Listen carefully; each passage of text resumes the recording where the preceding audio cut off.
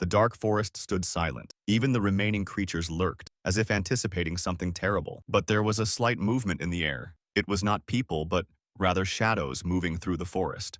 They moved with such speed that not a single branch crunched under their feet and not a single leaf moved. But now the gang leader stopped and his body tensed like a predator's in joyful anticipation. The goal had been reached. The whole gang stopped after the leader in front of a clearing where a man wrapped in blankets was lying near a fire. The leader grinned wickedly, and his eyes glittered with cruelty. He slowly drew out a short, sharply sharpened knife. A quick movement followed. It took a split second for the blade to plunge straight into the center of the bundle. The ringleader and his gang jumped down to admire the loot, but as they jumped, they realized something was wrong. The bandits' instincts told them it was a trap, and they had fallen into it like a stupid rabbit. The bundle from which his blade protruded was stuffed with rags.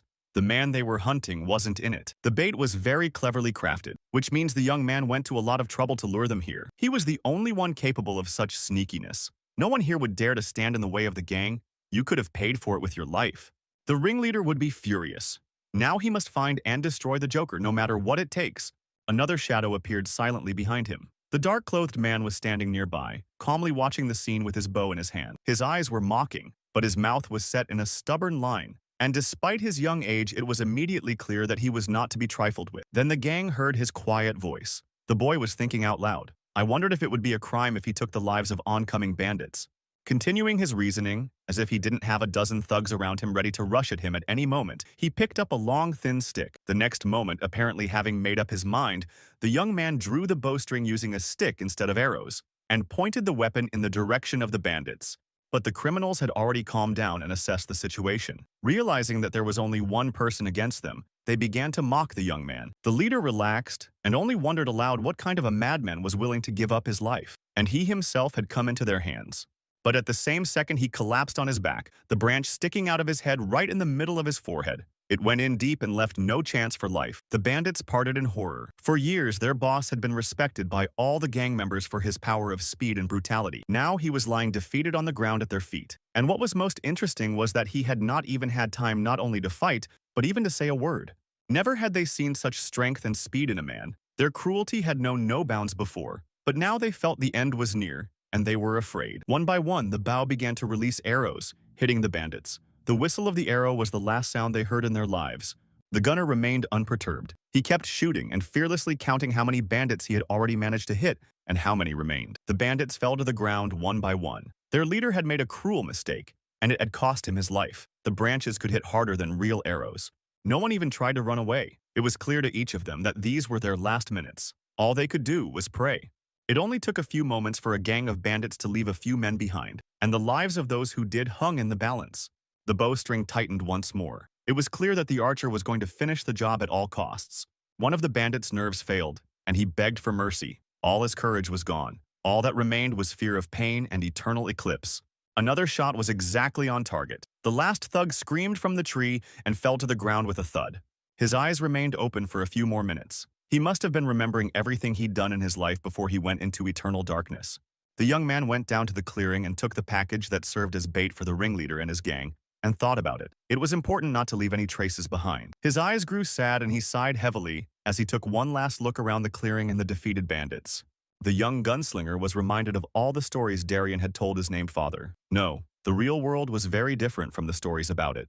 Easily jumping from branch to branch, he wrapped his heart in armor out of habit. Now this world of people only bored him without causing him pain, and the very people he had once been so eager to meet were not sympathetic to him. This time, the representatives of the most powerful families of the kingdom were present at the meeting. The leader had gathered them for a reason. He was troubled by the native forest that was part of the demon kingdom. Long ago, it had been barricaded to keep the inhabitants safe from demonic creatures. But the unused land of the forest kept the greedy nobles busy. They were willing to risk their safety for profit. The leader had his own plans for the native forest. Demonic power was beyond his control, but he was determined to send anyone he didn't want into the forest. And even the council members, who had seen a lot, were surprised at the cunning and cynicism of their leader. But they liked the plan. Getting rid once and for all of the unwanted personalities in the kingdom would solve all their problems for many. However, the Dark Kingdom knew no mercy, and the young child was ruthlessly ripped from his father's arms. In front of the grief-stricken parents, under their cries and pleas, the baby was handed over to the clergy and then laid by the fire in a circle. The ritual had begun, and the energy released by the clerics turned into sparks and flames. It flooded everything around them with light. By repeating secret words, they addressed the demons of the night and the darkness itself. And the baby was an offering for them. The child was being prepared for teleportation. Guards in steel armor guarded the action. No one had the right to interfere in what was going on, let alone prevent it. The ritual took place in front of the child's mother and father. The leader wanted to break the spirits of all those who didn't want it. Now, everyone will keep quiet for fear of their family. For the last time, Mother shouted the name of her newly born son, Helmet. But the child had already been teleported to the native forest. No one has ever come out of this place alive. The forest became a purgatory for all sinners and the righteous. But there was a legend that a sinner who escaped from the forest would be considered forever cleansed of his sins.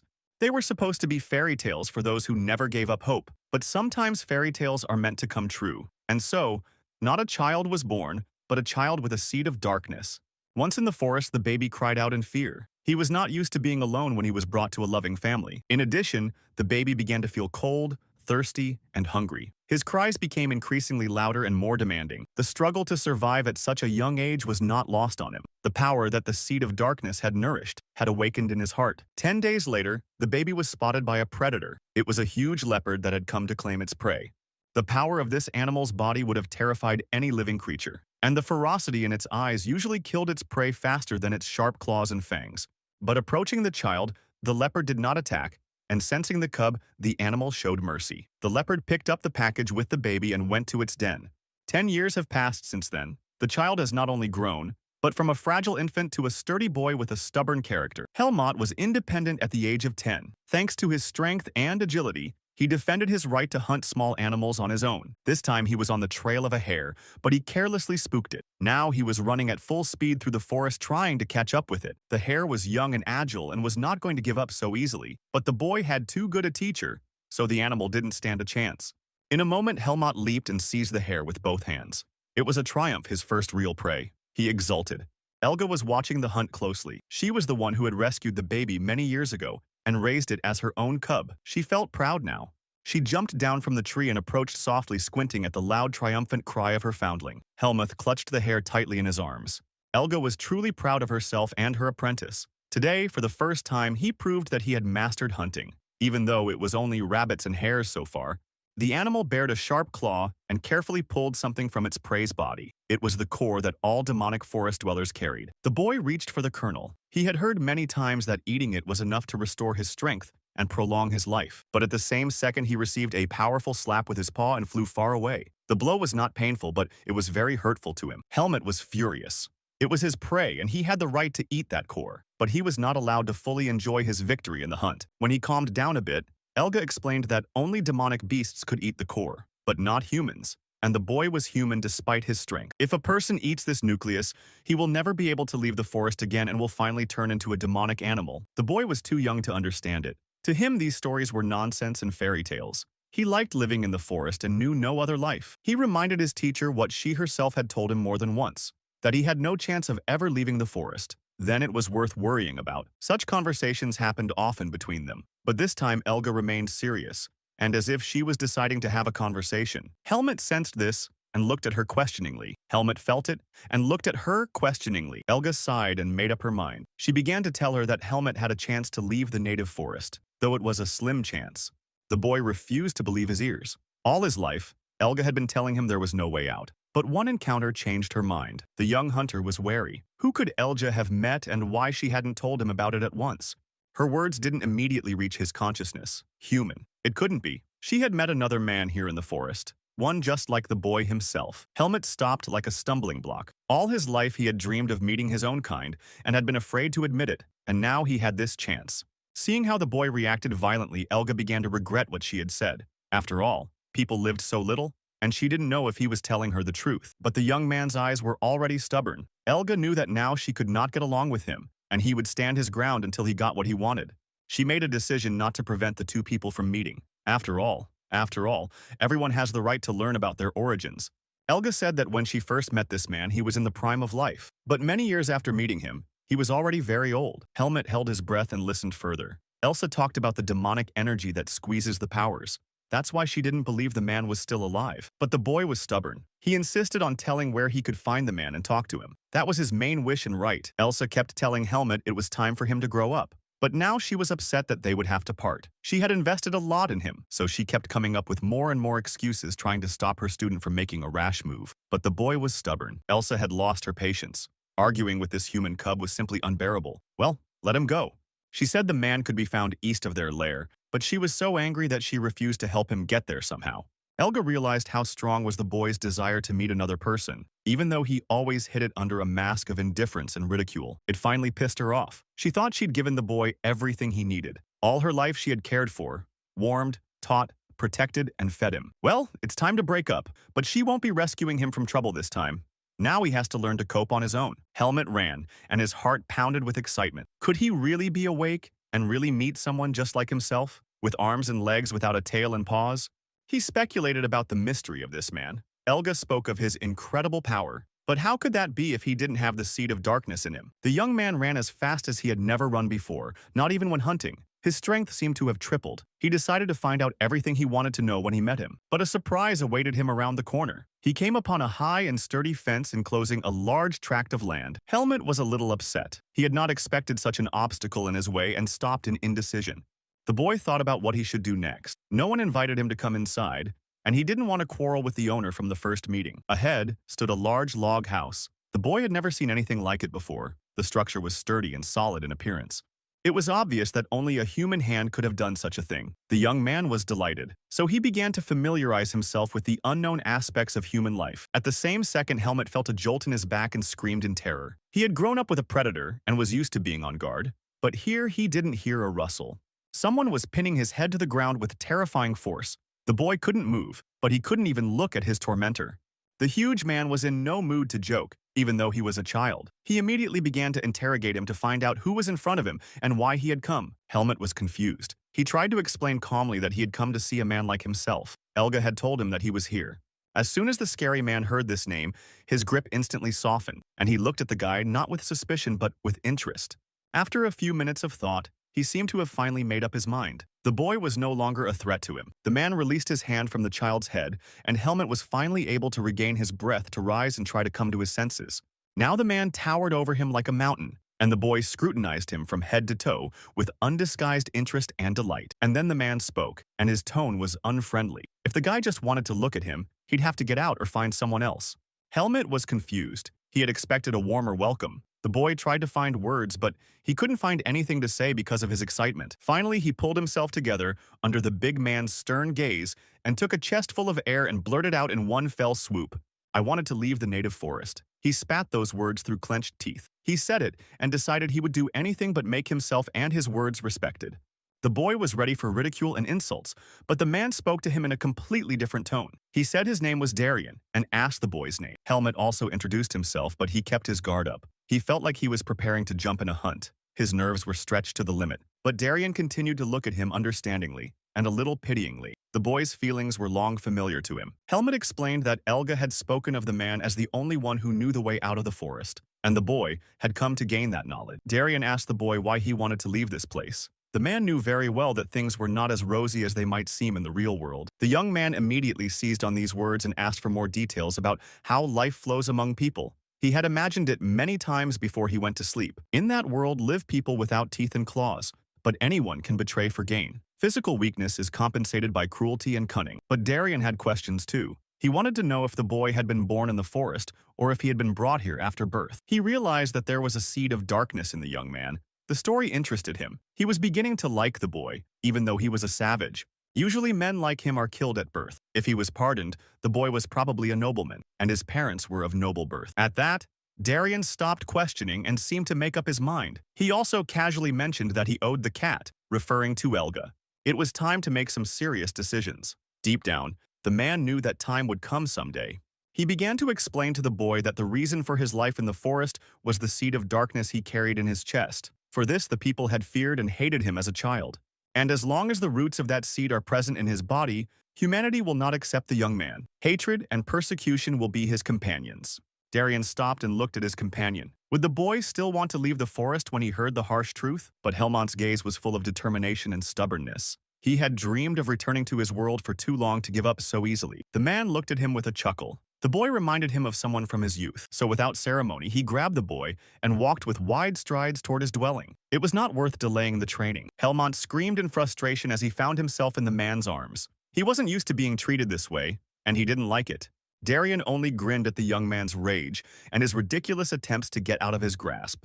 On the way to the house, the man pondered aloud. The boy was waiting for his first lesson. If he wanted to live among people, he had to become a human being himself. They continued on their way. The boy was hanging by the man's strong arm, still angry. But when he realized there was nothing to be done, he decided not to waste time on nonsense. The man said that he would have to pass a special barrier to get out of the forest, but first he will need to train long and hard to become stronger, and only then to find the right way out of the forest. He would need the help of a guide. But who that would be, Darien could not yet answer. It would have to be resolved in time. The boy hesitated for a moment. Until now, he had always considered himself quite strong, but now he realized that he would have to reconsider his views on strength. They approached the house, and the man explained that from now on, he would be the boy's teacher. He would do whatever he was told without question. All the objects in the house were unfamiliar to him, and he didn't know how to handle them. Darien calmly explained to him the habits of ordinary people. The man once again asked him if he wanted to leave the forest. He had no time for the child's whims and complaints.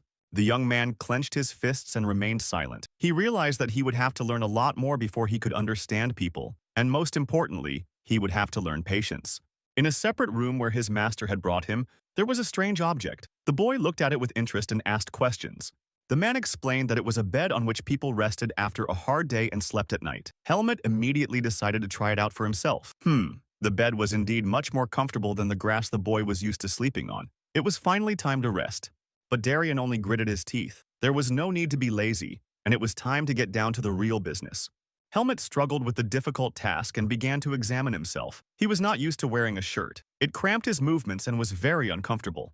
The teacher warned that he should be careful with his clothes because there were no other clothes, so it was not worth tearing and dirtying it. The boy and the man went into the forest. Darien had a lot to tell, and he decided to start by showing them what people eat. The boy raised by a leopard was used to eating raw meat. That's why he had never tasted any other food and didn't know how to cook his own food. The man pulled a root vegetable out of his bag. It had a core inside that poisoned everything with its demonic energy, even after it was removed. But there was something in this world that was beyond the control of the dark forces. Water. It was capable of cleansing any food of demonic energy. After rinsing the root vegetables, Darien held one out to the boy. He took the new food with interest and disbelief. It didn't look very appetizing, but once he tasted the root vegetable, he appreciated it. It turned out that these plants he had seen so often in the forest were quite edible.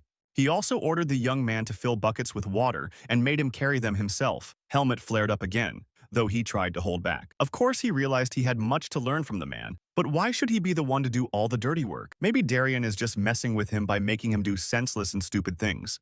And at that second, he noticed a shadow flickering in his side vision, and a huge leopard pushed him hard, splashing water from the buckets. It was Elga, squinting mockingly at her boy. Something seemed to have changed in him in the short time they'd been apart. The boy explained that he had to fetch water from the river. Elga was very surprised, for her foundling had never obeyed and had a strong temper. Helmut was annoyed. He tried to explain that the man just wanted to make him stronger, but in his heart, he was embarrassed. Elga sensed this and changed the subject. She asked what he was going to do now that he had gained his power, and if he still wanted to leave the forest. The young man was sad. He didn't know what was right anymore. Despite the demonic powers, the forest had been his home for 10 years. The animal saw the boy's confusion and sensed that he was at a loss. Helmut looked around and realized that he didn't know what was right, but he felt one thing. He didn't want to stay here. Then Elga realized that it was not in her power or right to hold the boy back. It was his road, and he would have to walk it himself no matter how much she wanted to help him. She took a quick glance at him and noticed that he'd matured in the short time they'd been apart. She was especially sorry to part with him now. But this boy had managed to melt him, so she could only hope she'd done the right thing. The boy has a long and glorious life ahead of him. I wonder if they'll ever see each other again. The ice-cold water from the bucket poured over the boy from head to toe. His muscles were petrified from strain and fatigue, and his body ached more than ever. But Helmut kept practicing. Nothing in this world would make him stray from the road he had chosen. Darien looked approvingly at the boy's lessons. Occasionally, he gave instructions in a commanding voice, but his gaze was good-natured. Drops of sweat ran down the boy's face and he found it hard to breathe. But any complaint was met with the master's cold suggestion that he stay in the forest. Helmet continued practicing silently, gritting his teeth. Even though it seemed to him that he was about to faint from exertion and fatigue, the man was actually surprised by the boy's stamina and strength. He was clearly different from all the people he had met before. It was already clear that the young man's strength was not caused by the darkness seed alone. There were clearly other innate abilities as well. The sun was setting behind the mountains. That meant that the boy had been practicing for hours on end without a break. His strength was running out. The moment came when the young man collapsed into the grass. He couldn't even move his fingers anymore, but then Darien picked him up carefully and gently in his arms. The boy clearly deserved respect, if not love. All Helmet was thinking about was food. He was very hungry and thirsty as hell. The teacher took his ward to the fire where some liquid was already bubbling in a cauldron. The boy's nose immediately smelled the aroma of food and he was awakened. Darien handed him a bowl of soup and forced the boy to take a spoon in his hand and eat as people were used to. The boy's hands did not obey him well, but the hunger was so great. Tasting the first spoonful of soup, Helmet was amazed. He had never eaten anything like it in his life. It was so delicious and nutritious. The spoon flickered in the boy's hands with great speed. He ate and couldn't get enough of the delicious food after the exhausting workouts. The man looked at the boy approvingly, but had his own thoughts. Perhaps the boy was strong and intelligent enough. Then the lessons could be accelerated. Helmet saw the man stand up and walk to the other end of the courtyard. He realized that something else was waiting for him and watched his movements carefully. He called out to Darien, urging him to return to the table, but he refused to eat and said he would show the boy something new. The man promised to help the young man leave the native forest and approached some crate that stood in the very corner of the courtyard. The teacher began to explain that no matter how strong Helmet is, he is still only human, and he doesn't have fangs and claws to defend himself. He was holding a real sword. The man promised that he would start training the boy in swordsmanship from tomorrow.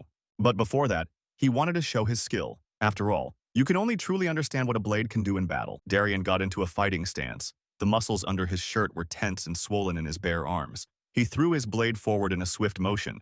Then, continuing to swing his sword, he walked over to a large rock and ordered the boy to keep a close eye on what was happening. Helmet froze and stared. It was the first time he had seen his master with a weapon in his hands, and he realized that he was about to learn a great lesson. The man swung his sword in an elusive motion, cleaving the air around him. But his gaze remained fixed on the target. Helmet was astonished. In all the time they had spent together, he had never seen such a fierce look in his eyes.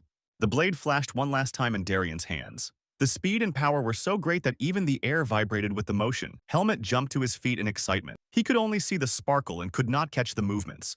Never in his life had anyone moved as fast as his master. At the same time, Darien came closer and closer to the rock. At the same time, the blade of his sword arced through the air. Then a crushing blow was heard, and the lightning from the blade flashed one last time. Shards of rock scattered in different directions. The boy jumped to his feet and ran. The boy jumped to his feet and ran. Helmet was amazed. Never before had he encountered such destructive power. How a man could do this? A deep furrow was left on the ground from the sword at this spot where Darien had struck the rock. It was incredible and beautiful at the same time. The man stood looking thoughtfully at the remains of the rock. He explained to the boy that strength was the only way to survive among humans. The boy was dumbfounded and could not come to his senses. What was the secret? Why Darien had such incredible power for a human being? The sword in the master's hand was still glowing and crackling slightly. He began to explain to the boy that humans weren't powered by demonic energy like monsters, but by the Force. And though Helmet had a seed of darkness inside him, he was still first and foremost a man, which meant his power had the same source as Darien's. The young man understood. This was the explanation for the superpowers of his main teachers, Man and Leopard. What they had in common was the incredible power they had discovered in themselves.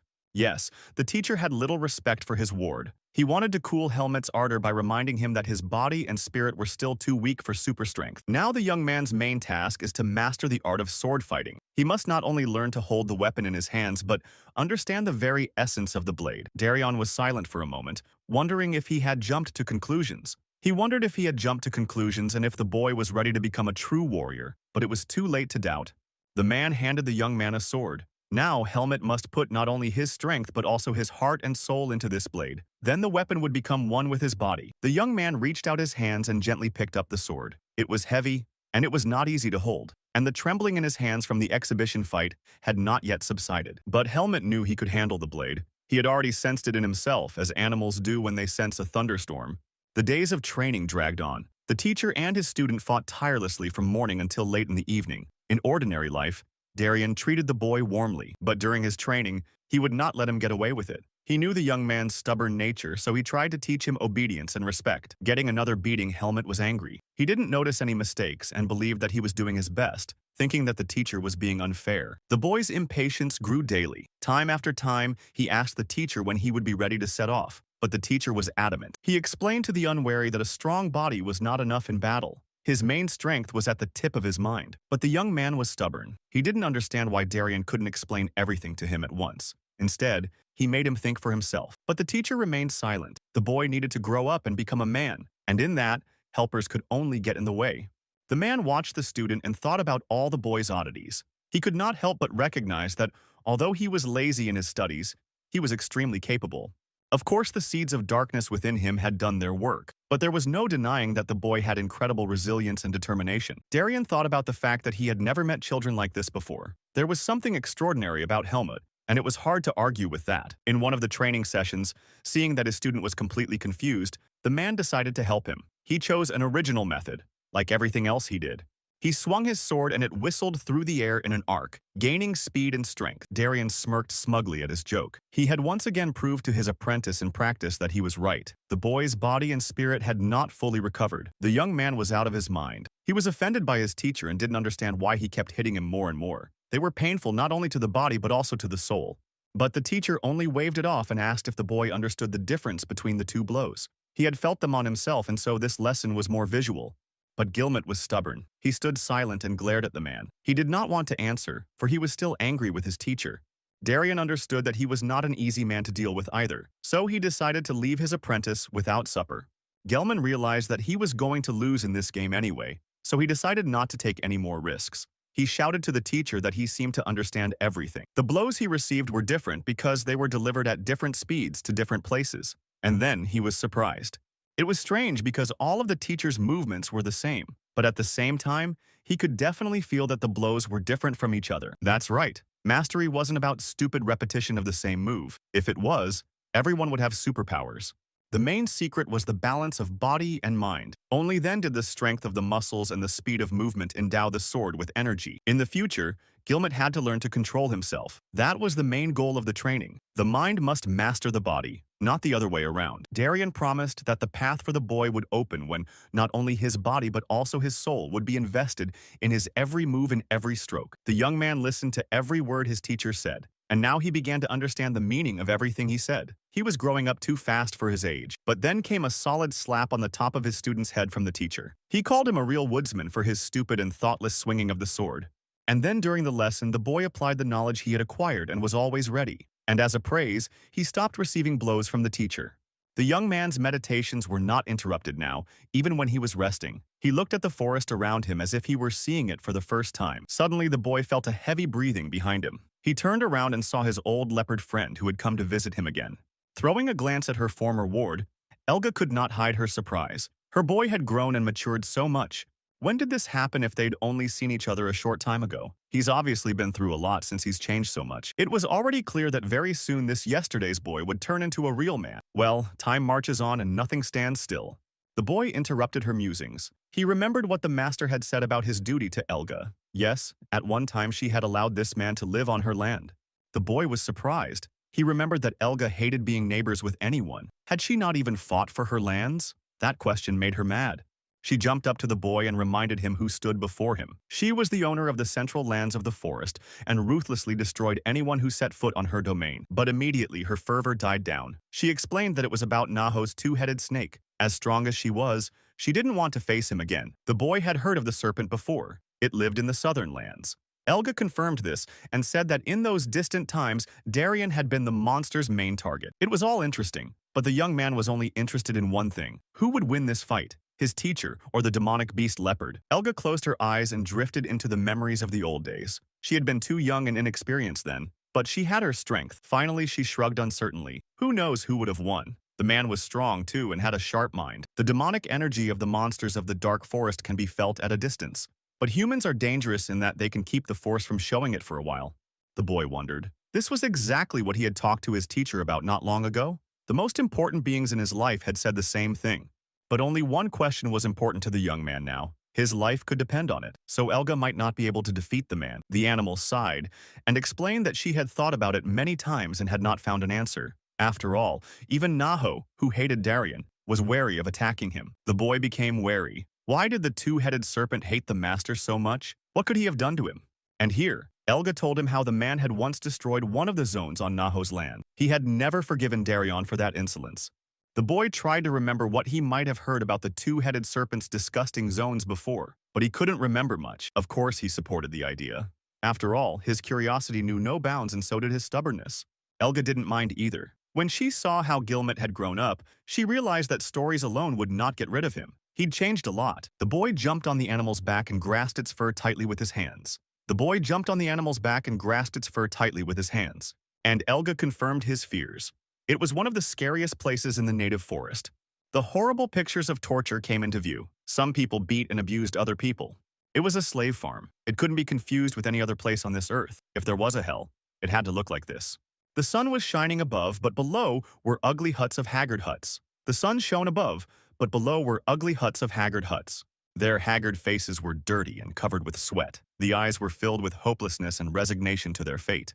Helmet's soul was filled with compassion. These poor creatures were also human like him, but their fate was much worse. Suddenly, one of the slaves collapsed to the ground under the weight of the heavy burden. He was so exhausted that every attempt to get up was ineffective. At the same moment, the overseer jumped up to him with a scolding. He had a thick whip in his hand, which he often used in dealing with unruly slaves.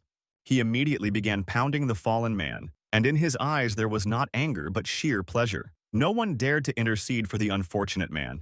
The boy had never seen torture before and asked why it happened. Elga explained that the slave was beaten for poorly done work. Two slave girls were also watching the whip torture. They went quietly to the side, but the guard chased them back into the hut. Looking at this picture, the young man's gaze also stopped on a group of girls. They were young and beautiful in spite of the horror around them. One in particular caught his attention. She had short green hair and eyes that seemed to reflect the bottomless sky. The boy felt an interest in them. He had never seen a female person before, and he immediately noticed some differences between them and himself. At this point, all the women began to be driven into the huts.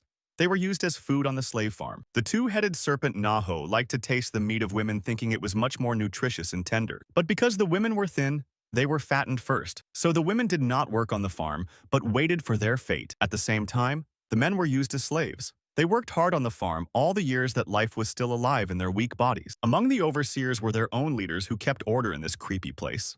One of them was Sir Arago. He looked out of his hut at the noise of the massacre and came to see what was the matter. But the groans and the pathetic look of the beaten slave did not inspire him with pity or compassion. All he was interested in was whether there were new victims ready for Naho. He was pointed to the girls who were about to become the food of the voracious serpent. One of the girls who had caught the young man's eye took a liking to Sir Arago, and he called out to her. Grabbing the trembling girl by the chin, this man began to unceremoniously treat her like a soulless thing. Finally, he made a decision and announced it. Half dead with fear, the girl realized that she was being taken away for the amusement of the chief overseer. Grabbing her by the hair, he dragged her toward his cabin, and for her it was not clear what was better, a quick death from the serpent or a long agony from Arago. This man was not only in charge here, he also had the ability to search the forest for people, which means the boy could have fallen into his clutches too. Hearing this, the young man shuddered. At the same time, the villain continued to drag the girl by her hair straight down to the ground. He did not pay attention to her cries and pleas. The young man looked at Elga carefully. His fate would have been just as miserable if she had not protected him as a baby and kept him safe all his life. The boy wondered why the strong and equally cruel Elga had been so gentle with him all his life, even though she sometimes gave him a beating. She averted her eyes. No one in this world could say she had weaknesses, so she attributed her actions to her desire to spite Naho. But the young man had matured a lot lately, and he understood much more with his heart. Elga didn't want to continue this conversation, so to distract the boy, she teased him as before. They had seen everything they wanted to see, so it was time to head back, and the master might have recognized his pupil by now.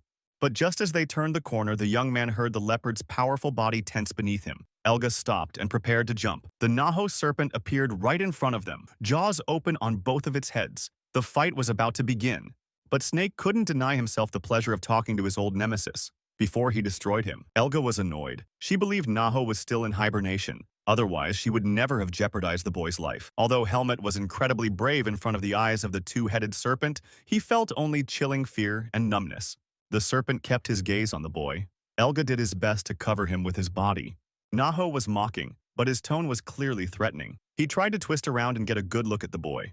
Realizing that nothing was working, Snake turned his attention to Elga, asking her to taste the boy. He mocked her on purpose. She reminded Naho that he preferred to eat women. And he grinned happily when he remembered the feast being prepared in his honor. Still, the young man's scent drove him mad and made him produce a deadly venom in his fangs. Naho freaked out. He finally remembered what the young man smelled. It was the scent of Darian's nemesis, the one he'd never been able to settle the score with. Helmet felt as if he were standing on the edge of a bottomless abyss. His life hung in the balance. All it took was one slight movement of the monster, but then Elga couldn't take it anymore. All her life she had guarded this boy, and now she didn't plan on giving him up without a fight. She bared her fearsome fangs and growled menacingly. The serpent would only be able to get the boy over her dead body. This time, Naho was hungry and realized that his strength was not enough to handle the two. He was only interested in one question: why he could hear the smell of man on the boy's clothes. For despite the years that had passed since the last time they had met, Serpent remembered that he was in danger as long as Darian lived, and so was his farm. Elga wasn't in the mood for a fight either. She was content with a lean world, so she lied that the young man had simply stolen the man's clothes. Serpent seemed satisfied with her answer, though he noted that he would have gotten even with the boy if he hadn't been under her protection. Elga, who was just beginning to calm down, growled again. She promised to tear to pieces anyone who dared to touch a hair on his head. Naho sneered, saying he was dying of fear, but he reminded her that he didn't want to fight, because they were old acquaintances. He asked how soon they were going to leave, and then he hoped they wouldn't see each other for a long time. After all, their meetings were not joyful. Otherwise, he will have to defend his borders. After all, he doesn't like uninvited guests. The presence of the boy with the wounded shoulder made Elga uneasy. She had to get out of Naho's territory. The serpent hummed goodbye and slipped away as silently as it had appeared. After the danger had passed, Helmet clearly felt a sharp pain in his wounded shoulder. It throbbed with each passing minute and spread through his body. There was no more strength to endure, and in the next minute the boy fell unconscious on the grass at the leopard's paws. A little later he came to his senses. The pain had almost subsided, and they set off at a leisurely pace. Elga warned the boy not to walk alone anymore. Of course, Snake wouldn't dare venture into Elga's land, but now he knew Helmet. He was in danger. This time the boy didn't even think of arguing. He was glad to avoid death and planned to take care of himself in the future too. Elga noticed the change in the young man's demeanor and tried to encourage him. Her encouragement meant a lot to him. After seeing for himself what kind of terrible monsters he would have to face, he was almost discouraged. He was clearly unprepared for such a fight. Would he ever be as strong and fearless as his friends? After all, he had no chance to survive otherwise. Elga was surprised by the question. Of course, she had noticed that the boy was capable, but she had never thought that he aspired to be like her. The young man was desperate, and Elga tried to cheer him up by reminding him of Darian. No man before him has ever possessed such powers. That means the boy has a chance. The master paid attention to him for a reason. The truth was that the opposite could have happened. After all, without inner abilities, you could put your life into training and it still wouldn't be enough. But in general, everything in this life depends on the person himself. It may not be easy for him, but he should try never to give up. The boy clenched his fists. He decided that he would do everything in his power to discover his strength, and he was a stubborn man. If there was a goal, you had to go to it without turning back. Try and give 100%. The boy's and Elga's eyes met. She realized that everything else depended on him, his character and willpower. Elga sensed the man approaching, and it was time for them to part. She didn't want to see him again, even though Darian didn't make her angry. When Darian saw the boy, he was displeased. He realized at once that he was spending time with his old friend again. The boy was confused and thoughtful. His thoughts were far away, so he couldn't find anything to say to his teacher. The man noticed his condition and did not bother him with further questions. The evening was approaching and it was time to go home. But Helmet continued to stand like a stumbling block. For the first time, he had to think hard about his past and his future. Today, he had grown up for many years. The two creatures closest to him were going their separate ways, and the boy had to choose which one to go on with and which one to leave behind forever. Elga felt his gaze and turned around. He didn't have to worry. She would always support him no matter what he chose or where you went. She will always watch over him as she would watch over her own son, and if necessary, she would give her life for him. Even though the boy was too young, he was beginning to realize how lucky he was to have friends. He was now under the protection of two of the strongest creatures in this forest, and he wanted very much to be one of them. Only a human could unlock his power, so the boy turned around and followed Darian.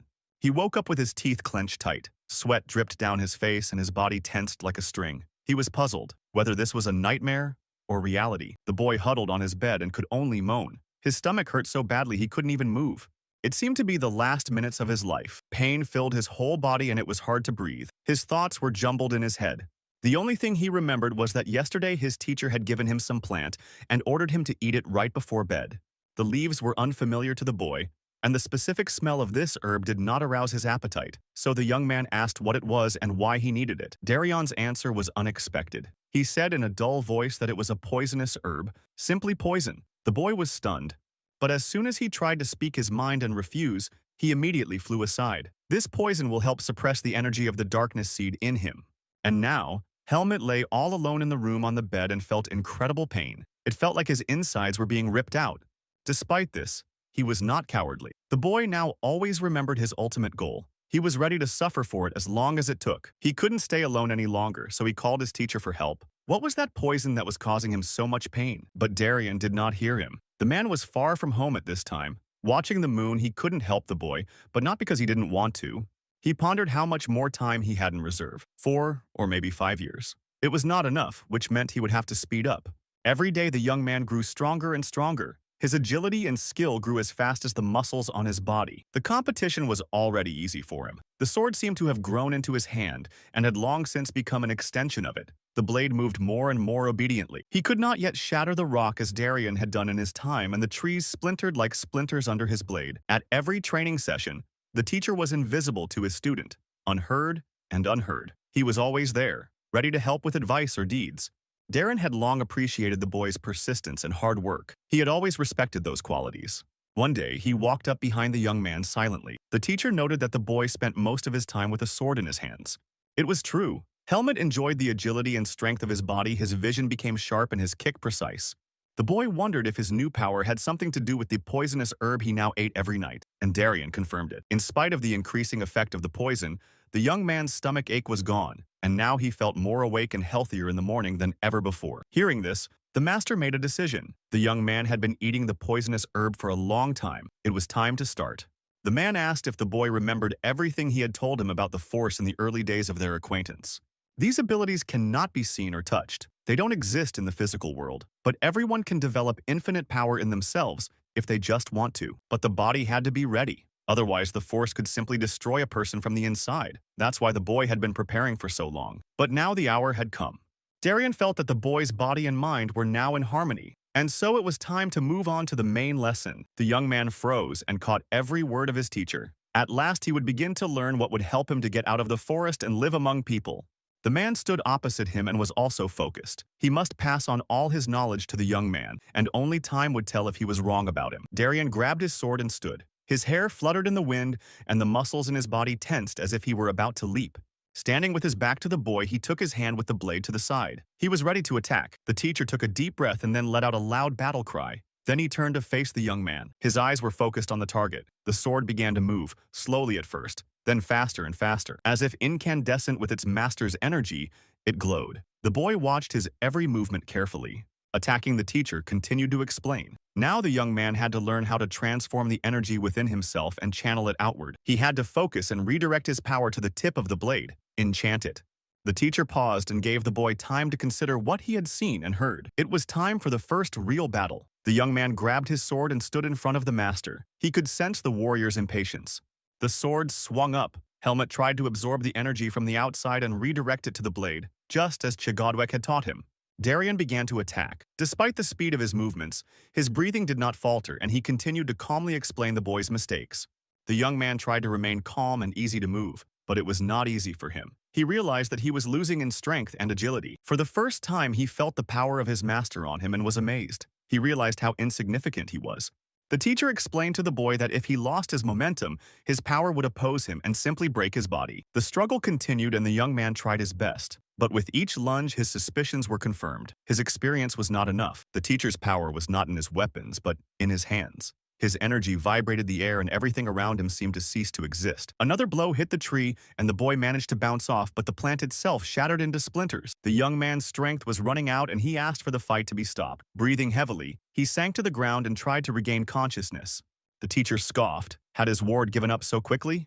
The boy's eyes lit up with an unkind light. Well, if this is a test of strength, Hamilton will have to pass. With his will in his fist, he's back in his fighting stance. He must show his worth. Only by overcoming your weaknesses can you reach your goal. Once again, with unprecedented speed, he accelerated and rushed straight at the teacher. His sword was ready to slay him. But the man easily and effortlessly repelled each blow. The most frustrating thing for the boy was that he didn't even move. Darien was angering the boy for a reason. Through his rage, he was trying to awaken his force. His instincts must sleep and his body must absorb more energy. Another attempt on the young man's part and failure again. How do you defeat this damn man? Or maybe he's just a demon in human form. The teacher stopped defensively and delivered another crushing blow. The boy flew far to the side and didn't even try to get up this time. Sweat dripped down his face. Darien explained that from now on, every training session would be like this, until the boy became a man.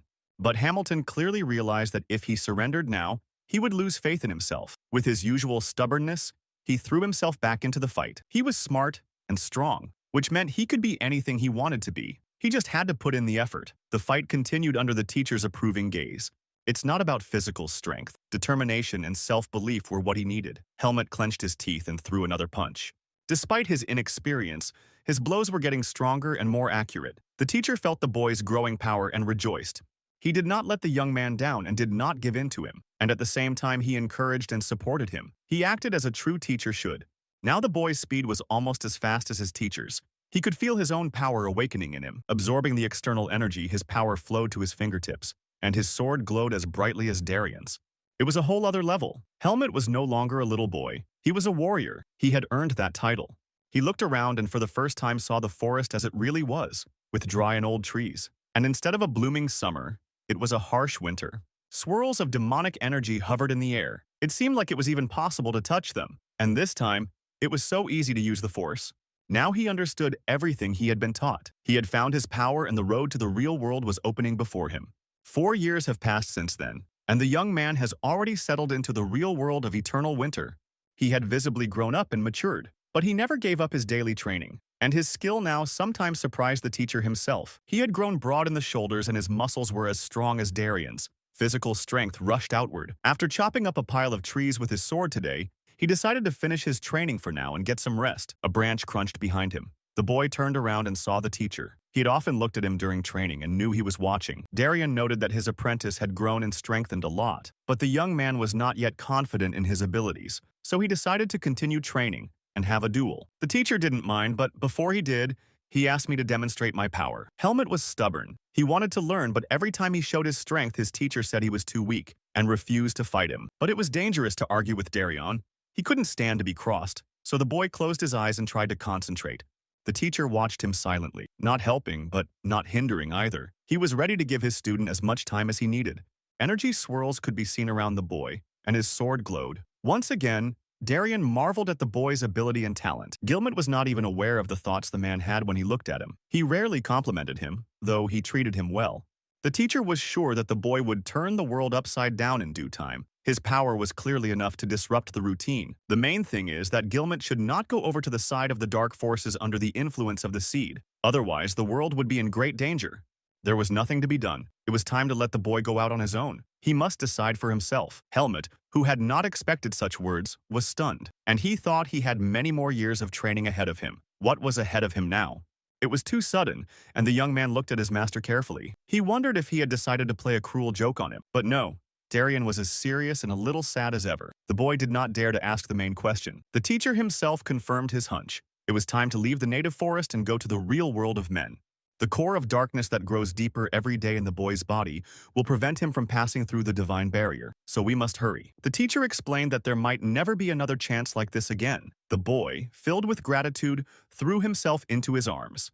Then Darien pulled back and grew serious. He began his story about the human world and the way there, and Helmet listened attentively and memorized every word. The teacher said that in one place, the divine barrier had a weak spot, which meant that the chances of getting out of the forest in that place were greatly increased. It was there that Helmet would try his luck, although a breach in the barrier could not guarantee a successful outcome. Because of the seed of darkness in the young man's chest, the chances weren't very good. He should have taken full advantage. Helmet wondered where that gap in the barrier was. He had never heard of it before. The teacher's answer discouraged him. Darien didn't know exactly what it was, but he could point to someone who did. Eruga, the head overseer at the slave farm, had the knowledge. Helmet would have to find out the details from him himself. The young man shuddered. He had no idea that he would have to return to the land of the two-headed serpent, and this journey would not be a pleasant one. Helmet thought about it. Elga had always said she would help him with whatever he was doing. Maybe he should go to her this time. The teacher still needed to give as much detail as possible about the human world. He realized that the young man would face many obstacles. The boy has spent his entire life in the woods, and so the real world can seem like a real miracle to him. But his teacher cautioned him. The fascination with people would not last long. Disappointment will also be Helmut's faithful companion in this world. The boy tried to memorize every word. He didn't know what the future held for him, and now any information could be useful to him. Darien had experience with humans and warned that one day Helmut would surely feel desperate, and his spirit would sink into darkness. And the main thing is not to forget who he is and where he came from. And don't let anyone undermine your faith in the real you. Darien was silent. Now he had given the boy all the knowledge he possessed, and he had nothing more to say. It was a hard conversation, but it needed to be finished. Darien took a deep breath in and out before answering. Yes, the boy got it right. This time he will have to set off on his own and pass all the obstacles without the usual support of the teacher. The young man looked at his teacher with disappointed eyes. He was silent, but his gaze spoke for itself. The man considered the conversation over, and before leaving asked the boy to be sure to check in with him before he hit the road. Right now, the teacher needed time. He had put too much effort into this young man, and it was really hard for him to part with him. Helmut had a lot to think about too. His life was taking a sharp turn. Nothing would ever be the same again. The young man couldn't sleep, so he went to the riverbank in the evening. His mind was full of thoughts that flowed and bubbled like water. He felt fear and uncertainty about the journey ahead. Left unsupported, he didn't know what to do next. A shadow appeared behind him and Elga stepped into the light. She always sensed when the boy needed her and was there for him. She already knew that tomorrow her ward would embark on a dangerous journey, but it was his choice and his wish, and she respected that. But the young man looked unhappy. He was thinking not of the difficulties ahead, but of the feelings that the road aroused in him. There was no joy or impatience. He decided to share this with Elga. After all, she was the one who knew the boy best. She had been his mother for the first 10 years. He knew what he had to do, but his heart remained here in the forest, and when he thought of separation, something hot felt in his chest. Elga sighed. She hadn't encountered humans often, but she knew them. Their hearts were ardent and they knew how to love. Unlike demonic monsters, humans often did not do what their minds told them to do. More often than not, they were guided by feelings and desires. Elga explained to the boy that he was becoming human, and the water that collects in his eyes was tears. The dawn was breaking. It was time to return to the teacher's house and take the last decisive step, no matter how hard it was. But before he opened the door, the young man looked back once more at his named mother. It would be hard for him to live without Elga, and he would hardly ever be able to forget her. She was standing in the distance, watching him with her gaze. She stood far away, watching him with her gaze, her low growl that cheered him up and gave him some confidence. Well, it's time for action. He's not the same kid anymore, and it's time for him to live on his own. Let's go. When he opened the door, it took him a few seconds to adjust to the darkness. He could make out the silhouette of the teacher on the floor. When his eyes adjusted, he realized that Darien was sitting in the lotus position with his eyes closed. The sword and a bundle of the boy's belongings lay before him. The young man waited for a few minutes, but the man still didn't open his eyes. The young man didn't seem to need to wait for a farewell speech. Still, the boy decided to break the silence. He called his teacher's name several times, but there was silence in response. The answer was obvious. Not a single muscle on his face shook. What he was thinking before his end remains a mystery, as always. But Gilmet couldn't leave in silence. They had a lot to do with their teacher, and he deserved a farewell speech. The boy decided to explain himself one last time. He said that he had no idea what was ahead of him, but that he really had to go. He picked up the sword that had long since become an extension of his arm. This weapon would now be his only companion. In his other hand, he took a bundle with his belongings. Standing on the doorstep, he took another look at the hut that had replaced his home. He will remember his teacher like this, peaceful and sitting still with his eyes closed. Gilmet thanked him mentally and said goodbye. Will his heart find the same shelter somewhere in the real world as it did here? Breakups always hurt. Darien will always be remembered as a teacher and a warrior, strong, courageous, and unbreakable.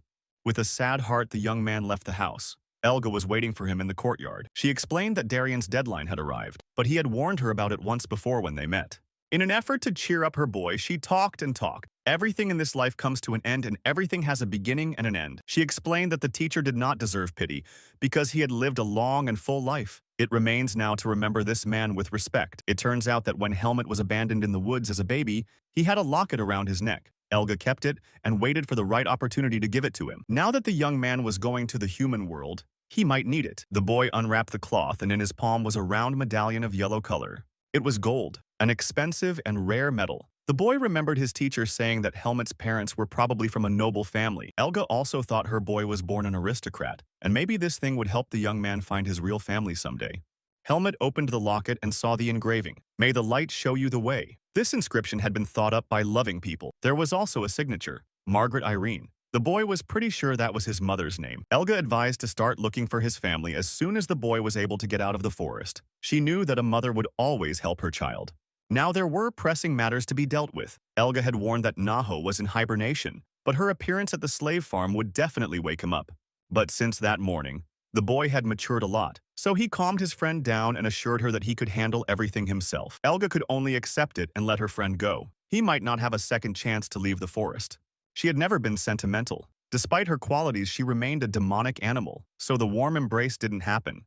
But she did love him as best she could. So she wished the boy an easy way and asked him to take care of himself. And then she sat in the treetop for a long time, watching Helmet walk away on the trail leading to the slave farm. The boy didn't get to his first target until the evening, but that was even better. He didn't need any unnecessary witnesses. Sneaking onto the farm property, he lurked and didn't know where to find Eruk. But fate was favorable. The young man saw a man in a cloak nearby. As he looked closer, he realized it was the man he was looking for, though his face was hidden by a deep hood. The hunt was on. When he entered the house, the chief warder closed the shutters and threw off his cloak. His business was finished for the day, and he planned to go to bed soon. Suddenly, a slight rustle came to his keen hearing, and he turned around sharply. But he saw no one and thought it was a mouse. Extending his index finger with a long painted nail, Arago lit the candle with magic, and this time he heard the noise again, but more clearly. A chill ran down his spine. In the same second, the cold blade of the sword touched his throat, and he clearly heard a whisper ordering him not to move. For centuries, dark magic has been used by cowardly and decrepit mages with dark souls. After all, only evil forces could give them power. But some people were willing to do anything to gain power and authority. With their dark souls, they unleashed their potential to commit more and more crimes.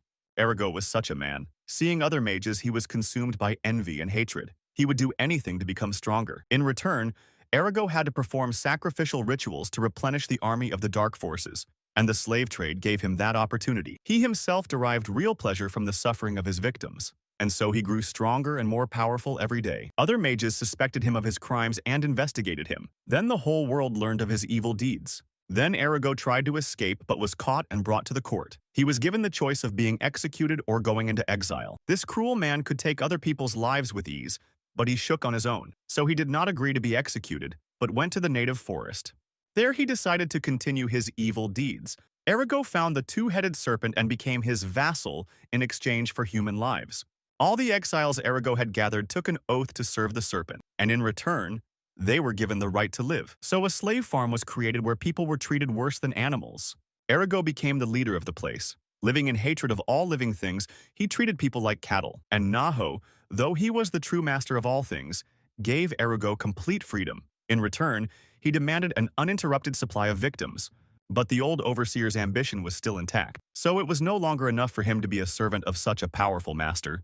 Besides, winter had always been the most difficult time for him in the native forest. At this time, Naho would go into hibernation, and the other demonic beasts would take advantage of this and attack the farm almost every day. But even then, Arago enjoyed his life, for he nurtured the darkest parts of his soul. The minute Gilmet attacked Arago with his sword, he was frightened, but he recovered quickly enough and asked what his captor wanted. The young man did not hide. He gave his name and the reason for his coming. The overseer only gritted his teeth at the insolence of the young man. Arago was always well-informed, asked if Helmet was the apprentice that Darien had taken in to train. But the young man had no time to play his games and satisfy idle curiosity, so he insisted on his own. Arago knew he was in his home and that there were guards waiting for him outside, so he brazenly asked why he would share such information. Helmet pressed the blade of his sword harder against his throat. It reminded him that he was ready to kill. But Arago was not simple and did not lose his cool. He explained to Helmet that he would wake up the moment his minder lost his life. Arago continued to tease Helmet. He said he was just a pathetic child and couldn't handle the two-headed serpent.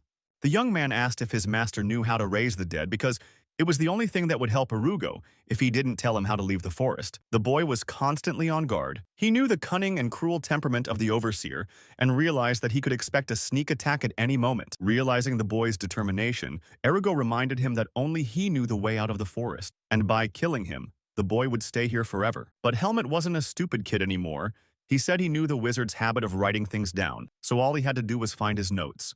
The overseer was impressed with the boy's resourcefulness. Perhaps he was wrong about him. His eyes glinted angrily. Well, if the boy wants the information, he'll share it. Taking the candle, he headed to the other corner of the room, and Helmut followed him with his sword at his throat. A tall, ornate staircase awaited them at the bottom, and with the sword at his back, Ergo led the boy down. On the way down, the overseer decided to question the boy, but he was not in the mood for conversation and remained stubbornly silent. At the end of the stairs, a huge library opened up before him. The overseer decided to warn Helmut. The method from the magician's book was the only one, but it could hardly be trusted. It was the only method in the magician's book, but it could hardly be trusted. Only Darien could accomplish this task, Erugo noticed. Well, he wasn't here, so he didn't dare.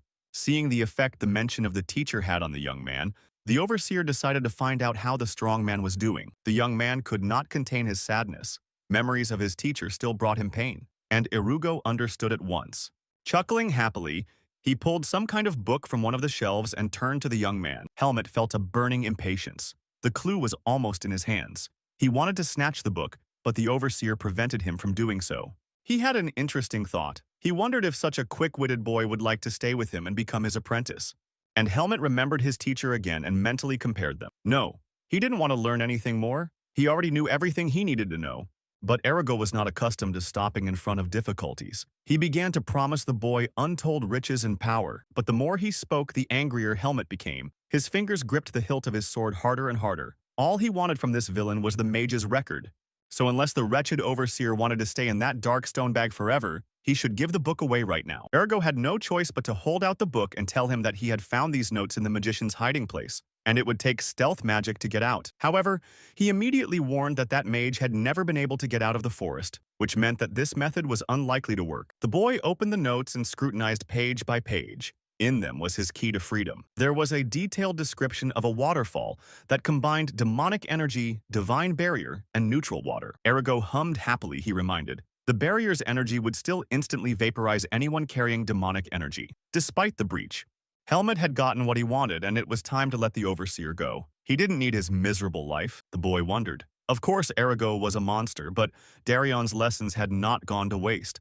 The teacher repeatedly said that no one has the right to dispose of another's life. The boy would have been dead a long time ago too, if everyone had killed thoughtlessly, and I didn't want to let his misdeeds go unpunished. So Helmut put all his strength into his fist and punched Arago in the chest.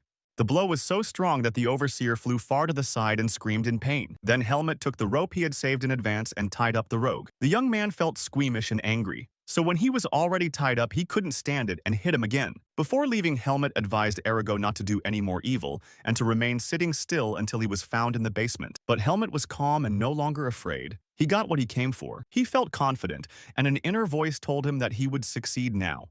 A furious Arago remained tied up in the basement. He struggled for a while to break free of the bonds, but then his strength was gone. What made him angrier than anything was the fact that his authority had been undermined. No one dared to treat him like that. Anger and thirst for vengeance bubbled within him, awakening his strength and energy. Feeling stronger by the minute, he was getting more and more passionate, thinking only of revenge on the boy. And behold, his dark energy burst forth. He called out to Naho in a terrible voice, asking for an awakening. The floor and walls in the basement began to shake, and every inch of the room was filled with dark energy. At some point, the stone slabs of the floor began to crack and fly upward in chunks as if from a blast wave. It was the two-headed serpent himself who came calling, angry and hungry Naho. His voice shook with rage, and he was ready to tear his faithful servant Arago to pieces for daring to wake him so early. The overseer knew that he could pay with his life for such an act, and hastened to assure his master that he could explain everything. He told Naho that Darien had died, and his brazen apprentice had come straight to the slave farm and attacked Arago. The serpent's nostrils quivered with rage, and its mouth opened predatorily, revealing sharp, huge fangs. Arago was afraid to look up. He knew that if his master's anger fell on him, he would be in trouble. But the villain had his own plans, and his dark soul was rejoicing. Now he had a chance to get rid of his sworn enemy's apprentice. Now it was necessary to act quickly, and without wasting a second to go in search of the boy while he was still on his lands. Arago was pleased. By taking revenge on his enemy's apprentice, and not by his own hands, he could restore his reputation and not feel insulted. The overseer remained sitting tied up in the cellar, but now he felt at ease. Wherever the young man went, the serpent would follow him. The boy had no chance to live after that. Now this upstart's going to get what he deserves. Meanwhile, Helmut ran with all his might toward the waterfall that was described in the mage's notes. Now he had time to think. There was a long road ahead, and a bright starry sky above him. Belatedly, he realized that he had to kill that sneaky dog Arugo. The man was notorious for his meanness and could be expected to do anything. Helmet looked around and noticed that the demonic beasts were running beside him without looking back, and their eyes were filled with fear. The young man wondered. Never before had he seen monsters so desperately afraid of something, what it could mean. Then a terrible thought pierced him and made his heart beat several times faster. He realized his hunch was correct. It could only be Naho, summoned by the overseer. The young man was finally beginning to run out of energy as he made his way farther and farther away. He had run a great distance but was still on the ground of the two-headed serpent. The world around him was clearly imbued with demonic power. Energy vortexes became visible now and then and soared through the air. And suddenly, Helmet felt that the tension around him had reached its maximum. There was complete silence, as if in a vacuum. Danger was in the air and loomed over the young man. He gripped his sword tighter and braced himself for the inevitable. His premonition had not deceived him. A second later, hot air touched his face and a two-headed serpent appeared in front of him. He seemed to be in a peaceful mood. Naho greeted the boy and told him that he had been anticipating their new meeting for a long time. But this time, he didn't plan to part with the boy anymore. Elga wasn't around now, which meant no one would save him this time. Well, Helmet had no choice. A dangerous battle awaited him, and only one of them would live afterward. But Naho only laughed merrily. He was amused by the boy's determination. He didn't take him seriously. He knew his power, and so he played with the young man like a big cat plays with a weak and defenseless mouse before eating it. But long conversations were not in Naho's plans. He prepared to attack the boy and get rid of him for good. Suddenly, the serpent reared up and a column of snow and dust erupted from the ground beneath it. Helmet barely had time to jump aside. The surge of energy was so strong that clubs of snow and wisps of earth rose high above the trees, reaching the sky.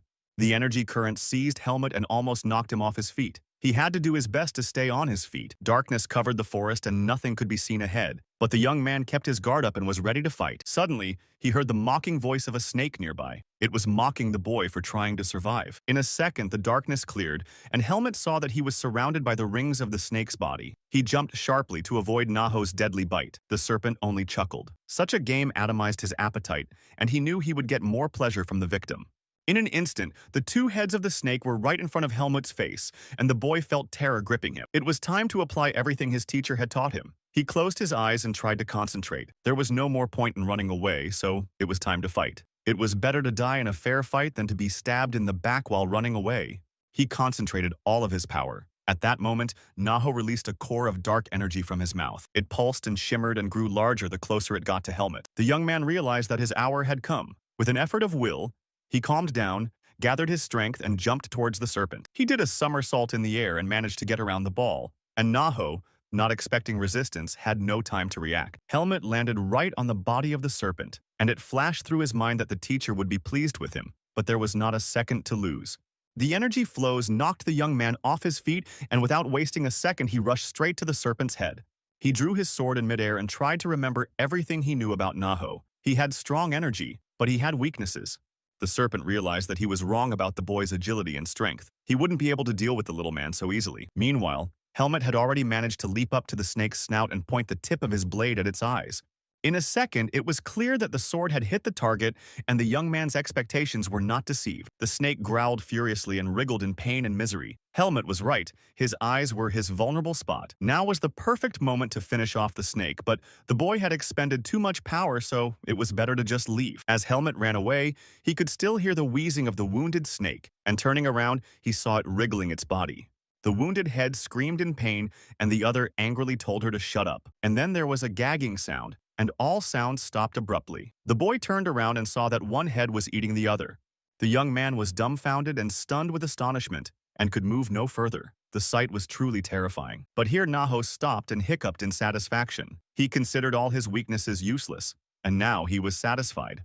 Now it was time to take on the boy and get revenge on him. This fight had gone on long enough. In no time he had caught up with Helmet and attacked him with renewed vigor and fierceness. Only at the last moment did the young man manage to draw his sword and start defending himself. But his strength was running low, while Naho seemed to have gotten even more energy eating himself. At some point, Helmet lost the rest of his strength and could no longer resist. Under the flow of the serpent's powerful energy, he flew far away to the side. That saved him a few more minutes. Not finding his opponent, the serpent turned his head in surprise. If this little man still had any hope. At this time, Helmet was regaining consciousness. He could hardly breathe, exhausted and stunned from the impact with the ground. After a while, he was able to get up and sit up. His thoughts were not cheerful. The serpent was too strong and Helmet could only give it one blow. Although he did manage to survive, which was something. In any case, he wouldn't be able to fight in the open, so he had to figure out how to get out of here. But there was another blow of fate waiting for him. He felt the air vibrate again and realized it was the demonic energy of an approaching monster. The snake's smug chuckle sounded behind him. He'd finally found the human brat, and he was ready to get even with him. Helmet leaned his back against the tree trunk and could not move from the horror. He had no strength left to fight. Naho looked alert enough and was clearly willing to pay for the loss of his head. This time the serpent did not waste time on long conversations but immediately attacked the boy. He grinned and lunged forward, the air around him electrified and crackled. No matter how tired Helmet was, he clutched his sword tightly in his hands and prepared for defense like a true warrior. It was not in his plans to die now. He still had too much to do. He tried to concentrate as his mentor had taught him. His life depended on it now. And the unexpected happened. The young man first felt and then saw his faithful friend. It was Elga, who took a huge leap and stood between the boy and the two-headed serpent. Her fur stood up and she was ready to attack. There was silence for a second. None of the demonic monsters dared to break it and start a fight. The young man couldn't recover from his surprise. Where Elga had come from and how she had found him in the first place. He quietly called out to her, but it was too late. The boy felt powerful whirlwinds coming from his friend. The leopard's rage had found an outlet. The young man had never encountered demonic energy of such power before. Everything around him rang. Without turning around, Elga said how happy she was to see her foundling. But she planned to take care of it herself. Helmet had to leave. As much as he wanted to help, he felt he couldn't even be around a force of that level. Elga also ordered him to get out as soon as possible. She was doing everything for him and his interests. That had to be respected. With a short growl, she told him to leave for the last time. His desire to be free was the most important thing to her. The young man hesitated, however. An interesting thought flashed through his mind for a moment. Was Elga 100% demonic beast? After all, monsters are not capable of pity and compassion. Elga's scream became furious. She wasted her strength in restraining herself in the serpent. Helmet understood her, but it wasn't in his nature to abandon his friends in fights. Elga burst into profanity. She hated to be crossed. They were very similar to Darion in that way. Helmet had to accept it and leave the battlefield, though his heart was torn with fear of the unknown for his friend. He thanked Elga one last time and turned and ran as fast as he could, as far away from the serpent's land as possible. Elga and Naho were left alone. No one was stopping them from finding out once and for all. They both realized that there would be only one winner in this battle, and there would be no way to negotiate peacefully as before. Naho was more bloodthirsty than ever. This stupid cat was not to interfere with his hunting on his own land. But Elga just did what she had to do, for though she was a monster, her soul was generous. Naho, however, was stranger to these concepts. He only laughed when he heard Elga's reply. All feelings other than anger he considered weakness. They only disgusted him, and now he was ready to destroy Elga. And after he's done with her, he'll catch up with the boy and eat him too. But no, these weaklings deserve only to be chewed up and spit out. Elga decided to tease Snake. She reminded him that he couldn't handle her and the two heads. Not now. Naho could not endure such insults from a cat. He opened his mouth and rushed into battle. The brutal battle had begun. Both demonic monsters were too strong, and now the fate of their lands and all those who dwelled on them was decided. Helmet finally stopped and exhaled, realizing that there were no living things around him. It had been several days since he had escaped from the Naho lands.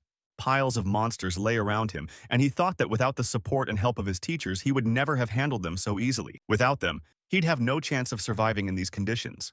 The words he'd heard from both of them when they broke up kept pulsing through his mind. There would be no second chance. And standing near the waterfall, Helmet realized that he had to get out of the forest. If not for his own sake, then for theirs. They had given up too much for this chance. He listened to himself and realized what was bothering him. He could feel almost no demonic energy in this place. And the seed of darkness in him reacted strongly to his proximity to the divine barrier. All that saved him was the power to hide the seed. Suddenly, Helmet caught a slight movement with his side vision, and his hand grabbed an object faster than thought. It was a quill. And immediately, a huge bird appeared above him. He had never seen such a monster in the forest before. Her wingspan was so great that Helmet had to duck, so that the powerful whirlwinds of air wouldn't knock him off his feet. Landing next to the boy, the bird spoke. It asked what the human child had forgotten in its lands. Helmet was annoyed. He felt safe here, having escaped from Naho, and had forgotten that this part of the forest was also someone else's domain. Seeing that the boy was confused and didn't answer, she decided to introduce herself. Her name was Agrella. Helmet also said his name, and mentally he tried to remember where he had heard that name before. The young man smelled like a Naho snake, and even the smell of blood couldn't overpower that stench. The bird continued to look at the boy. Another scent hit her beak. But it was innate. It was Elga's leopard scent. The bird wondered whose Helmet was. He belonged to the snake or leopard family. The young man answered that he was from the family of Elga.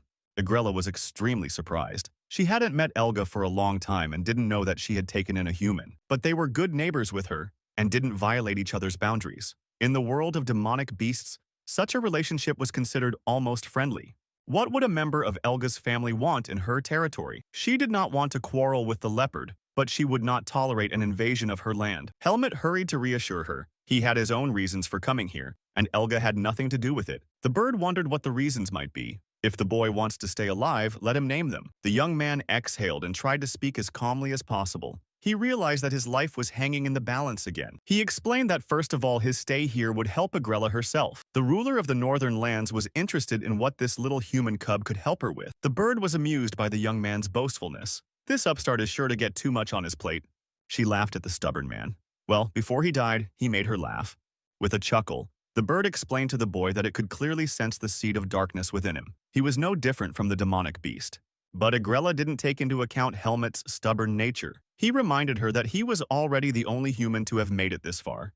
And now, all he needs is her permission to move on and try his luck at the divine barrier. It had been so long since she had tasted human meat, and she was sorry to let the man go and lose his life on the barrier. But Helmet didn't back down. He reminded her that people would always appear in the forest, but that she would never see a person trying to get out of the forest again. And that man could only be him, a man with the knowledge of two great teachers. Agrella was intrigued, and the boy noted to himself that Elga was right. The bird was indeed curious. After some thought, she made a final decision and allowed Helmet to try to break through the barrier. Such eloquence was hard not to concede. After all, the boy was right. Who else would risk their life to get out of the woods? All her life she had lived in a native forest and had never seen anything like this. She wondered if any of the humans would make it out of here. The young man knew that all demonic beasts had exorbitant pride, so he also reminded Agrella that she would be the first to see this miracle. The bird was intrigued and let the young man go to the divine barrier. She even promised to protect him as he approached it. Agrella asked if the boy wanted to say his last words, and if he failed to pass the barrier, she could give them to Elga when she met him. Helmet again showed generosity towards his friend. He asked to tell Elga anyway that he had made it out of the forest and remained alive. Probably for the first time in the entire encounter, the bird looked closely at the boy. His gaze was hard. Yes, he wanted Elga to be calm, no matter what really happened. Agrella bowed her head and quietly promised to fulfill the young man's last will. At that moment, she clearly realized that she was facing an unusual person. Helmet, meanwhile, walked over to the water and tried to concentrate. Now his life would depend on his strength. Once again during his journey, he repeated to himself like a mantra that there might not be a second chance, and then threw himself into the water. The water was so cold it burned his skin and stifled his breathing, but the closeness of the target made his body burn with fire. That out of strength, he waded through the water column, and the current seemed to help him. A tunnel of water appeared ahead, and Helmet rushed through it. He didn't know what was ahead of him, but he knew it was the way out. Everything was fine for a few moments until the young man felt a blow to his chest. The current became very strong, and this time it was directed against him. It was getting harder to move every second. Helmet strained all his will. Going forward, he had to see the real world. And at the moment when Helmet was almost exhausted, he felt the power of purification. It helped keep him safe from the evil energy. He felt her approach and her power and waited. Only divinity could save him now. The boy's body was pierced by a sharp pain like he had never experienced in his life. It was so intense that the boy couldn't stand it, and his mind began to jumble. The creaking of the wheels was interrupted periodically by the young man's shouting and swearing. A group of armed men were walking beside the wagon. A closer look showed that the girl was among them, and she ordered them to rest. Ping, the youngest among them, expressed his displeasure. He didn't want to spend the night near a place with demonic monsters. The way of people was not close, and all the way Nastya amused herself by teasing and scaring the boy with all sorts of stories, making him shiver with fear. So now, seeing that he feared the demonic beasts, she sent him to fetch water. The one gave a grudging smack and was immediately kicked in the back. She couldn't stand it when her orders weren't followed the second they were given. The rest of the men supported her need. We needed to get ready for the night before it got dark. The boy took 2 buckets and headed for the lake. He looked around in fear, expecting a demonic beast to jump out from behind the bushes. He decided to get some water as soon as possible and return to his own. At least they were armed. But while scooping up the water, the boy noticed that the buckets were caught on some seaweed. As he pulled harder, he realized that he had mistaken the seaweed for human hair and pulled some young man to the shore. Of course it was Helmet. For the first few seconds, Ping was digesting what had happened. He looked at the young man's pale face and thought he was dead. And at the same second, his wild yell echoed through the forest. and he darted away. Upon reaching his companions, the boy tried to regain his breath and explain what had happened. Panic gripped him, and he screamed as loud as he could that he saw a real dead man in the river. However, people did not take his story seriously. Ping had a rich imagination and could simply mix it up. That was most likely the case this time. However, seeing that the boy could not recover from his fear, they decided to check and he showed them the way. Nastya never lost possession. With a shove to Pin's back, she ordered the buckets. They needed water no matter what the circumstances. The girl came closer to the river and fearlessly went in search of the lifeless body, while Ping froze in horror and moved away from the shore, afraid to come closer. He could already see the young man's wet hair and head sticking out of the water. Nastya saw that there was indeed an unconscious young man lying on the shore. His body was in the water. The skin was very pale and the lips were almost blue. The young man really seemed lifeless. Pin begged Nastya to get away from the shore as quickly as possible, but she was not timid, especially since she'd noticed something. As she got closer, her suspicions were justified. She saw that the young man was still breathing, albeit weakly. Turning around, she saw that the boy had escaped, and with a shout she forced him back in time. She pulled Helmut out and began rubbing his chest. These actions had an effect, and after a moment they saw that the young man's eyelids fluttered. After another moment, he was finally able to open his eyes. His breathing recovered and deepened. Nastya and Pin laughed happily. The two of them dragged him to the tree and leaned his back against the trunk. Helmut was still trying to figure out where he was. Had he really managed to get out of the forest alive? It was hard to believe. In the meantime, Pin had managed to run to the camp and bring the rest of the group. They all bustled around the young man with joy. They told him how Pin went to fetch water and saw the young man's body in the water. Afterwards, Nastya helped him to warm up and come to his senses.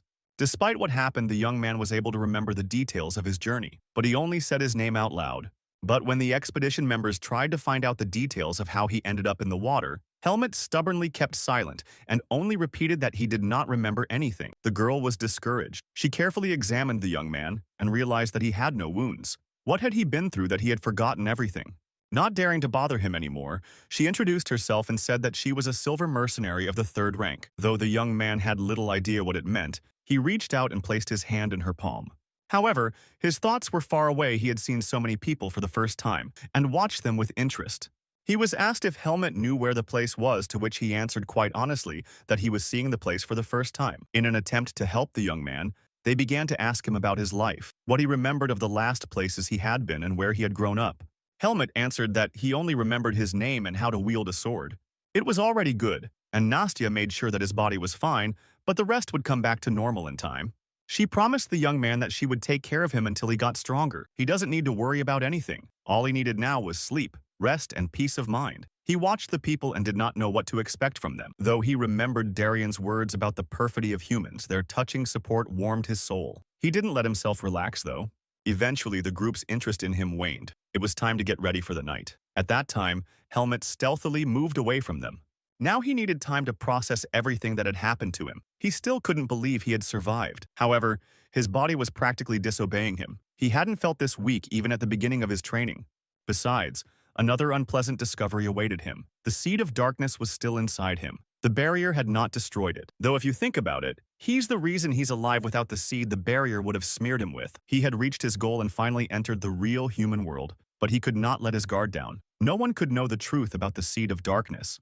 One had to start looking for the owner of this thing, and maybe then he would find the members of his real family. Helmut looked dreamily up at the sky, but right now there was no hurry. He had come a long way, and he had the right to savor the moment. Watching the beautiful sunset and listening to the birds singing, he realized that life was beautiful, and now it was time to rest. In the morning, Helmut again went to the lake to clean up and wash himself. The young men in the group could not contain their surprise. The pale and feeble young man they had rescued yesterday looked very different now. He had almost recovered and regained consciousness. Despite the fact that the boy grew up in the forest among demonic monsters, his movements were noble and his strong and agile body inspired respect. Ping, as the youngest, couldn't stand it and expressed his surprise. It was interesting that only yesterday the young man looked like he was dying, but today he was in good health. The others also began to ask the young man again about his former life. They wondered what kind of family he had grown up in, but he only repeated that he did not remember anything. She clearly liked him, but that wasn't the important thing. What mattered was that yesterday she'd promised him her support and she'd kept her promise. Once again, Ping couldn't keep his mouth shut. He jabbed at Tanya for being able to be nice to people if they were handsome. He immediately regretted it, but it was too late. Tanya's fist hit him hard in the cheekbone. It was time to pack up and move on. It was estimated that their journey would last another 4 days. When they reached the town, they could take Helmut to the doctor. The young man was grateful to the girl. Her participation really made his life very easy, but her friendly teasing surprised him. He didn't know how to react to it. He had little experience with people in his life. Eventually, Tanya left him and began to manage her usual chores. Receiving orders, her team quickly gathered their belongings and loaded them onto the wagon. Helmut and Pin remained standing by dumbfounded, watching the change in her demeanor. All the way, the young man never once sat down in the wagon. He walked beside the horse and felt that he needed movement to recover faster, especially since this animal was clearly sympathetic to him. It was so smart and kind, unlike the animals he'd known before. Pin was very curious, so he kept up with Helmut and kept pestering him with questions. Observing the young man and his behavior, he noticed that his manners were different from those of ordinary people. He was hardly a commoner in his past life. In fact, Helmut and Pin were the same age, but the boy realized the clear difference between them. The young man spoke, moved, and acted like a much older man, and everything about him was a mystery. Every now and then, Helmut listened to the new sensations in his body they didn't like. He turned pale and felt his breathing hitching with each step. Ping also noticed the change in his condition. The boy suggested that he get into the wagon and rest so as not to delay the whole group. But the boy refused and kept on walking. Pin was discouraged by the harsh answer and didn't understand what he had done wrong. At the same time, Helmut wondered why he was getting tired so quickly. When he lived in the native forest, he only needed 24 hours to recover from even the most brutal battle. In the human world, he clearly felt much weaker and more vulnerable, and he didn't like these new sensations. Well, it looks like he's going to have to get to know himself all over again. After all, things were very different in this world. With these thoughts, he approached the city. Nastya always kept all her promises. So the first thing she did when she got into town was to take Helmut to the doctor. After the examination, the doctor said that he considered the boy to be completely healthy. Moreover, he predicted that he would recover very quickly. But Nastya was not satisfied with this answer, so she asked more and more questions, and the doctor was losing patience faster and faster. But in the end, she forced the healer to prescribe additional medicine for the young man's speedy recovery and recuperation. The young man preferred not to interfere in their argument. It was enough for him to hear that his health was fine and that he would soon regain his former form. Ping was concerned about his new friend's amnesia. But here too, the doctor assured him that Gimmelt's head was not damaged at all.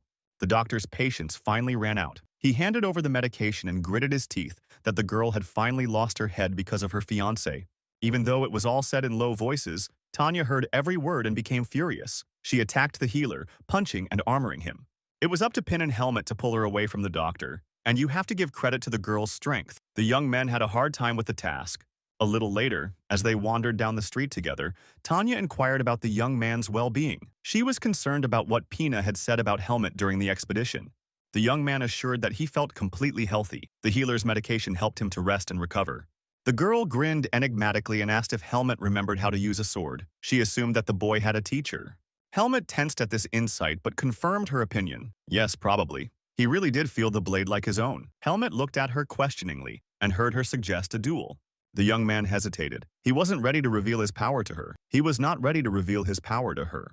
Tanya explained that she just wanted to help the young man. Helmut could remember something from his past life when he warmed up, but the young man hesitated. He was afraid of giving himself away by any careless movement. He had nothing to lose, though. These people were friendly to him. Maybe he should trust them. Who knows? Together, they went to the sports ground where the guys he came to town with were already practicing. All of the young men were noted for their agility and were clearly holding weapons for more than the first time. Seeing her, they stopped their training and said hello. But then their eyes fell on Gimmel. When they found out that they had come to duel, jokes started among the boys. It was obvious that Tanya's swordsmanship was respected here. She was grinningly asked to spare Helmut's beauty. The outcome of the duel was obvious to everyone. The two guys completely lost their caution and mockingly approached the girl. Immediately, they were rewarded with blows to the face. They lost their balance and fell down, unable to get up. Tanya stood there with such a nonchalant face as if she hadn't just put down two big men. She walked over to the equipment and picked out two wooden swords. The rules were simple. The loser would be the one who fell to the ground first.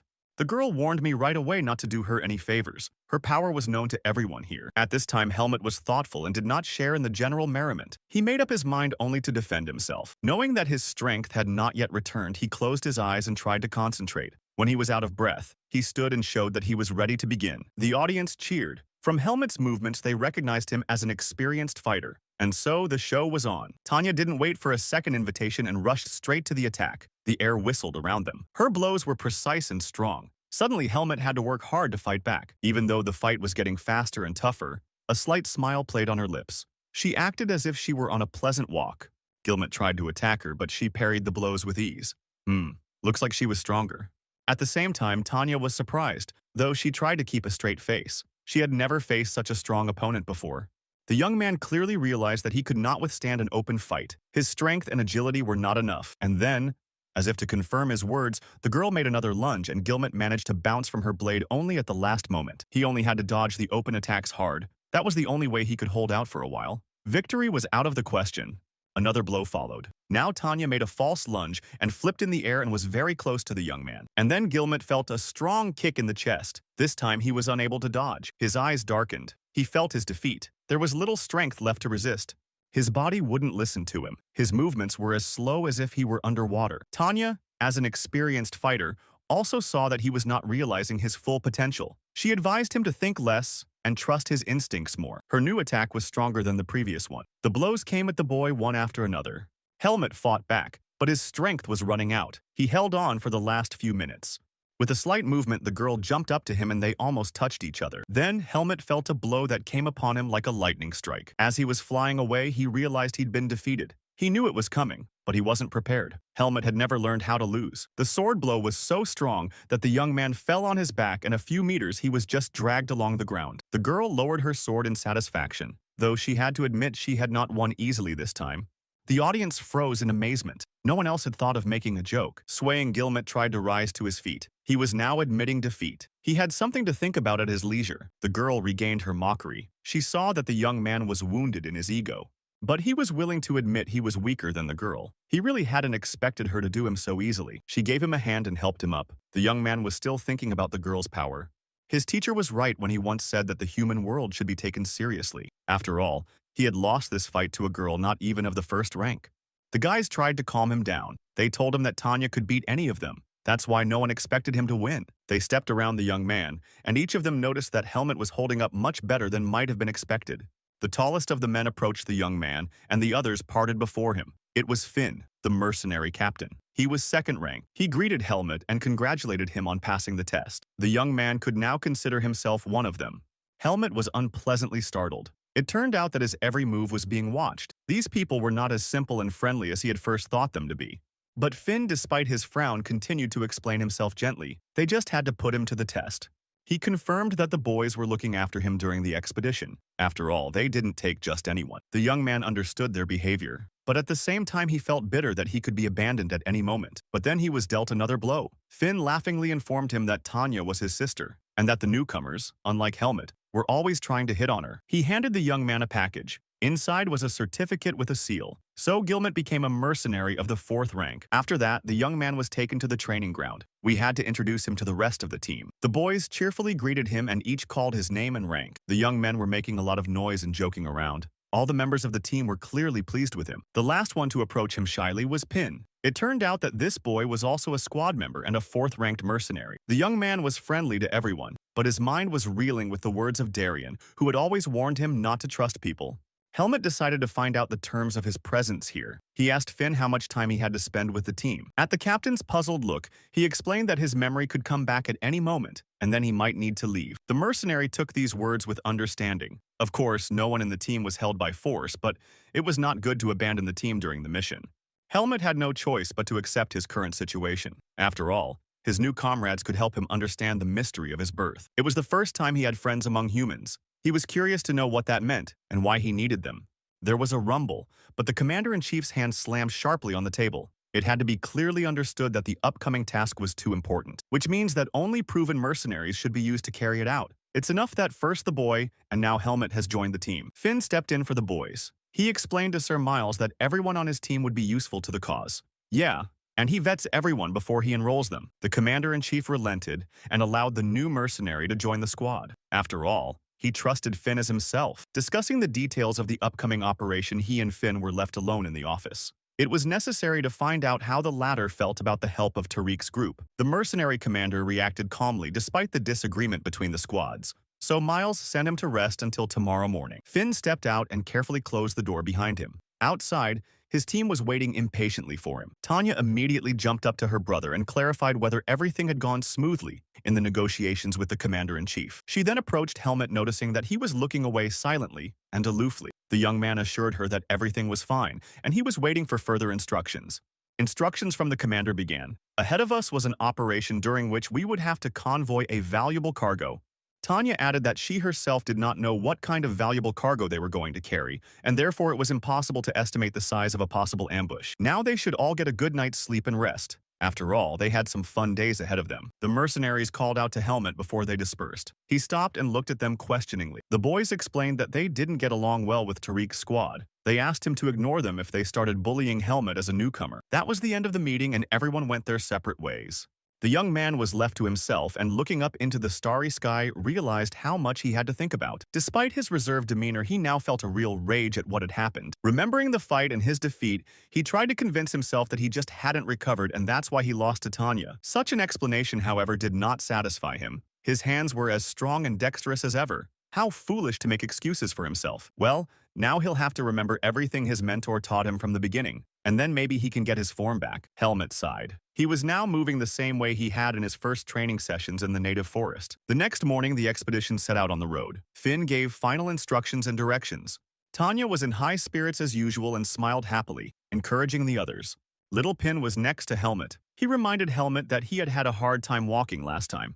Helmet was annoyed by this tutelage. He saw it as the boy's arrogance, so he answered him through gritted teeth that he could handle it. However, Pina didn't stop him from answering every once in a while. He tried to rouse the young man by patting him on the shoulder and talking about his first assignment. Helmet looked at him in surprise. The boy had just gotten his rank and was on a real mission. After a while, they came to the wagons full of cargo. Here, the commander-in-chief was already waiting for them. Finn saluted Sir Miles and waited for further instructions.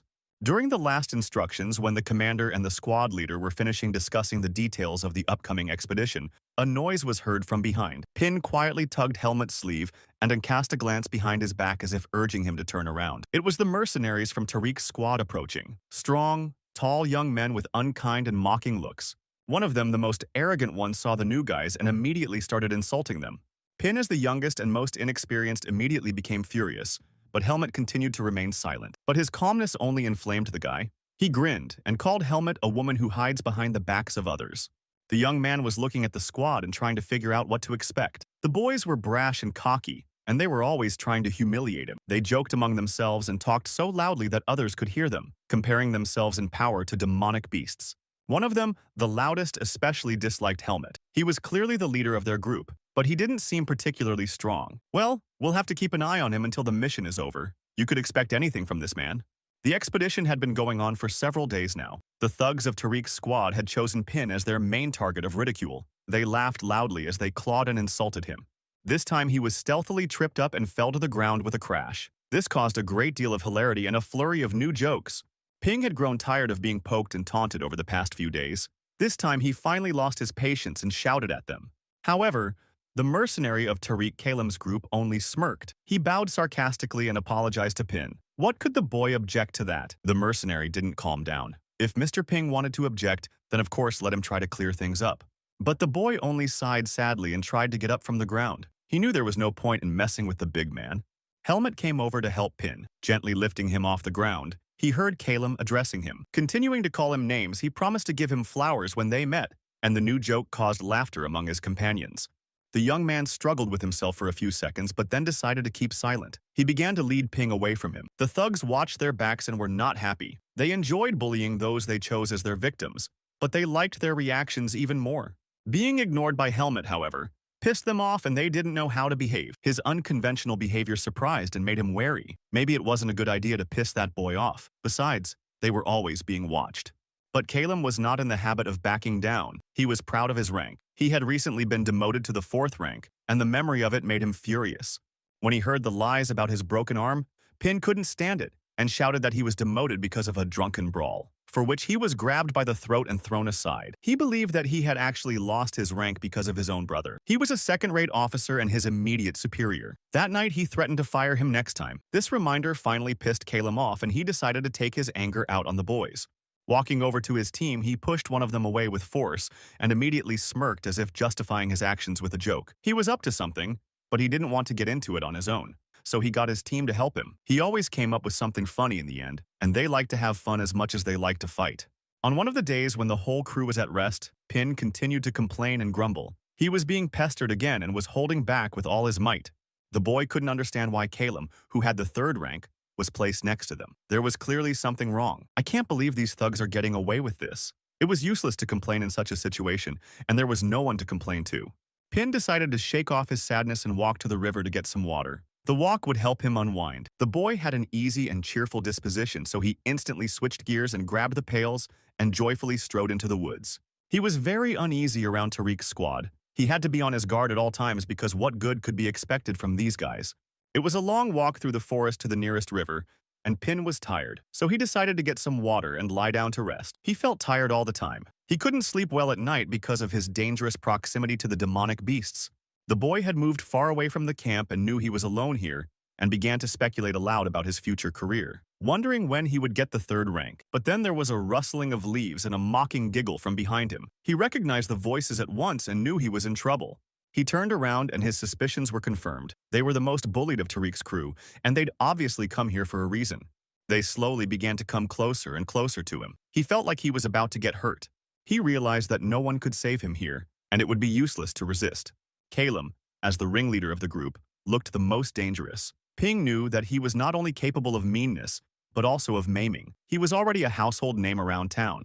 The ringleader walked over to Pin, grabbed him sharply and threw him to the ground. The boy was on the ground. As he lay on his stomach, he felt a booted foot on his back. Everyone around them burst into laughter. Callan continued to press the boy into the ground, making jokes at Helmut. He couldn't forget his ignoring of him.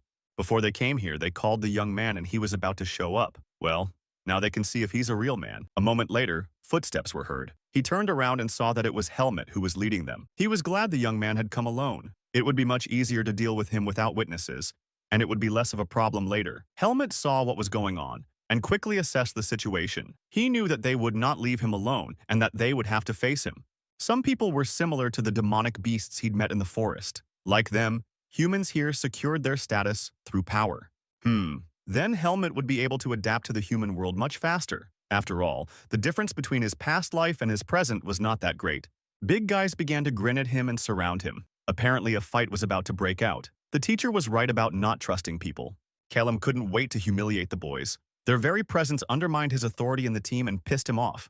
The young man knew that his power hadn't awakened yet, so he was a little worried. But he also remembered how much time he had spent practicing. What was needed now was to concentrate and stay calm. After all, he had to fight Naho. And who were these puppies against?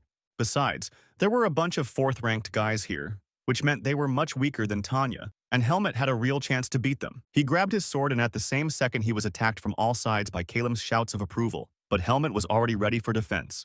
However, here suddenly the fight stopped abruptly. One of the young man's opponents was hit hard and flew far away.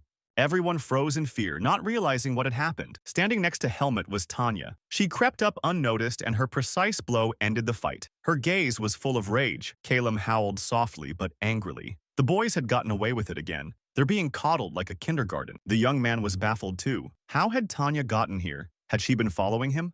But in any case, she had shown up on time and he was grateful. The girl stood proudly in front of Tariq's mercenaries and gave them a real interrogation. She demanded to know why her men were being harassed. As usual, Caleb tried to get out of it by lying. They were just chatting, so it wasn't worth making a tragedy out of it. Nastya didn't like to be taken for a fool. She said that she had been standing there for a few minutes and had heard the whole conversation and knew what was going on. The mercenary leader only smirked. It's no big deal for men to just joke around. It's hard for women to understand. His insolence enraged the girl, and she ordered him to bite his tongue, or she would cut it off. Everyone fell silent as they knew her threats were no joke. Tanya turned to the boys and told them to pack up and leave. There was nothing more to do here. Lastly, she turned around and addressed the fourth-ranked mercenaries. She was fed up with this upstart and couldn't help but jab him with a demotion. And Caleb fell for the ruse. He clarified that he had recently been a third ranker. The loss of status was still a painful topic for him. But that's what Tanya wanted. She reminded him that he used to be third, and now he was rank 4, and smirked when she saw that her words had achieved their purpose. Caleb, though he held back, was furious. How dare this girl remind him of that, and even at his command? The girl and the boys turned and walked back to the camp. Tanya warned them once again that she would not tolerate such an attitude towards her team. Otherwise, next time she won't be so peaceful anymore and it will end tragically for many. The mercenaries could only accept it. None of them dared to speak openly against Tanya. They were all familiar with her power. So they picked up their comrade who had gotten punched in the face by Tanya and began to leave the clearing as well. Ping was very upset. He felt humiliated and insulted. The worst part was that his comrades witnessed his humiliation. But the girl calmed him down and wiped away his tears. Nothing like this happened the last time, she promises that for sure. And now we need to get some water and it's time to go back. The girl was a stranger to the heartless rules of mercenaries. According to them, no one interfered in a fourth-rank fight, and she thought that was unfair. The newcomers were also worth helping out at least once in a while. After all, often the forces were simply not equal. Helmut had his own thoughts. He realized that he would be in a bad way without his strength, but when it would return was unknown, so he needed constant training. But fearing to draw attention to himself, he allowed himself to exercise only in the evening when no one saw him, which he did every day by retreating further into the forest and perfecting his swordsmanship. His body had almost recovered, so he didn't feel the same fatigue from the training and even started to enjoy it again. Enjoying his returning dexterity, he watched the pile of heaped trees. His blade was almost as accurate now as it had been in the old days. The expedition had already lasted 7 days, and during all this time Helmut continued to train. Sometimes it seemed to him that he was almost back in shape, but there was still one problem, and he returned to it every time his hand clutched the sword. Even though his body was strong, agile, and fast, it wasn't enough. He knew he could do so much more. Still, Helmut was not ready to use his power, and it was somewhere wandering in him waiting to be awakened. He remembered Darian's words well. Power is liquid. The body is a vessel. So his body wasn't ready to be filled with the power of real strength, and now he'll be satisfied with the brute force he has too. Finn was giving a briefing. They were entering the forest, and now it was forbidden to be alone and even to go for water with a mercenary of the 3rd rank. Pin rejoiced at this information. He felt unsafe around the native forest and glad that someone would always be there for him. The young man didn't like the new rules. Now his training was over. He could only hope that his strength would return on its own. He was brought out of his reverie by Pin's voice. He asked if Gilmet had seen dynamic beasts before. His teammates frightened him with stories about monsters with sharp teeth and 2 pairs of eyes. The boy couldn't get it out of his head. Helmut looked at him carefully and marveled again. They were practically the same age, but sometimes it seemed like a lifetime apart. The young man remembered the monsters he had met in the forest. Not all of them were scary, but there were some good ones.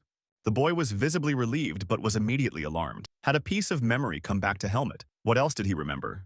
The young man felt annoyed. He shouldn't have given himself away so obviously. It was good that only Ping could hear it. The mission continued, and the team walked leisurely through the forest. Everyone was already tired and wanted this expedition to be over at last. One of the mercenaries stopped and was thirsty. He took out his flask and was about to drink when he noticed that the container had a hole in it, and almost all the water was gone. His friend, seeing his irritation, jokingly remarked that it was not worth saving so much and that he should buy a new flask when he arrived in town. The main thing for almost everyone here was to make money. None of them would go on such assignments if they had extra money. Although it had been quiet for many days and maybe they were in for an easy score. So they decided to celebrate the mission in a bar as soon as they reached the city. As they chatted and dreamed aloud, they were already choosing what kind of beer they would drink and what they would snack on. Laughter broke out every now and then.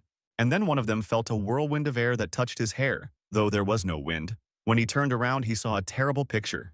His comrade was in the clutches of a huge demonic beast and was clearly not showing signs of life. In 1 second, his life was cut short. The monster was of terrifying size, and its fierce, merciless eyes were already prowling around looking for a new victim. The boy drew his sword. It struck him how in a second he had lost his friend and loyal comrade. His soul yearned for revenge. Clutching the blade in his hands, he rushed forward furiously, wishing he could run faster and destroy the beast. As brutally as he had done to his friend, the team tried to stop him, and the order to not engage him alone rang out after him. Meanwhile, the demonic beast saw the approaching man and extended its huge paws with long claws toward its new victim. The rest of the team had already grouped up and were running up to help. What had happened and where the freak had come from? They didn't even have time to hear him approach. Finn was especially upset. As commander, he should have been able to smell an ambush. He shouldn't have been so relaxed. It had cost the life of one of his men. At this time, the monster realized that he had to deal with several people at once. He had to get ready for a fight. Nastya drew her sword and ordered the team to prepare for battle. There was more than one monster, and they would have to work hard to stay alive. On alert, the squad waited for the demonic beasts to approach. Right now, their lives hung in the balance. Helmut listened to himself and found that he felt impatience and tingling in his fingers. It was the way a warrior in his position should feel. But his expectations were not fulfilled. Nastya ordered them to hide under the carriage and not to engage in any way. Ping was clearly happy about this order. However, Helmut, who was determined to fight, felt disappointed. He stood there as if petrified. But then a boy came up behind him and shoved him in the back toward the wagons. They'd better get out of here fast and hide well. And besides, he knew as well as anyone how many demons were lurking in this forest, which meant he might not say hello to them all now. Pin was shaking with fear, and grabbing the young man by the head, he shoved him under the carriage. The situation was heating up, and there was nothing more for them to do here. Looking out from their hiding place, they realized that the battle would be too fierce, and there might well be many casualties. Helmut was meeting such a huge monster for the first time, and he watched its behavior with interest. The demonic beast was clearly weaker than Elga or Naho, whose strength he had experienced. The three captains of the second-ranked squads rushed into battle. The young man knew that they were the only ones among them who could use the power.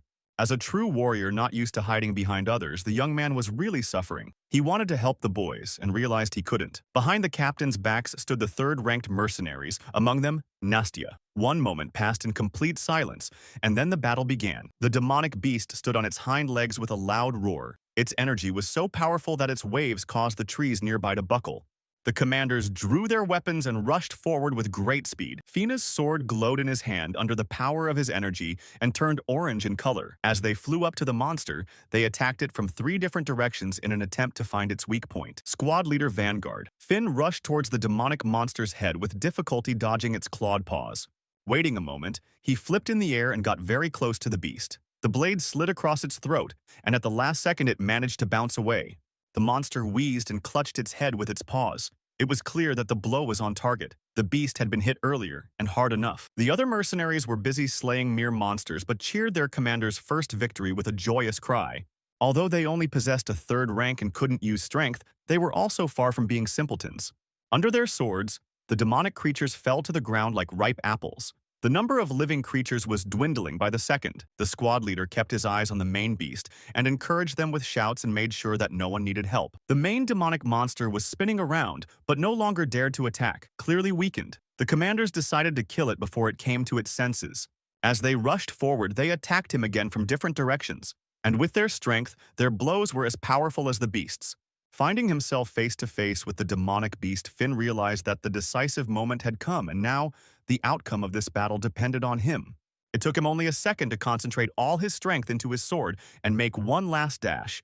Its power was so strong that the rest of the commanders had to do their best not to fly off to the side. Another attack and the monster fell to the ground with a terrifying thud. It was clearly no longer strong enough to resist. He roared in an expression of pain and hatred for humans. The ground shook under his cry. In the meantime, Nastya, having easily dealt with her last enemy, supported her brother, and a slight smile played on her lips as usual. Helmut, though he was under the carriage, watched the fight closely and was puzzled. These men were great at dealing with the evil of the forest, better than he could have imagined. How could that be possible? He also appreciated their tactics. While the commanders used their strength to hold back the main beast, the other mercenaries dealt with the remaining monsters. This must have been the cohesion his teacher had told him so often about. There was clearly something to be learned from these people. But the main thing was that his friend was right again. He shouldn't underestimate people and jump to conclusions. They surprised him with their unexpected actions and behavior. Meanwhile, the fight had quieted down a bit, and the surrounded but unbroken beast continued to gallop in place and not let anyone near him. The mercenaries surrounded him, but did not dare to come closer, although it was obvious that the demonic beast was rapidly losing strength. He was alone now. His breathing was labored, and a wheeze escaped from his wounded throat. The commanders paused in indecision. Finn's strength should have been enough for one last fight. Therefore, it was decided to finish off the monster as quickly as possible. It wasn't just the demonic beast that was tired here. However, the unexpected happened. The monster, which was just ready to attack, suddenly stood on its hind legs and jumped high. The bewildered squads watched as it soared into the sky and began to move quickly away. Turning around, they realized that the surviving demonic beasts had followed their leader's example. One by one, they rushed into the forest and disappeared from sight. In only a minute, not even the rustle of branches could be heard. The glade was empty. The tired mercenaries looked around in surprise. No one had expected it to end so suddenly. Nastya approached her brother for advice on how to proceed and asked if they would pursue the monsters. But Finn reminded her that their primary mission was to escort the cargo, not clear the forest. So the squads were given time to recover and count their losses. The girl walked over to the cart and looked under it. When she saw that the boys were all right, she invited them to get out. The young men emerged from under the cart. Helmet was focused and thoughtful as usual. Pin, trying to get out of his hiding place, got stuck and screamed. His talent for getting into ridiculous situations was amazing, but Helmet was around as usual and helped his comrade. Eventually, he began to get used to the boy and his peculiarities. There were piles of bodies of demonic monsters in the clearing around them. After the battle, we had to check if there were any of them alive and search them. To Helmet's mute question, Finn replied that the seeds of darkness and the skin of the beast themselves were a valuable resource. He opened his palm and showed the young man some glowing grain. It was the 7 darknesses. Helmet looked at the small, glowing object. The same one was in his chest. Ping was hanging around as usual. He told me how he'd heard from the older guys that the seeds of darkness were consuming people's minds, turning them into demonic beasts. However, he had never encountered any such specimens. When they were born, they either died immediately or were sent to the native forest. But everyone knew not to trust such non-humans because they could turn into monsters at any moment. Helmet listened and felt sad. He remembered how Darion had predicted that every man who had the seed of darkness would die fighting humans. He was sorry he might be considered a monster. Although he hadn't felt the effects of the seed of darkness on him before, he was now afraid of feeling the rage within him and becoming a demonic beast. Fortunately, his teacher was able to train and unleash his power. That means he can suppress the influence of the darkness seed. But now, he clearly realized that even when the power returned to him, he would have to hide it, or people would quickly realize its source. Thinking this way, Helmet and Pin were examining the demonic beasts without noticing that Finn and Tanya were watching them from afar. The commander looked at the newcomers with nostalgia as he recalled his past in the team. Tanya also had warm feelings. She was especially pleased to watch Ping, who was turning from a boy into a young man before her eyes. Meanwhile, Ping continued to comment on everything he saw. The demonic monsters, although scary, were very interesting to him. Here he walked over to the next monster and proceeded to search it. This beast was particularly disgusting. Helmet, watching his action, felt some inner uneasiness. Something was clearly wrong. Moving closer to the boy, he gestured for him to stop and scrutinize the beast's muzzle. But Ping, as usual, was too careless. The creature's face was indeed horrible, but of course it couldn't scare him. He bent down to express to cut out the seed of darkness. At the same moment, a huge furry paw of the monster encircled his throat. The boy didn't even have time to squeak. At the sound of the struggle, Nastya turned around, and at the same moment Helmet felt the power filling him. The monster finally came to its senses and rose up on its hind legs without letting go of the boy's throat. Helmet rushed towards him with all his legs parallel, snatching his sword from its sheath. The boys' gazes met. Pin silently begged for help, and Helmet, forgetting everything else, hurried away. In 2 leaps, he was near the demonic beast and swung his sword to slash at its body. The boy fell to the ground and gasped for air in horror. He tried to realize that his life had just hung in the balance. When he raised his hand, he realized that he was still clutching the knife tightly, but because of the fright and surprise, he didn't have time to use it. With a trembling voice, Pin thanked Helmet. His comrade was on time as usual. At this time, the young man stood and listened to himself. An unidentifiable feeling was bubbling inside him, and he tried to understand what was happening to him. The realization finally came. The blow on the monster was clearly different from the ones he had struck before. The power seemed to have returned to him again.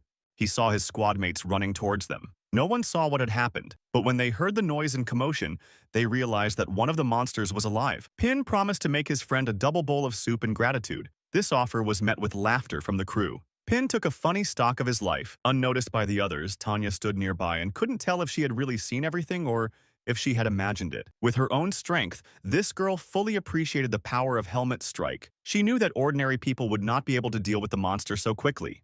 Who was this young man and what power lay within him? She remembered that she had felt his power in the duel, though it was not enough to defeat her. But now Helmet's strength surpassed even that of the squad captain. This young man clearly held a mystery. He was worth a closer look. Late in the evening, when the powerless troop had fallen asleep, the young man crept further into the forest to be alone with himself. His suspicions were confirmed. He felt a pleasant tingling sensation all over his body, a power that rushed through him like a waterfall. He was able to summon small waves of glowing energy that seemed to dance on his fingertips. It was truly amazing. He had trained a lot before, but his strength had returned to him because of his fear for Pin. He realized that he would need a few more days to regain his energy. His musings were interrupted because he heard Pin's voice. The boy was calling him back to the camp. As he approached the campfire, he heard Finn. He was briefing the mercenaries. The rules had changed, and now there would be 2 men on duty at all times. The whole troop broke into pairs. One of them was Tanya and Helmet. Now one could not let one's guard down and had to stay alert at all times. The guys were tired after the fight, but they were having fun and making jokes about each other. The overall mood of the team was good. After the last instructions, the team dispersed. Some went to the post and the rest went to rest and recuperate. His inner sense had been sharpened after his power awakening, and the young man could clearly sense the monster's presence somewhere nearby. There was a rustle behind him and Tanya came out onto the path. She asked him to wake up the next shift and go to rest, as there was still a long way to go. Helmet automatically nodded to her, but his thoughts continued to drift far away. He sensed danger from the demonic beasts that waited until everyone was asleep. Maybe he should go around again and see if anyone was around. Besides, he couldn't wait to test his strength again. Picking up his next shift, the young man took his sword and headed into the forest. After all, even if he ran into monsters, he could use a little practice. As he passed the fire, he did not notice Calum, who looked at him with hatred. He was a jealous and cruel man. As Helmet looked at him, he was surprised to realize that the young man was heading into the forest on his own, even though the commanders had forbidden them to do so. His mouth twisted happily in a predatory smile, a good chance for Calum to finally get even, and he didn't want to miss it. Helmet was sure he was alone when he got a decent distance from the camp. He drew his sword and swung the blade a couple of times. And then he noted with pleasure that his strength was growing by the minute. At this rate, it would take him only a day to fully recover. Here, his hearing caught the slight rustle of footsteps behind him, and his body immediately tensed in anticipation of an attack. Though no, he would feel it here. It was a completely different aura human, and as if confirming his words, a mocking voice was heard, and Calum appeared behind Helmet's back. He began the conversation with his usual taunts. By teasing and taunting Helmet, he hoped to provoke him into a fight, but the young man remained silent. He did not want to enter into a conversation with this mercenary and longed to get rid of him as quickly as possible. But Calum had waited too long for such an opportunity, and having stopped with the jokes, he stepped closer to Helmet and openly threatened him. His red-haired protector wouldn't help him now, and he could hide his sword in its scabbard. He's not seriously thinking about defeating Calum himself. Well, it's time to teach him because the newbies are getting overconfident. We could start by breaking his arms and legs. That's probably enough for the first time. And if he turns out to be a wuss and goes to hell, that's his problem. But Helmet was completely unaffected by this upstart's taunts. Only a man who didn't feel confident in his own abilities could behave like that. What could Calum really do to him now that he's awakened to his power? The mercenary was discouraged by this calmness. Usually, his victims showed fear and terror before him. Finally, the young man turned around. He had heard that mercenaries always help each other, but it turned out that there were some people who acted like demonic beasts. Looking Calum straight in the eye, Helmet reminded him that he was a human, not a monster, and should behave appropriately. The man was dumbfounded by these instructions, his eyes flapping and his mouth opening silently. But after a few seconds, he burst into mocking laughter. Well, he's been called a beast more than once, and now he's going to prove to the boy that he can tear anyone apart. Helmet had seen the strong eat the weak many times in his life, and he, as the strongest, had chosen his prey. His hand clutched his sword. He's ready to show who's who. Clenching his hand into a fist, Calum began to advance on Helmet unarmed. He dreamed of crushing the puppy's skull with his bare hands. But the unexpected happened. His fist was intercepted by Helmet's hand, and it was as if it were clamped in metal pincers. Such resistance made him confused. As he tried to get free, he felt the force squeezing his arm harder and harder each time. And with a light press of his fingers, the young man made Calum fall to the ground and scream in pain. He was truly furious and cursing. But it wasn't only from the pain that he was really struck by the power that Helmet possessed. But the young man did not unclench his hand and did not let him go. At first, he had thought Calum a dangerous beast, but now he realized that his instincts were worse than the monster's. Realizing Helmet's power, he must submit to the hierarchy and know his place. But the mercenary was not willing to submit. He could not lose, and now he was ready to do anything to win.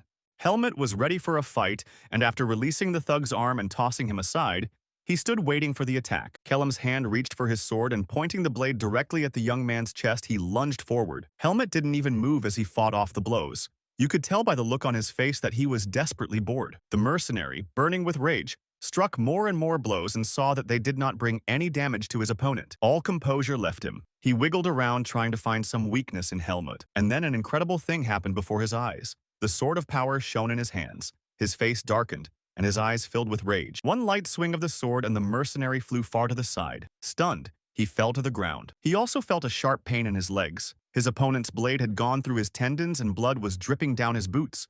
Cursing Helmet, he tried to clamp the wounds with his hands and stop the bleeding, but realized it was useless. The young man looked at his sword, which continued to glow with energy. He hadn't planned to use the power, but he couldn't contain it. He turned around and thought without much pity that if Calum escaped, his secret would be revealed. As he watched him crawl like a wounded animal, a dark feeling filled his heart, and the pitiful pleas for mercy did not move him. He felt a burning sensation in his chest and knew it was the seed of darkness. It was growing more and more powerful over him with each passing second. His eyes turned black and his mouth curved into a wicked grin. Now he was clearly enjoying the sight of his defeated foe. Yes, this animal should not survive. The thought tickled his nerves pleasantly. But immediately, Helmet's mind cleared and returned. He clenched his fists against the seat of darkness because he did not want to become a murderer. Now he was well aware that his actions were not led by himself, but by the demon that lived inside him and wanted to break out. Touching his chest, he realized that the seed of darkness had awakened, along with his power, and gained new power.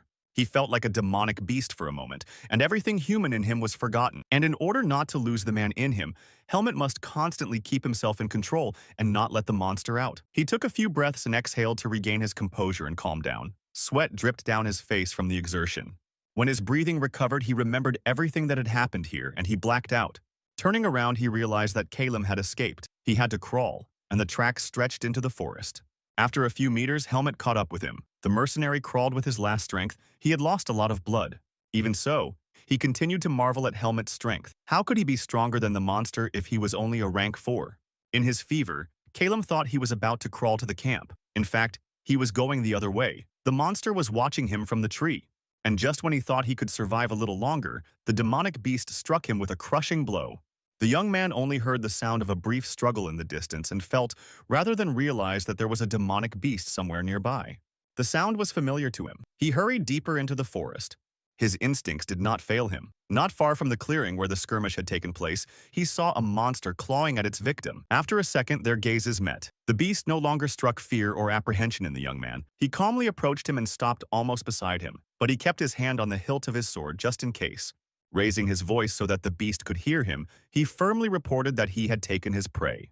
His voice, calm and clear, made the monster tense. Surprisingly, it didn't show any aggression or try to attack, while the young man, being half human, half beast, could not leave this encounter without a fight. As Calum used to say, the strong eat the weak. Helmet was outnumbered this time. He knew he had enough power to win. Without thinking for long, he drew his sword and prepared for battle. But the demonic beast continued to stand there and stare at him without lowering his eyes. He clearly didn't want to fight. However, Helmet continued to advance. This monster must be dealt with right here and now. The creature grinned and growled, but its eyes read fear and distrust. And once again, the young man realized that this was not a simple demonic beast. He could clearly sense the power of his opponents. Well, he'll deal with that later. Now the monster can grab his prey and get out of here, or he's in trouble. The demonic beast, although it couldn't speak, clearly understood him, but he didn't dare to interfere. Standing over his victim, he pondered his decision for a few more seconds, apparently assessing the strength of his opponent one last time. Then his growl echoed throughout the forest. He was unhappy that he had to retreat.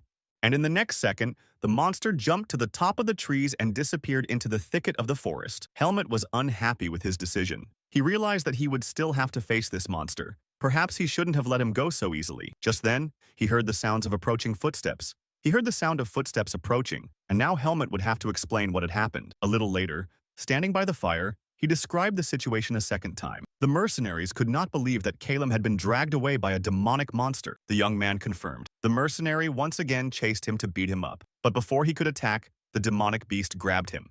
Calum's brother Paul couldn't hold back a sob. Whatever his brother was, he loved him and was his only family. Tariq's squad commander, on the other hand, apologized because a member of his squad put Helmet in danger. After all, Helmet had almost died because of that scoundrel, and now a simple apology was going to make things right. And besides, Calum's commander obviously knew what he was doing. He did, but he kept quiet even though he could have prevented it. But here the girl was interrupted by Calum's brother. Upset by his loss, he did not want to hear the insults. He reminded me that Calum was his only brother, and now everyone should think carefully before opening their mouths and saying anything about him. But Nastia stood her ground. She, like everyone else here, realized that if this mercenary had been corrected in time, the tragedy would never have happened. Paul was furious. According to this girl, not only Calum himself, but he himself was now responsible for the tragedy. By insulting him, she insulted the entire squad, and now she'll either apologize or take responsibility for what she said. But Sir Miles intervened in the dispute. The commander-in-chief stepped forward and silenced them all with a glance. He reminded them that now was the time to stick together. So each mercenary had to pull himself together in time and not forget himself. Of course, Tariq's unit was guilty and will receive the punishment they deserve. And Sir Miles will choose what punishment. So let the vanguard keep their mouths shut. Then he turned to Helmet and promised to compensate him for the damage. And those who didn't survive couldn't be helped. Nastia obeyed, and immediately took a step back. She knew exactly how important discipline was, especially in such acute moments of work. The commander-in-chief sighed in relief when he saw that everyone had silently submitted. But relations between the groups were deteriorating, and something had to be done about it. What was important now was to develop a plan to deal with the monsters quickly and with the least amount of casualties. Until then, everyone had to be careful. The talking was over. Everyone went to their places for the night. Helmut turned to leave too, but was poked in the head. The grip was quite weighty and the young man felt the pain. Tanya had a heavy hand and he had already learned that. The girl was standing right in front of him and was clearly annoyed. How could Helmut be so careless that he almost lost his life? There were clear instructions. It was enough to just tell her earlier that Caleb wasn't giving him a pass, and Tanya would have dealt with him herself. The young man silently swallowed these unfair words. He couldn't admit that he was in the forest for the team and not for himself. But the girl had already cooled down. She apologized and explained that she was too scared when Helmut disappeared. After all, she had to be more careful herself after the incident with Pin. Now the young man must take care of himself and not go anywhere alone. Her look was kind and slightly guilty. She was already regretting her outburst. Helmut had been through enough and now she and her moralizing. The young man looked at her as if he wanted to say something. Finally, he broke his silence and mumbled an apology. A warm feeling washed over him, and his eyes were watering. He remembered his teacher, the first and so far the last person who had always cared for him and loved him like a son, though he couldn't put it into words. Tanya also cared for Helmut, and that was new to the boy who had grown up in the forest near demonic beasts. It was time to end the heartwarming conversation. The girl smiled again and ruffled his hair. How could anyone be angry with such a handsome man? Helmut was grateful for the fleeting but warming feeling. It was so human. Of course he would be more careful. The next day was gray and rainy. Everyone was in a dull mood. The loss of a mercenary was always a great hardship for the squads. It was unacceptable to allow further losses. We had to get out of this place as soon as possible. The monster had already tasted human blood and was too dangerous. The demonic beasts gathered in packs and guarded them at every turn. The team was exhausted and losing patience. They could hold out for a couple more days, but it was unclear what to do next. The boys were still hiding under the carts for the next fight.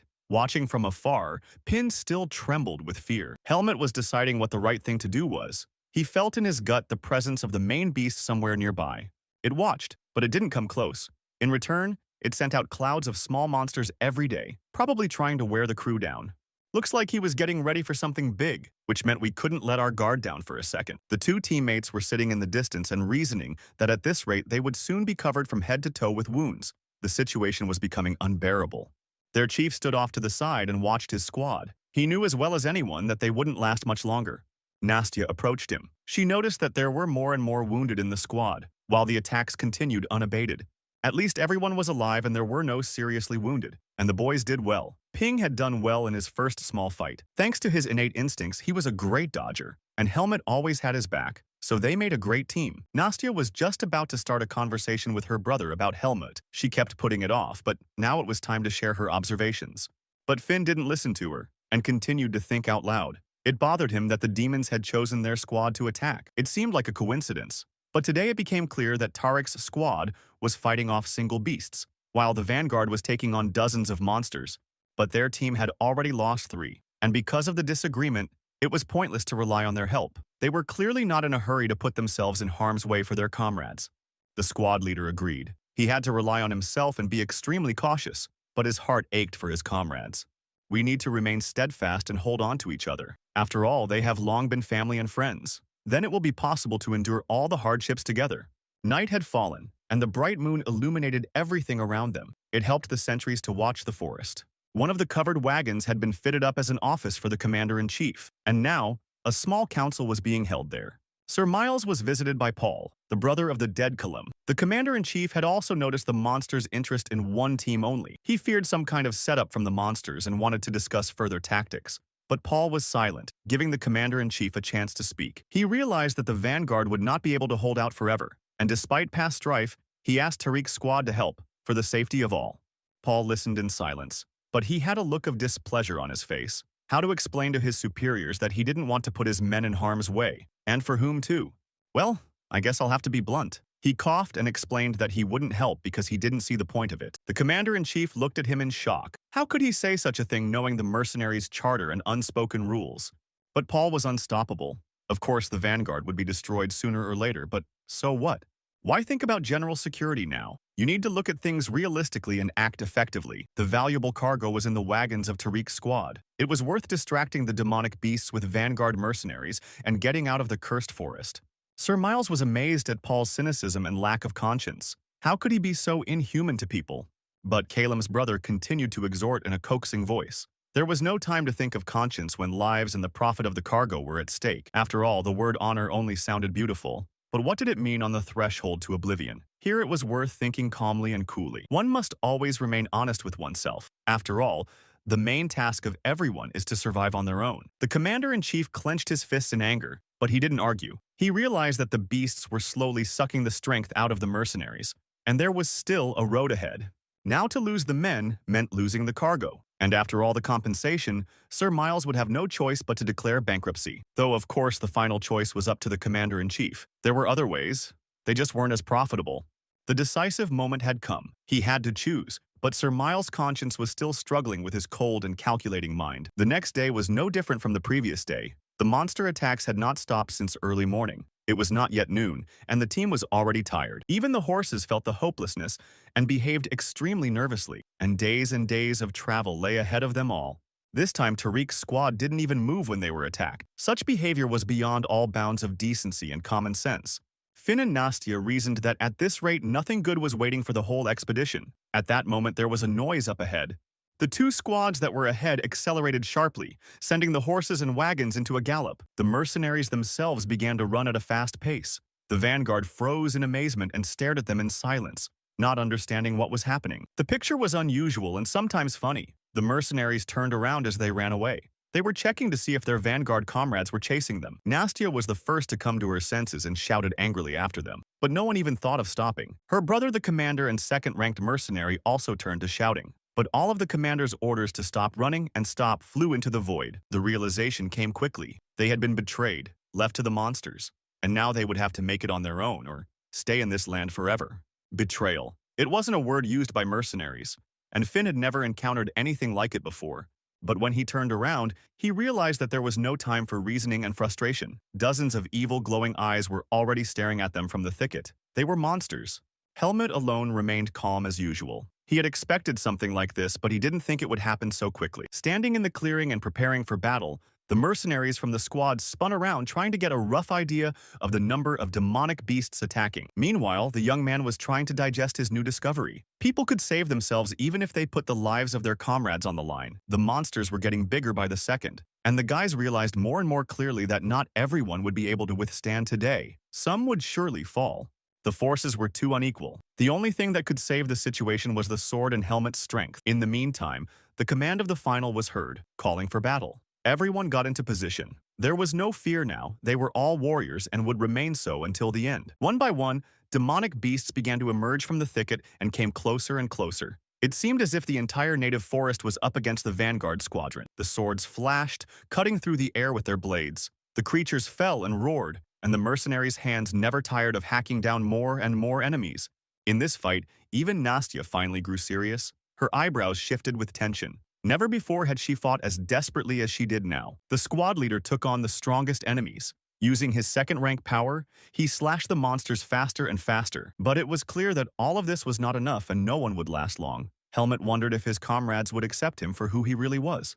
No one wanted to fall victim to a demonic beast. Everyone had always hoped for a more heroic end. Deep down, each of the mercenaries knew they wouldn't live to be old. That wasn't their profession.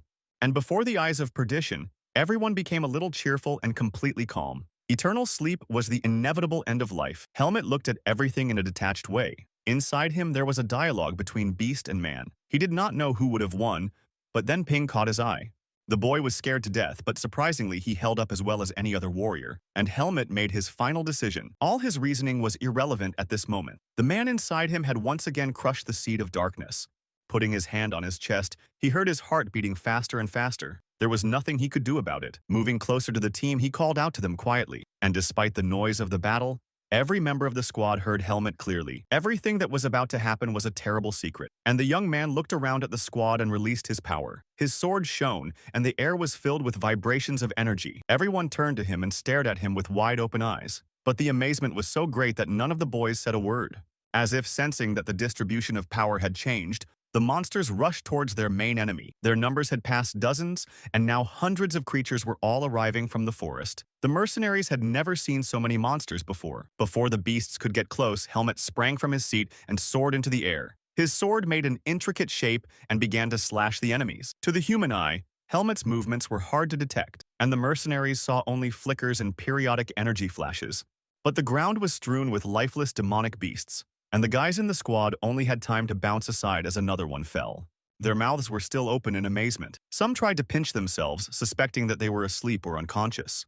The whole place went dark as if the sun had set sharply over the horizon, and the air became hot and electrified to the extreme. And surprisingly, there was almost complete silence. Even the beasts, receiving the next blows, went into oblivion without uttering a sound. Helmet's calm face looked even more unreal against the background of the general madness. His head and his body seemed to live separate lives.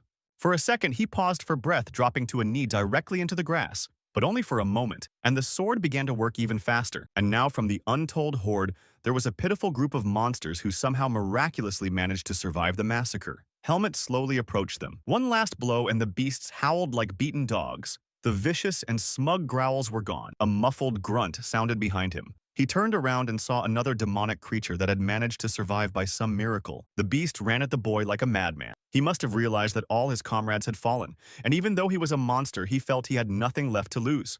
But as soon as he came within arm's length with his sword, he fell to the ground and convulsed. He too was finished.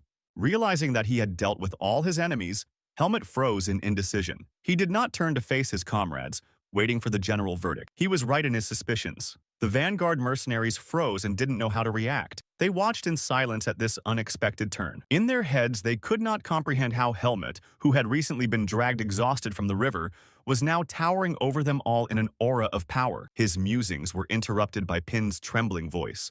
The boy was the first to approach him and ask the question that was on everyone's mind now. What was that? The young man replied as nonchalantly as he could. After all, nothing much had happened. He had just recovered, and his abilities had returned. It was Tanya who seemed to be most taken aback, but not because she hadn't expected something special from this young man, quite the opposite. She'd noticed his behavior on more than one occasion, and after the last battle with the monster, she'd convinced herself she was imagining things. But her gut was right. There was one question pounding in the minds of everyone on the team. Could it be possible that this kid had such power and they hadn't noticed it before? The stupor lasted a long time. No one was worried about the danger that just a few minutes ago had been looming over everyone and threatened with loss of life. Finn, as a second ranker, was as surprised as the others. He was used to his strength being unquestioned. He knew there were stronger men, but he'd never met one. He broke the silence and approached the young man. He was curious to know who had taught the boy everything he knew and when, who had unlocked his abilities in him. But even though Helmet had decided to trust these people, the whole truth was not to be revealed. He said he remembered his teacher and how they had lived with him in the forest. The squad leader sighed sorrowfully. He had forgotten that the young man had lost his memory and could not answer all their questions. Helmet could sense the wariness of the others. Helmet felt the general silence weighing on him, and he shifted from foot to foot, waiting for the torture to end. To start the conversation, he reminded them that there was no more threat to the squad, so it was time to decide what to do next. At least Finn agreed with him. Now we need to get out of the forest, and then, in a calm atmosphere, decide what to do with the traitors. The boys supported him. They were eager to meet the traitors and deal with them according to the rules. They wouldn't get away with anything this time. The commander didn't stop his team. He realized that the guys needed to blow off steam. He turned to Helmet and asked him what he planned to do next. But the young man himself did not know the answer, though he had thought about it many times. For now, he would complete the task with the squad and receive his reward, and then he would see. Pin couldn't stand it, and of course commented on such a strange decision for him. But Tanya quickly cut him off and ordered him not to interfere.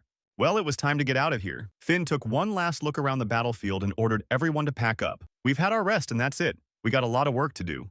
The group was following the trail of Tariq's squad. They were going to catch up with them on the road. The traders had a lot of explaining to do, and there was a valuable cargo to be taken. But although the tracks were fresh and plentiful, there was no one in the vicinity. The traders were in a great hurry and did not stop to rest.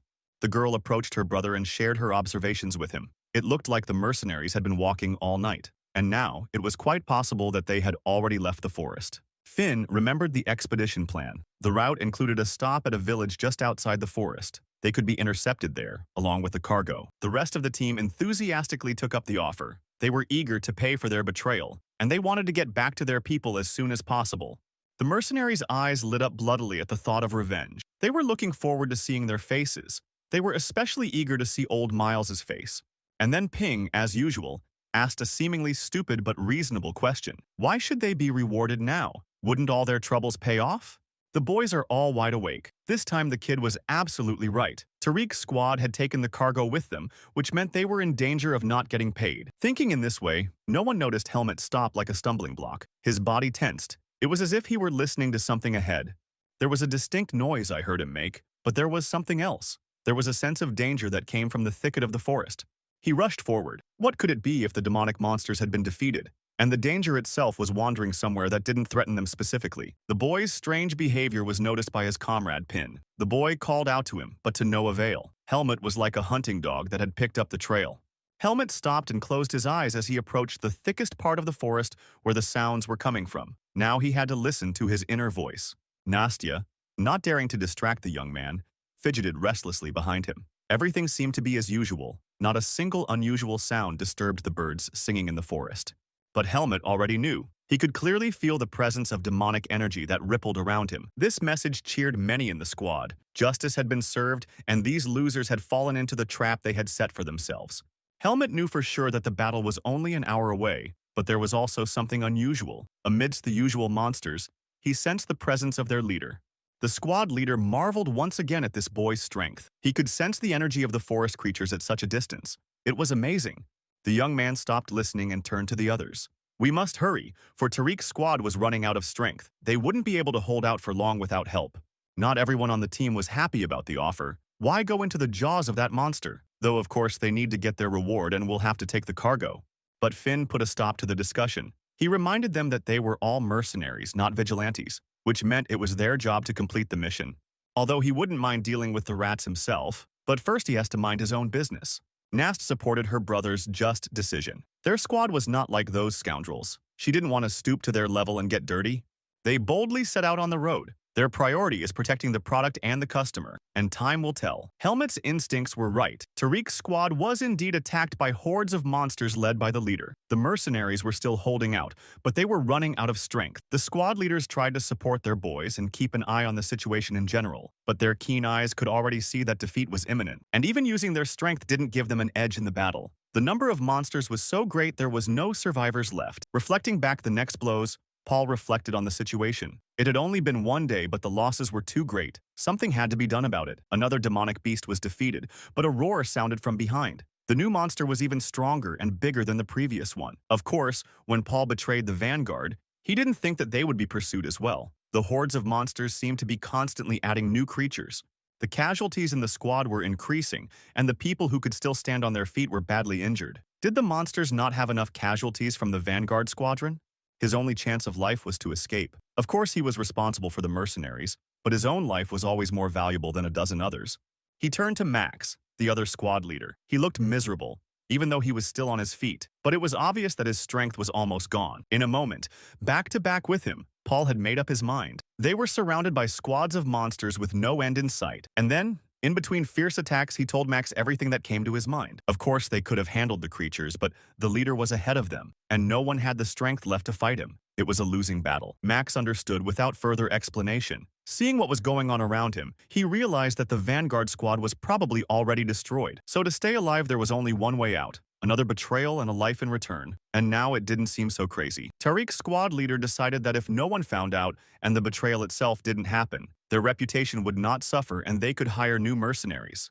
Then prepare to flee, they shouted their last command. Their order to scatter made all the participants turn around and freeze in amazement. One of the mercenaries realized what was happening and tried to stop the commander by appealing to his conscience. The men realized that they were being sacrificed to the monsters.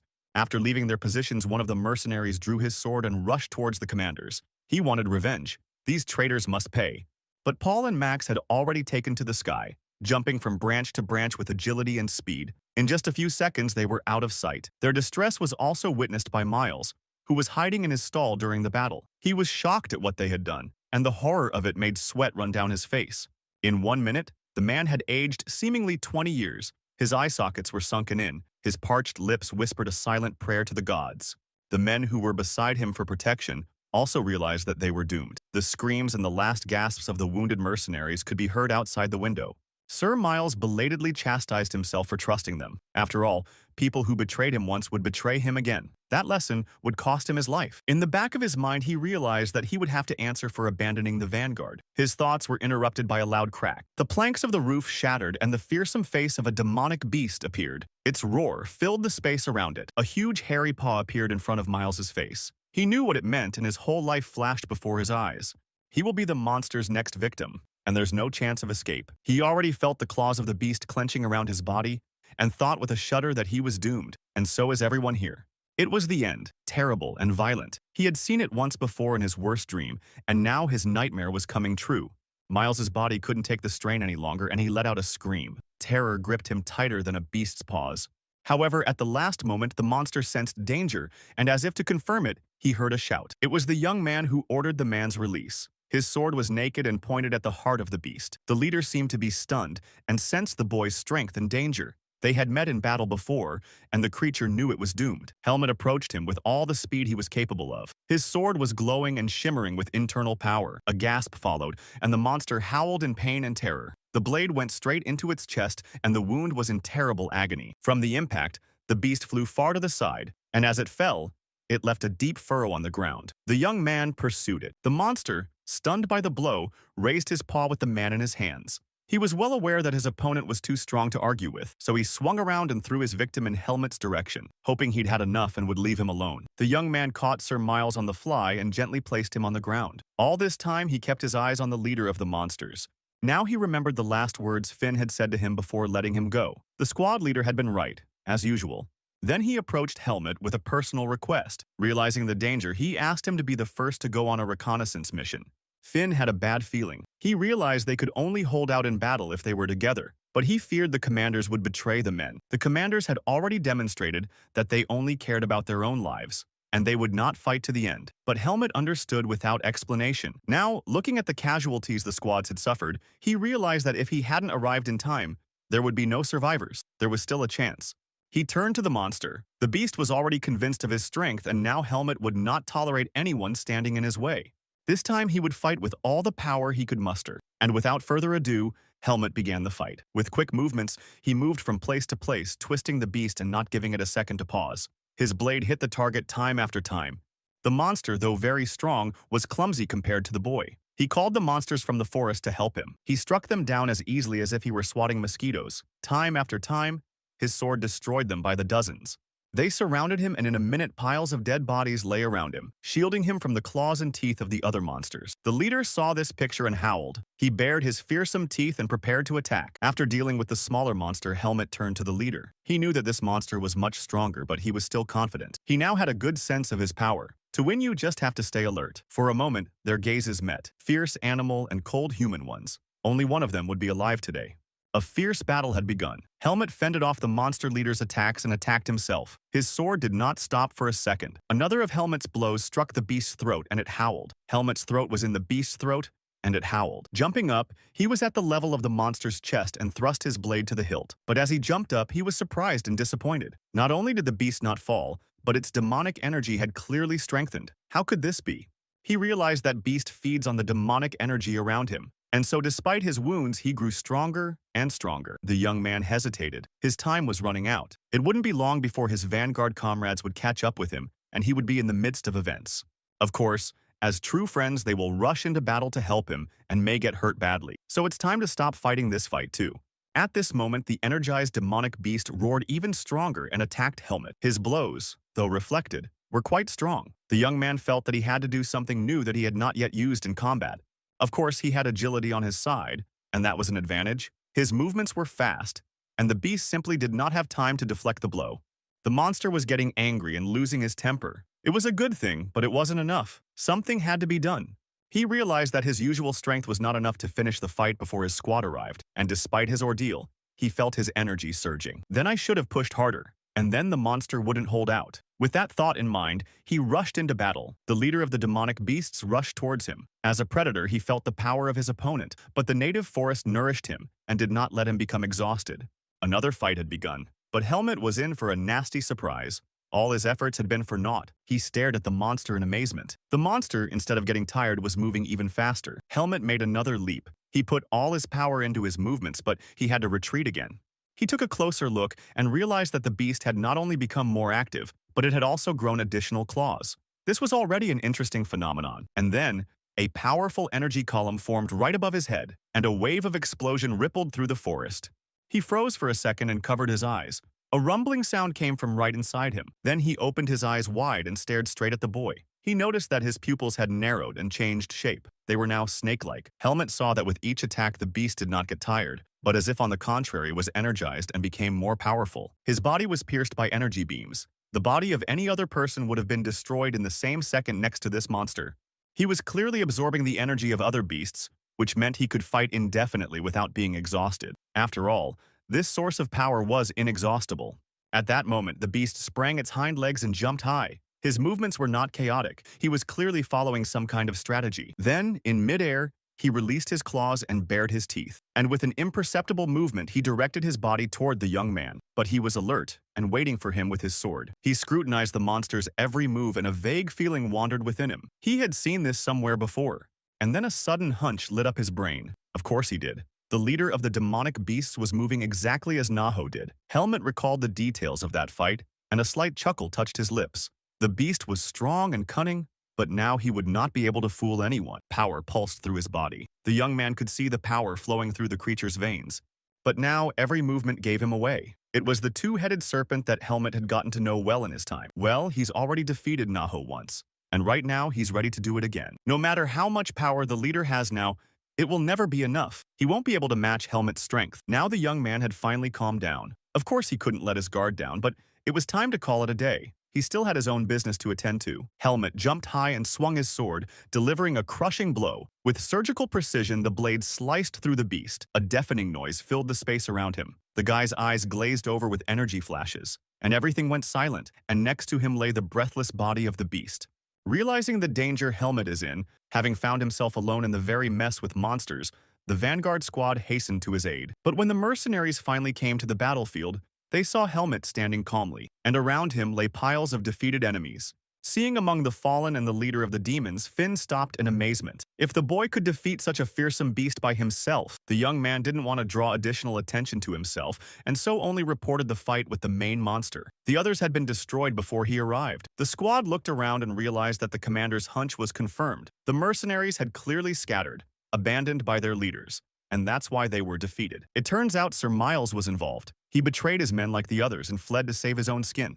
Phil's sister was equally shocked. She herself had honor and dignity and could not expect others to be so mean. Then one of the mercenaries saw some movement and heard a slight groan. At first he thought he was imagining things, but the groan was repeated. There was a survivor.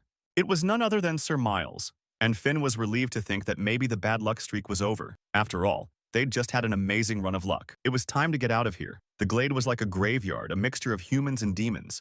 I had to see if anyone else was still alive, and yet consciousness was gradually returning to him. He didn't fully understand where he was or who was with him. Finn stepped closer to him and called his name. Though his face was stern, he felt sorry for his old battle buddy. Despite everything that had happened, Miles's hitherto meaningless gaze stopped on the Vanguard commander's face and his pupils dilated with horror. He began to apologize incoherently and to explain his act by Paul's threats. Now that he was on the threshold of the other world, he was truly sorry for what he had done. Seeing that Miles had not fully recovered, he called out to him again. He realized that Miles thought he was seeing ghosts out of terror and trauma, and tried to ease his mind. His cold and clear voice finally sobered Miles and stopped his delirium. He looked around anxiously, hardly remembering what had happened. After being in the monster's clutches, it was hard to believe that his soul had not parted with his body. His greatest fear now was that the monsters would return, but Finn reassured him about that. He was adamant that the demons had been destroyed, which means the commander-in-chief can feel safe, for now. The commander didn't go into details. He remembered Helmet asking him to keep his abilities a secret, at least until his memory returned to him. At this time, Miles struggled to rise and kneel down. Silently moving his lips, he thanked God for his miraculous salvation. But Finn didn't care about his soul right now. He unceremoniously interrupted him in the middle and reminded him that it would cost a penny to save him. It was a good time to discuss the award, for a job well done, and compensation after this would be nice. Sir Miles reacted unusually when he heard this. I guess his mind hadn't quite returned to him yet, but he finally believed he was alive. The captain handed him a paper that spelled out all the losses the squad had suffered, as well as the amount of all compensation for it. And here, Sir Miles finally came to his senses. He'd have to give up as much as 80% of the proceeds, which would leave him almost penniless. But Finn was quick to rebuke him, let him be grateful that they were willing to continue to accompany him in spite of his betrayal.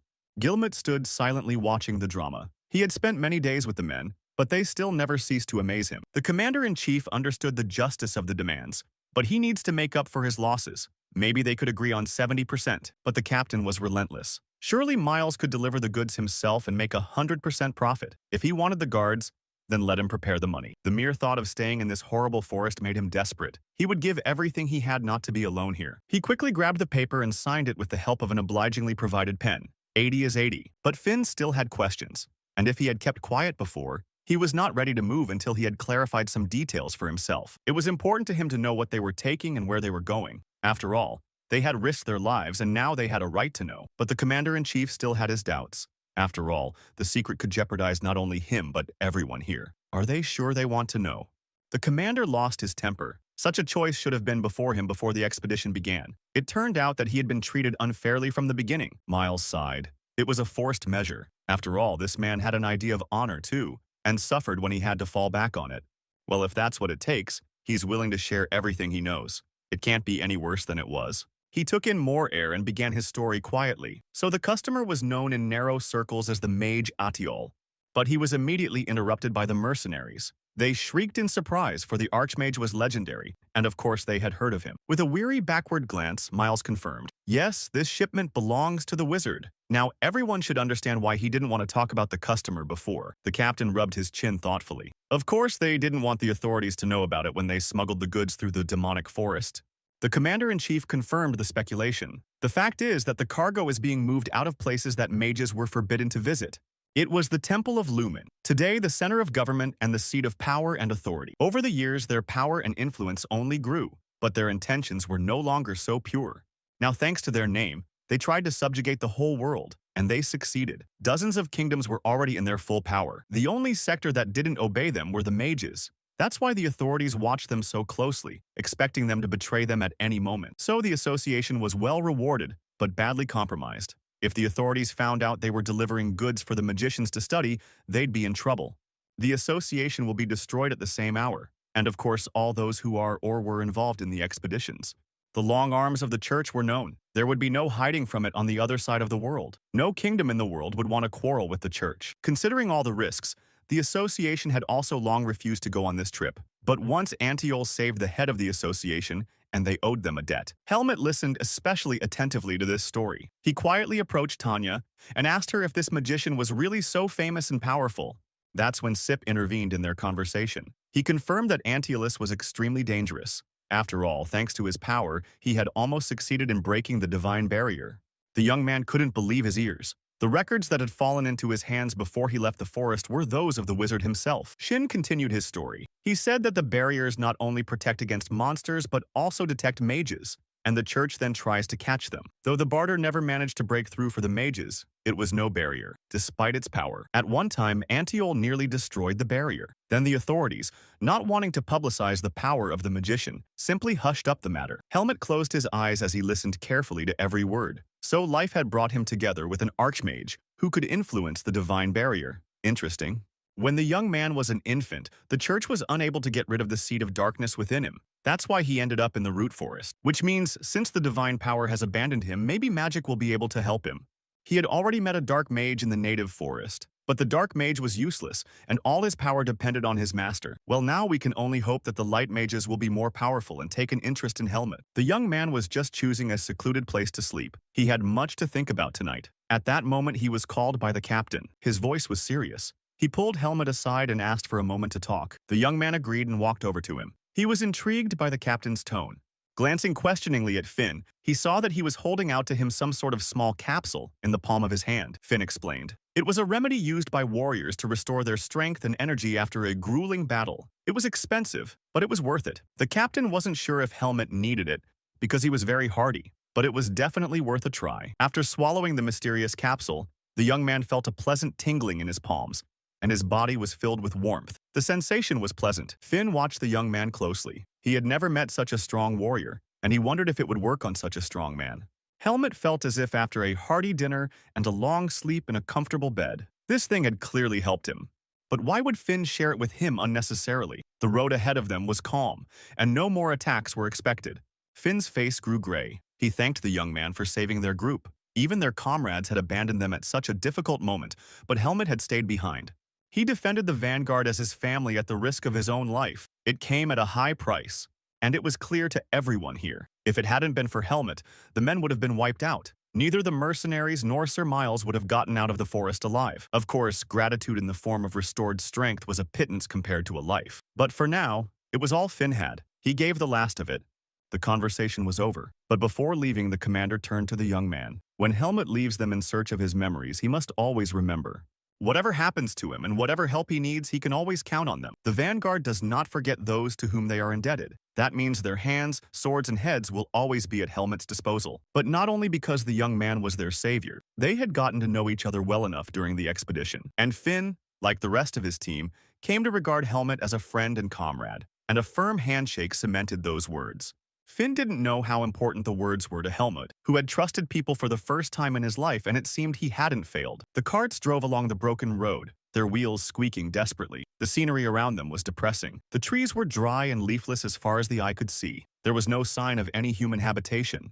Even Sir Miles, gazing out of the carriage window at this dismal landscape, was visibly troubled and puzzled. At last they came to a clearing in the middle of which stood an old twisted oak tree. It was the end point on the map. Finn was surprised. He'd been on hundreds of expeditions, but this was the first time he'd seen such a strange place for goods. How the magician was going to get his cargo out of here. But that wasn't the end of it. The commander-in-chief said they were contractually obligated to deliver the goods directly into the hands of the customer, which meant they'd see the magician. There were questions. The mercenaries could not believe that they would see the archmage with their own eyes. He must have lived nearby if he would come to check the goods in person. Miles said it was better to see everything with his own eyes. Then he took out a pendant from his pocket, glowing with blue light. He got out of the carriage and walked to an old oak tree and put the pendant to it. Suddenly, the trunk of the tree split open in front of him, forming a tunnel. Everyone's mouths dropped open in amazement. It was amazing and marvelous at the same time. No one had ever seen magic work before. Except for Helmut, of course. But he prudently kept silent, waiting for what would follow. The squad led by Miles went forward. The squad leader was wary. He had heard a lot about the passages and realized that they crossed time and space. But despite his awareness, he couldn't imagine that he would ever see it for real. It was only possible with an archmage. Helmet walked beside him. He doubted the reality of what was happening, but Finn advised him to listen to his body. The air in the tunnel grew colder. At last the tunnel ended and they came into the light. There was a huge tower in front of them, and snow all around. A man was waiting for them in the distance. They were greeted by an old man in a long robe. It was the well-known archmage, about whom legends have been written by the people. After a lengthy inspection, the magician gave his verdict. Everything was in order, and the Chamber of Commerce even managed to find rare items. He was satisfied with the work. Then the elder turned around and scrutinized the squad. By his reckoning, there should have been many more people. He could feel the energy of the waning life. Miles lowered his eyes and reported that they had come across a powerful demonic beast on the way. Unfortunately, the battle with it had claimed the lives of a third of the squad.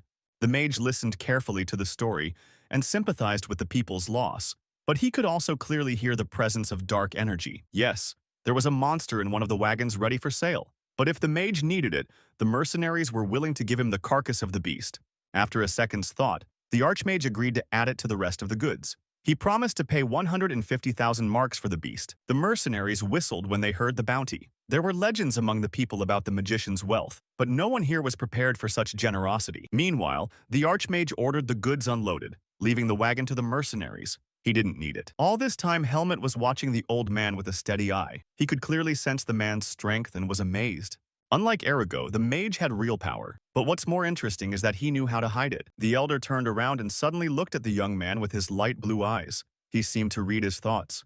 Their sharp gazes met, and the archmage grinned suddenly, as if he had seen something extremely entertaining to him. He approached the young man and stopped only a few steps away from him. He looked at him closely and heard his surprised muttering. Without looking away, he told Helmet that he had the power to see what others could not see, even if it was hidden deep inside. Helmet didn't like the mage's tone and innuendo. He asked him to end the conversation and turned to walk away from him. The archmage smiled calmly and stated that the boy in front of him was extremely daring. Then his hand reached for his staff. Helmet jumped back and his hand rested on his sword. At the same time, the mage stuck his staff into the ground in their midst, and short energy waves began to emanate from it. The elder said that he knows thousands of secrets of this world and respects them, so it is useless to try to hide anything from him.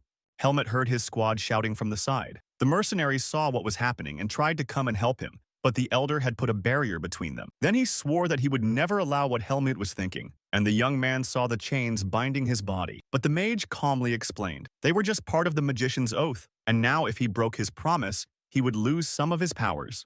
Now they could talk. The elder straightened up and asked why Helmut had come and what he wanted.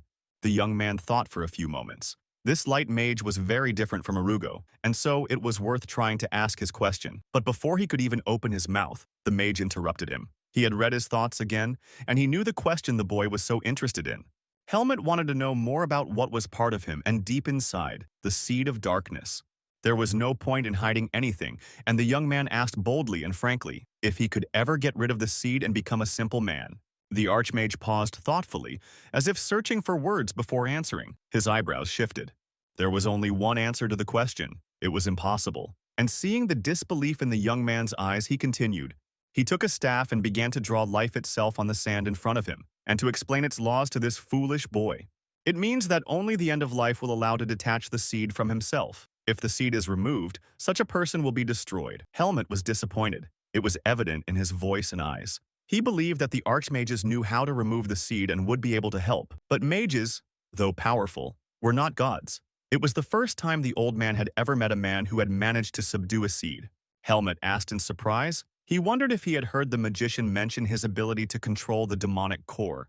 People with the seed receive a gift of demonic energy. In return, the darkness eventually drives them insane. In the end, the man himself turns into a beast. But the young man was unique, and maybe light magic could help to finally suppress the negative influence of the seed. Of course, it will take a long time to study it, and it is also possible that the seed has not yet awakened and does not affect the boy's mind as much. Of course, if the church finds out about the young man, they'll hunt him down and get to him sooner or later. But before the magician does, I'd like to meet the boy again. Listening to him, Helmut pondered. Had he already guessed that the boy had grown up in the native forest and passed the barrier? But the old man obviously didn't know that. He explained that even the priests of the exchange would have a hard time detecting the seed inside Helmut, and even before that, they needed his body to study. After all, even the mage's abilities and experience only helped him because the seed reacted to the presence of the beast's dark energy. Otherwise, Helmut would have remained undiscovered. So the young man should avoid places where mages or demonic beasts could meet in the future. With such power and abilities, Helmut was unlikely to have an easy future, but it would definitely be a great one. The main thing was not to fall into the clutches of the temple followers. But most likely the seed will enslave the young man one day, and he will become a monster destroying people with his hands, like all the seed bearers before him. He was human, so he couldn't cause suffering to his own kind. He was 100% sure of that. The elder grinned good-naturedly. He was pleased and amused by this young man's maximalism. But he was right. A man makes his own destiny, and only he himself was capable of changing something in his life. Experience told the archmage that sometimes the most impossible things became possible. This boy really interested him. It had been a long time since something like this had happened to him, but as well-disposed as the mage was to the boy, he should know. If one day Helmut does lose his inner battle to evil, the archmage will have to come and stop him. The young man understood everything, but this magician had the knowledge of the whole world unbeknownst to him. He would never raise a hand against the creatures he called his friends. The elder reached for his staff and tapped it lightly. Who knows? Maybe in time the young man's power would surpass that of the archmage himself. And then the darkness itself will submit to him and be his obedient servant. Those were the last words the mage uttered before the barrier between them and the mercenaries finally disappeared. A day later, when they got out of the tunnel and said goodbye to Miles, Finn called Helmut over and handed him a bag of money. It was a quarter of the entire sum and a fair portion of the young man's pay for the completed task. The mercenaries planned to divide the remaining sum among themselves. Helmut didn't know what to say. He had no knowledge of money and no idea of its real value. By the way, Finn turned around and got into the stroller. He'd completely forgotten to give Helmut his things. The mercenaries sorted through the luggage and came across them. They were definitely the young man's things, even if he didn't remember them now.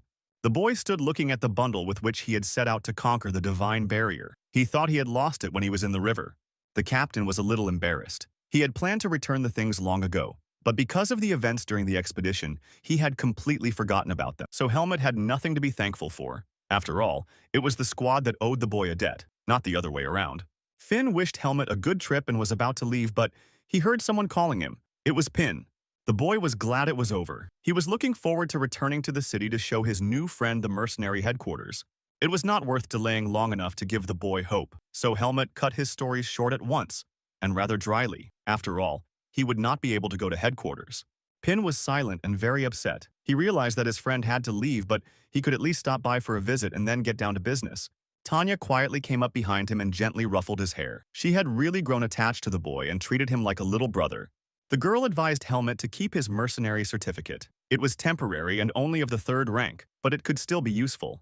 The young man thanked her. He would certainly follow her advice, for he did not know what would be waiting for him on the journey. It was time to say goodbye. Everyone realized that the young man was eager to find out something about his life and were ready to let him go. Nastya looked at him with a radiant look. She knew for sure that the young man was waiting not only for his memories, but also for things much more important than them. And the boy's answering gaze was clearly confirming her thoughts. He stammered, hesitant to leave. It was a painful moment parting with people who had become his friends. He did not know what lay ahead, but he realized that he would keep the memory of them forever. Hiding her sadness behind a smile, the girl asked, as always, to take care of herself. She carried to the end the role she had assumed on the first day of their meeting, and Helmet felt a warm appreciation for her for the umpteenth time. He had never had brothers or sisters and dreamed of someday finding a family like her. The rest of the mercenaries from the squad also took turns approaching him, shaking his hand and wishing him a happy journey. Their cheerful smiles and kind eyes then often came back to Helmet's mind as one of the most beautiful memories of that time. Ping couldn't hold back his tears and begged the young man to come back. Despite his age and his experiences, the boy was still a child. Not wanting to stretch the farewell scene further, the young man turned around and walked down the road, quickly moving away from the group. The boy still asked Helmet to promise to come back. He remembered the delicious food his friend had prepared, and tears ran down his cheeks. The young man paused and turned around, and while Nastya was comforting the boy, Finn took a few steps towards him.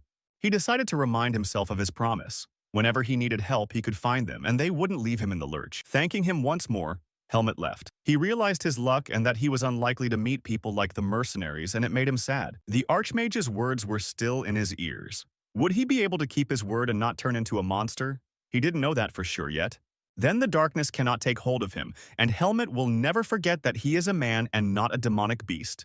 In one of the taverns of the city, 2 hooded men were sitting at a table in the darkest corner of the place, actively discussing something. It was Max and Paul wondering what to do next. Since none of the witnesses had survived, they could rebuild Tariq's unit. Paul was still angry about Caleb, but Max thought it was the only loss. After all, the previous mercenaries in the group were no good.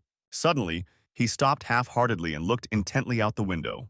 Paul turned to follow his gaze, trying to examine what had scared his friend so badly, and then his eyes widened in surprise. The entire Vanguard squad was marching down the street, and it was obvious that everyone was in a good mood.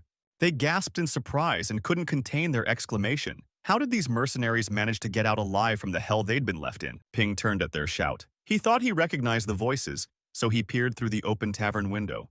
There was something vaguely familiar and at the same time unsettling in those voices. He paused, trying to figure out what had alarmed him. Nastya noticed his condition. She came closer and asked what had happened, but Pin couldn't explain and only said that he had heard something. Meanwhile, the former commanders were sitting under the window against the wall so they couldn't be seen, and cursed the over-eared boy. Max shared his thoughts in a whisper. It was a complete failure, but he already realized the depth of the hole they'd dug for themselves. They sneaked out and stood in the dark street and began to confer. It was better for them to lie low for a while.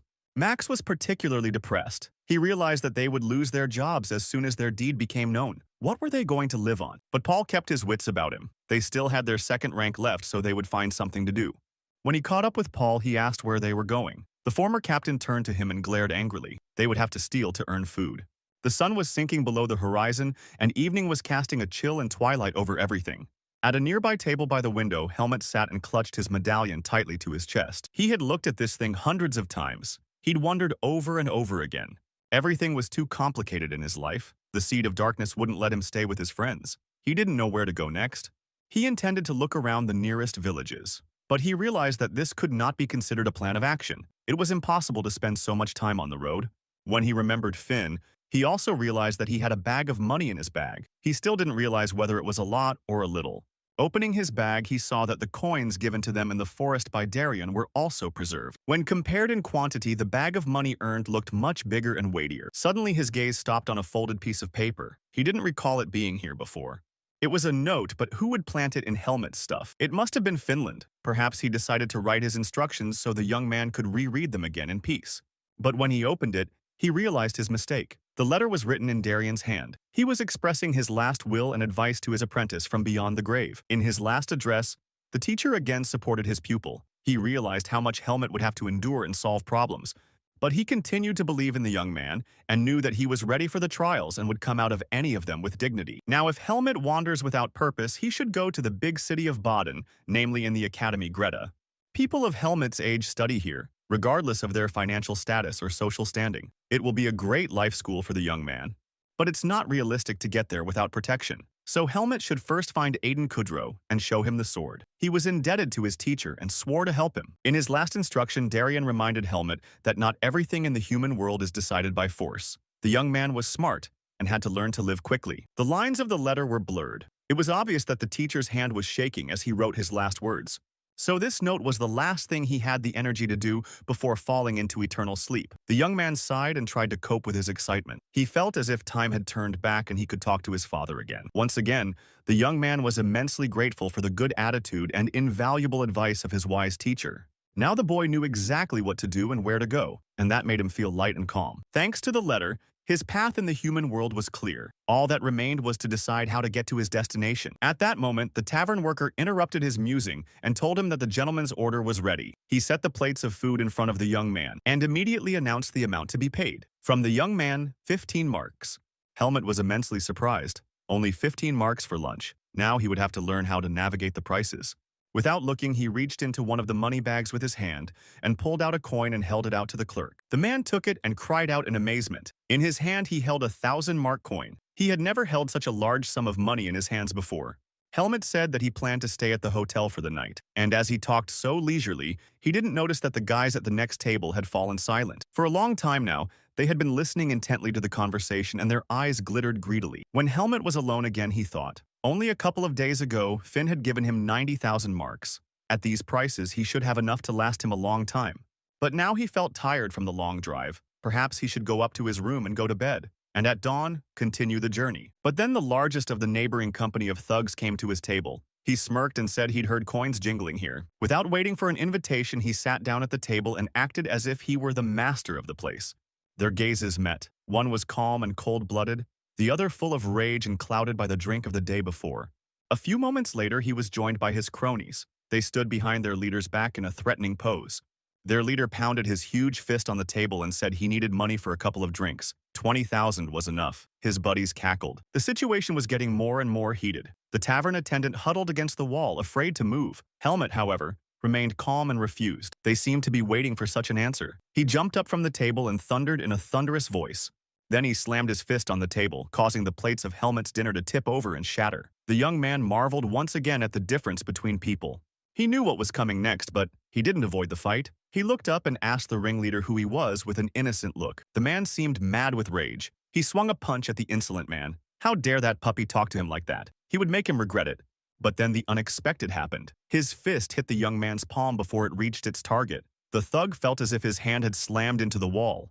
Helmet held his hand firmly in his own, gradually squeezing it. He once more coldly repeated his answer once more. No, he would not give up his money. The young man's strength stunned the ringleader. He couldn't move and was ready to shriek from the pain in his arm. His face turned red and tears spurted from his eyes. Seeing this disrespectful attitude towards his boss, his companions immediately rushed to his aid. Their fists clenched with anger. Helmet jumped to his feet and dodged the blow at the last moment. One move, and one of his opponents was already on the floor. The next brigand was just as quickly thrown back by a crushing blow from Helmet's fist. Finally defeated, they roared with pain and anger, but they did not dare to fight again with this strange boy. The young man gave them a few minutes to make a decision. In the meantime, he continued to stand in a fighting stance, ready to repel another attack at any second. The gang leader was the first to come to his senses. He shouted furiously at the boy, asking him how dare he treat them like that. Helmet was amazed at the insolence of these drunks. They had been the first to disturb his peace, and they had paid for it. They obviously hadn't made up their minds. And to punish them, he deftly picked up the table he was sitting at with his foot and threw it right in the face of the insolent man, nailing his nose. Then calmly gathered his things and walked over to the gang leader who was lying on the floor trying to recover from the blow. Quietly but threateningly, Helmet ordered them out of his sight before they pissed him off completely. But the thug only twisted his head and mooed. He clutched his broken nose with one hand, trying to stop the bleeding. His minions helped him to his feet and with their backs to the exit. But even as they retreated, they snarled and threatened. At the door, they felt bolder. They were now far enough apart from the young man to be safe. Already standing on the threshold, the chief turned around. He told him to be careful. They would be waiting for him around every corner with knives at the ready. With these words, they pushed open the door and fled in a crowd into the darkness of the unlit night streets. The young man held his gaze and sighed. This world was full of scoundrels like Caleb. It infuriated him to no end. He was well aware of the similarities between the native forest and the human world. There were beasts here and there. A tavern clerk called out to him from behind. In a trembling voice, he told the gentleman to get out of here as soon as possible. He'd heard the Black Hawk bandits declare war on him, and he knew firsthand what it would do to their enemy. From this speech, Helmut only caught the name of the bandit group. He had never heard of them before. The servant told him that it was a collection of thieves and murderers who attacked in dark alleys and robbed. Those who resisted were sent to the dustbin. Hearing this, the young man was convinced that a battle with them was unavoidable. It was easier to deal with them at once than to deal with the problems they would cause later. The servant was getting more and more nervous. Now he would return the money, and the young man would have to flee the village. But Gilmut suddenly asked for something else. Since the bandits would surely come back here for him, he wanted to give them a message. He would wait for them tonight in the woods just outside the tavern. Besides, when he comes back, his room should be ready. With these words, he turned around and walked outside to the surprised cries of the employee. One of the bandits offered to let him go. He had witnessed the fight and noted the former mercenary's strength. But the ringleader was only further enraged by his words. There were no cowards or traitors in his gang. They belonged in the waters of the river, not here. His henchman perked up. He didn't want to fight with his boss over some loser. He was well aware of what the boss was capable of if he crossed him. Footsteps approached quickly from behind. One of the gang members brought good news. He knew where to find the boy. He'd just overheard a kid saying he was going into the woods, probably thinking about getting away quietly. That's where he could get caught. The leader burst out laughing evilly. The kid was stupid enough to think he could get away with his money. They had to hurry now. They didn't know how to navigate the forest. But the boy was clearly in the woods, and they would find him in no time. To them, he was a child who hadn't had time to learn about the world, so he made a mistake, and they could teach him a lesson he would always remember. There was a fire in a clearing in the forest, and the fire was warming the man sleeping next to it. It looked as if the young man had laid down to rest before a long journey. At this time, Helmut was comfortably perched on a tree branch and, finishing his bow, was talking about people similar to demonic beasts. He despised them, and if it weren't for the vanguard fighters who showed that you can protect others while forgetting about yourself, Helmut would be disappointed in people and their world. He thought sadly about his present. It turned out that being human was much harder for him than being a demonic beast, like when he lived in the forest. As he listened to the faint noise of approaching enemies, he remembered Darian's words, and if not everything could be solved by force, the young man did not know what to do with the problems. Seeing the puck up close, he clenched his fists. Whatever the case, he was 100% sure of one thing. He saw a knife being launched into the bundle that imitated himself and jumped onto another branch and out into the light of the fire. The bandits turned in horror at the sound of his movements. They saw the bow, and not immediately, but they realized what they were in for. But it was too late. Helmut decided that with people who forget their human nature and crush in themselves, all the good qualities he will behave as with monsters. There was nothing to think about. These thugs were bullying their own kind. It was time they got what they deserved, and the short fight was on. These Blackhawks had terrorized the whole neighborhood with their crimes. In reality, they were weak and insignificant. Returning from the forest, he suddenly realized that none of them could match Tanya's strength and agility, although she was probably one of the strongest people he knew, which meant that almost no one could compete with her. But even a brief acquaintance with such dregs of society was useful to him. For to know humanity, he had to see it from different sides. And Helmut felt slightly tired. It was time to go back to the hotel and go to bed. His peace was no longer threatened. But here, a searing pain squeezed his chest, and for a second he could not even take a breath of air. It happened so suddenly that for a second he lost his balance and tumbled down a tree branch. Once on the ground, he tried to catch his breath and regain consciousness. But another seizure twisted him again and forced him to the ground. Large drops of sweat broke out on his face from the exertion. A fireball seemed to ignite inside and burn his insides. Helmut had never felt pain like this before. Not in any battle. Not even when he was writhing on the bed after the poison his teacher had given him. He remembered that the darkness seed reacted to demonic energy, but he'd never had such attacks. Not even after fighting monsters. His inner voice told him that for the seed of darkness, it didn't matter who had taken a life, monster or human, it still received its nourishment. This discovery carried great trouble for the young man. Soon the Hawk gang would find out what had happened, and a big hunt for him would begin. Helmut now chastised himself for his stupidity. How could he believe that the core of darkness would not react to a life taken from people? And now, he would have to avoid all battles, for he could no longer afford to destroy his enemies. He needs to get to the city as quickly as possible, and there he can hide among the same boys and girls at school. It was a dark night, but there were lights on in the big house. No one was sleeping there. A tall man stood in the middle of the room. He was the leader of the Black Hawks. He had received a report that 5 of his thugs had been found dead. The man who dared to do such a thing was already known. Now they were looking for him all over the county, but so far to no avail. We couldn't let such a crime go unpunished. The credibility of the gang would be damaged if every youngster were to exterminate it at will. We need to keep looking and then punish the boy with extreme cruelty, so that it will be a lesson to others. The servant lowered his head obediently in silent agreement. He shared his master's views and did the best he could in this situation. There was a knock at the door, and another thug entered with a report. The man he had been expecting all evening had arrived at Sir Anton's door. But 2 men suddenly entered the room, and the ringleader hummed happily. Well, that's even better. He stood up from the table and greeted his guests. He was expecting only 1 second-ranked mercenary, but he got 2. Welcome to his domain. The mercenaries stood silent. They realized that their fate had taken a sharp turn and that their lives would continue to be shrouded in fog. Sir Anton expressed his gratitude to them. You'd think it would be especially hard to find worthwhile people in such hard times. And now they had come to him. But the way things are, all new arrivals must be screened. No matter what their regalia or abilities, the mercenary poet will be tested.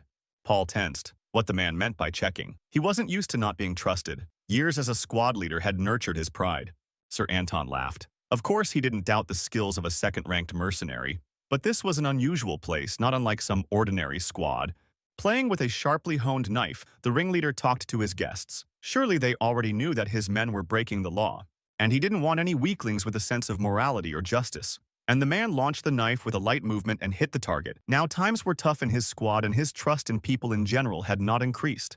Paul listened carefully to every word. He needed to know what they wanted him to do, but he knew that whatever they asked him to do, there was no turning back. In the future, he will have to understand this man half-heartedly. He will become his commander, and his future will depend on how well he follows his commands. Sir Anton had just the right business for them now. By its fulfillment, the mercenaries could prove their loyalty and the sincerity of their intentions. Paul wasn't in the habit of beating around the bush, he summarized. They would be expected to prove that their abilities were up to the level of the Black Hawks. Yes, it was. The ringleader had a mission sheet in his hand. It should be easy for mercenaries like them. Second rank is no joke after all. 5 of his boys went missing last night. Earlier, they had quarreled with a mercenary in a tavern and went in search of him. Their bodies were found in the woods. They were examined, and it was realized that each of them had been killed by a single blow. But what this mysterious weapon was, they never found out. Paul and Max were interested in the story. The mercenary obviously had unprecedented strength, since he could handle 5 men alone and leave no trace. It was just a boy of about 16 years old. He had dark hair and eyes, and his rank must be at least 3rd. That's all I could find out. The matter was becoming clearer. The new arrivals had only one thing to do: to find and destroy the scoundrel who dared to raise his hand against the members of the Black Hawk. Once Sir Anton has the boy's head, they can join the gang, and then they will be waiting for more interesting and profitable things. But this work will be paid for generously. In fact, let them get used to it. Now their earnings will be greatly increased. That suited the mercenaries. Paul only asked where the boy had last been seen.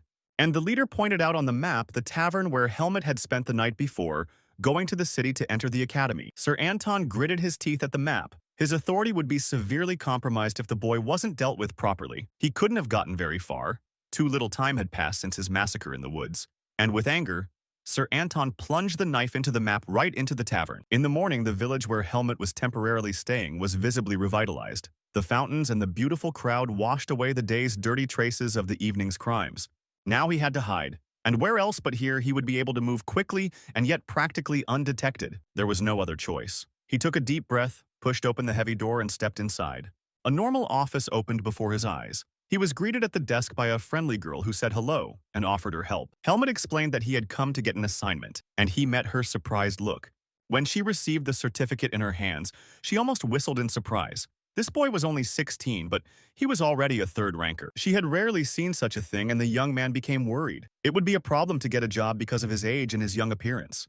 But the girl had already gotten over herself. Her friendly voice returned to her, and she asked him what kind of work he was interested in. Helmut explained. He wants to go for a walk to the outskirts of Baden. The payment is completely irrelevant. Well, Baden was a big city, and a lot of people wanted to go there. New opportunities opened up there and jobs were easier to find. The easiest thing to do was to take an escort order, but there were only a limited number of those now, and all the orders were already taken, except for one. She handed him a sheet with the details of the trip, and Helmut took a quick look at the list. There's a noble lady who has a guard and pays quite generously. It would have been a great opportunity for the young man. But there was one major problem. Only those guards who would please the client could participate in the escort. The selection was made by special consultants of the agency. Helmut became despondent. He wasn't used to being looked at like he was at a fair. He wasn't used to mercenaries being chosen by eye color, but there was nothing to be done. The young man stepped outside and breathed in a full breath of air. Now he had to go to the counseling department and see if he was suitable for the assignment. As he entered, he caught the end of the lecture the girl counselor was giving to the two mercenaries standing across from her. Their faces glowed with irritation and impatience. The girl, not paying attention, was passionately telling how important it was to work with aristocrats to be able to make an impression and be in good shape. When she saw Helmut, she clapped her hands together. She had already been told about him and was looking forward to meeting him. His pretty face pleased him. He was clearly a match for them. All that was left was to buy a suit. Helmut pushed open the door of the first clothing store he came across. A salesman met him on the doorstep. He immediately pulled out the best suits and started showing them off. He wriggled around the client and talked non-stop about all the advantages of the outfit. Finally, Helmut got tired of his chatter and interrupted him half-heartedly. He was curious to know how much such a suit cost.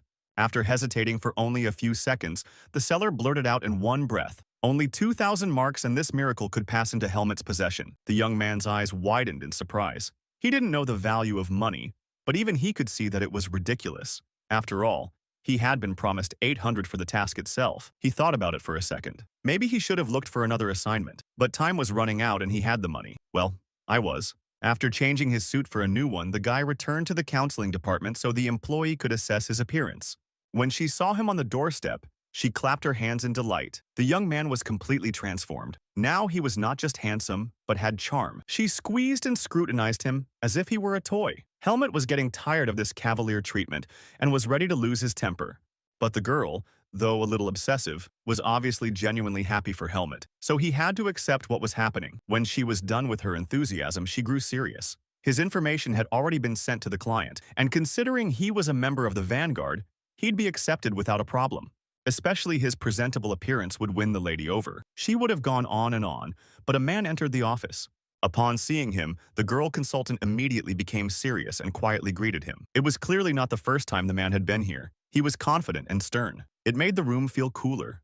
The consultant's keen eye immediately recognized the gentleman's high position. But for the sake of propriety, the girl asked if he was a member of the Charrington family. The man confirmed this fact and added that he had come to see the appointed mercenary. His gaze stopped on Helmut. He nodded approvingly and took a step back from the young man. Now he was assessing the young man's appearance. Knowing the demands of his mistress, he knew how important it was. The mercenary was too young, but he was tall and well-built, and his references spoke of great ability in spite of his age. That was the end of the inspection, and he was finally accepted as the young lady's escort. Turning toward the door, the man ordered Helmut to follow him and walked briskly out of the building. In parting, the young man glanced at the girl counselor and gave her a brief wave of his hand. He thanked her discreetly for her help. She looked at him and smiled. I wonder if the girls in this organization are ever in a bad mood? But Helmut had no time to think about it. The gentleman in the suit was already leaving, and he couldn't be left behind. He wasn't the type to wait. The young man followed the man in silence, asking no questions. He rightly assumed that the man would tell him everything when he felt it necessary. As Helmut walked down the street past the overgrown shrubbery, he suddenly felt a distinct taste of danger. It was the same feeling he had before an ambush. As they walked through the square, the man finally half turned around and decided to introduce himself. His name was Gilton, and he was the butler in the Charrington family. The gentleman asked if Helmut knew anything about the marquise he would be accompanying on the trip. But the young man only shook his head in the negative. This answer satisfied him quite well. He summarized that the young lady was of high social standing, and so she was often the subject of silly rumors. Next was a question about Helmut's experience. He was already an escort, but he was guarding the goods. In principle, there was little difference. It was only in the value of the cargo. There were also knights to be present on the journey, and it was always possible to turn to them in case something became unclear. And there were generous bonuses for good work. Helmut nodded again, indicating that he had no questions. Gilton looked at him again, but this time more interested. He liked the young man's restraint and military clarity. The place they came to was a huge mansion. When they entered the front door, Helmut saw a huge hallway and a long and wide staircase. It was an inn. In it, the young lady stayed for the duration of her stay. The young man discreetly looked around trying to make sense of the situation. The lady's father was a marquis and clearly had a high status in that society. A young man in armor walked towards them. He greeted the butler and looked at Helmut with interest. A slight uncertainty appeared in his eyes. It was all about age again. 16 was too young for a mercenary. But Gilton immediately dispelled his doubts. The young man was recommended by the guild, which meant he could handle everything. He could learn the basics here. Kedrick's so-called knight was in agreement and warmly welcomed the young man into the ranks of the young ladies' guard. After handing the mercenary over to the care of the knights, the butler immediately went about his daily duties. He asked where the lady was and what she was doing, but she was not alone at the table. Helmut entered the room and saw a young man whose face was hidden by a deep hood. The lady was chatting cheerfully with him. The girl raved about the food and asked her friend to come and visit her in the castle. The young man listened to her, but said almost nothing in response. But Lady Jenna did not seem to see his attitude. Her eyes shone and the blush on her cheeks grew hotter and hotter. She was infatuated, and it was clear without a word. The butler dutifully caught her attention. But she only broke away irritably from her cut neighbor and asked impatiently what he wanted. Gilton pointed to the young man and introduced him as the lady's new traveling companion. Lady Jenna looked back at the young man and replied briefly that she didn't care and turned away. She couldn't be interested in anyone but her friend. Immediately, her voice changed dramatically from imperious and cold to soft and prodding. She asked Arya to speak to her, but he stood up from the table without paying attention. Tomorrow they had a long journey ahead of them, and he wanted to rest and pack. Her huge eyes seemed to get bigger. She clapped her eyelashes and asked to eat some more. But Arya silently got up and went to his room. As he approached Helmut, he felt a strange energy emanating from the young man. But the feeling was so real that forgetting his usual restraint, Helmut stared at him intently and then turned to follow. However, nothing more unusual happened. The young man silently and without raising his eyes reached the stairs, climbed them, and disappeared from sight. The young man listened to himself carefully once more. There could be no mistake, and he was sure of his instincts. Lady Jenna jumped up after the young man. She announced that she too intended to go to bed and left the dining room in a dignified manner. But just as she was out of sight, they all heard the stomping of her feet on the stairs. She tried to catch up with him before he slipped into his room. Helmut turned to the butler. His curiosity was growing by the minute and he couldn't resist asking, was Arya really a chaperone as well? But Gilton only shook his head negatively. No, it was the young lady's personal guest, and a well-known personality among the students of the Greta Academy in Baden. A few days ago, they ran into each other on a walk. Lady Jenna has not let him go for a minute since. Helmut was interested in this coincidence. Could the young lady be studying at the academy? But the butler said that she was just entering the academy to prepare for her exams. Everything was shaping up to be extremely interesting. After all, the young man was also planning to enroll in studies this year. But here his thoughts were interrupted. The butler glanced at his watch and briefly announced, it was 2 hours before departure and it was time to start packing. Helmut also had to choose a horse. When all business was finished, he was to go to the carriage and wait for new instructions. The butler left to go about his business, having previously pointed to Kedrick, who could help with anything, and Helmut went to the stables joyfully anticipating the meeting with these intelligent and kind animals. A little later, he rode out on a white horse and his face was withdrawn. The horse's angry and distrustful eyes spoke of its indomitable temper. The young man couldn't shake the recent memory of his visit to the stables. He was greeted by the stable boy, who announced in an ingratiating tone that there was only one horse left. The saddled horse, sensing the inexperienced rider, immediately showed his temper and did not want to obey. For the first 5 minutes, he tried to throw Helmut off. This animal of unbridled temperament was very different from the horses he had admired during his expedition with Vanguard. As the young man approached the carriage, he heard a lady's voice. She called Mr. Arya and asked him to join her on the road. As usual, she was being overly persistent and waved her hand to get her friend's attention so much that she almost fell out of the stroller. Arya heard the call and sighed heavily, heading towards the lady's carriage. No one would have seen the enthusiasm in his gaze. As he passed Helmut, he gave the young man a brief glance. It seemed to him that he was floating in the air, not moving on his feet. But then an epiphany struck the mercenary, and he realized at once why this gentleman had aroused his interest and a slight sense of unease. Of course, he would be a wizard. It all made sense now. Knowing that these men could be dangerous and reveal him by sensing his power, he was able to recognize them among the crowd. It was early morning when the cavalcade set out on the road. The knights and guards flanked the carriage with Lady Jenna at their sides, keeping her safe from intruders. Helmut's horse had almost accepted his rider, and, sensing his strong character, had stopped kicking. He rode on and analyzed his feelings. There was little concern about Arya's line of work, but questions remained. Exactly what kind of mage this gentleman was. All this interested Helmut, and looking at the carriage in which the young men were traveling, he decided that he would keep an eye on them. At the same time, Lady Jenna, sitting in the carriage across from Arya, attacked him with more and more questions. She already knew that he was the head of the magic department at the academy. She was anxious before the exams, and did not know how to prepare for the entrance. She needed support and found it in a young man. He assured her, as usual, that he never doubted her abilities. She would definitely study at the academy, but she just had to study hard. The girl enthusiastically confirmed that she prepares daily but still feels insecure and dreads the experience. Pretending not to take the hint, Arya assured her that she would have more time when she arrived at the academy. There, she would be able to repeat the material in peace. Smiling, she didn't plan on giving up. She would succeed, but she wished there was someone who could help her if she needed it. The young man was on the defensive. He explained that the main principle of studying at the academy was self-study. It is better to get used to this approach in advance. Young Lady Jenna's eyes rounded and filled with tears. She just wouldn't be able to explain to her parents if she failed her exams. The tears of the young girl did not move the young man in the least. He continued to sit with an indifferent and even detached look and made no effort to comfort her. The silence dragged on, and the girl continued to stare at him pleadingly. His upbringing did not allow him to continue ignoring her silent request. Finally, seeing that the flow of tears did not dry up, he opened his lips and offered his help in finding a teacher who could prepare her. Lady Jaina instantly calmed down, and a smile played on her face again. Of course, she was embarrassed to ask, but maybe Lord Arya himself would do the favor. She wanted to continue her entreaties, but her eyes met the young man's icy gaze and she faltered. He said calmly but firmly that it was impossible. His firm tone cooled the young lady and she silently closed her eyes. Arya explained that he was also planning to study when he arrived, so he would be busy. He looked bored and a little tired, so the girl was not surprised when he offered to rest on the road, since their journey was not a long one. But still, she could not hide her disappointment, even though she had agreed to her companion's proposal. Helmut, trying not to attract attention, drew the horse and the carriage closer together. He took on a carefree appearance and strained his ears to pick up bits and pieces of conversation. From this position, he could hear everything perfectly and hoped that this strange couple would say something interesting. As Helmut continued his observations, he was surprised to realize that he remembered Finn. A slight sadness touched his soul at the memory of his former comrades.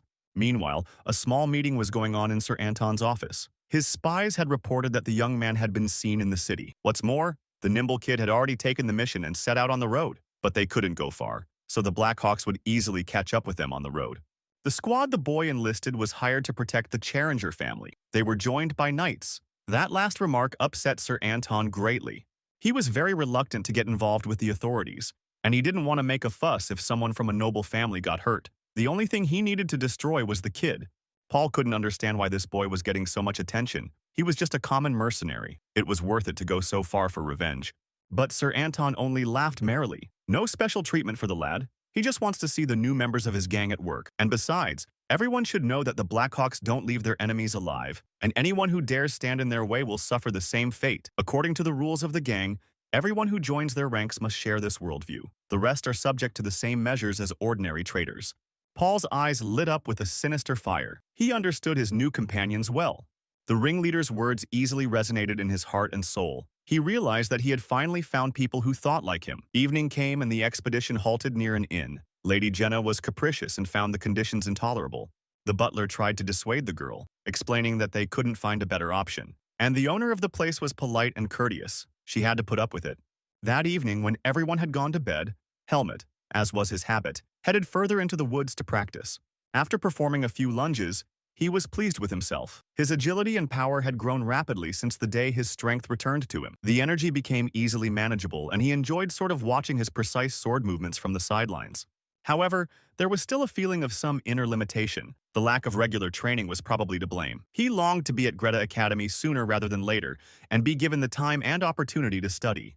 Besides, he needed time to find a way to get rid of the seed of darkness in his chest that was taking root deeper into his soul every day. Suddenly, Helmut stirred and looked up at the sky. He saw a movement in the sky and tried to figure out what had disturbed him.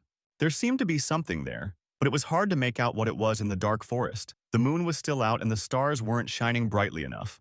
He strained his eyesight, and then he saw an owl at the top of the tallest tree. It had already fledged white and was almost indistinguishable against the dark sky. At this time, Mr. Arya was sitting in his suite with his hands on the magic ball. He was surprised at Helmut's unusually sharp eyesight, and his inner senses were surprisingly well developed. He had to end the observation, or the young man would immediately suspect surveillance. In any case, all suspicions were confirmed. After all, an ordinary person could not even notice the bird, let alone examine it closely. Sitting on the bed, Arya mused on the young man's unusual abilities. He had obviously stumbled upon a very interesting specimen. There were many talented people among the mercenaries, but it was rare to find third ranks at such a young age. It was more of an exception to the rule. The leisurely progress of his thoughts was interrupted in the most impertinent manner. His companion's little fist pounded on the door, and a demanding voice repeated his name. Lady Jenna leaned her ear against Mr. Arya's door and listened to the silence of his room. She knew he was awake, so why didn't she open the door? He must take care of his health and go to bed early. That was the advice Mr. Cheringan had given him, and she came to see if his instructions had been followed. Arya sighed heavily and dropped his head into his hands. The girl's cries were still coming from the corridor, but they were getting quieter and quieter. At last the inn fell silent. Once more the young man sighed sorrowfully. How tired he was of it all. Even the horses walked lazily and reluctantly. After only 5 minutes they saw a real oasis. The spring was filled with crystal clear and cool water. Kedrick was the first to dismount and rush to the spring. He snorted contentedly and smiled radiantly as he washed and tasted the water.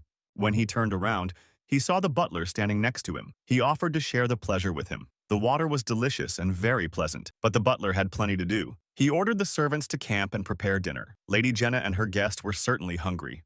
When the cook had everything ready, the maids in prim uniforms began to carry the exquisite and rare dishes to the table. The guards were seated under a tree nearby. They watched the succession of dishes and compared them to their meager lunch. Well, to each his own. They didn't need that much food.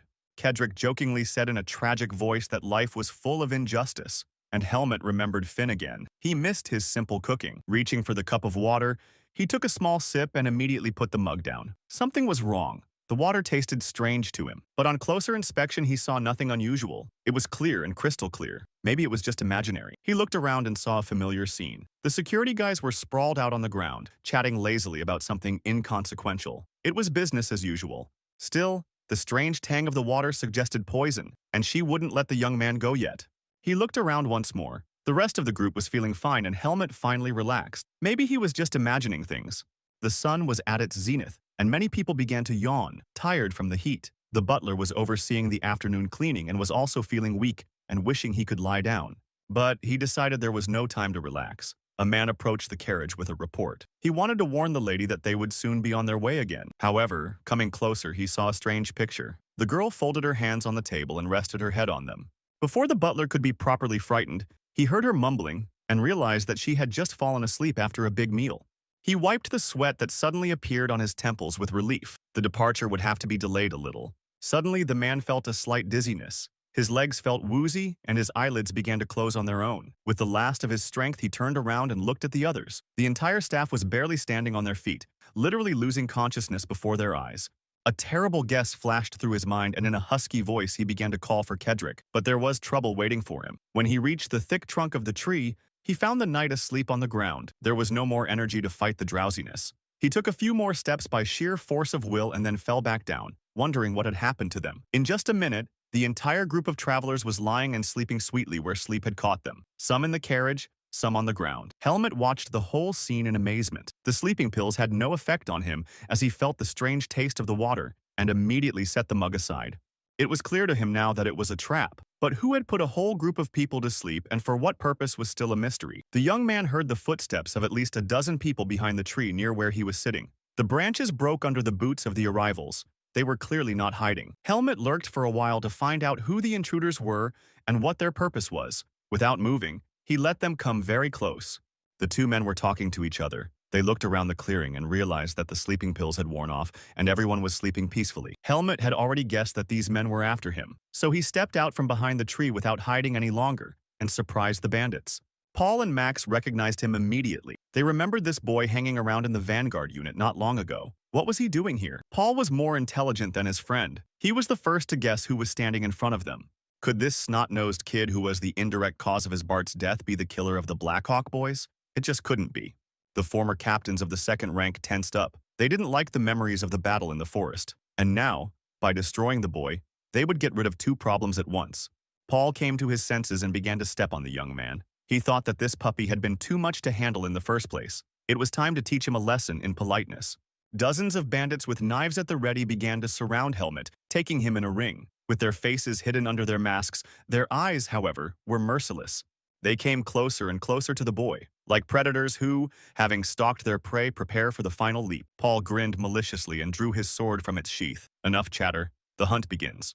He sprang toward Helmet and attacked him. The young man only managed to draw his weapon at the last moment and dodge the blade. Despite his strength, there were too many bandits, and he didn't know how to deal with them all.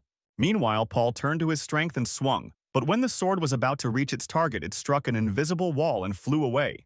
The former commander looked around in surprise. Helmet also turned around and met the person he had expected. Behind him stood the mage area. He ordered the bandits to lay down their weapons and get away quickly. Otherwise, he would make them regret it. The bandits were confused. This was the second person who stood in front of them and felt quite awake, although he should have been sleeping with everyone else at this time. Now there were two guys with insomnia, and they both had power. But there were plenty of bandits, so they didn't feel threatened by the threat to their lives. Helmet kept glancing back at the mage, constantly meeting his angry gaze. At last, Mr. Area could not stand it. He ordered the young man to stop staring at him. It would be better to let him concentrate on his enemies. One of the Blackhawk gang rushed out of the clearing, but immediately the sharp blade of Paul's sword was at his throat. The bandit babbled in his defense that the mage was too strong and there was no use fighting him, but a kick from his boot silenced him.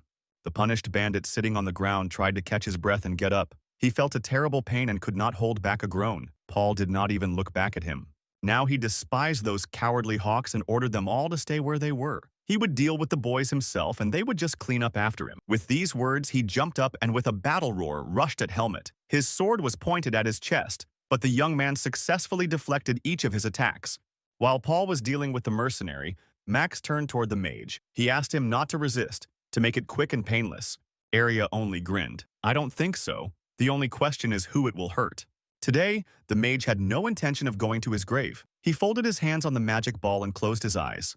Helmet ran as fast as he could through the forest. He was being chased by Tariq's former squad leader. At some point, the young man stopped abruptly and turned to face his enemy. Paul was just warming up from the pursuit. He was in a wonderful mood.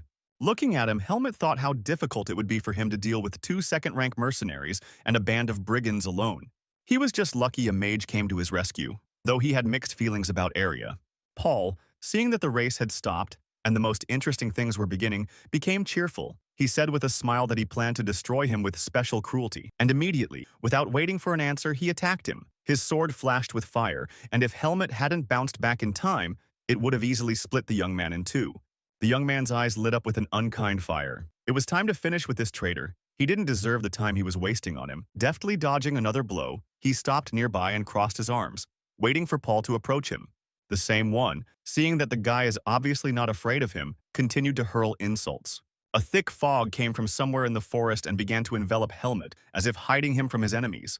Pretty soon, Paul could only vaguely make out the boy's silhouette and realized that this made his task very difficult. But suddenly, the boy's face appeared and came very close, and then disappeared from sight again. The eyes glittered with rage, and the former commander took a step back, but he pulled himself together. He had often been in trouble in his life, and his nerves were ironclad. After a moment, the fog cleared and Helmet was standing across from him. He thanked his rival for following him to this place.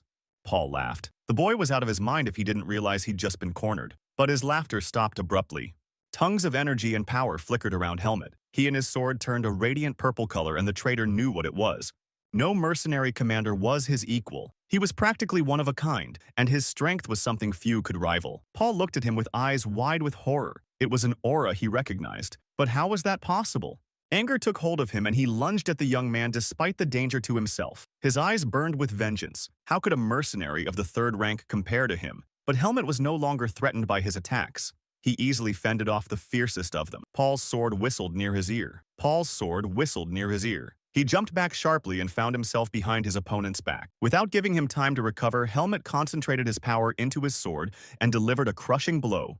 The young man's face darkened and his eyes shone with fire. It was the last moments of the battle. Time stood still for a few seconds and they met gazes. Paul already knew he would be defeated, and the young man took the fact of his superpower for granted. Time ran as usual again. The former commander flew sideways and hit the ground with a thud, grunting and scraping his nails in pain. Paul lay with his eyes closed, and sometimes a hoarse wheeze escaped from his throat. But after a minute, he came to his senses. He had the strength of spirit after all. But even in such a pitiful state, the main question for him was Helmet's strength. Where could such abilities come from in such a puppy? Interestingly, his anger subsided immediately afterward. He was calm and focused again. Helmet ordered Paul to take his men and get out of his sight. But the young man's magnanimous offer elicited a husky laugh. How dare this youngster do a favor for him to his second-rank commander? He'd rather stay in this land forever than run away like a cowardly dog with his tail between his legs. But that statement only brought a smirk to the young man's lips. He noted to himself how interesting some people's worldviews were. He was immediately reminded of his comrades that he had thrown to the demonic beast. If it hadn't been for his betrayal, many of them would still be alive. Paul was silent and only glared angrily at Helmet. He realized that this stain of shame would stay with him for the rest of his life, and only regretted that there were witnesses. Helmet turned and walked away without turning around. This coward didn't deserve the time he wasted on him. Paul was in agony. He realized his defeat and laughed nervously, but this did not arouse any feelings in the young man. As Helmet approached the clearing, he paused and listened. From all sides he could hear pitiful moans and screams. It was disturbing. He hoped the mage who had so bravely volunteered to help him was all right. He was already regretting leaving him alone for so long. The sounds were made by the battered Black Hawks that lay in piles on the ground. Some of them tried to escape, and the mage's vengeance caught up with them, some on tree branches and some hiding in the bushes. A battered and exhausted Max, who was no longer so cocky from his last efforts across from Area. The man only grinned. He had warned him before, and the mercenary still had time to get away. Now it was too late for everyone. Their demise was only a matter of time. I had to unleash my power, and now everyone will pay for it. No outlaw will go unpunished. The space around him lit up and fireballs formed in his hands. The bandits froze around him in terror. Preparations for defense were in vain. The magician threw balls and smashed the criminals one by one, and they flew away like skittles. Arya's eyes were filled with rage. He didn't care about the purpose of the Blackhawks coming here. The main thing was that they got in his way and disrupted his plans, for which they were now responsible. No one dared interrupt what the wizard had planned. Max, using his second-rank power, lunged at the mage in an attempt to stop him, but his power wasn't enough and his sword didn't do any damage to Ario.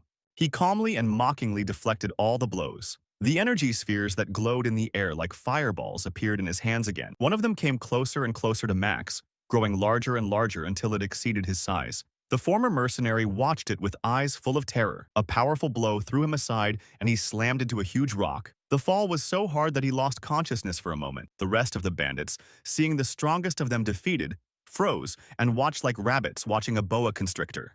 A lasso appeared in the magician's hands. Unwinding them, he slowly explained to everyone that he was going to send them to Baden, and it was pointless to run away from him. The bandits scattered in a frenzy of fear, and their screams echoed through the forest. It was Helmet who heard them, standing in the clearing beside Paul. But the magician wasn't kidding when he said fleeing was futile. One by one, he threw the lasso, and its energy was like a rope that held the bandits in place. They fell to the ground bound and unable to move. Only now did they fully realize the trap they had fallen into and that there was no way out. Literally in a minute, the surviving criminals were captured and immobilized. Their fate was sealed. Arya was out of breath, trying not to miss any of them. The bandits were fast and agile, and they ran away with all their might. But now it was not so important that the mage had managed to capture their leader, just what he needed. He turned to the rock where Max had been lying unconscious a moment ago. Arya was surprised to see that he was gone. The mercenary had escaped this time too. At that time, the wounded Max managed to crawl away and hide from the mage. He tried to come to his senses and realize what had happened. He had never seen such a defeated battle. Holding his wounded shoulder with his hand, he pondered how it was that the Hawks were hunting former Vanguard mercenaries. It was ridiculous.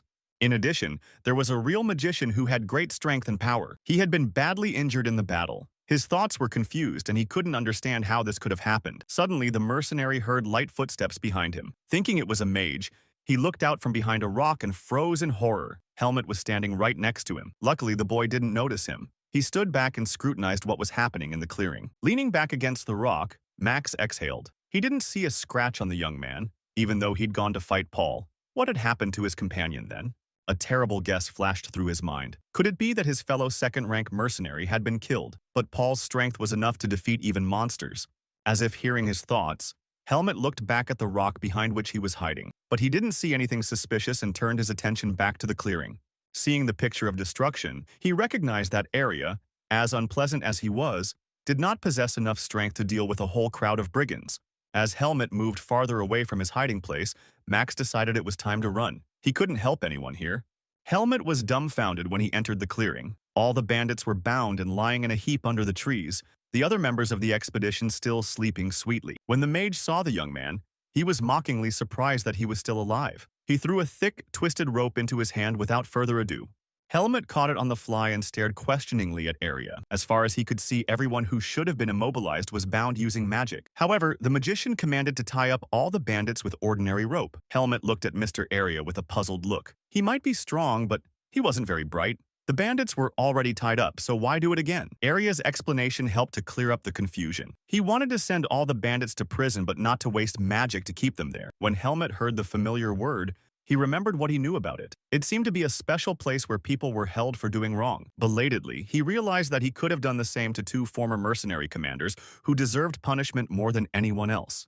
The young man was caught off guard by this question. He wasn't going to tell his secrets to this guy, especially knowing that he had something to hide too. To somehow justify himself, Helmet said that he hadn't touched his water and that's why the dream hadn't brought him down. However, it was not easy to deceive him. When he turned around, he pointed his finger accusingly and said that the young man was lying. He had seen him drinking water with his own eyes. Looking at the mage's finger, Helmet frowned. He wasn't going to justify himself to anyone. He had no right to accuse him of lying. And the young man asked a counter question. Why did Arya himself stay on his feet after drinking? After all, he himself did not refuse a mug of cool water during a rest stop.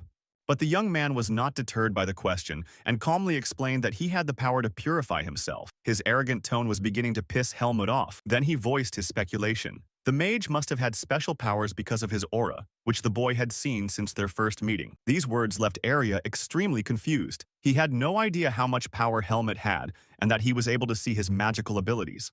However, Helmet methodically tied the rope one by one to the brigands and calmly corrected him. He could not see the aura, but rather feel it. Mr. Arya lost his temper. Then why did Helmet pretend not to notice all this time? The young man smirked and shrugged, uncertainly. He wasn't interested in the subject, and he wasn't used to prying into other people's business. He saw that it was important to Mr. Arya to hide his abilities. Well, it's none of his business. Everyone has their secrets. The mage looked at the young man in disbelief and irritation. He was alarmed by such shrewdness. He wondered if the young man was playing a double game, but Helmet's eyes were honest and serene. He easily withstood the magician's hard gaze. It was obvious that no sins weighed on his soul.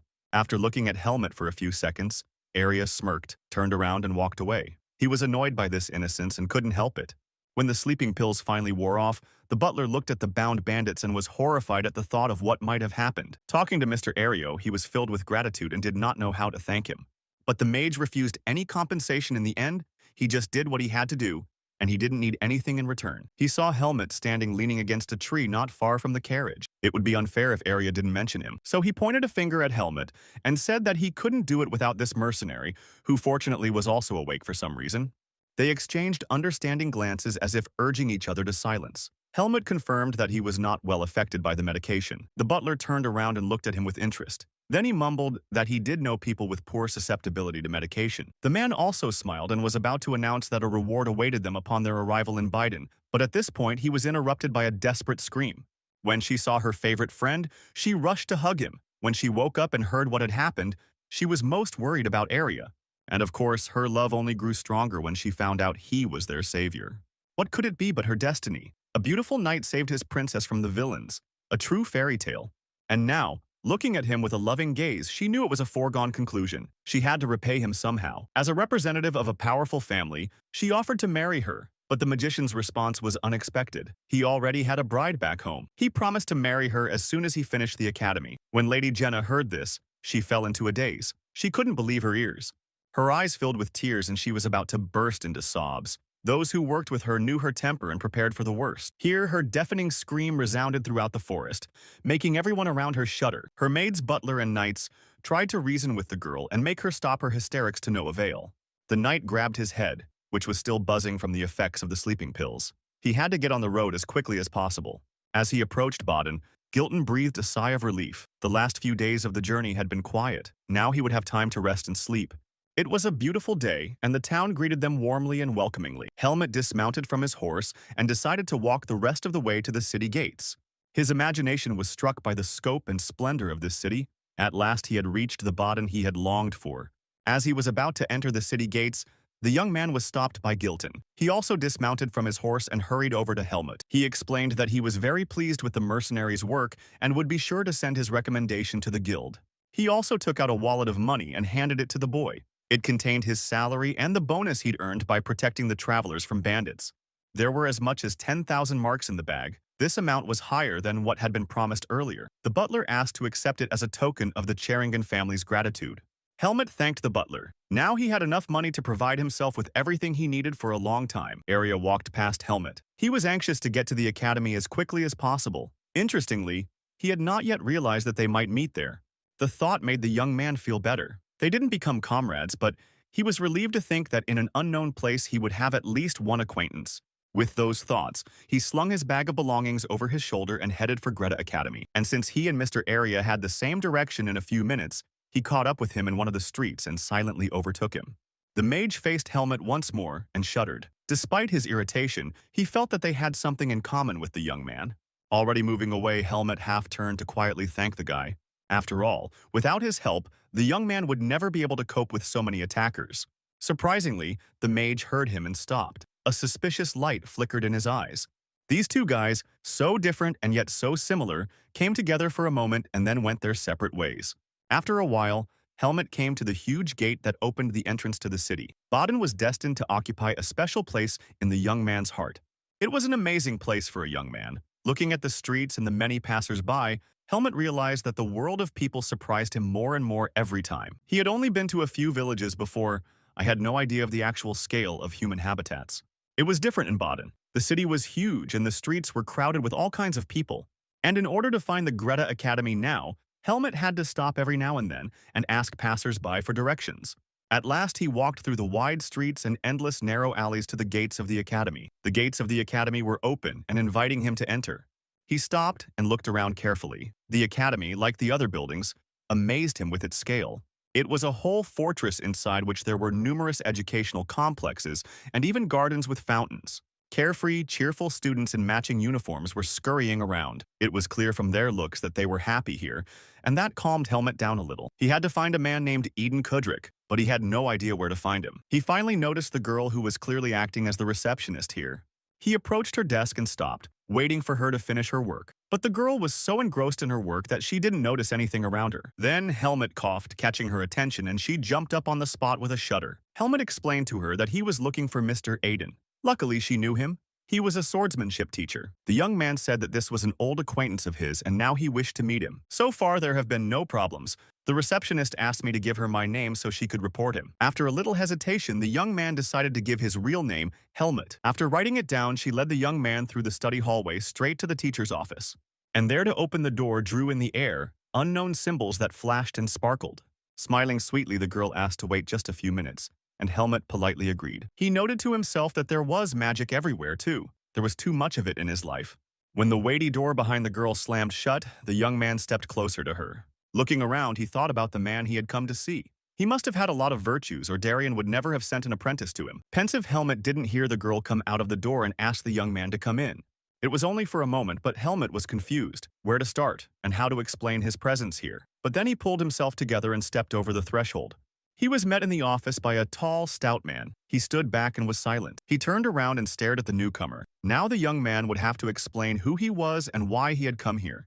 Only now did Helmut get a good look at the swordsmanship teacher. He saw an aura that was not bright, but noticeable enough to envelop him from head to toe. Of course, Mr. Eden was inferior in strength to Darian, but among all the people Helmut had met in the real world, he had the strongest aura.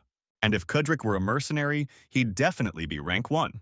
Seeing that the young man was staring at him intently but still silent, he repeated his question irritably, who he was and why he had come to him. Helmut heard his voice and shuddered as if awakened from a deep sleep. His gaze became focused and serious. His hand rested on the hilt of the ball and pulled out the blade with a clinking sound. Now he stood in front of Aiden Kudrick, displaying his sword in all its glory, and watched him carefully for his reaction. Aiden recoiled from him, not understanding his intentions. But the young man said the teacher would understand by looking at the sword. At least that's what he was assured.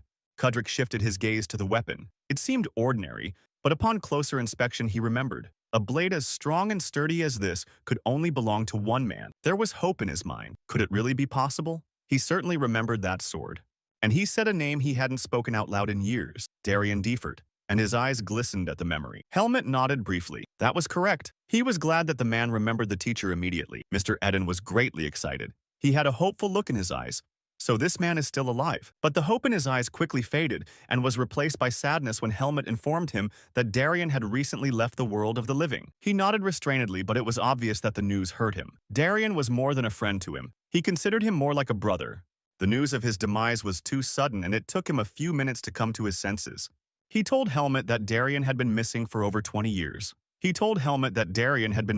over 20 years. For the first time in the entire meeting, he looked at Helmut closely. The young man had the sword. It meant that before him stood the last disciple of his savior and named brother. Helmut nodded briefly, confirming that the teacher was not mistaken, and that was the case. Mr. Aiden's look became determined. He realized it was time to pay his debt. Helmut gathered more air into his chest and said his request firmly. He came to Mr. Kedrick to ask for his help in getting into the academy. He wishes to attend Greta. There was silence in the room again, just like in the first minutes of their acquaintance. The fencing teacher was thinking over everything he had heard in the last 10 minutes. He had good judgment. It was Darien who had told the boy about the academy and advised him to come here if necessary. So his friend had thus appointed Kudrik as the boy's protector, and he could not fail him. The boy must learn here by all means. He began to ask Helmut questions about his former life and habits. Here came an unexpected obstacle. The boy didn't even know exactly how old he was. This shocked Aiden.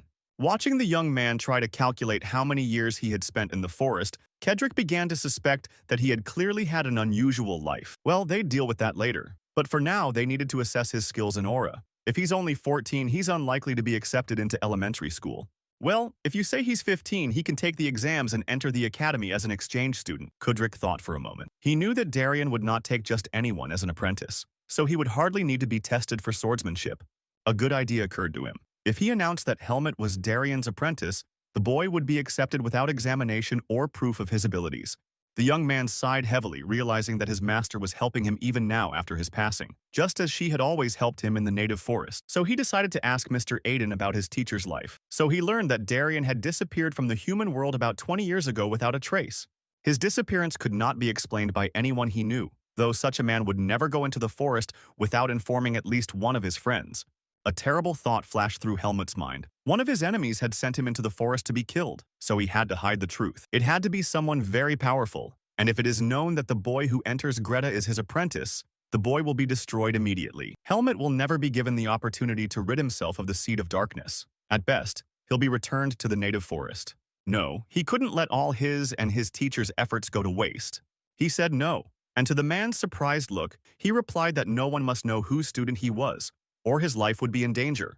This explanation made Mr. Aiden furious. No one dared attempt on the life of Darien's own apprentice. It was unacceptable.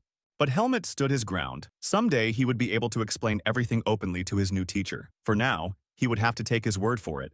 Kudrik accepted it. He understood that the young man must have good reasons for such a decision and believed him. Since Darien had entrusted the young man to him, he could contact him at any time with any questions. Helmut nodded briefly. Now it was time to start preparing for the exams. Kudrik would take care of the young man's papers himself, but he also needed to see the skills of his new student. With those words, he asked to follow him, and they went to his personal training room. Knowing Darien, Mr. Eden was sure Helmut had special talents. An idiot would never have been his student, and he wanted to see it for himself. He led Yeyunosha to a sturdy tree trunk and ordered him to chop it with his sword. This task seemed easy to Helmut, and his hand reached for his blade, but his teacher immediately stopped him. No, it wasn't that simple. Just about anyone could cut through a tree trunk with a steel sword. The young man had a different task. Behind him, among other equipment, were wooden swords. Helmut walked over and picked up one of them. Eden knew that the log was strong, and if the boy could complete the task, it would be a high achievement. At this time, the young man was already preparing himself. He called upon his power, and the tip of his sword glowed with the internal energy emanating from it. Seeing the energy vortices play around the boy, Kudrik was impressed. For his age, he had excellent control of his aura, better than most experienced adult warriors. And then he staggered back to watch as the young man seemed to effortlessly slice through the log with his wooden sword in just one blow. How strong this boy was, and what possible power still roamed within him waiting to be unleashed. The test ended to the teacher's applause. He assured the young man that with such power and potential, he would have no trouble in the exams. And Helmut exhaled happily. So now he could attend Greta's academy. But the teacher cooled his ardor. There was still a written exam ahead of him. Who knows? Maybe his skills would go beyond that. The young man was frustrated. His sword skills were high, but his science skills were not. And it soon became obvious that this is where the young man would have to work especially hard. He scored only 4 points in the trial exam. It turned out that he did not know basic things, and with such knowledge he would not be able to enter the study. The exam was a few weeks away. The young man wasn't accustomed to being defeated by difficulties, but I didn't see how I could make up for lost time in a short period of time, and his teacher confirmed his fears. With a grade like that, he wouldn't be able to get into the academy, and even private tutors won't be able to help him. Helmut asked Mr. Aiden to teach him, but he had to refuse. He was a professor, so he was not allowed to teach students. Usually it was the students themselves who prepared the applicants for admission to the academies, but now the best of them were already busy. The situation was dire, and the young man tried his best to find a way out of it, and then it hit him. Mage area. He also studies here, and Helmut was sure he was good at his studies. Mr. Eden was surprised at his awareness. Area was indeed the best student in the course, but where just now, Helmut had had time to get to know him. The young man remembered that they didn't get along well with the wizard, but he was clearly doing well in his studies and could help him. He had no other people. He didn't know anyone else at the academy but him. Then he would ask Area to tutor him, and Helmut headed off in search of the mage, leaving the teacher completely bewildered. He found him in the academy courtyard near one of the training complexes and approached him. Turns out Area was thinking the same thing as Kudrik. What the hell was that kid thinking when he came up with such a lame idea? The mage didn't recall saying he'd enjoy seeing this boy again. He did not wish to waste his precious time training foolish and shallow swordsmen. The mercenary's ambitions extended to the academy. Let him do it on his own then. No one was going to bother with him. Helmut did not explain his reasons for being here. He only mentioned that he just needed to pass his exams and Area was the best student. But the man stood his ground. He didn't plan to waste his time needlessly. At these words, he turned around and was about to leave. But Helmut stopped him. He wasn't asking for a favor and was willing to pay any amount for knowledge. He was already well aware that people valued money. Area turned to face him again and grinned wickedly. Well, if that boy's going to buy it, we'll see about that. And how much he could offer him to the mage for his precious time. Staring straight ahead, Helmut said he was ready to give away all his savings. Area thought mockingly and named the sum of 100,000 marks and the whole amount before the start of the class. He looked at the boy and waited for him to leave. But Helmut was not embarrassed by the amount. He just calmly agreed. As promised, he would pay Area if he agreed to study with him. The magician was stunned. He knew that his demands were impossible to fulfill. So how could this boy have such a huge sum of money? But Helmut looked perfectly content. He said he would bring the money tomorrow morning and was ready to turn around and leave. The mage could not recover from his surprise and once again questioned whether the young man was sure of his decision. The sum was simply enormous. Helmut thought about it and remembered that he had received 90,000 marks from Finn and another 10 from the butler. It was just the amount the magician had demanded. He confirmed his decision once again and explained that he had almost no time. Classes will start tomorrow. Area looked at him incredulously and asked him again if he realized that he wouldn't teach him unless he paid. Well, fine. Let Helmut come tomorrow. But don't expect anyone to study with him if he doesn't bring the money. With those words, he turned around and walked into the training building in extreme annoyance. I wonder how a dummy like that got so much money. Well, if he dares to cheat him, he'll pay dearly for it. A classmate called out to him at the entrance, but Area just waved him off and skipped past. Helmut looked after him. The most important thing for the young man was that he had agreed to help. He felt someone's eyes on him and turned around, but he didn't see anyone. His gut feeling didn't deceive him. The boy who studied with the mage Area was indeed watching him from the window. He looked thoughtfully after him and thought that Helmut must be a very interesting man with outstanding abilities. After all, Mr. Area himself is friends with him, and he was a man of choice and character. The next morning the weather was beautiful and it was a great day to gain new knowledge. Helmut, as agreed, was already standing and waiting when the young mage crossed the threshold of the educational building where he lived and came out to him. In his heart he doubted that Helmut would be able to find the money and come. He was surprised to see the young man under the window. He gave the young man an arrogant look and first asked where his money was. Helmut handed him a bag of money without further questions, saying that it contained exactly 100,000. He kept his promise and now Mr. Area must do the same, but he warned that if the boy failed the exams, he wouldn't give anything back. The young man asked not to worry, he didn't care about money. All he needed now was knowledge. The young mage sighed regretfully and thought that he should have refused at once. But it was too late for regrets. He asked Helmut to wait here on the doorstep while he went to get his textbooks. Left alone, the young man thought about it. Any study had always been easy for him, and he hoped that this time there would be no problems. A little while later, they went to the library where it was the quietest place to study. Already at the beginning of the class, the magician realized what problems he was in. The young man had large gaps in his education, and often he didn't know elementary things. However, there were some good points. For example, Helmut's study skills were much higher than those of average students of the magic faculty. But still he was angry and felt as if someone had cheated him. He asked the young man irritably if he had been brought up in the forest. Helmut was taken by surprise by this question, and he froze. Had Arya been so perceptive that he had noticed it during the trip? But to avoid giving himself away, he gave his tone a note of indifference and asked why Arya had such a question, and then his voice broke into a shout. But this man doesn't know the basics and doesn't even understand the norms of etiquette. The situation was extremely deplorable. This became especially clear after the results of the verification tests. Helmut's biggest problem was ethics, so the young men decided to spend as much time as possible on the art of communication skills. Mr. Arya possessed an inordinate ambition, and having taken a huge sum from Helmut, he now considered it a matter of honor to prepare him for his examinations. So Helmut will get into this academy no matter what it costs Arya. The young man nodded and thought that the Ma was definitely quirky, and he knew it from the first time he saw him. To understand ethical issues, Arya gave an example. A young man imagines that a classmate has stolen things from him and decides what is the right thing to do.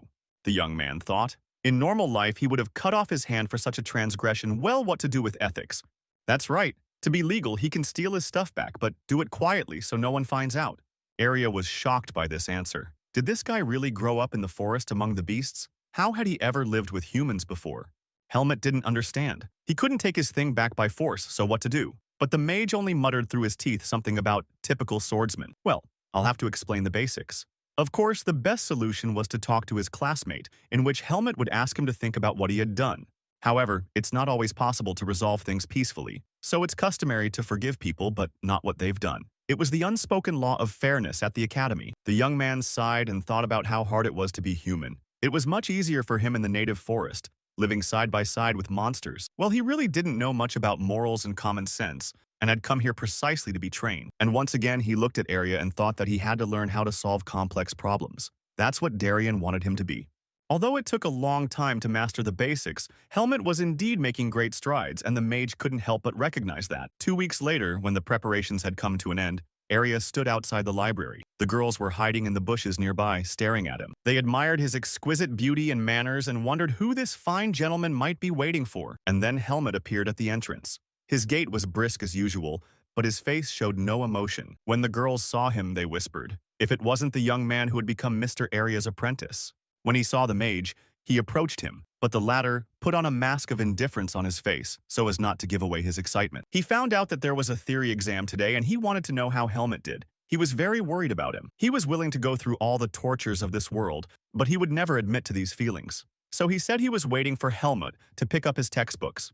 The young man remained silent. He thought it was too early to speak of any success, and the magician declared the deal over since the contract was fulfilled on his part. And he turned around to leave, but at last he couldn't resist wishing his student success in the exams. In response, Helmut quietly thanked him for his help. He was indeed very grateful to him. But Arya didn't like sentimentality, so he reminded him that he was only doing it for the money, nothing personal. The young man realized that it was only thanks to the magician that he had managed to pass the theory, and that was something. But there was still a practical part ahead, the results of which would determine Helmut's admission. The young man went to the waiting room for students who were about to enter the fencing faculty. As he got closer, he could estimate the number of students trying out. There were quite a few of them. Inside, the applicants were explained that they could wait here until their name was called. Then they should stand up and follow the instructor. Helmut sat down and waited for his turn. He wondered what he would do after the exam. Thinking that he should get a good rest and then go to the training session he had abandoned, Helmut heard someone calling him. Someone's hand waved in front of his face, and when he looked up, he saw the unfamiliar boys in front of him. They stood there and smiled at him in a friendly way. The young man looked at them and did not understand what they wanted from him. One of them offered to get acquainted, extended his hand, and gave his name Sabat Rukal. The other guys in his company also introduced themselves.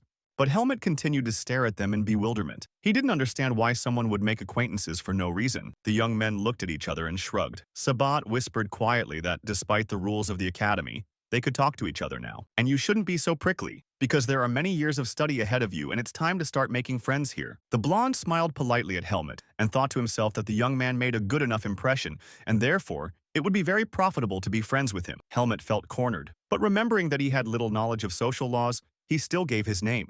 Young Rukal noted that the young man had an unusual but very beautiful name. Then he asked about his last name. They should all learn a little about their friends' families. The question stumped Helmet. What could he say about a family he knew nothing about? He couldn't really say that he had been raised by a leopard.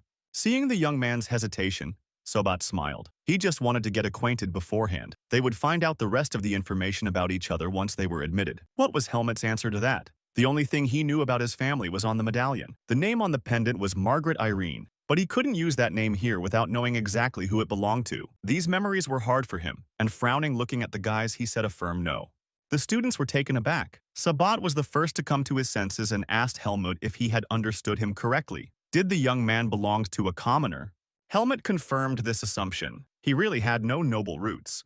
This statement provoked laughter and ridicule from the students. And Mr. Rukal couldn't believe that he had gotten involved with a commoner, and yet something was still bothering him. Helmut was too sure of himself, and his movements and manner gave him the appearance of a man of noble birth. However, the boys continued to mock him, thinking he was a fool who would never make it to the academy. Shame was the word the young man had to learn. Now they were in no hurry to leave and continued their inquiries. They wondered how the boy could afford a tutor.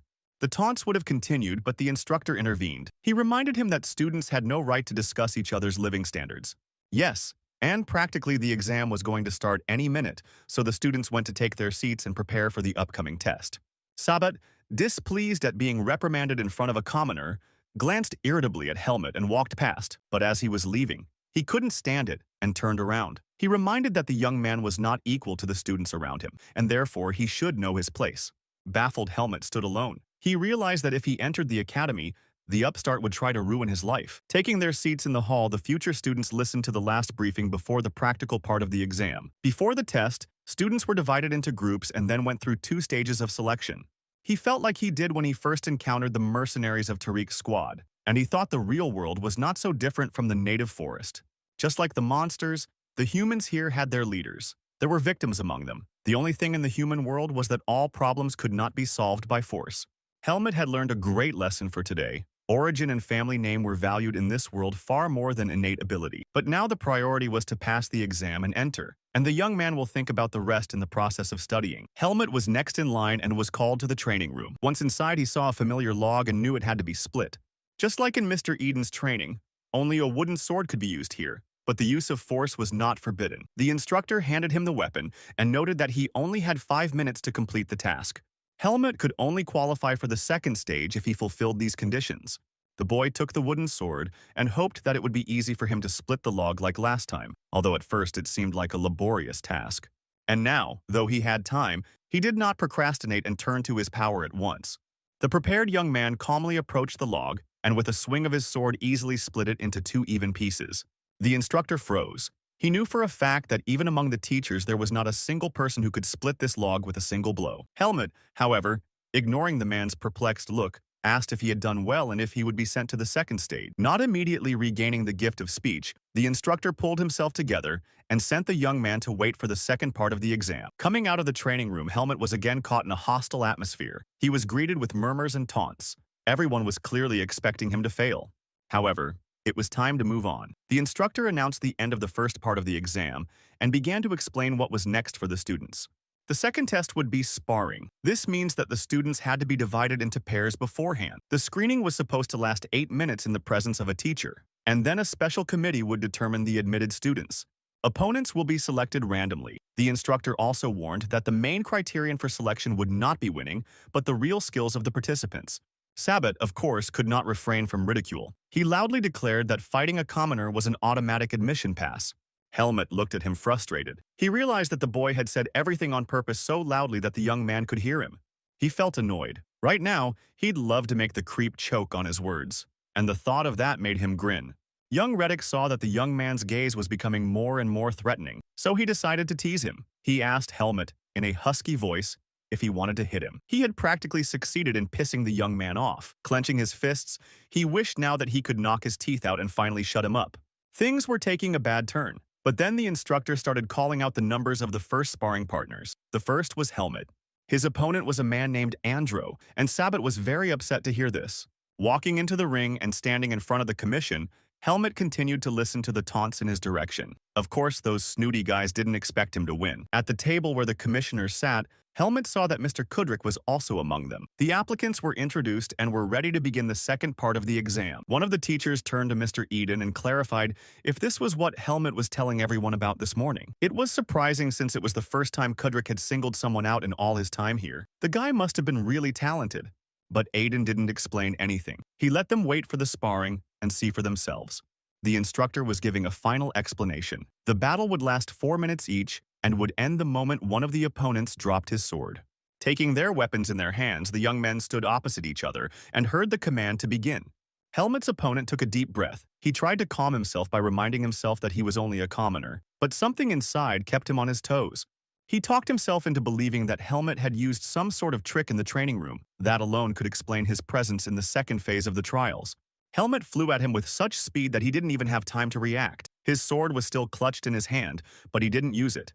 A second later, he was surprised to feel a blow that sent him to the ground. The weapon flew off to the side. The members of the committee were struck by this swiftness and froze. Never before had they seen such speed and power among the students. The young man came closer to his defeated opponent and put the blade of his sword to his throat and froze. That's it. He did it, just like he thought he'd win. At this point, the instructor ran up to them and announced that the fight was over and number 8 was out. The members of the commission were also extremely surprised. This boy was incredibly strong and handled his opponent very quickly. Kudrick himself was puzzled. He had certainly seen Helmet use the force before, but now it exceeded his wildest expectations. Helmet was annoyed. He had been pissed off all day and now he wanted to deal with the guy a second time. The professors hesitated. He was too well prepared for such weak opponents, and therefore did not give the contestants a chance to show their abilities. Kudrick realized that with his strength and speed, Helmet rather harms himself, so advised him not to think about a quick victory and look at the fight as a training. The young man didn't quite understand the meaning of these words, and Mr. Eden asked him to act as if he were just learning how to wield a sword. His words awakened a series of memories in Helmet. He remembered well the first time he had picked up a sword and stood opposite Darien. He also remembered everything his first teacher had told him. Now he understood what they wanted him to do. The young man began to stance again. This time, Andra was not so confident. As he clutched the sword in his hands, he felt his fingers tremble.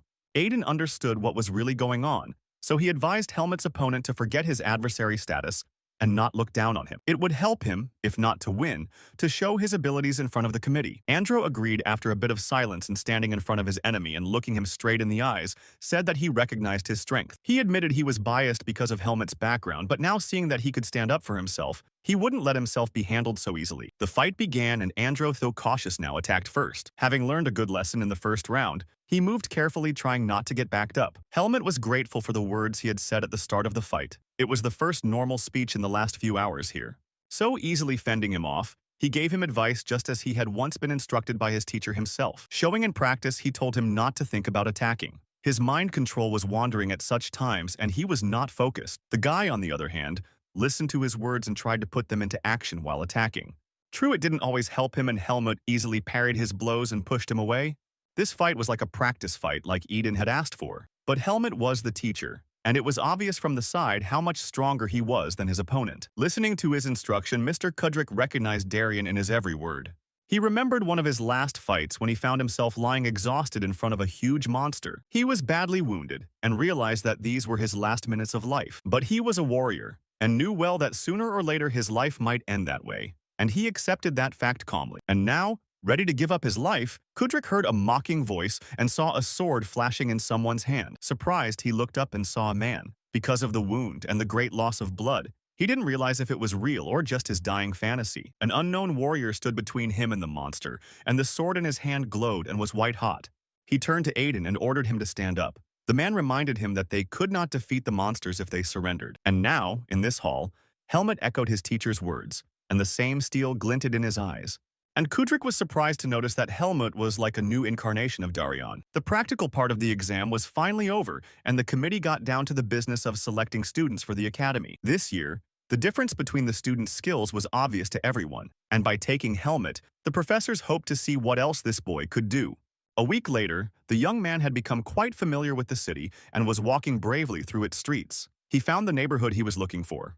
A familiar sign caught his attention while walking here recently, and now he decided to look in. An administrator met him on the doorstep of the Baden Mercenary Guild, and in a solemn voice invited the young man to pick up a task. But Helmet refused, and after providing evidence that he was a vanguard mercenary, He asked for his luggage. He left it here last time. The guy behind the counter went to do his errand, chatting about the job along the way. The guy at the counter went to run his errand, chatting about the job as he went, and Helmut wondered. He remembered how Mr. Kudrick had been furious when he found out how much he had paid the magician for his training.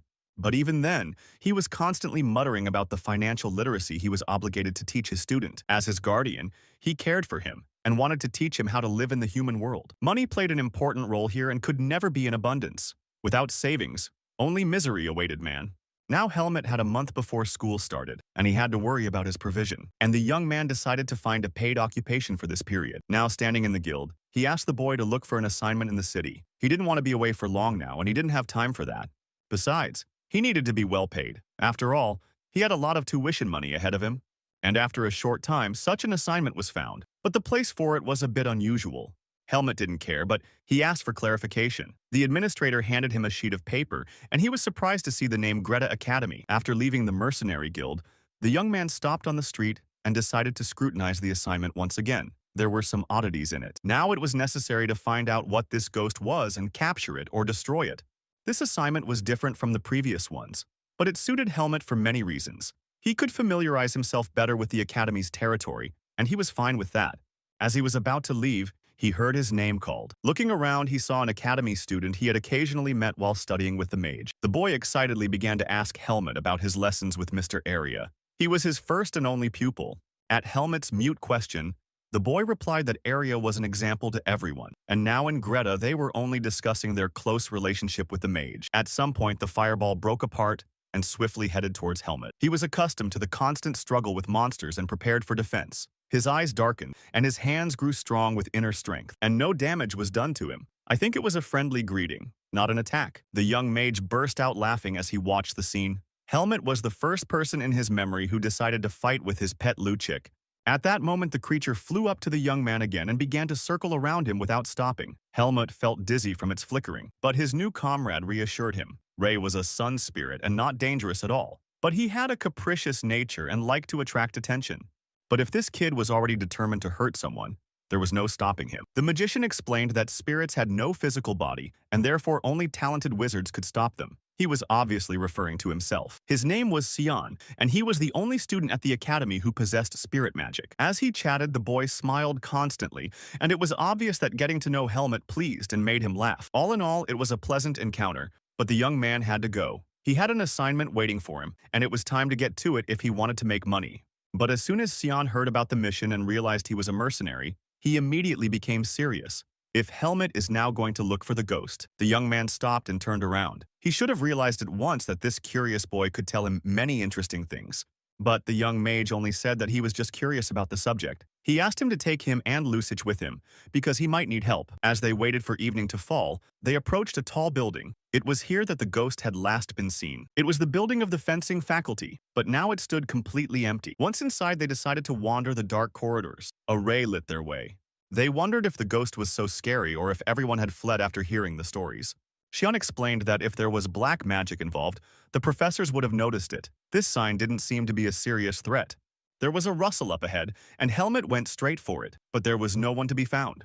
In order to get through the task faster, the young man suggested splitting up. Xian didn't even want to hear about it. He thought that they should stay together. He also asked Helmut what he planned to do when he met the ghost, and he got a short answer. The ghost would be destroyed. They walked down the next corridor without noticing that a dark cloaked figure was watching them. The face of the unknown creature could not be seen, but the eyes that stared back at the departing hunters glowed with fire. Meanwhile, the boys looked into one of the classrooms, but it was also empty and silent. Xian had already calmed down a bit and suggested that the ghost might have moved to another building. Helmut, meanwhile, not finding what he was looking for, tried to find at least some clue. Suddenly, he saw the mage move away from him and stare at something on the floor. The young man called out to him, but Xian was staring at the same spot, mesmerized. Helmut came closer and asked the boy what he had found, but the mage only shrugged uncertainly. Nothing of interest, it seemed. Moving to the next room, they continued their search. Xian asked how much time Helmut had been given to complete the task. The young man turned to answer, but saw the boy's eyes widen in horror and stare fixedly into the hallway. Helmut came closer and saw a figure moving in front of him with a flickering light. Helmut put his hand on his sword, ready for the chase. He was glad he could finish the task so quickly. As they followed the ghost, they almost caught up with him and he turned around. It's going to be decided now. But the situation had changed. The apparition took off its hood and asked in an irritated human voice what they were doing here. It was Arya. When the initial surprise had passed, Helmut once again repeated the story of his assignment. However, Arya couldn't get enough of the story and asked to be allowed to see the document itself. Familiarizing himself with it, the mage looked at the amount of the reward. It was 3,000 marks for a destroyed ghost, and then it finally occurred to Helmut to ask what Arya was doing in an abandoned, dark building at night. The mage was confused by such a question and obviously didn't know what to say. He was silent, searching for words, but finally he said that he had come to hunt the ghost too. Xian was terribly surprised to hear such a revelation. The great magician was also moonlighting as a ghost hunter at night. Such an assumption finally pissed the mage off. How dare they think such a thing? He was only here because the academy authorities had asked him to be. Helmut listened to Arya and decided that if even the academy leadership decided to intervene in this case, was still not an easy one. Xian suggested that the three of them take on the job. Since everyone was already involved in the ghost hunt, they would at least save time. He was extremely enthusiastic about the idea, and didn't notice how Arya and Helmut tensed up at the thought of spending time together. A little while later, they were comfortably seated in one of the study rooms, and Arya was using illusion magic to show them the layout of the buildings in the academy. He showed the buildings and offices where the ghost had been seen, the training room, the examination area, the professor's office. These places were united by one common detail. All of them were located in the building of the Faculty of Fencing.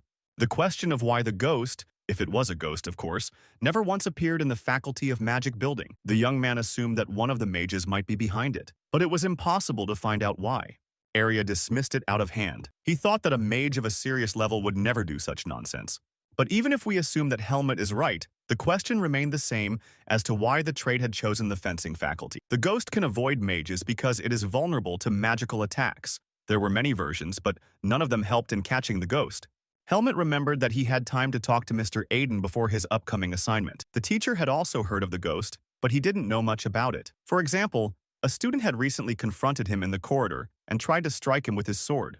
But of course, this struggle had no effect. The ghost simply vanished into thin air. The testimony of witnesses said only that the ghost really existed and was not the imagination of one of the students. They sat thoughtfully at the same table, and an unexpected thought occurred to Helmut. Not once in his life was there a single living being with whom he could share an opinion or discuss something. Elga only growled at him, and Darian was busy lecturing and reprimanding him all the time. The young man didn't even speak to the vanguard mercenaries he truly considered his friends. Sitting in this company, he realized that each of them had their own information, and by combining it, they could get the answer. It was probably the proverbial communication they often talked about with Arya during his exam prep. At this point, Helmut's thoughts were interrupted by the mage's voice. If the ghost did not yield to physical attacks, he could try to use force. The offer surprised Helmut, but after thinking hard, he decided it was a worthwhile idea. In any case, it was not worth giving up even the most unthinkable ideas. Logical discussions would hardly help here.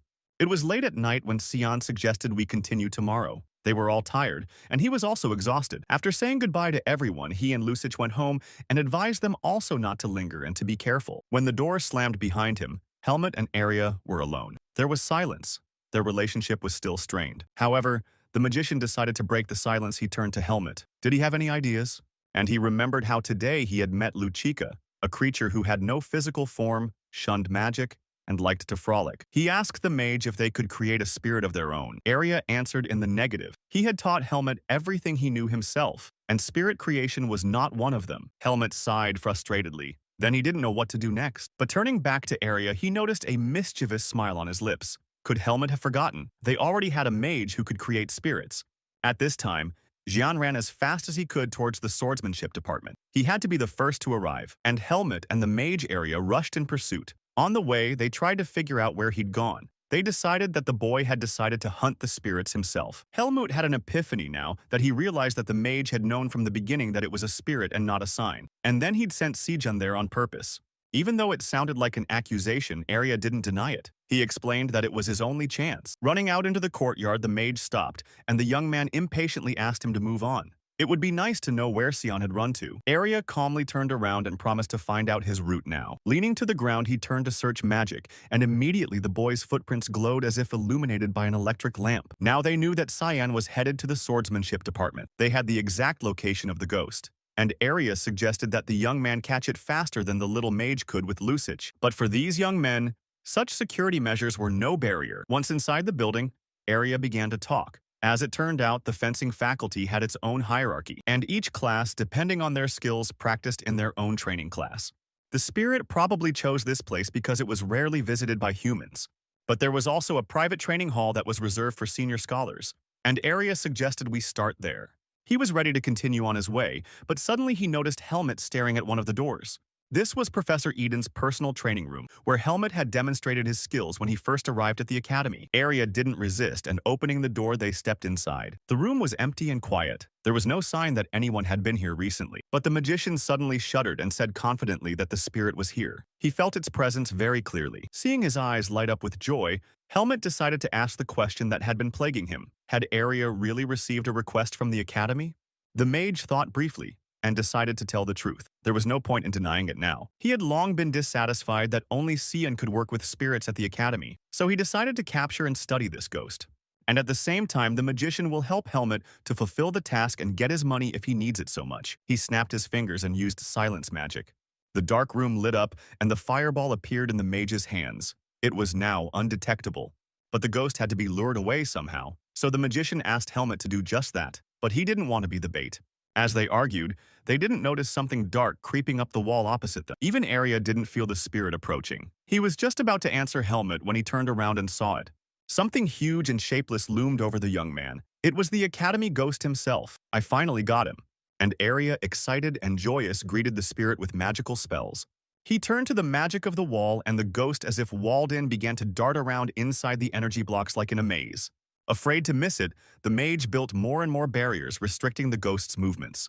Energy blocks grew in front of the ghost from the ground every time it tried to dash to the side. But Arya couldn't move while he held the barrier, and Helmet had to deal with the spirit on his own. The trapped spirit resented the trapped spirit and became angrier and angrier. Its power was awakened along with its anger. Helmet remembered that he could not affect the spirit physically and turned to his inner strength. Then he drew his sword and filled it with energy and lunged at the ghost. Jumping up, he was at the level of the spirit's head, and with a deft move, he sliced it in half. He was pleased with the work he'd done. He was pleased that the limits of his power had been greatly expanded. But his jubilation didn't last long. In a minute, the ghost was back to its former form, its eyes glowing with rage. Now with its mouth open, it flew at Helmet and was about to attack him. This time, the young man decided to strike a more devastating blow, and as he waited for the spirit to approach, he concentrated all his strength in his sword. But suddenly, the attack was interrupted. It was Sion, and he had a fireball in his hands.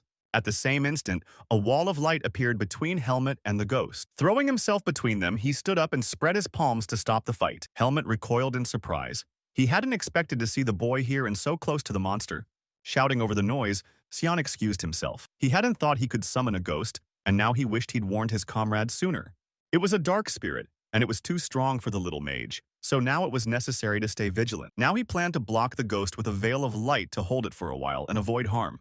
Helmet was in agreement with this plan. He could see the spirit twitching hard in an attempt to get out of this room. Arya stealthily approached Sion from behind. He asked how he planned to catch the monster. But the boy only turned around indignantly and said he would not allow the spirit to be captured for the sake of the mage's experiments. Arya explained that it was the boy's own fault because he didn't want to help him with his research, even though he was the only magician who could control spirits.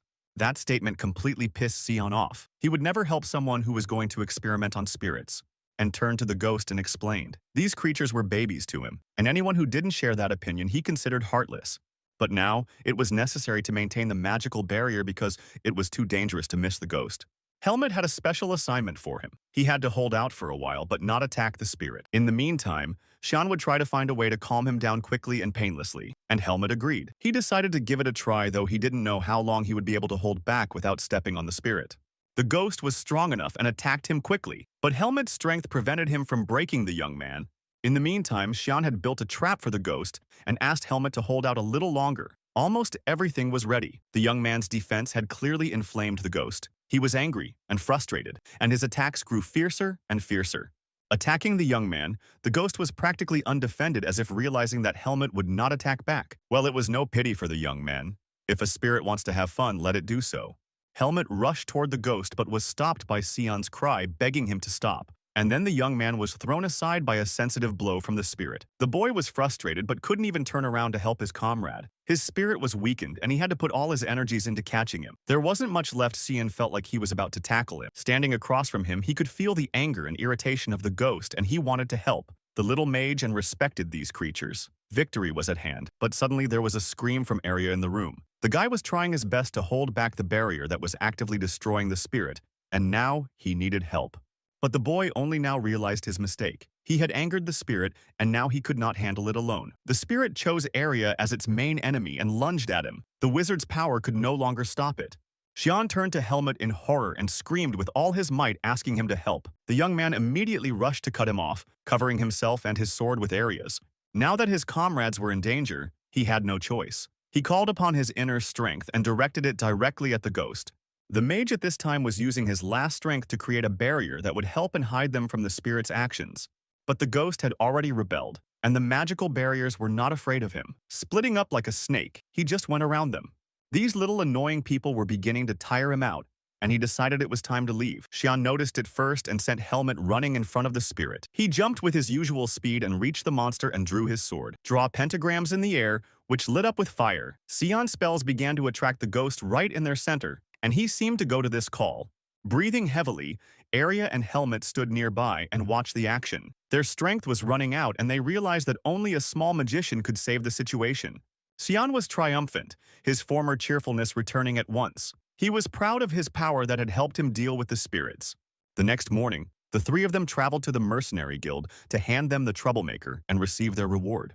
The guy at the front desk was always wondering where the spirit had come from at the academy. Xian had a theory about it. He might have appeared because of the presence of magic and the disruption in the dark aura. But the situation had been resolved, and he would no longer bother the academy's inhabitants. He told the guild guy that Helmut did the job, but Xian is the only mage who can handle the spirits, and without him, it wouldn't have worked. The three companions stopped at the door, deciding what to do next. Xian was generally unhappy with this trip. The spirit was taken from them, but the money was not paid immediately, which was unfair in his opinion. Arya reminded him that the guild needed time to assess whether it was the same ghost and asked him to return in 3 days. And the money was Helmut's, not theirs. But Sijan was not short of optimism. He smiled broadly and reminded them that he and Helmut were friends now, so he was just worried about him. And Helmut heard those words and repeated them to himself. Friend. He already knew that this word carried a lot of meaning and was in no hurry to use it for nothing. But Xian's eyes shone with delight and childlike directness. He said that after what he had experienced, their meeting could be called momentous. And as a token of friendship, the little mage extended his hand, expecting Helmut to shake it back. Looking at this boy, Helmut remembered Pin. He was just as direct and just as easy to trust the people around him.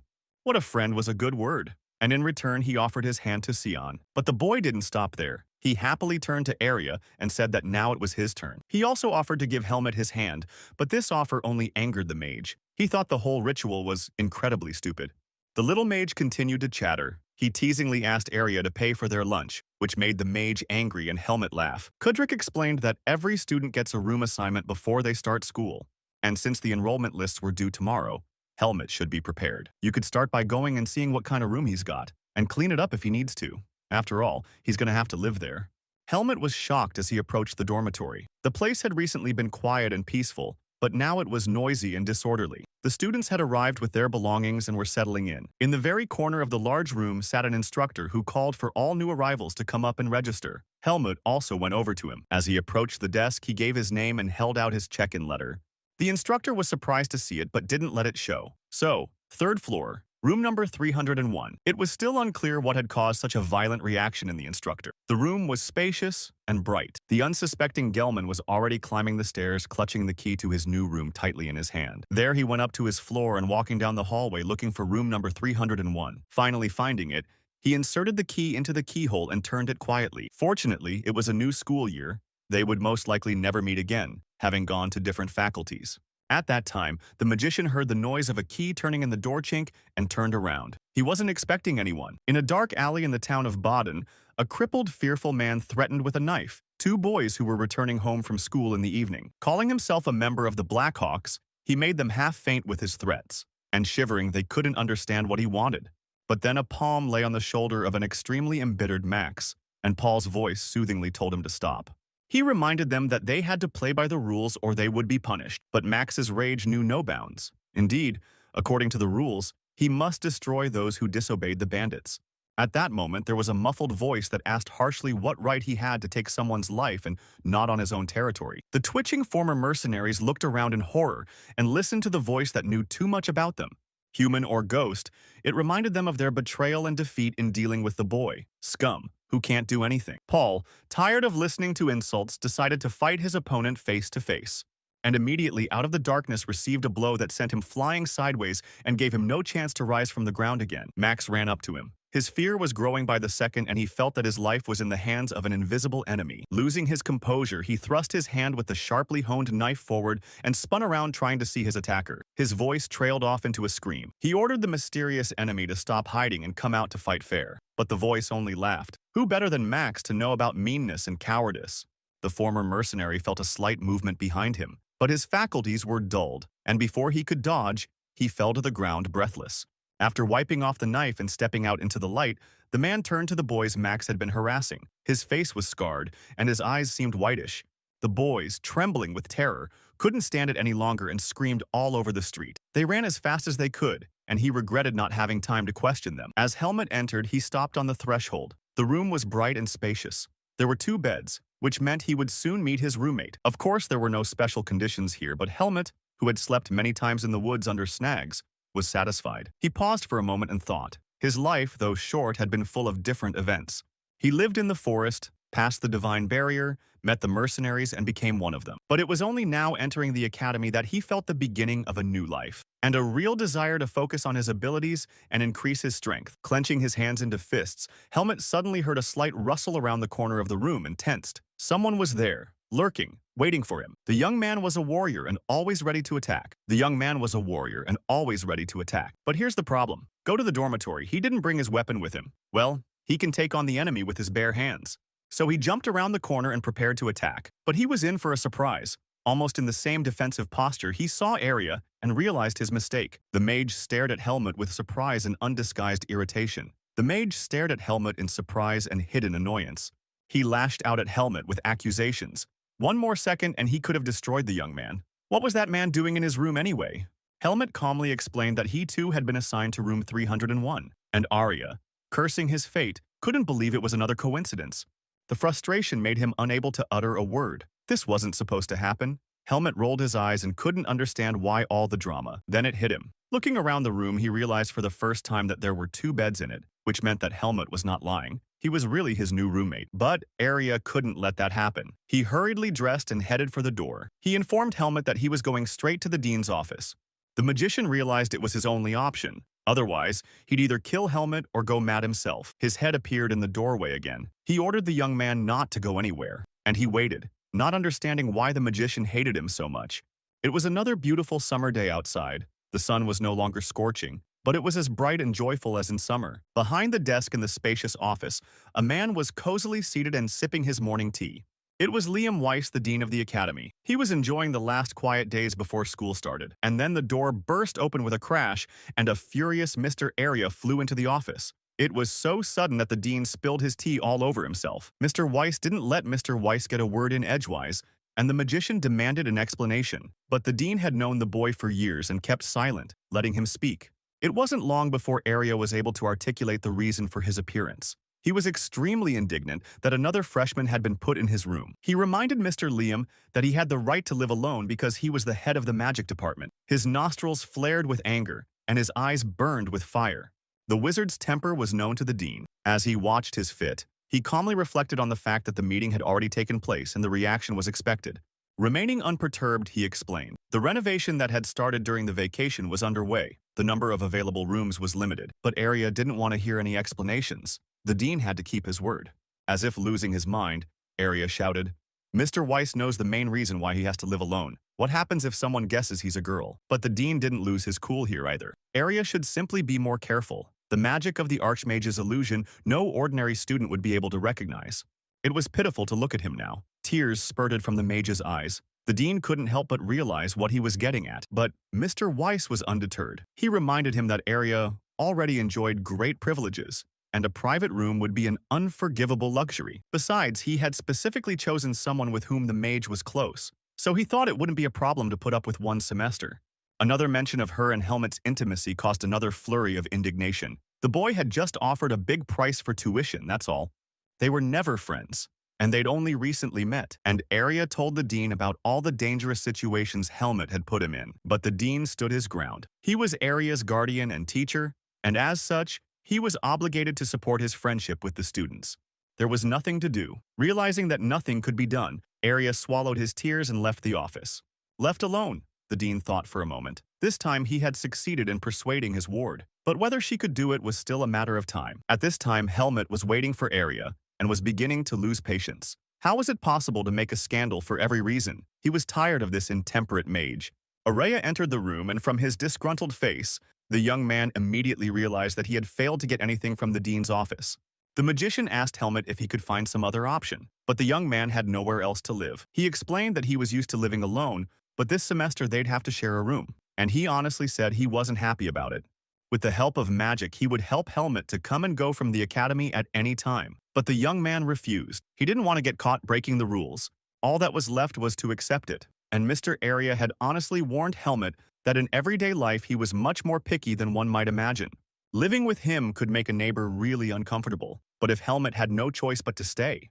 As the conversation became frank, Helmut also confessed. For him, living with Arya was better than living with anyone else, and he thought the wizard was in the same situation. He remembered the guys he met during exams and thought it would be better to live with a demonic beast than any of them. But Arya was still worried. He sighed and thought regretfully that he should have refused and sent Helmut to study for the exams on his own. The first day of school was fast approaching. The young man had already managed to move his things into his room. Now he waited for Arya to finally name her accommodations. When he entered the dormitory, he went to the third floor. He stopped at his door and knocked quietly. Then he opened the door and went in. The magician was in good spirits today. It was a rare occurrence, so he shouldn't miss the chance. So Helmut decided to have a conversation. He asked Arya to tell him more about the rules of living with him. He immediately rolled his eyes and sighed. The mage stood in the middle of the room and pointed with his hand at the changes he had made to the design of the room. Now their halves were separated by a thick curtain partition. Helmut's bed stood at the other end of the room. The magician warned that the curtain separated his personal space, where others were strictly forbidden to enter. And then Helmut was bombarded with more demands. The room had to be perfectly clean. No unpleasant odors, no noise, and no guests. And if Helmut needs anything, he can always call the magician. But you should just keep calling him if he doesn't respond right away. The young man didn't mind. It was important to him that the mage didn't bother him too much and didn't get cranky. He could handle the rest. But as he left, Helmut called out to Arya, and when he turned, he spoke the words of friendship that Cian had taught him. "I rely on you." And the mage, though he thought it was nonsense, snorted, but responded to them. One sunny day, several fencing students gathered in the academy park in anticipation of their studies. It was about Helmut. Everyone already knew that the boy had passed his exams with flying colors and was being tutored by Mr. Eden himself. It seemed to the young men that this commoner was getting too cocky. Did he think he was a nobleman? Sabet listened to these conversations but kept silent. He was waiting for the time when he could prove to this upstart that he was far from them people of the upper class. And having agreed to teach the young man a lesson tomorrow at the first fencing lesson, they parted laughing merrily. Helmut, wearing his academy uniform, hurried to his first lesson. He was surprised to notice that the new suit was comfortable and unrestrictive. He remembered what Arya had said about first semester being the most boring time in Greta. He also decided to go straight to the gym after class. Someone called his name and he saw Sion in front of him. He was in his uniform too and he looked very funny in it. But the boy was clearly excited about something. As usual, he was already aware of the latest news and couldn't believe that Helmut was now living with Arya. And even after confirmation, he couldn't believe his ears. Everyone knew the mage was a privileged student and could live on his own if he wanted to. As he looked at Helmut, he couldn't figure out why the mage had chosen him. Maybe it was his good looks. In any case, knowing Arya's difficult temperament, Xian wished him patience. It must have been hard to live with such a great personality. The boy turned around afterward. He had heard that Helmut had his first fencing lesson today. He had advised him not to mess with a rabid sophomore. Last year, this student brutalized everyone who bullied him. Some of his enemies were severely injured. From then on, everyone tried to avoid this unfeeling man. I don't know what's on his mind. The young man was dumbfounded. How could the academy let this happen? But Cian said that the boy was suspended, but they took him back for his talent. And after saying goodbye, he left. He said that he lived in room 307th and that he could always be visited if the mage was unbearable. Students gathered in the academy courtyard and spent the break in conversation and sports games. But then the instructor announced a gathering of sophomores. They were ordered to drop all business and quickly line up in 4 rows. The teacher looked around at his charges and announced that they would begin their first fencing lesson with basic exercises. He hoped that none of the students were slacking off on vacation, and now he's doing 20 laps around the playground to warm up. And without giving the students a chance to recollect or voice their displeasure, he ordered them to flee. While the boys tried their best to run to the end, for Helmut, who had grown up in the native forest, such a distance didn't even cause his breathing to quicken. One of Helmut's classmates recoiled in disgust when he was near him. The commoner looked good, but I didn't want to get dirty on him. But then an idea popped into his head to trip the boy up. I wonder if a dirt lunch would be payment enough to get into the academy? Helmut, however, did not live up to expectations. As he stepped over the barrier, he didn't even seem to notice it. It didn't work. Or maybe the guy was expecting a setup and was ready. And struggling with shortness of breath, the young man decided to repeat the technique. Barely keeping up with Helmut's pace, he matched him and tried to trip him up several times in succession. But the young man continued running nonchalantly. Well, he had a few more tricks up his sleeve. Let's see how this upstart handles them. And the guy stepped on the young man's foot on the run. But it was as if Helmut had been preparing for this all his life. At the very last moment, he pulled his foot out, and his opponent's leg twisted on the fly. He fell to the grass with all his might, smeared with green and mud. There were low-voiced laughs all around. The coach noticed this little scuffle and immediately asked what was going on. Not wanting to give himself away, the guy explained that he had just tripped. Helmut grinned and ran on. He didn't even plan to pay attention to the little antics of these morons. They only made him laugh. But he was followed by the angry eyes of his fellow student. He obviously wanted revenge and was up to no good. When the running was over, the coach allowed the students to rest for a while, and they fell down on the grass in exhaustion. At this time, the guy who wanted to set him up while running approached Helmut and roughly called out to him. Helmut didn't want a showdown and tried to hold back, but he began to blame him for his own downfall. According to him, it was the young man who was tripping him up. He was getting angrier and angrier. How dare a commoner do this to him? Or Helmut thought the rules of the academy would keep him safe, but he would pay. Or maybe the boy was hoping someone would protect him. But who needed him? This commoner. He should remember who he was and where he came from. Helmut was silent, which pissed Aaron off. A little more and a fight would have broken out. But his friends took him away, promising that he would have a chance to get even. The young man was very surprised by young people who bragged about what they had not achieved themselves. For him, they were just weaklings who covered themselves with status. Helmut felt an inner strength filling his fists as he looked at the scoundrel, and he had a great desire to punish these rascals. But the appearance of a new student distracted him from these thoughts. He turned around and saw a guy with a cocky face addressing the bullies. Looking at them with defiance and mockery, he asked who was calling for a commoner, and many squinted at him but stayed out of his way. Turning to Helmut, he asked if he meant him when they called him a commoner. One of the newcomers had the nerve to ask him who he was. He turned to him at once as if glad of the conversation, and slowly descended the stairs. With a cheeky smile, he came closer and closer. He wondered who was called a commoner. It was a title that applied to him as well. Then Sabat intervened in the conversation. He said that his patience had run out, and he was very tired of puppies from the faculty of fencing.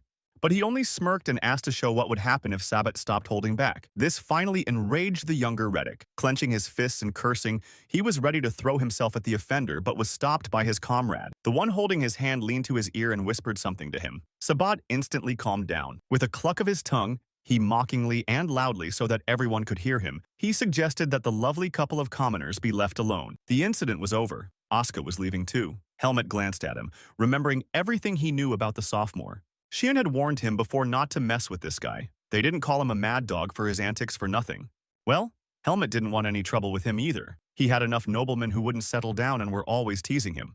But meeting Asuka after all those conversations was entertaining. I guess the stories were true. At least he was brazen. And he'd clearly gone to the trouble himself. It was time for fencing practice, and the students stepped up to the equipment. The instructor instructed them to line up and take a sword each. The instructor's gaze fell on Asuka, who had crossed over again, and his eyebrows moved menacingly. Calling the negligent student forward, he questioned him sternly. But Asuka didn't lose his temper and explained that he had been detained by Patricia, the instructor. The excuses finally pissed off the teacher. He knew it was a lie, so he decided to give Asuka a 30-lap run as a warm-up. The teacher was serious, and the boy had to accept it. He knew from experience that any objection would only increase the punishment. This brief altercation amused the class, and Helmut was once again convinced that it was not worth it to get involved with a student who was constantly ruining his own reputation. After Asuka went for a run, the instructor turned to the rest of the students and ordered them to pick up their weapons and start practicing. Helmut was happy. It was finally time for him to concentrate on the training he had neglected. Concentrated and serious, he performed exercise after exercise. He practiced his attacks and defense diligently. The instructor was watching his light and precise movements. He already knew of this student's abilities, and yet, he was worth keeping an eye on. Helmet decided to stop and regain his breath. Wiping away the sweat, he looked around and kept thinking. Before the school year began, Mr. Eden had warned that the first semester would be quiet and easy, but a hunch told me otherwise. Footsteps sounded and someone clapped Helmet on the shoulder. It was Asuka himself. He was in high spirits and not out of breath at all from running. Smirking, he asked if his new classmate would like to express his gratitude. After all, he was the one who had prevented the fight. But Helmet didn't support the joking tone. He said dryly that he hadn't asked for help, and Asuka was stunned. He had never met such an important commoner before. But he was clearly not confused by this reaction. Still smiling cheerfully, he held out his hand to Helmet. The commoners had better stick together. Helmet scrutinized the outstretched palm and didn't move. He wasn't sure he wanted to be at one with this guy.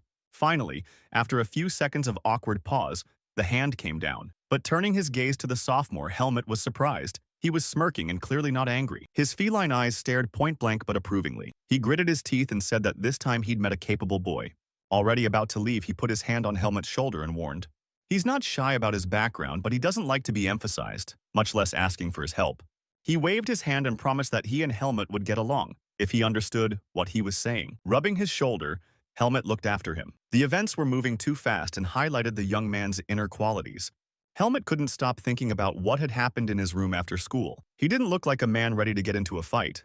It was a question that bothered him so much that he didn't even realize he'd said it out loud. Arya froze in surprise, toothbrush in hand. The mage didn't think Helmet was a brawler. Nobles are just empty fools who boast of their status. The only way to put them in their place is to show them what they can do. But Helmet remembered Aiden's words. His mentor had warned him more than once about the punishment for anyone who started a fight. But Arya only shrugged nonchalantly. You can always provoke your opponent, then you can blame it on him. Or you can wait for a practice sparring session and clear the air. Arya was silent, staring thoughtfully at the young man, obviously considering something. There was a look of surprise in his gaze.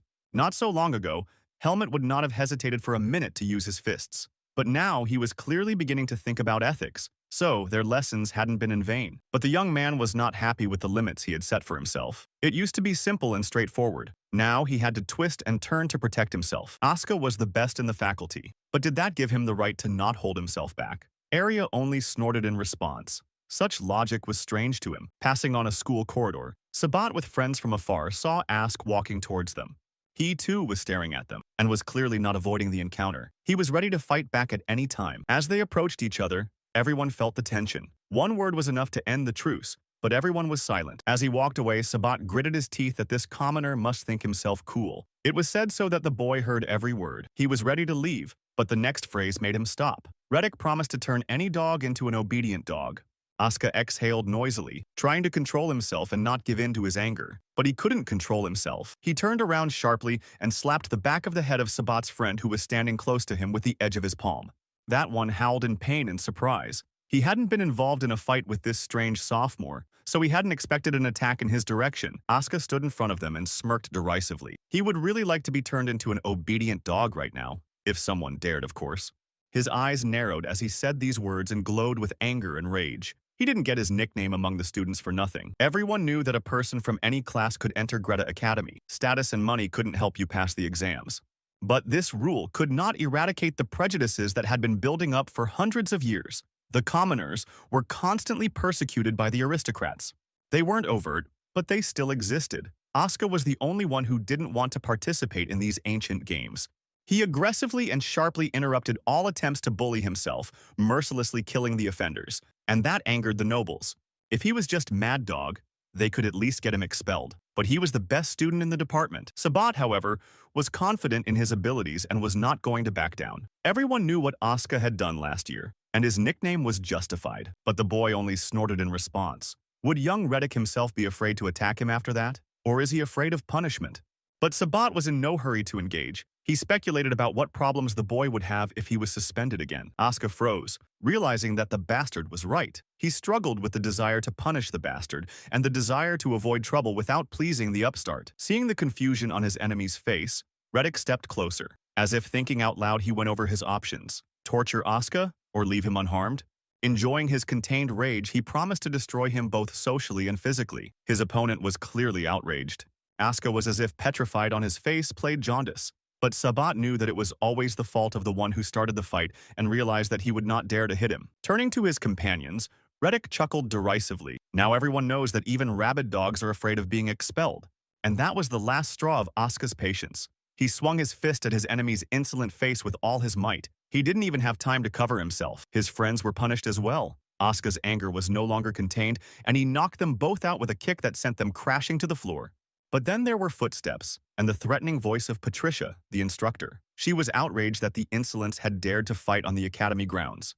She didn't understand students who entered the fencing department, but instead waved their fists at every opportunity. Asuka was the first to realize what he was in danger of doing. He came to his senses and shouted that it wasn't his fault. He was attacked and had to defend himself. But immediately, his lamentations were cut short. The teacher ordered him to be silent and hit him on the back with a stick. He choked in the middle of a word because of the force of the blow. Her eyebrows were furrowed menacingly. She'd already warned that misbehaving sophomore to keep his fists to himself. She then turned to young Reddick and reprimanded him. Instructor Patricia had not expected such behavior from this Greta Academy student. After all, in the first place, he should be able to assess the skills of his opponent. And Sabat only nodded his head guiltily, promising to take this lesson into account in the future. Patricia turned around to leave, but before she did, she ordered her to get ready for the next class and Asuka to follow her. They needed to have a serious talk. At his lamentations, the whole company rose, shook themselves off, and each went their separate ways. Sabat and his companions were glad to have gotten off so easily. Asuka glanced back and his eyes glittered angrily. He had had enough of these nobles, and he was determined to deal with them once and for all. As soon as the group was out of sight, Patricia turned around and slapped Asuka's cheek with the palm of her hand. He stared at her dazedly. The teacher couldn't hold back and scolded him with her last words. When will this stupid child learn to restrain himself and his emotions? He was suspended from school, but apparently that wasn't enough. This time Patricia will turn a blind eye to what happened, but she's not going to cut him any slack in the future. She continued in a calm tone. The instructor understood that Asuka wasn't having an easy time, but he was an outstanding student and it would be a shame to lose everything because of the hassles. The boy listened to the rebuke, but his lips were stubbornly tight. How Patricia couldn't understand that he needed to defend himself against humiliating insults. The teacher had already changed the subject. She asked about the new helmet, who had done well in his first class. Asuka looked at her in surprise, but the woman persisted. She and this guy were in the same position, and that's why they could get along. The young man shrugged his shoulders in bewilderment. He remembered the boy, but he had no interest in him. He didn't need friends either. He was on his own. The conversation was over and Asuka was about to leave. He only said that helmet was good enough and didn't need any help. He could do it on his own. The corridors of the school, where just a few minutes ago students of different courses were running around, became empty and silent. Another lesson began, and the class lined up in several rows in front of the podium waiting for the coach. After looking around at the students, Instructor Patricia realized that not all students were in attendance and decided to take roll call. One of the students clarified the situation. There was no helmet, and this message surprised the instructor greatly. The boy seemed responsible and serious to her. She asked if the young man had been told where the class would be held, and one of Sabat's comrades confirmed that he had informed Helmet. Well, anyone could be wrong. Maybe Patricia didn't see the young man despite her experience. We need someone to go get him and bring him to class. But at that moment, the door opened and Helmet entered the training room. He was perfectly calm on the outside, but his eyes were glittering. Patricia asked why the boy was late, and he explained that he didn't know the location of the lesson. But his classmate assured him that he had given him all the information. The instructor, wanting to find out the whole story, kept looking only at Helmut. She wanted his answer. Had he been sent to another classroom? The young man remained silent, glancing at Sabat's comrade with a sidelong glance. Now he had to decide how to deal with these upstarts. They were the ones who wanted war. He looked at Helmut, too. He was sure that this commoner would not dare to mess with him. Otherwise, he would be in trouble. The classmates whispered and laughed among themselves. They knew that the struggle between nobles and commoners was eternal, and the latter would always lose. Inspector Patricia waited patiently. She encouraged Helmut and urged him to tell the truth without fear. After hesitating for a few seconds, the young man made a final decision. He apologized to his teacher and said that he had misunderstood the information himself. Inspector Patricia froze in amazement. She had guessed what had really happened, and Helmut's answer was a complete surprise to her. Asuka also turned around and looked at the young man carefully, but his gaze was one of pity and contempt. He knew he shouldn't have messed with that weakling. But the nobles of Sabat's gang smirked openly triumphant. The nobles of Sabat's gang smirked in triumph. The teacher could not hide her annoyance and gave Helmut 10 laps of running as punishment, and the young man complied without complaint. It was time for the lesson to begin, and the instructor began to explain the assignment. Asuka watched Helmut's serene and calm face with a sidelong glance. This guy was just like the others. A Bojagoose who didn't dare speak out against the bickering. Well, that's to be expected. At that time, Patricia came to the basket with the balls and told me that the lesson was devoted to endurance training. It was a quality that determined the level of skill. Each student received an almond-shaped ball that had to be placed on the tip of the sword and prevented from falling. The students must hold out for at least 30 minutes, and then they will be released. When the boys heard this, they became despondent. The task was extremely difficult, but the order to begin came, and the class responded with glee. Everyone knew in advance that studying at Greta would not be easy. Standing at the back of the class, Helmut heard his name. Patricia, the instructor, called him to help distribute the balls, and he readily agreed. As he approached the teacher, he could feel Asuka's heavy gaze on him. But the young man didn't care about that. He had thought of something. Standing on the bleachers next to Coach Patricia, he took balls from the basket and took turns throwing them to his classmates. It was Asuka's turn, but he was so engrossed in thinking about Helmut's cunning and cowardice that he almost missed the ball flying straight into his face. The distribution of equipment continued. Almost the whole class got their ball, and some even started the task.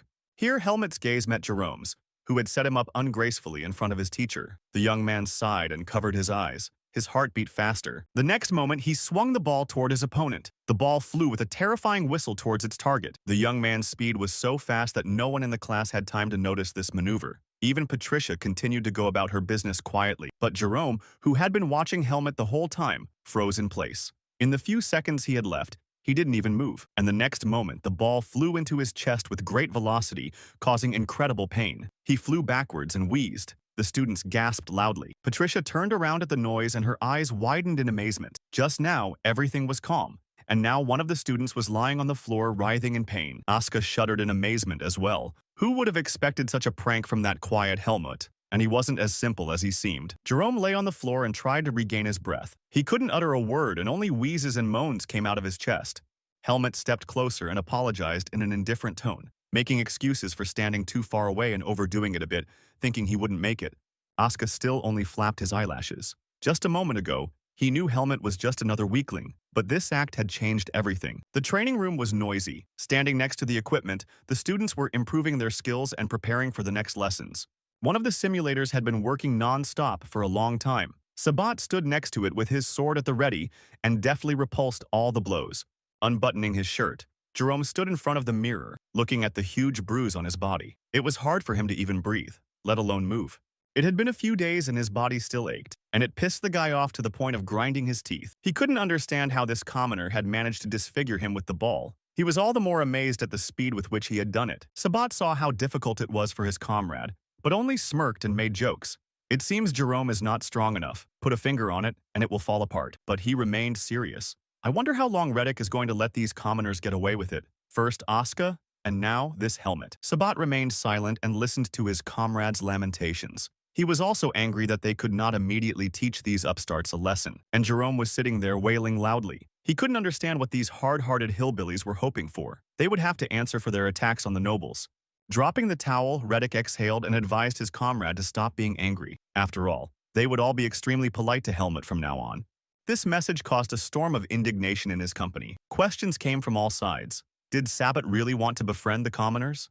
But the one standing by the shell grinned at their foolish assumptions. If they were to become friends, they would not be friends for long, because Helmut would soon be gone. In the meantime, they should behave themselves so that no one can question their good intentions or accuse them of anything. But his comrades were not satisfied with that answer. What it meant, as usual, Reddick was in his own mind and did not hurry to tell anyone about his plans. He only smiled at all the questions, shrugged his shoulders, and remained silent. No need to worry, he had thought of everything. For now, it was time to continue training. Soon his comrades will see for themselves and evaluate their leader's plan. It was a sunny morning. Helmut had planned to spend a few hours in the training room, but his confidence was shattered by a knock at the door. The early guest was Sion. He announced from the start that he had come to visit a friend who had gotten into trouble on the second day of school and had been reprimanded. Helmut looked completely calm. He nodded in affirmation and smiled so serenely that the boy's mouth dropped open in surprise. He had not expected such a reaction from Helmut, who was famous for his serious approach to his studies. The boy had imagined a completely different reaction. But here the conversation was interrupted by Arya's angry shout. The mage was furious that someone had dared to enter his room without permission, but it was hard to confuse Sion. He explained that he had come to visit a friend. He had come to support him and cheer him up after such an event. However, Arya had no desire to see anyone. He didn't care who Sion came to see. The main thing was that he had to ask the wizard's permission first. There was no stopping the boy. He'd been saving his questions for too long, and now they were coming out. Why had Arya lived alone for a long time, and it was Helmut who was now allowed to be his neighbor? But the evil mage's shriek silenced Sion and he scrambled out of the room. Helmut had gotten it too. The boy was already standing in the corridor in front of the closed door, talking aloud about the inhospitality and arrogance of the mages. But he turned back to the young man. Maybe he had reason to act that way, but the boy felt sorry for his friend too. It seemed that nothing could spoil Helmut's mood today. He felt a lightness of mind and a smile wandered across his lips. Never before had the young man been so calm. The boy asked Helmut the reason for his good mood, but he mumbled something incoherent. He thought that throwing the ball certainly couldn't solve all his problems. But this time, for the first time, Helmut was able to take revenge on his enemy without taking his life. But he only said aloud that he would be more careful in the future. He didn't want to let Mr. Aiden down, and he valued his studies at the academy, but he didn't plan to give up either. The sparring was ahead and Helmut wanted to demonstrate his skills. Such an answer alarmed his friend. He knew what a fight between two enemies could lead to, but now he decided to keep silent and let the young man figure it out for himself. To distract his comrade from his gloomy thoughts, he suggested that they take a walk together in the center of Baden and enjoy the weekend. But Helmut refused. He had to visit his mentor and talk to him after everything that had happened. This news saddened Sion. He frowned and fell silent. He had planned to spend the weekend with his friend and have fun, but suddenly, a happy thought crossed his mind, and he became cheerful again. With a sly look at Helmut, the boy asked if he could go with him. This question stumped the young man. What was Sion to do in Mr. Kudrow's house? But the man only shrugged his shoulders. Did friends need reasons? And besides, the teacher will be happy to know that his ward has a friend. After all, strong human relationships are very important in society. Helmut thought for a moment. Saijan had guessed, for Mr. Eden had indeed repeated this phrase to the young man. Then, hesitantly, but still agreeing to Sion's company. After all, the long road would be more fun with the boys' chatter. The little mage was thrilled they were about to embark on their first long journey. It couldn't have been any better. He quickly said goodbye to Helmut and ran off to pack. Night fell, and Baden was plunged into darkness. Only one house in the town was awake. Even though the shutters of the windows were closed, light shone through the cracks. The door to one of the rooms swung open, and a candlelight rippled the air from the draft. A tall, broad-shouldered man entered with heavy steps. The deep hood of his cloak concealed his face from view. A servant was already waiting for him at the desk, and dutifully handed him a bundle of letters. They were new orders. Blackhawk always had plenty of work to do. Sitting down in his chair, Sir Anton scrutinized each document. One of them caused perplexity on his face.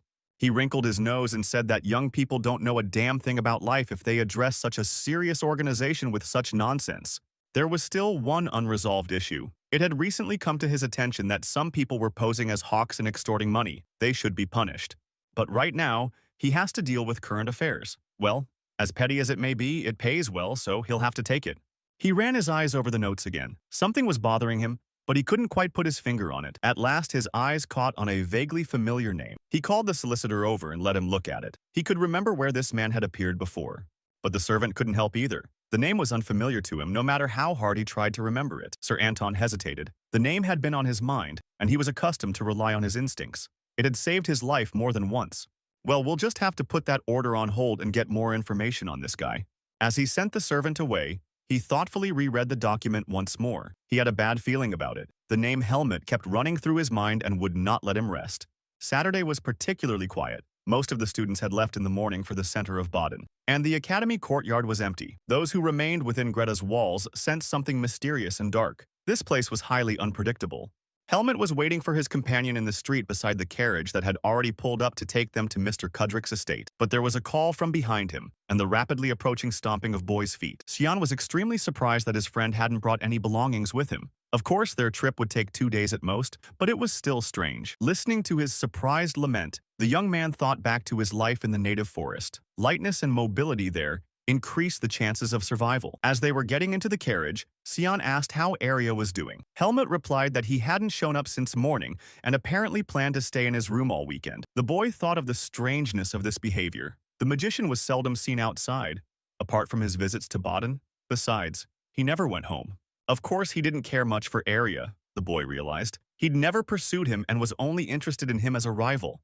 Sitting across from him and listening to Xian's endless chatter, the young man was already regretting taking him along. The unceasing interest in the mage was tiring him. After all, anyone who wanted to know the details of Arya's personal life could check with him on their own. But Xian only smiled at the suggestion and remained silent. It was hard to imagine what kind of anger such questioning would cause. Despite the early morning, the center of Baden was already filled with people. The large market had opened its stalls, with students and commuters walking between them. Asuka was walking down one of the streets. He was in high spirits, munching on street food and happy to be out of the stuffy walls of the academy. But one thought kept running through his head and spoiled his mood. The damn aristocrats clung to him every day, even though they couldn't beat him. A single hunch flashed through his mind. Could it be that Asuka was doing something wrong and causing such an attitude? But he immediately brushed that suggestion aside. Whatever happened, the guy was willing to do anything, even lose his life, but not bow his head to this pack of idiots. And then there's that strange Helmet. Sometimes he seemed willing to endure any humiliation from the aristocrats, but other times the boy showed his temper. I wonder if he was only good at his patience or if he was just biding his time for revenge. Helmet was still a mystery to Asuka. The memory of Jerome rolling around on the floor from the sword was amusing to Asuka. The upstart wheezed so amusingly that it was impossible to keep from laughing. It was worth a chat with Helmet next week, certainly not to become friends. Asuka didn't need anyone. He didn't need companions. Suddenly, the sound of footsteps behind him broke through the clamor of the street and made the young man wary. It seemed to him that danger lurked around the corner, but there was no one suspicious behind him, and Asuka, though not completely calmed down, continued his walk around Baden. It was a strange sensation. Every cell in his body was screaming threat. But who could be waiting for him here in broad daylight? The guy turned around once more and didn't notice one man sharply skirting into the crowd to remain unnoticed. At the same time, while Asuka was swiveling his head, several people in dark cloaks were relentlessly following him from different sides of the street. And as soon as he turned from the square into a deserted alley, they immediately caught up with him and blocked his way. The boy stopped and looked around at the bandits. His instincts had not failed him again. I wondered who they were and who they worked for. Though they stood silent, their postures indicated that they were ready to attack. There was a rustle of gravel behind them, and a few more men came into the light. It was definitely an ambush. Asuka realized he was expected, and he could guess why. Only some people hated him so much that they wanted to kill him. His hand involuntarily reached for his sword and immediately dropped it. The boy remembered that he had left the weapon to be repaired. Well, he'd have to find another way out. There were too many bandits, and they were armed. Each one had a knife handle sticking out under his jacket. They looked like they were about to use them. But Asuka didn't lose his temper. If these rascals were hired to deal with child fights, then he would have no trouble holding them off. Suddenly, the boy screamed. He called out to the instructor Alan as if he were standing around the corner. The deluded criminals let him out of their sight for a second, and that was a mistake. Asuka rushed towards them without wasting a second. By the time they realized they'd fallen for the boy's deception, he was already very close. Pushing himself off the ground, he flew over the heads of his assailants as easily as if he had jumped over a small puddle. He did a somersault in flight and managed to hit the attackers with his fist and foot. And these blows, though they did not do much damage, were extremely painful. He landed on his feet and found himself on the other side of the alley. The boy was on the other side of the alley, and without a second thought, he sprinted toward the crowded streets. The main thing now was to get lost in the crowd and hide from the gang of thugs. Then he could get his sword back and defend himself if necessary. The bandits, not expecting such an outcome, were stunned for a second, but they quickly recovered and followed. They must get the boy and complete their task. Meanwhile, Asuka was almost at his destination. He could already see the beginning of the street and hear the hum of voices. Salvation was very close. But suddenly he braked so sharply that he was on his feet for a few more meters, sliding on the rock like ice. He stopped and looked around, realizing with horror that he was in the west. These outlaws had prepared and had no plans to let their prey out. Asuka saw more bandits coming out from both sides to meet him. There were at least 10 of them now, and they were cutting off his escape route. It wasn't Asuka's habit to run away from danger. If they wanted to play with him, he was all for it. Aiden Kudrik's mansion was glowing with lights. When the boys arrived, the table was already full of food. The owner of this house was a man of great heart. With a sneaky glance at Xian, Mr. Kudrik thanked the boy for joining the meal and keeping them company, and Xian answered him politely and decorously. He was happy to oblige. The food here was exquisite and the mansion was breathtaking in its splendor.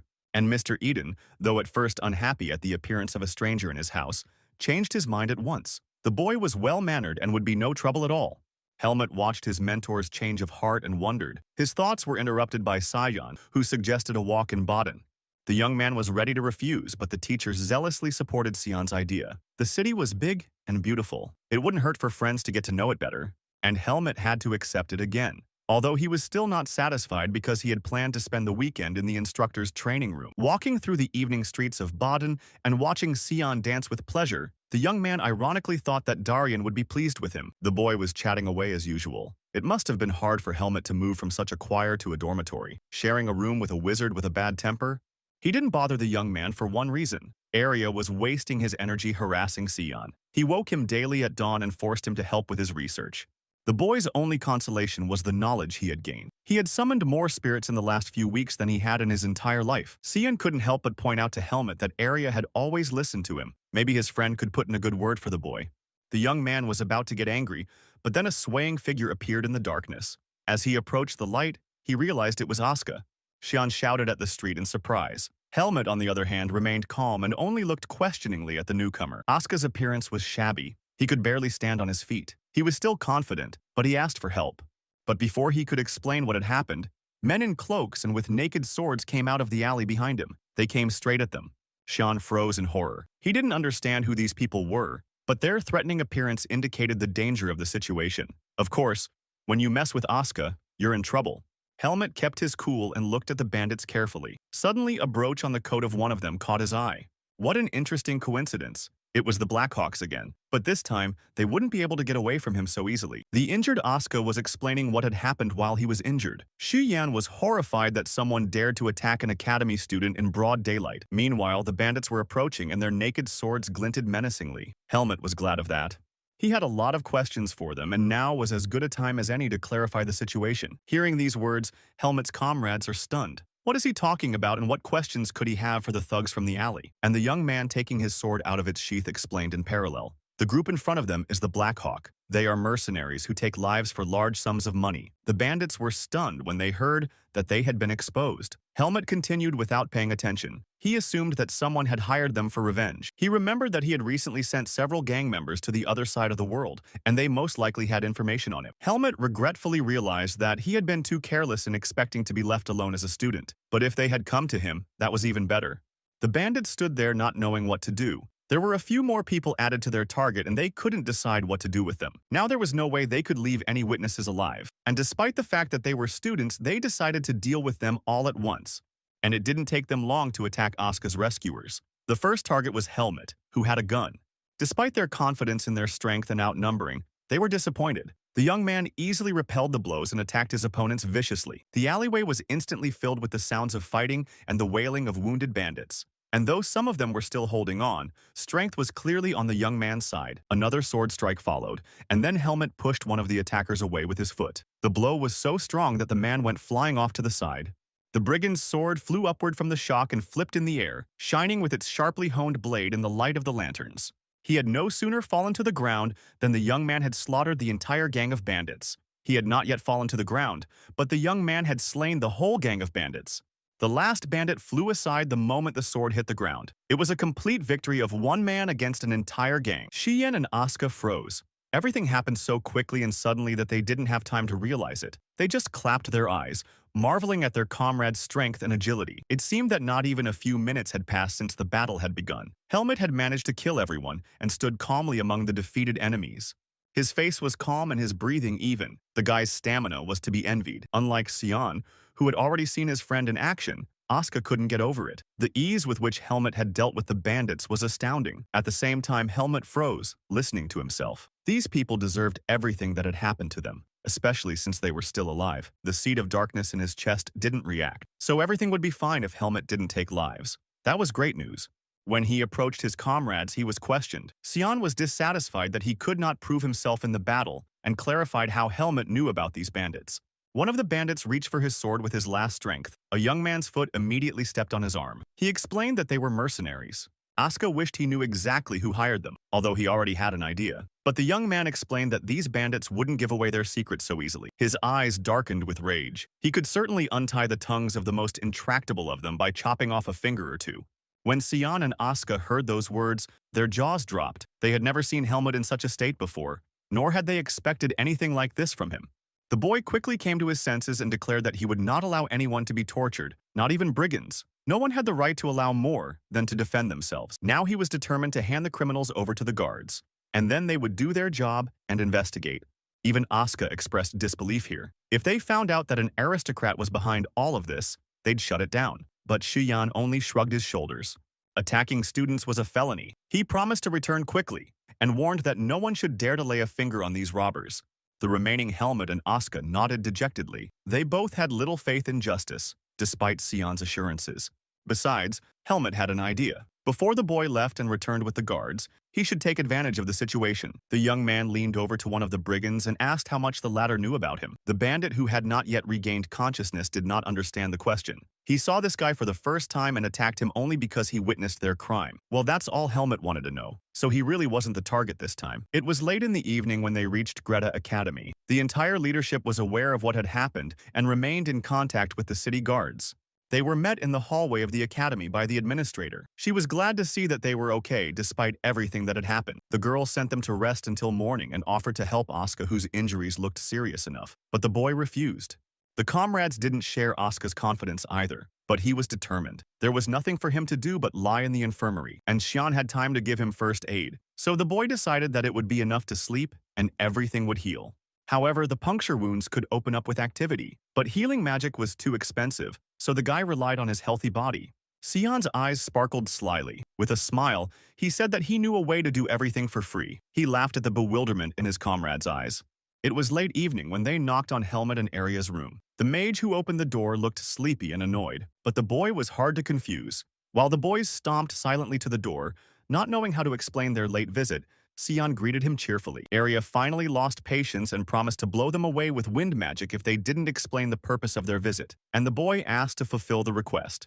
Asuka watched the mage he had heard a lot about before with surprise. He noticed that he really did look like a girl. These words infuriated Arya, but Xian hastened to change the subject. He said that his comrade was wounded and asked to use healing magic on him. That statement left Arya speechless. They didn't think he'd treat someone he didn't even know and in the middle of the night. He hadn't expected such insolence.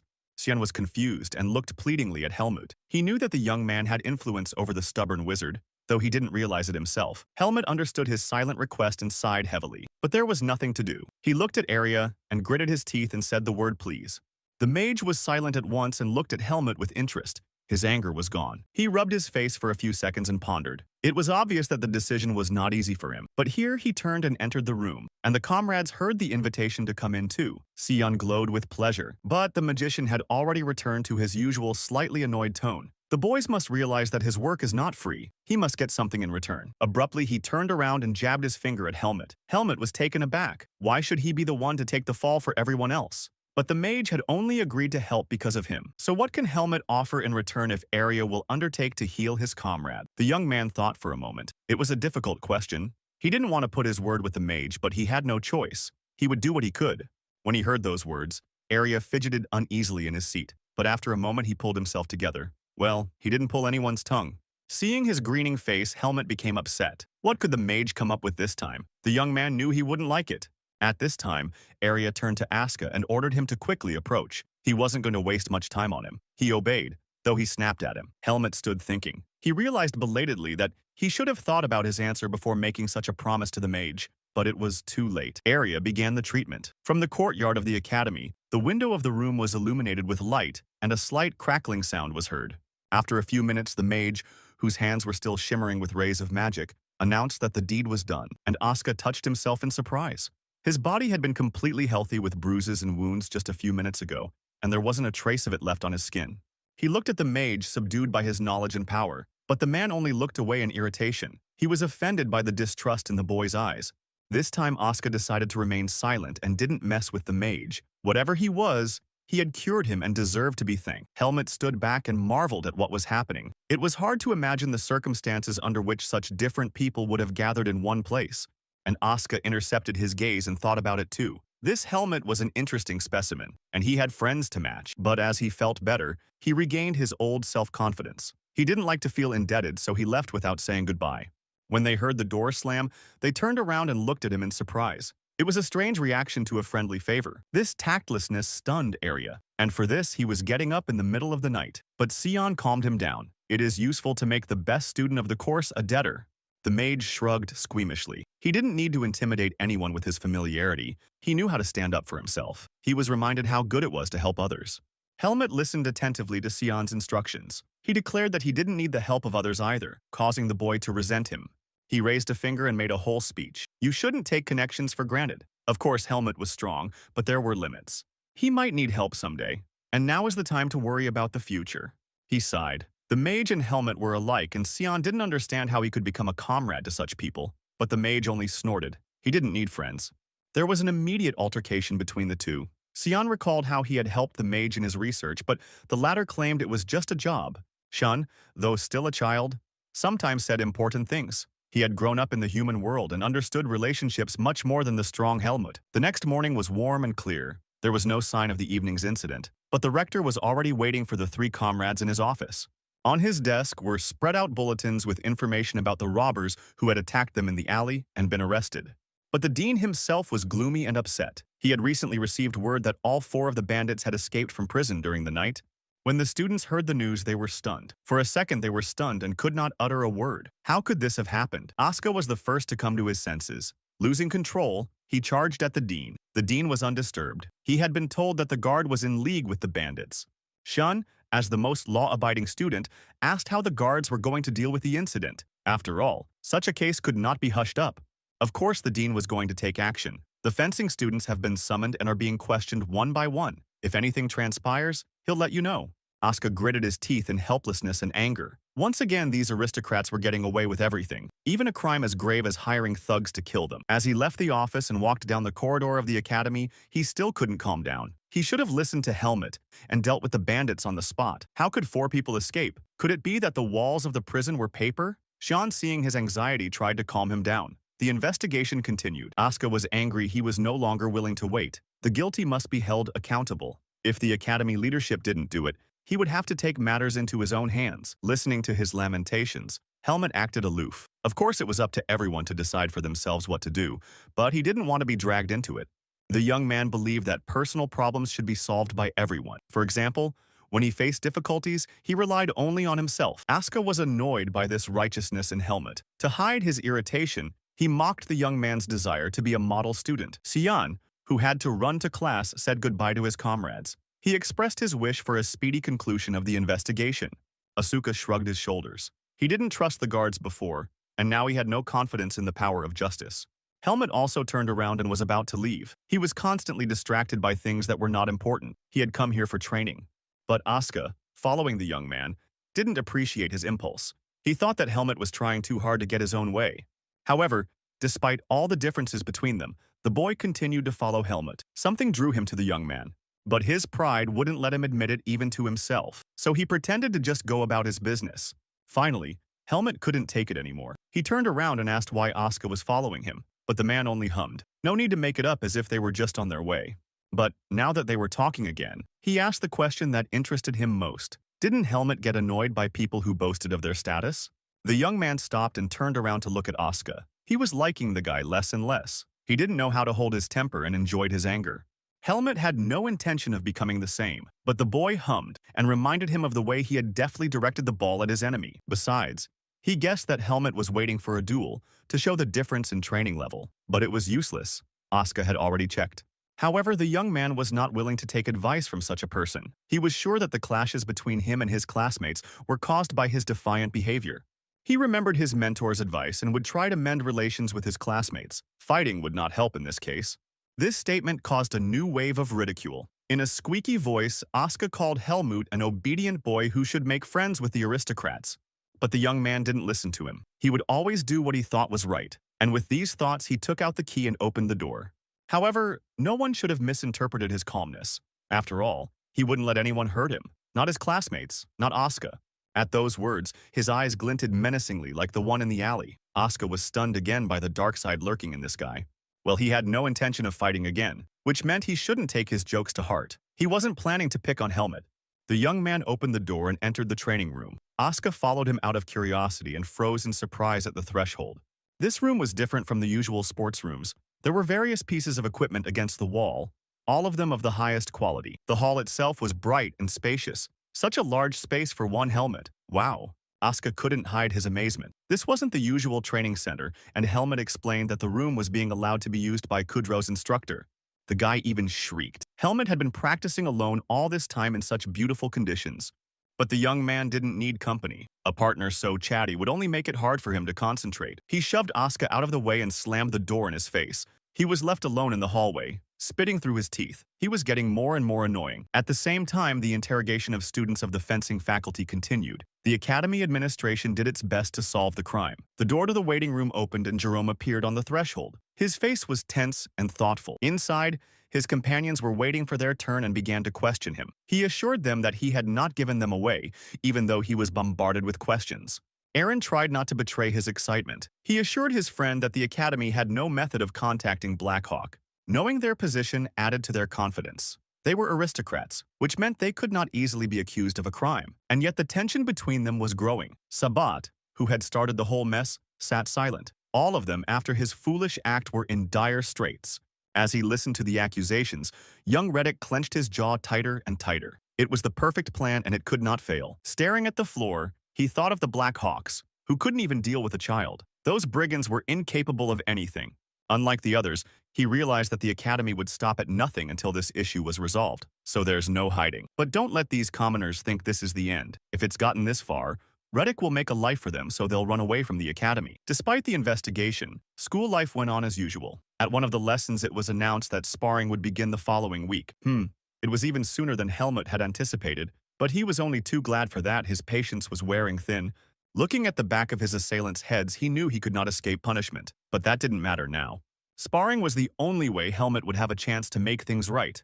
Though he was sure of his decision, he was reminded of Asuka and his words. He had warned Helmut not to expect a duel to make a difference. He was right in his own way, top of his class, but the aristocrats needed his head. It doesn't matter. If it doesn't work, he'll think of something else. Instructor Patricia raised her voice to call for silence. She understood the excitement of the class, but decided to remind the students of something else. Tomorrow, the students had a test paper waiting for them, and a lot depended on their grades. Therefore, the instructor advised to spend today's evening with their textbooks. Helmut was stunned. How could he have forgotten that he should buy textbooks? There was no time for that before, and now all his money was gone. What to do? He wandered between the buildings of the academy and didn't know what to do. There was only one way out, and it looked like he'd have to take it. Sitting in the room across from Arya, he listened to the mage's outrage. He couldn't think how he could forget about such an important attribute of his studies. Hadn't anyone warned Helmut before school started? And the young man shook his head negatively. No, and Mr. Eden never mentioned the books either. And then a memory flashed through his mind. Surely his mentor had mentioned textbooks, but Helmut had forgotten all about them when he was on his adventures. Arya sighed heavily, realizing that it was useless to prove anything. Now Helmut just had to get a ticket and buy books in Baden. But then he was dealt a new blow. The young man confessed that he had no money left, and the magician could not understand how his savings could have run out.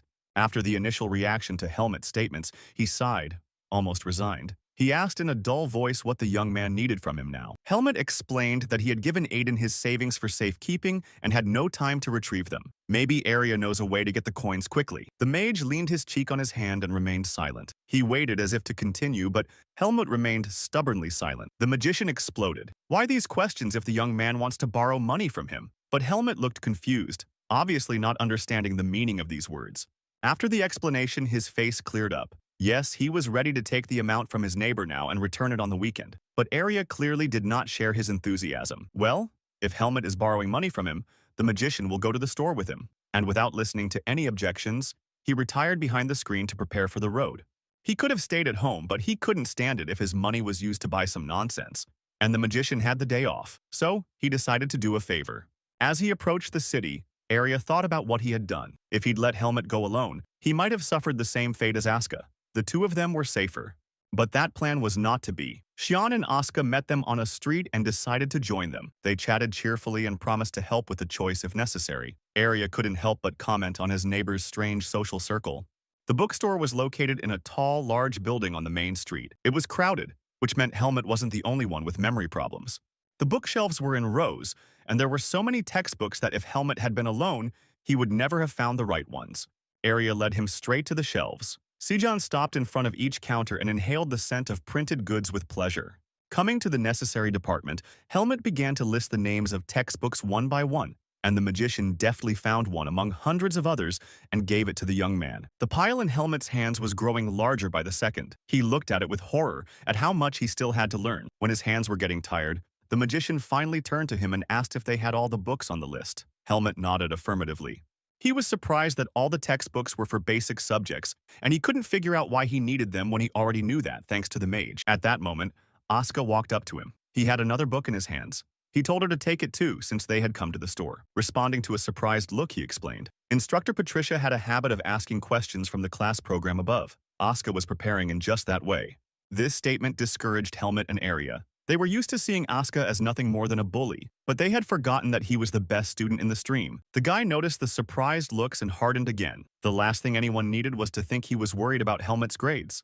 Arya had also thrown wood on the fire. He explained that he was speechless at the boy's wisdom and nobility, and he yelled at him with indignation. Cian asked Arya if he could pay for his books too, since he was paying for Helmut's books. But of course the mage immediately cut off his impulse. Helmut counted out 2,000 marks and took the books. At the same time, Arya kept his face covered with his hood and turned away from the cash register. But it didn't help. The worker saw and immediately recognized him. She excitedly called his name. Her eyes sparkled and her cheeks blushed. The mage rushed outside and the boys followed him. As Asuka caught up with him, he couldn't help himself. It turned out the magician was a star and even had fans. Xian, walking beside Helmut, was thinking out loud. Wasn't it strange to be surprised at your popularity if you got into the top class with record grades? But the mage, who was not known for his patience, turned around and shouted at the boys, silencing them. Their jokes and they themselves annoyed him. Helmut stared blankly at their bickering and couldn't understand if this was the human connection he'd heard about from every corner. It was late evening when they returned to the academy. The buildings glowed cozily with the lights of the large windows. Once in the room, Arya couldn't stop complaining about being tired. He already regretted that he had decided to keep his roommate company. It was too tiring. Helmut asked the magician if he had taken care of his books, and he flared up. How could he think that he could forget about his books? Nonsense. But that was not what the young man meant. He knew that Arya knew much without books, whether or not they were really necessary. Arya thought for a moment. This young man sometimes asked interesting questions that showed he had a deep mind. Books helped him see the world objectively. Helmut was talented, but he had to learn not only to see but also to feel the world. And seeing Helmut's puzzled look, he explained, now the main task of the young man is not to relax, but to constantly learn new things. His finger pointed accusingly at Helmut. The young man should take good care of his textbooks. After all, if they get lost, the magician won't help anymore. Helmut looked at him dumbfounded, not understanding why Arya was so angry all the time, but he promised to take care of the books. The next morning, he realized that he hadn't kept his promise. When he opened his locker, he saw that it was empty and his textbooks had disappeared without a trace. To top it off, Asuka's screaming could be heard from behind. His books had been stolen too, and he was out of breath. Helmut's hand clenched involuntarily, and the wood crackled under the young man's strong fingers. His patience was wearing thin. God knows he tried to resolve the conflict peacefully, but the upstarts were unwilling to act like human beings, so he had to teach them a lesson. The day of the duels had arrived. The instructor gave instructions. Students were forbidden to use the vias. The sparring itself would take place at the mutual desire of the participants. The students stood frowning. Many of them had their own plans for the duel and were waiting to realize them.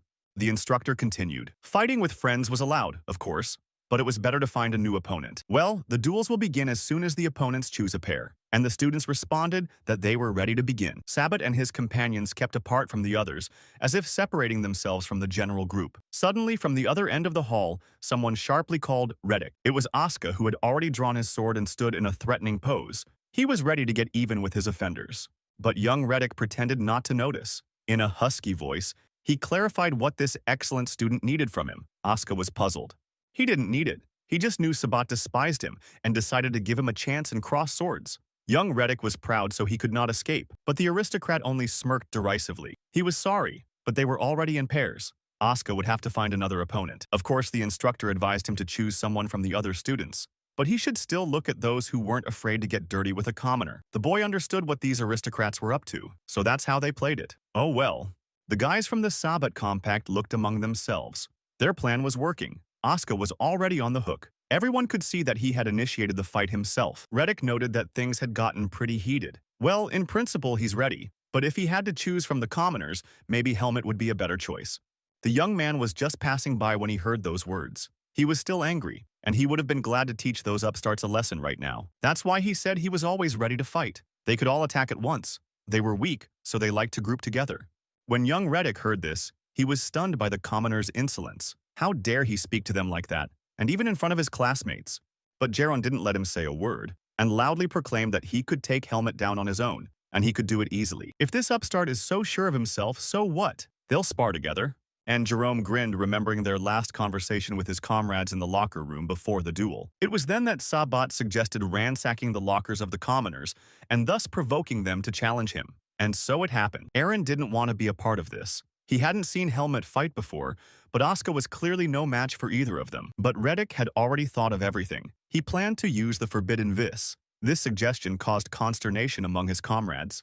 Sabat began to persuade his comrades. If it will be self-defense, the worst that they will face is disciplinary action, a small price to pay for the opportunity to cripple the commoners and send them to a well-deserved rest. After all, they will not be able to continue their education after such a thing. But Aaron stood his ground. He didn't want to participate in such a scam and risk his studies for revenge. But no sooner had he explained his position than Jerome interrupted him. He informed Saba that he would participate with him. Helmut has been bothering him for a long time, and he is ready to do anything Sabat says in exchange for this boy. And if Aaron is a coward, he should just stay out of it. He's waited so long to pay him back in person, ever since the day he set him up on the run. The time has finally come. Young Reddick shrugged his shoulders at his comrade's impatience. Of course, he wouldn't mind dealing with Helmut himself, but he would give him to his friend. Sabat's eyes lit up with the fire of vengeance. He waited for the day of the duel, and he looked forward to it. What could be better than a defeated enemy? Aaron stood back and looked at his comrades, realizing that they were going to lose. But if they wouldn't even let him explain himself, then let them deal with it themselves. Standing opposite Asuka with sword in hand, Sabat took a relaxed pose and clearly wasn't going to attack first. His opponent didn't expect such behavior and was confused at first. But then he became more and more enraged and clutched the hilt of his sword tightly. Reddick only grinned at his preparations. He could see Asuka losing patience and control of herself faster and faster with each passing second. So let this commoner attack. Sabat will make sure the boy never holds anything heavier than a spoon again. People of his class shouldn't be around aristocrats. They belong in the stable, and Reddick will correct that mistake now. The atmosphere in the training class had become noticeably heated. Even those who were standing away from Sabata and Asuka stopped and looked around. Something was about to happen, and a chill ran down the backs of those present. The air became electrified. Finally, Sabat, who until then had been preoccupied with thoughts of his greatness, noticed something wrong. He looked at his opponent and got cold. Large drops of sweat beaded on his forehead. A feeling of unease tightened in his throat. Why this upstart still wouldn't attack him? What was going on? Only Aaron realized what was about to happen. Sabat knew Ask too poorly and would pay for his arrogance now. He turned into a real dog when he picked up his sword, and only waited for the right moment to attack and bite his opponent's throat. Reddick's plan was doomed to failure from the start, and it seemed that Sabat himself and everyone present now realized it. Standing in front of Asuka, he glanced at him and flinched. His opponent's eyes narrowed. He looked like a wild animal ready to leap. At the same second, Asuka sprang from his seat with such speed that when he flew towards Sabat a few moments later, he was still standing with his mouth open. But being a good swordsman, Reddick had good reactions. In a second, he had already put up a defense, waiting for an attack from the right. But his expectations were not realized. Too late, he realized it was just a deceptive maneuver by Asuka, ready to strike a devastating blow. The guy's sword whistled through the air, and Reddick was too late to see that he had fallen into his trap. But it was too late. The next second, Sabat felt a blinding pain, and for a moment he lost consciousness. But Asuka deemed the blow insufficient and flew up to his opponent and sealed him with a heavy wooden blade.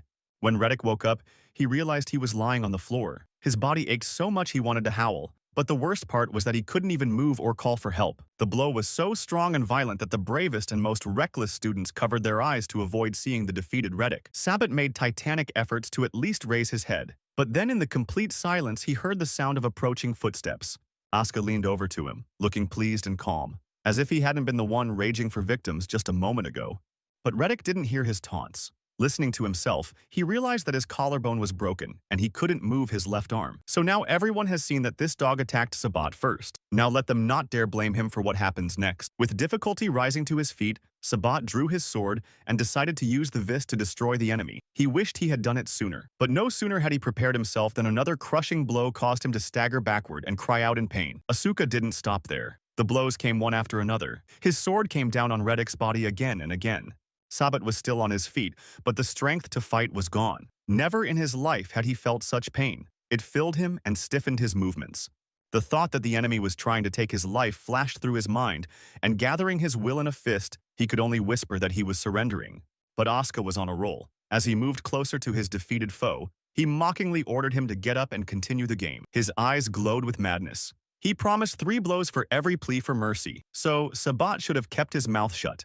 And Reddick realized what beast he had awakened in this man. Asuka was no longer compassionate or fearful. Only his thirst for vengeance tormented him. At the same time, another fight was going on at the other end of the training hall. Jerome stood across from Helmet and taunted him, trying to piss him off. However, the young man held himself cold and calm. He was restrained and focused, trying to keep his anger in check. His eyes spoke of restrained rage. Through gritted teeth, he advised his opponent to worry about himself and not think about nothing. Not noticing anyone around, Asuka continued to beat Sabat, finally enjoying his superiority. This pathetic aristocrat, so pompous and proud yesterday, was now lying at his feet. He groaned and begged for mercy, but Asuka didn't even think of feeling sorry for him. He had waited too long, and now he wanted to savor every second of his triumph. With his last strength trying to get up, Sabat couldn't believe what was happening. He was a swordsman of the Reddick family, and simply could not lose to someone like Asuka.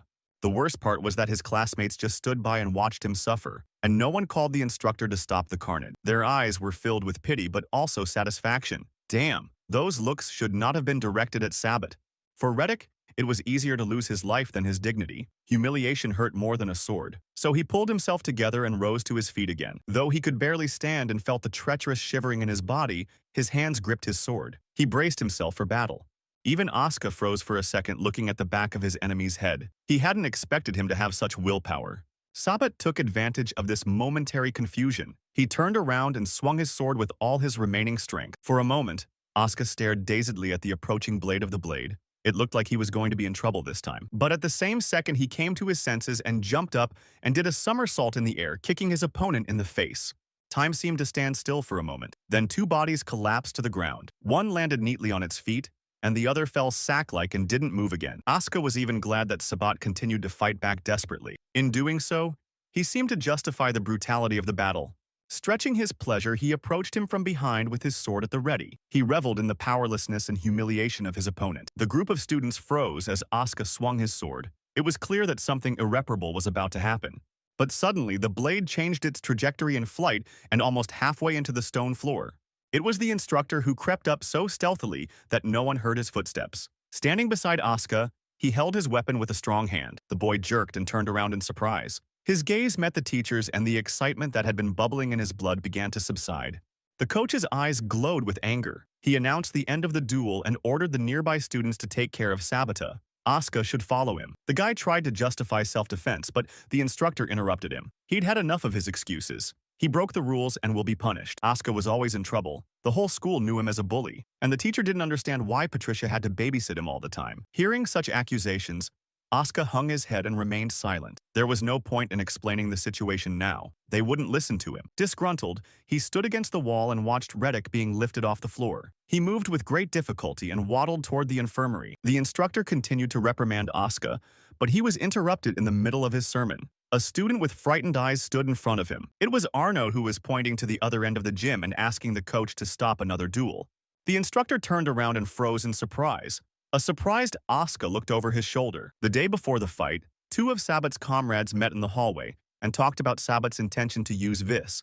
Both knew that trick wouldn't work with Asuka, and Aaron wondered why Jerome hadn't stopped Sabat, but he just smirked. Doesn't anyone notice that Reddick is done for? This fight will only set things right. Aaron froze in amazement at what he heard. He had heard similar talk before, but wasn't that a betrayal? After all, they called themselves friends. Jerome saw his comrades' confusion and explained. Reddick hadn't been punished yet because they hadn't found any evidence, but everyone knew he used mercenaries. He vilified the aristocrats with the help of Blackhawk, even if it was done against the commoners. Now, the homeless students, and there were most of them at the academy, were seething with resentment. Sabat had long since been disrespected. After all, if Reddick drops out of school, it's to their advantage. There's no one else to question if the leader disappears.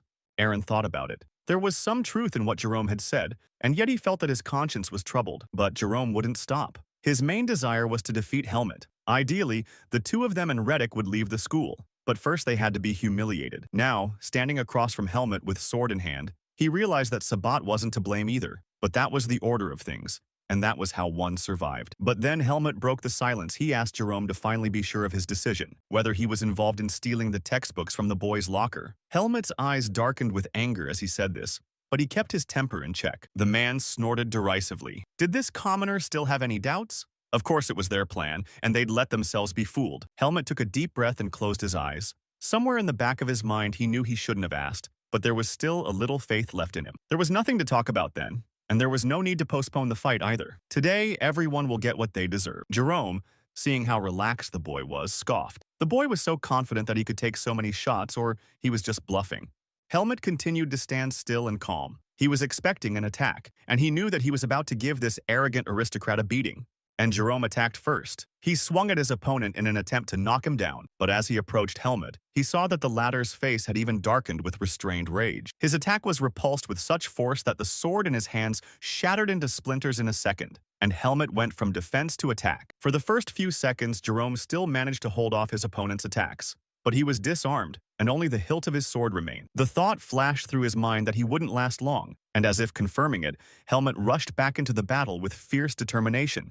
Jerome managed to dodge the first blow. Before he could regain his senses, more and more attacks followed. The next moment, he felt Helmut's sword strike his throat. It was so strong that Jerome lost his balance and fell. Lying on his back, he grabbed his throat with his hands, trying to regain his breath, but only short wheezes came out of his mouth. The pupils of his eyes narrowed with terror. Each new attempt to breathe brought the realization that he couldn't do it, and he began to panic. As he rolled on the floor and wheezed in terror, he heard the sound of footsteps. It was Helmut, who came slowly to him and sat down beside him. The young man reminded him of the first day they met, and how they had mocked his origins. Did they really think their status would protect them? Now Helmut could break his neck with one punch. Did this upstart think his title would count for something in heaven? Jerome could only grit his teeth as he listened. He looked at the commoner and was stunned. He was no longer a man. Maybe it was the agony, but it seemed to him that Helmut had turned into a monster. His gaze was filled with rage and a desire to destroy all living things. Helmut closed his eyes and his voice became mocking. He apologized to Jerome for not being able to answer because of his torn vocal cords. Realizing that his enemy was defeated, he stepped on his hand with his boot and pressed it into the floor. Jerome jerked, but could not free himself. Looking down at him, Helmut felt a burning sensation in his chest. He knew it was the seed of darkness, but he couldn't fight it any longer. He grabbed Jerome by the shirt and lifted him off the ground. He was feeling an all-consuming hatred now, and he was enjoying it. He looked at his helpless victim and felt only squeamishness. One sword stroke could end this pathetic life forever. Suddenly, the instructor shouted from behind them. He ran toward them, ordering them to stop the duel and drop their swords. For a second, Helmut was attracted by the noise and turned around without letting go of his victim. He turned dark and his eyes burned. The sight of him shocked those present. They were silent and unable to cope with themselves. It felt as if they were locked in a cage with a tiger. Seeing the shock on their faces, Helmut stopped. He was still holding Jerome's weight, but he wasn't trying to hurt him anymore. His breathing became calmer, and his eyes brightened. He felt a strange fog in his head that was clearing with each passing second. Finally, Helmut managed to overcome the influence of the demonic forces within him. He had regained his human form. Turning first to the instructor and then to Jerome, who had a look of horror in his eyes, he made a decision. His arm came loose. The defeated foe fell to the ground, still gulping for air like a beached fish. Helmut looked around as if awake. He listened to himself and realized that his body and mind had been possessed by the seed of darkness all along. This was confirmed not only by the injuries on his opponent, but also by the look in the instructor's eyes, who was still looking at Helmut silently and incredulously. Finally, he broke the silence and ordered Aaron to administer first aid to his comrade to take him to the infirmary. Why he turned to the young man, and a little silent told him to follow him. With these words, he turned around and walked out of the training hall. When the comrades finally left the lesson and approached the classroom door, they knew that the instructor was already waiting for them inside in a very bad mood. Right from the doorstep, he ordered in a stern voice to explain what had happened. The boys had only one chance to justify themselves, if they had anything to say. But Helmut and Asuka stood shoulder to shoulder, stubbornly silent, staring at the floor. They didn't feel guilty, and they didn't want to make excuses. The instructor nodded approvingly. It was the right strategy in his opinion. The students deserved the punishment and did not try to mitigate it. But there was one thing the coach had to figure out for himself first. He might have expected this from Asuka, but such behavior from Helmut was new to him. But the young man only pressed his lips together stubbornly. He had not broken the rules of the duel, and he did not feel guilty. The instructor didn't back down. Was Helmut sure of what he was saying? He really thought he had done the right thing. And before he could open his mouth, he told me that he checked Jerome's condition before he came here. And the guy was in pretty bad shape. His trachea was ruptured and the bones in his right arm were shattered. If he had not been given first aid, he might not have survived due to respiratory distress. Asuka intervened in the conversation. He reminded me that those scoundrels made an attempt on his life by hiring Blackhawk, so why feel sorry for them? But his speech was interrupted by a slap. The instructor turned around and gave him a slap with the palm of his hand, forcing him to bite his tongue. He sharply ordered him to shut up and only answer when asked. Even if he didn't break the rules of the duel, he still went too far. Helmet was not frightened by this attack. He noticed that he still didn't understand what he was accused of. Jerome was weak, but he had humiliated both himself and his friends. And Asuka, already beginning to confirm his words, stopped half speaking, calling his friend what Helmut meant by that. The young man's gaze became sharp. He explained that he had made it clear to his classmate that there were things he shouldn't mess with, and Asuka backed him up by reminding him that they had also destroyed their textbooks before breaking into the locker. But the coach took their thoughts in another direction. They would resort to dueling every time they didn't like someone. Then they didn't deserve to learn because it was against Greta's etiquette. These words made Helmut mad. He recalled that the academy was constantly picking on and insulting commoners. Was that really ethical? The teacher saw that the conversation was going too far and explained that he was not defending either side. But the young man only snorted at that statement. Greta did not intervene in this situation, and he had to deal with a problem on his own that neither of them were in a position to solve. His superficial and mocking tone infuriated the instructor. He drew his sword and swung it in their direction, waving it in their faces. Jets of air shook the room. The students immediately straightened up and took on a more proper appearance. Helmut, brought up by Darian, felt that the coach had lost patience, and if they continued to bicker, he would regret it. But the instructor calmed down and spoke. He pointed out to Helmut that he was using force to oppress weak aristocrats he didn't like. So, by that logic, would it be fair to maim disobedient students right now? After all it takes is force and desire. Yes, in this world, there were aristocrats and commoners, strong and weak people. But no one had the right to trample on the weak because he was strong. The actions of the boys were no different from the behavior of the nobles who despised the commoners. When Helmut heard these words, he thought for a moment. Asuka seemed to be affected by these speeches as well. He stopped arguing and thought about what he had heard.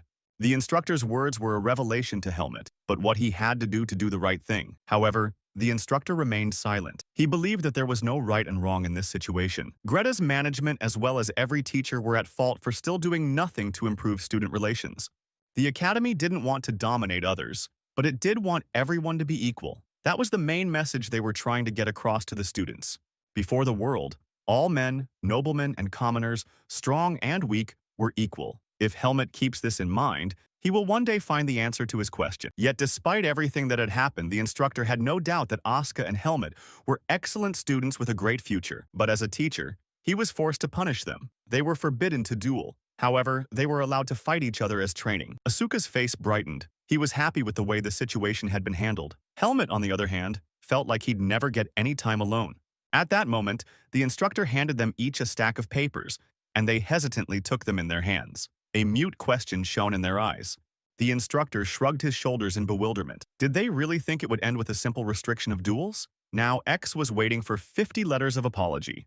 For a moment, Asuka and Helmut froze in amazement. When they realized the amount of work to be done, they exploded with wailing and frustration. Their indignant cries could be heard even in the academy courtyard. After all, there were still theoretical classes waiting for them. But the instructor was inexorable. In spite of the rush, the letter-writing process took the whole time until late in the evening. By the end, their hands were sore and their fingers were almost unsteady. On the way to the room, Asuka couldn't stop complaining about the punishment, and this job was what the instructor called an indulgence. Helmut's head was occupied with other thoughts. He realized that he had never repented of what he had done, and that he had used his power for its intended purpose. And yet he had made the mistake of losing control of himself. After all his training, he still didn't have the strength and self-control he needed. Noticing his condition, Asuka asked Helmut how he was feeling. Helmut was clearly depressed, but whether the pain in his hands was the cause. The young man replied that he was upset about missing practice. Asuka was getting grumpy. He didn't understand his restless comrade. Helmut had noticed Asuka's skill despite his infrequent training. But what would a kid locked in a private gym know about him? They walked along the corridors of the academy without noticing that the instructor was watching them through the window. His eyebrows shifted sternly on the bridge of his nose. Helmut occupied his thoughts. He had shown unprecedented strength and agility during the entrance exams. That was to be expected. But the murderous aura that framed him during the fight with Jerry scared the instructor. It was akin to demonic energy, but here he shook his head. Such assumptions about the student were already unnecessary. Helmut was more cooperative than Asuka anyway. The coach sighed. He really hoped that this kid wouldn't ruin his talent and continue to learn without losing his way.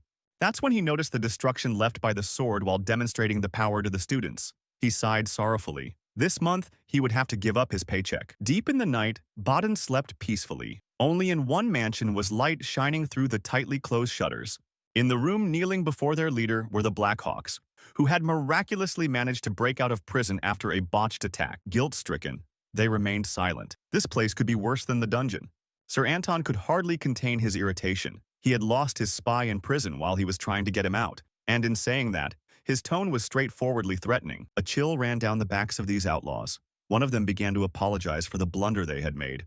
His comrade picked up the story. He begged Sir Anton to listen to them. After all, the student was moving and fighting not at all like a first-year student. His strength was comparable to a second-ranked mercenary. The bandits could have said many more things, but the ringleader's hand was raised and they all fell silent, awaiting his judgment. To the surprise of those present, Sir Anton explained that he had gathered almost the entire gang not to find fault. He might even reward the survivors. The bandits listened and couldn't believe their ears. It was so unexpected that they couldn't relax, expecting a cruel joke. But Sir Anton was not joking. With a wave of his hand, he ordered his assistant Chromo to announce to all present the information they had managed to scout out. Among the students the Blackhawks fought with was one guy with dark hair, almost black eyes, and the demeanor of an aristocrat. It was like this. The bandits recognized him at once and nodded in agreement. This fellow alone had almost sent 10 of the strongest hawks to the grave. That was Helmet, the former mercenary. He'd recently killed 5 of the gang. He's been hunted ever since, but no one expected to find him at the academy. The bandits were dumbfounded. They expected to meet the children. Instead,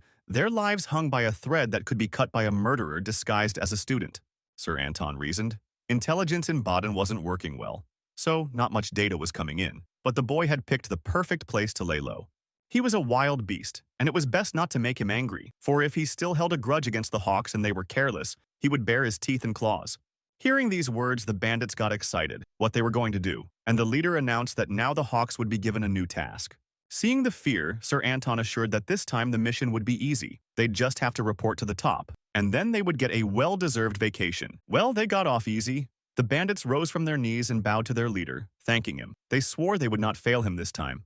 Sir Anton smiled benevolently as they departed, but his eyes glittered with an unkind fire. You never know what to expect from a wounded dog. When the door slammed behind the bandits, he ordered Chromo to get rid of them as soon as they had done their job. He nodded respectfully. Left alone, Sir Anton smiled dreamily. It was likely that they would soon be able to see him. The thought tickled his nerves pleasantly. It was late evening when Helmet finally reached his room and quietly went inside. Knowing that his neighbor would be angry if he was awakened, he moved as quietly as a wild animal on the hunt. And yet, as the young man passed the curtain separating them from Arya's half, the mage raised his voice. It appeared he was still awake. Surprisingly, he wasn't angry. His voice sounded unusually quiet and calm. Arya had already heard that his neighbor had beaten up his abusers. Nice try. Helmet sitting on the edge of the bed sighed. He told me that he had been forced to write apology letters all evening. Otherwise, he wouldn't even be able to practice. And the mage heard the sadness in his voice and stated the fact. Helmet had done what he wanted to do, but somehow he didn't feel any happier about it. The young man did not comment on his findings. He only noticed that his textbooks were missing, but remembering his promise, he would not ask for help in the future. The mage was furious at this statement. He pulled back the curtain, and in the moonlight I could see his face contorted with anger. Several times he opened his mouth to speak to Helmet, but closed it before he could get a word out. The young man stared in amazement at this pantomime. Finally, the mage took a few breaths in and out. He didn't understand whether Helmet was so brave or so naive. He couldn't be so upset about some textbooks. And seeing, he explained. When he said those words, he didn't know the books would be stolen. There was nothing to be done, so it doesn't count. After all, if Helmet was so sorry, he could just hand over the money and forget the incident. The young man listened to this monologue in silence. But when Arya was quiet behind his curtain, he thanked him quietly but so that he could hear. The mage looked out one last time and irritably noted that he was going to sleep. He was tired of these late conversations and should have rested long ago. But when he was left alone with no one to see, tears ran down his face. This situation was hard on him, and he didn't understand where their neighborhood would lead. The next morning, Helmet planned to devote to training, so he got out of bed early and went to the training room at dawn. But already at the door, he encountered an unforeseen difficulty. No matter how many times he turned the key, the lock would not open. For the 10th time, he took out the key, examined it carefully, and put it in the lock again. But why did the door stubbornly refuse to budge? Could it be broken? At that moment, he heard a delicate cough behind him, and someone's ingratiating voice called his name. He turned around and saw the janitor in front of him. The janitor explained that he had to go to the common room. Helmet nodded in agreement, but an unpleasant feeling rose in his heart. Of course he would follow the advice, but what would come of it? As he approached the door of the common classroom, he furtively peered inside. The hall was almost full of students. But there was nothing to do, so he stepped through the threshold. As soon as he stepped inside, the conversations died down and the students turned to look at him. They stared so intently that they craned their necks when he passed by. Their gazes no longer expressed mockery or direct challenge. Some even tried to smile at him. Helmut could feel the hostility coming from the students, both familiar and unfamiliar. Most unpleasant of all was the pretense. It's been a week since the duel. Things have changed. Everyone started talking to him, complimenting him, and telling him that they never liked Sabat. But it wasn't the equality the instructor mentioned. In fact, the boys treated Helmut with respect because they saw him as a threat. Approaching the simulator, Helmut reasoned that he did not wish to be on equal footing with these pretenders. But at that moment, an unfamiliar student called out to him and told him that Mr. Eden was looking for him and told him to tell him to expect him in his office. Helmut covered his eyes and sighed. He had entered the academy with the idea of spending more time training, but in reality he kept putting it off. The young man entered his mentor's office with a heavy heart. After the duel, they never got to talk and discuss what had happened. Mr. Eden was sitting at his desk, writing something. When he heard his protégé's footsteps, he invited him in without lifting his head. Helmut hesitated as he approached the table. His mentor gave him a brief glance and explained that they needed to talk. Rumors had already reached him. The young man had come to conclusions after his conversation with the instructor and was now determined to show that he was remorseful. He apologized to Eden. He promised that he would be more careful from now on and would not show his strength to show who was right. His voice sounded disappointed. Mr. Eden was silent as he finished the letter. When he listened to Helmut, he only furrowed his brow in surprise and hummed. Interestingly, he didn't call the young man to reprimand him, but he apparently thought otherwise and decided to explain himself just in case. So he hastened to say that his abusers would soon be severely punished. For Helmut, it was enough that he thought about what he had done. And seeing how dazed from surprise the young man added, Coach Allen had already received a confession from one of the students, and they would soon be expelled. Whatever the situation was, nothing could justify using the services of the Blackhawks. Aiden also noted that he hadn't planned to reprimand him. Unlike Allen's coach, he was not an idealist, and guessed what had really happened. He added that he also considers it a shared responsibility to fight injustice, but it should be done in moderation. And Mr. Eden himself was no saint in his youth and often got into trouble. The important thing in this case is not to get kicked out of the academy. Now he wanted to invite Helmut and his friends to his mansion for the weekend. After all, the young man must learn to get along with his classmates. In addition, the tutor prepared new textbooks for his student to replace the books that had been stolen and burned. With these words, he placed two identical stacks of books neatly tied with string on the table in front of Helmut. Helmut wondered why the teacher had prepared two sets. He heard that one of them was for Asuka, who had also been robbed. The young man wanted to be indignant. He didn't want to get involved with this strange guy, but when he saw his mentor's glowering face, he kept silent. Helmut was walking down the hallway, heading for his room. As he walked down the corridor, Helmut was heading for his room. The young man frowned. Lately, he couldn't walk a step without bumping into one of them. It was starting to get on his nerves. He couldn't stand it and expressed the thought out loud. But Sion laughed lightheartedly as usual. Helmut probably just wanted to praise his friendliness. It was pointless to argue, so Helmut just put the textbooks in front of Asuka and told him that they were his. He was surprised at his comrade's behavior, but Helmut explained that it was Mr. Aiden's gift, not his, and Asuka snorted resentfully. The aristocrats could easily buy two sets of textbooks. Sion intervened in the conversation. He had long wanted to offer Helmut a weekend in Baden, and he had no choice but to agree.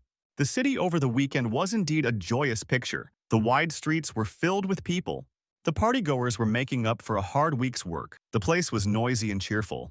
This time they went to the Griffin pub on the 3rd Street of the Dauphin. This place was particularly popular among the students. Despite the array of entertainment and the sale of a wide variety of goodies especially for the academy students, the pub was the best in town. Xian, sitting at the table and seeing the tense faces of his comrades, tried to defuse the situation. He offered to have a drink and celebrate the victory of justice. His voice became dreamy. I wish Arya were here. But then again, there was no way the mage would go with them. Sion wasn't even sure Helmut would agree. The young man looked at his companions and remembered how he had offered to join the mage, but the latter had refused with irritation. He thought Helmut's company was crazy. The boy remembered that Helmut was now called the most popular in the faculty, but he shrugged his shoulders. He didn't think so himself. Asuka hummed he thought that the aristocrats were just afraid of Helmut after learning that he could make them disabled. That's why they're making eyes at him. In any case, at least now they weren't bothering him, and he could relax a bit. Helmu sighed as he said this. Xian saw his depressed state. Could it be that something was bothering him? But the young man only shook his head uncertainly. No, he was fine. It was just that now he was constantly thinking how easily he could be hated by those around him. Then why did Xian and Asuka still hang out with him? The boys were stunned when they heard this question, and then laughed happily. It was nice of Helmet to worry about that. Sienna explained that from the first time he met Helmet, he felt that life with him would be much more interesting. Asuka in turn assured him that he liked Helmet because of his ability and taciturnity, but his arrogance was often annoying too. Besides, he didn't understand why he was always so rude to his comrade. After all, they had fought the Black Hawk together. They didn't notice that Xian had been silent for a long time. When they turned around, they saw that the boy had fallen face down on the table and was sleeping soundly. The attempts to rouse him did not bring any results. Xian continued to babble something incomprehensible and snore alternately. Asuka was the first to realize what had happened. Laughing, he explained to Helmet that the boy was only a couple of drinks away from being drunk. This event cheered him up and he kept on cracking more jokes. Now as soon as Xian starts messing with his head, he's going to attack him. When they left the pub, the dark evening had fallen on Baden. The crowded streets of a few hours ago were empty, and the windows of the buildings around them were lit up with lights. Leaning Xian against the wall, Asuka tried to bring him to his senses. It was time to go home, but he didn't know how to get him to the academy in his condition. Helmet was standing nearby, but he was looking the other way. His attention was drawn to a group of girls nearby. They were chatting and laughing all the way down the street. There seemed to be nothing remarkable about them, but one detail made Helmet look more closely at their faces. And so it was Arya himself among them. What could he be doing here at night in the middle of Baden in the company of unknown girls? The explanation was simple. A few hours ago, the mage had spent time in the library looking for a book he was interested in, but his thoughts were elsewhere. Time after time, he tried to distract himself by remembering where he could put the book, but he couldn't concentrate because he was thinking about something else. He remembered that Helmet had approached him in the afternoon and suggested that they spend the weekend together. Asuka and Sion were to join them. They were the ones who had asked to bring the magician. That was the circumstance that forced him to refuse. And standing in the middle of the library in the evening and realizing he couldn't think of anything else, he wished he hadn't agreed, but there was still time. In the evening, he was heading to the pub where he knew the boys were supposed to be resting, but his plans had been disrupted, and now the magician was extremely annoyed. Surrounded by city girls, he listened to them chirp and thought he shouldn't have come here. He knew he'd be recognized and ruin the whole evening, but the girls didn't seem to see his irritation and kept calling him to have a cup of tea together or to go to the bookstore. Arya was getting more and more annoyed. Mentally regretting that he couldn't use magic and scatter them, his gaze came across Helmet, who was standing nearby and looking at him as well. When Helmet realized that he was noticed, he raised his hand and waved hello to the mage. He was surprised by Arya's behavior, but he was almost used to his constant oddities. Of course, he was not happy to be caught in such a situation, but there was nothing to be done, and he moved swiftly toward his neighbor. Helmet, not expecting such a turn, froze in place. The mage had a look of determination on his face, and he didn't know what to expect from him in the next minute. Walking up to the young man, Arya put his hand on his shoulder and announced to the crowd of girls that he already had plans for today, and they were just getting in his way. He wanted to get away from them, but Asuka saw him and loudly reprimanded him for leaving the meeting, and now he was telling stories. When they saw who Arya was going to spend his time with, they were astonished. Such people would ruin a mage's reputation. The barbarians of the swordsmen were no match for him. One of the girls was afraid to recognize this blue-haired guy as the madman from the fencing department. His fame had spread far beyond the academy. When he heard such an unflattering characterization, the guy became furious. He attacked the girls with insults, and even their frightened look did not stop him. With crazed eyes, he stepped on them, ordering them to get lost. Otherwise, he promised to bite them. For the first minute, the girls were frozen in terror and could not move from their seats. But then with a wild scream, they scattered in different directions. And Helmet decided to finally ask the question that interested him: what the mage was doing here and how he had gotten here in the first place. He was angry at being seen in such a ridiculous situation and regretted coming. He pushed Helmut away with a fury and walked a few steps away. The smell of booze from his comrades annoyed him, and he ordered them to stay away. Asuka didn't like that answer. The mage clearly had a split personality. Arya started to make excuses. He didn't need their help, he was just pissed off that Helmet was watching him suffer. The young man explained that he knew the mage's skills and realized that he didn't need help. They explained that They explained that the boy had been asking for something for a long time, but they couldn't make out any words, and the mage told him to check his pockets to see if there was anything in them. Grumbling through his teeth, Asuka went to follow the order and actually came across a bottle of potion. I wonder what it could be. Arya explained that it was an antidote that all the magic students carried with them. It was just a simple matter of pouring it into his mouth, and then Sion would wake up. That's what happened. The effect of the potion was instantaneous. In a few seconds, the boy opened his eyes and his gaze from cloudy to clear and understanding. He looked around at the boys and immediately noticed Arya's presence. It was perhaps the thing that surprised him the most. He even felt sorry for them, reasoning that the mage was worried about them and that's why he'd come. But he shrugged irritably. The boy's delirium was clearly increasing. Time to head back to the dormitory. Asuka helped Sion to his feet. At the same time, Helmut decided to ask if the mage wanted to go to Kudro's palace together. The question caught Arya off guard. He obviously hadn't expected such a turn and didn't know what to say. But the confusion was short-lived. He asked if Helmut was going to invite him again, along with Asuka and Sion. But the man assured him that the offer was for the mage only. In fact, he realized that his mentor was unlikely to be happy to hear that Helmut was spending time with someone like Asuka. He also knew that if there were other people, Arya with her temper just wouldn't agree to go.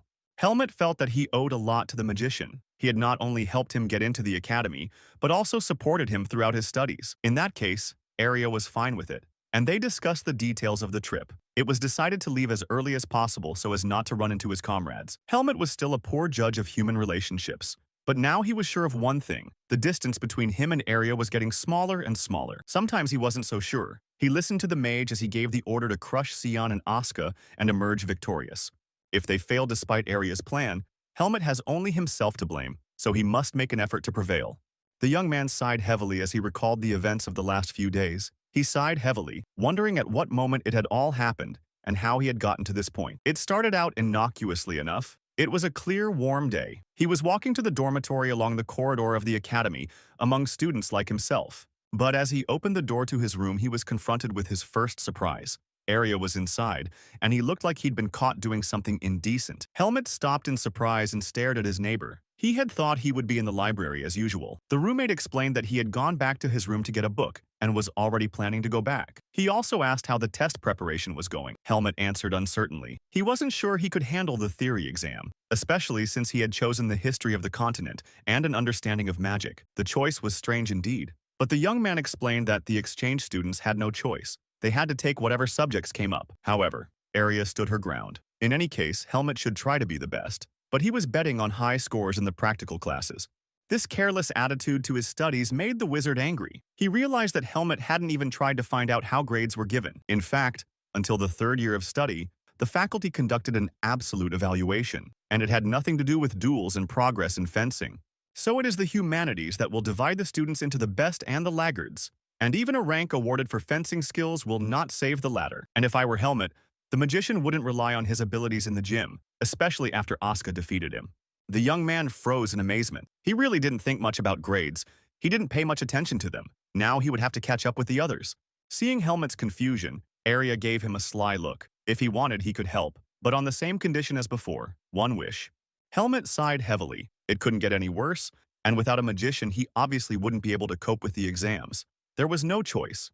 The library they went to was full of people. All the students were actively preparing for the upcoming assessments. Helmut realized that it would be hard for them to study in such a noisy environment. In spite of the rule of silence, there was a lot of commotion and noise.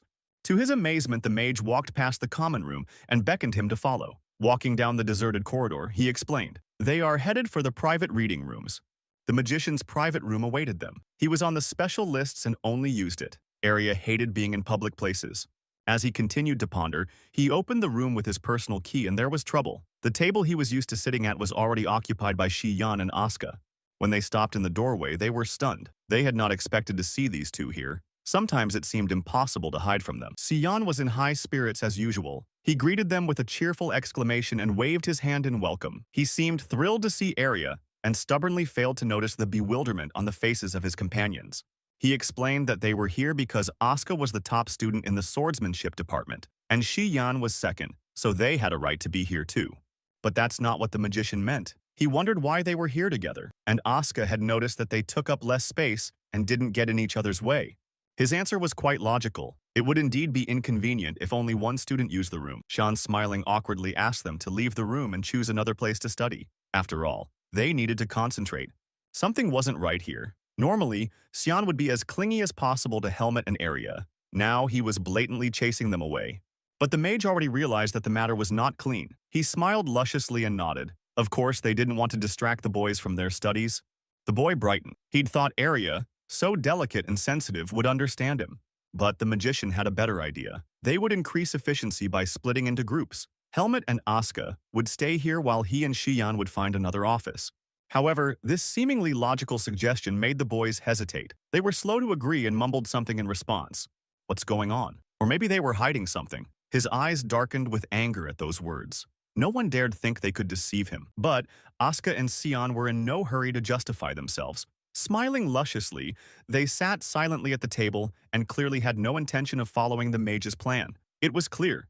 A few minutes later, an explanation followed. Asuka thought Helmut might steal his first place and asked him to help prepare Sion. Arya thought Asuka was overestimating his roommate's knowledge, but he reminded her that they were only 1 point apart on the last test. Indeed, the mage had helped him a little in his training back then, and that was the whole problem. Asuka needed a mentor too. Previously, they had the same points for practicing, but now that Helmut had a mage on his side, Asuka wasn't sure he would win in theory knowledge. Arya was surprised at such modesty on his part, so he was secretly preparing for the exams after learning that the mage would train Helmut in theory. Interesting. The boy flared up. Wasn't the mage going to help Helmut? And the man calmly confirmed that he wouldn't have come here with him otherwise. Now that the situation is clear, they'll have to compete against each other. It's even debatable whether Helmut or Asuka will take first place. But Arya was undiminished in his confidence. There was no point in betting if he knew he was going to win. Well then, let's make it a wager. Whoever loses must go 100 rounds on the court without using magic. Asuka heard such a bold suggestion and hesitated. Why did Shiyan think they would win? But he reassured him that he had a plan. Helmut stood to the side, silently watching the unfolding events. Strangely enough, he was, as always, at the epicenter of this hurricane without wanting to. The magician ordered them to follow him. If they lost, it would be Helmut's fault. So Arya hoped that he would try to get the first place. As he said this, he looked directly at Helmut, and his eyes glazed over. The mage could not lose and brutalize the one who had humiliated him like that. The young man nodded obediently. What else was left to do? He thought to himself that the mage seemed to have forgotten the most important thing. He had agreed to help him only because he wanted to. The argument touched not only the young man's grades, but also the mage's pride. So when they started studying, they shouldn't expect a break until they finished a chapter. Watching Arya torture Helmut, the boys chuckled. The poor kid just didn't realize what he'd gotten himself into yet. It began to rain heavily outside and the huge drops drummed on the library windows, drowning out the voices of the students. The mage checking another of Helmut's tests hung his head impotently on his chest. There wasn't much progress. The sheet was scrawled in red ink. Arya was willing to provide answers to objective questions, but he could not write detailed answers for Helmut. Here you had to state your thoughts and explain their meaning. But Helmut had a problem with that. He did not rely on theory, but on his own experience. Hearing the mage's cries, Sion and Asuka couldn't stand it and ran over to see what was wrong. They grabbed the test sheets and read Helmut's answers carefully. Everything was clear here. The young man had never written an essay and didn't know how to do it. And the subject of understanding magic was obviously not familiar to him before. Already regretfully, Asuka suggested that Helmut give up on the semester. It was clear that such a gap in knowledge would be hard for even Arya to fill. But those words were interrupted by a fist hitting the table. A magician would never let his student lose to the likes of these fools. Arya's eyes lit up with an ominous fire. It was clear that he had taken Sion's challenge too personally, and now he couldn't get away with jokes.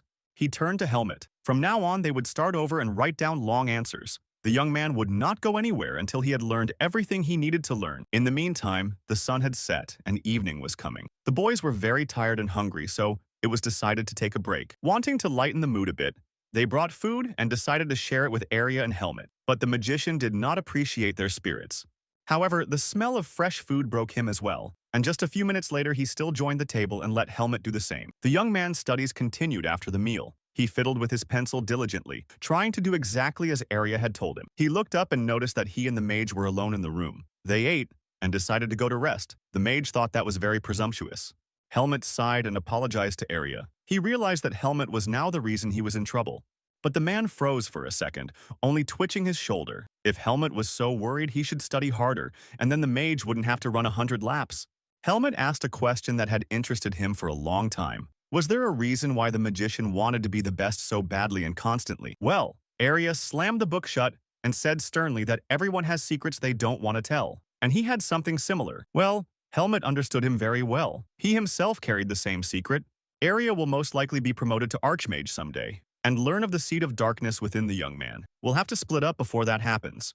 Seeing his thoughtfulness, the mage decided to change the subject. Were the definition on which the young man stuck. and he pointed to some of the non-standard recipients of magic. Arya sat down and asked me to show him the section. They sat so close that for a few seconds their shoulders touched. Helmut could not take his eyes off him, however. His breathing and heartbeat quickened. Arya was saying something about how Professor Rukon's debate was going to go. He could only see his face and his mouth, but he couldn't hear a word he said. The mage sensed his tension turned and froze. Their gazes met, and time stood still. Arya looked confused and a little guilty.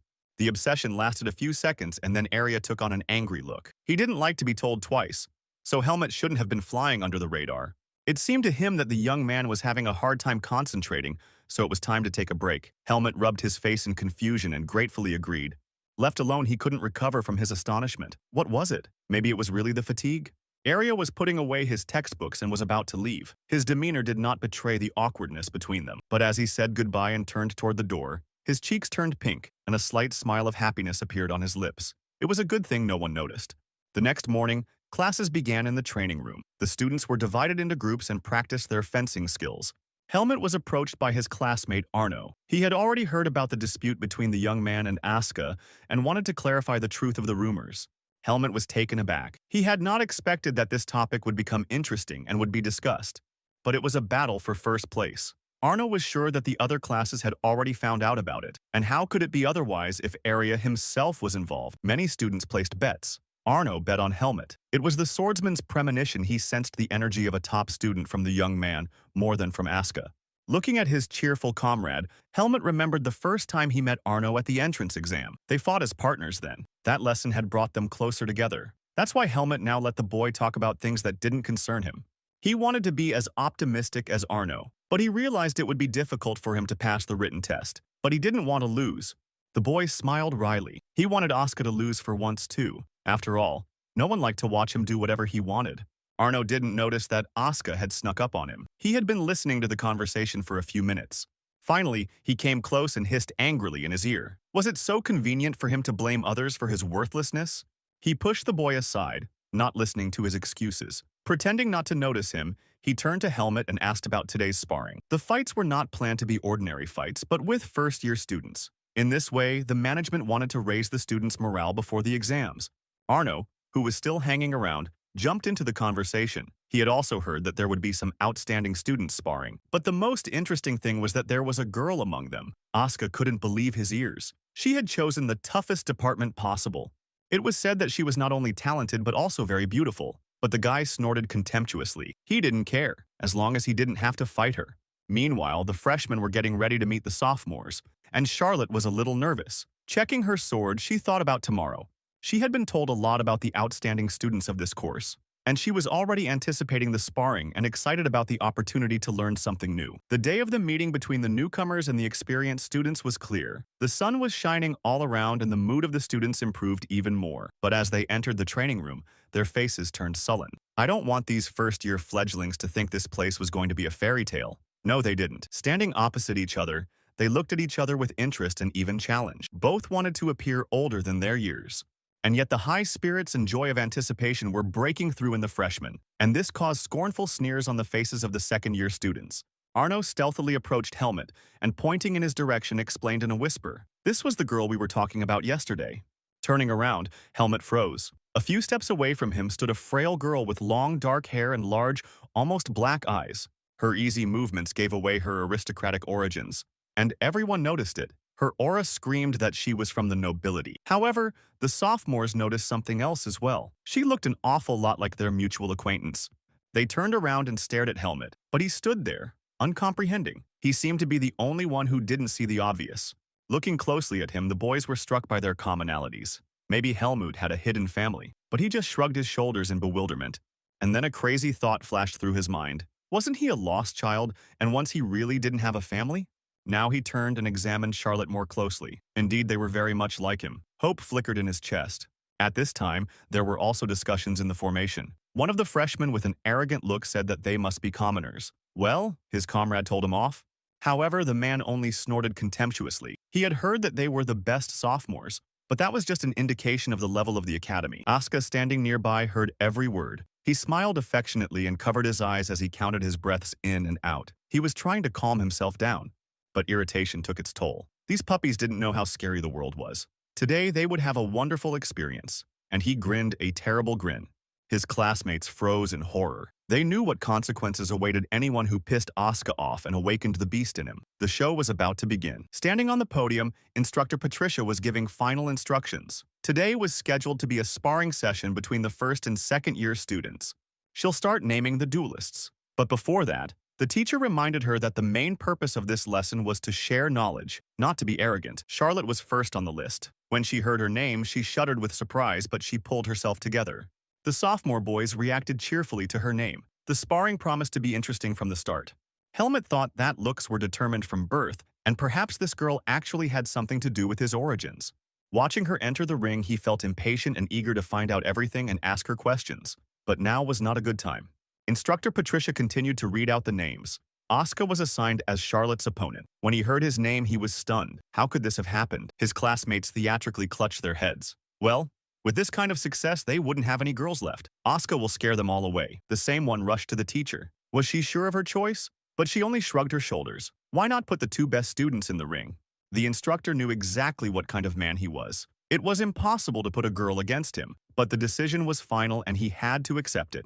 The students around him murmured, "Why is this guy acting like a crazy person? Is he afraid of losing to a girl and embarrassing the whole academy?" Coach Patricia invited the participants of the first sparring session to the platform and announced the start of the duel.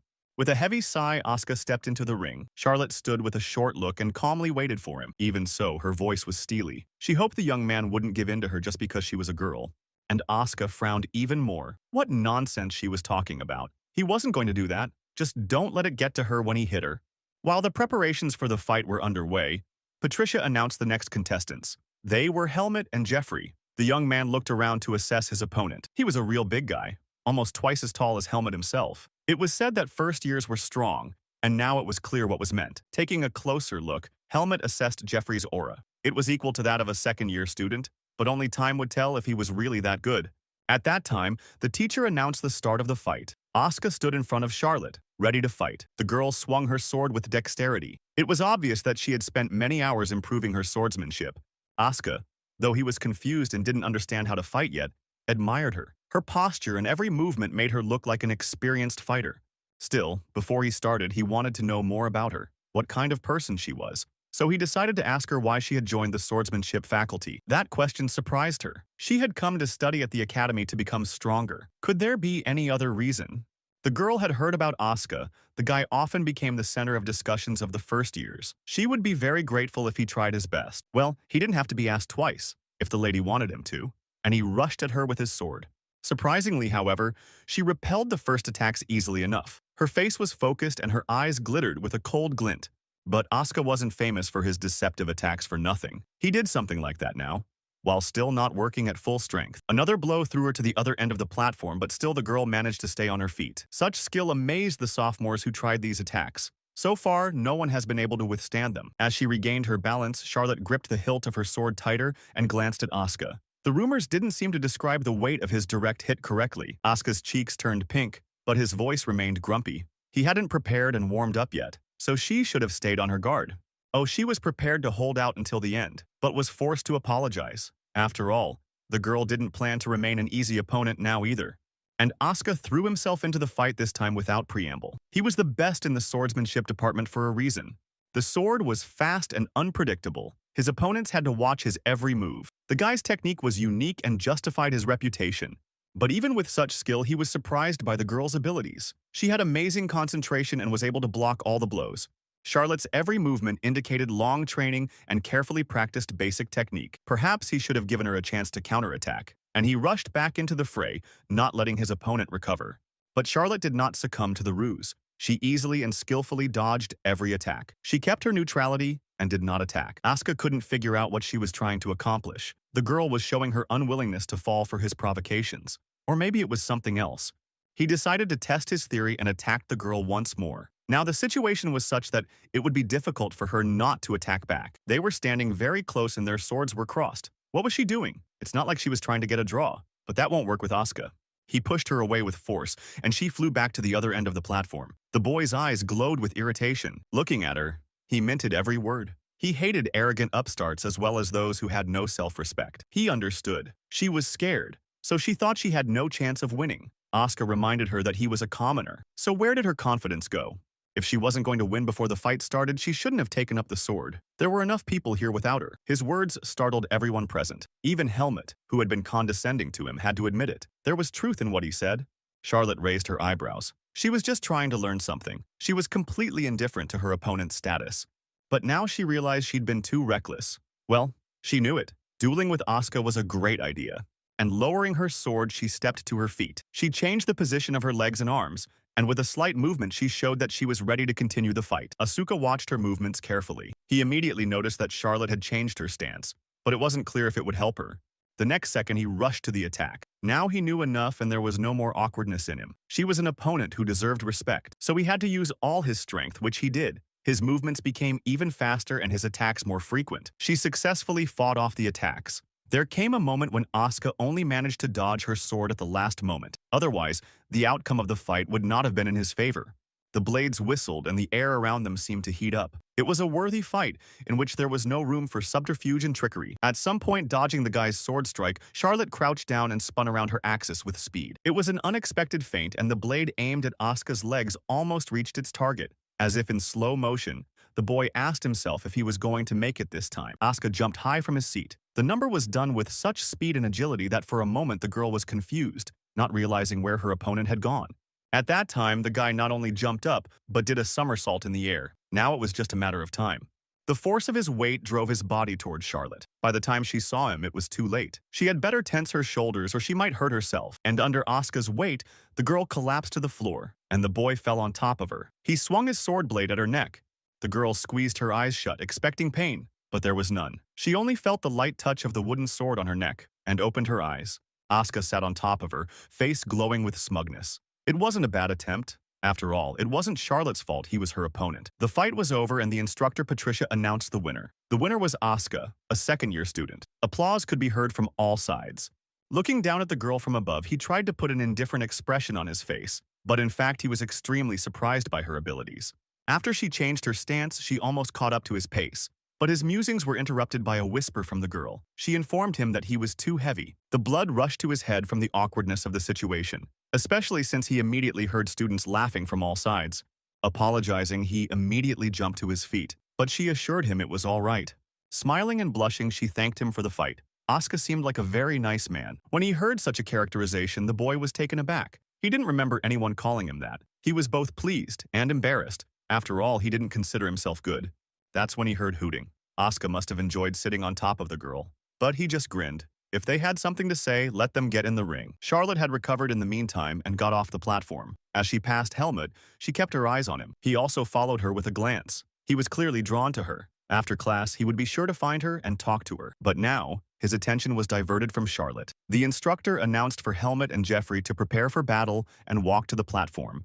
As the big man passed by, he noticed that the girl had buried the reputation of the first-year students in her grave. After all, she had lost to some commoner, but she didn't even raise an eyebrow. Jeffrey would have to pay a heavy price if he didn't change his mind. Talent didn't care about status.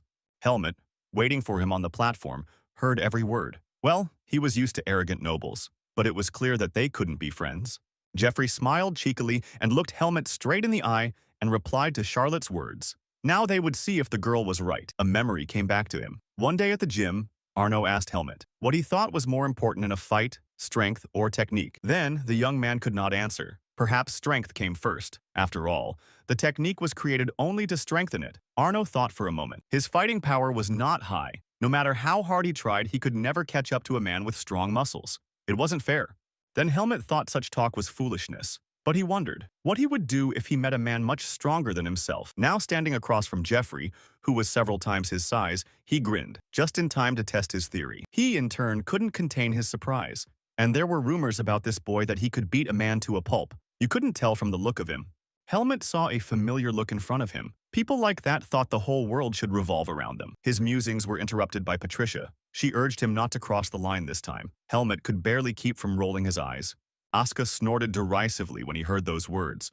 It was unusual to hear someone else being addressed that way. Usually, it was addressed to him. The trainer ordered the men to prepare and announced the start of the fight. Helmet gripped the hilt of his sword tighter and stood. Without a word, Jeffrey rushed to the attack. He swung his sword with such ferocity that it was clear that he was not to be relaxed. The young man hesitated a bit, and in the same second, the sword flew near his neck so close that Helmet felt the blade lightly brush against his skin. He leaned back sharply, and that movement saved him from being hit. The blows came one after another. However, after only a few minutes, Helmet already knew his opponent's tactics. Now he was easily evasive, and it was time to attack. The students froze with amazement. Helmet had a reputation for being invincible, and they couldn't believe their eyes. This first-year student was really strong. Jeffrey was impressed by his opponent's cleverness and how quickly he had figured out his tricks. But he hoped Helmet would stop just dodging. Helmet had almost lost interest in him. It was clear now that Jeffrey had only strength, and the young man knew the outcome of this fight. He truly pitied him. But the young man had fought so many opponents with nothing but fighting power that he was sick of them. Swords flashed in the air again, but this time Helmet did not limit himself to deflections at his opponent's request. He began to attack vigorously. At some point, he ducked and flashed by Jeffrey's feet. The movement seemed to mean nothing, but it did.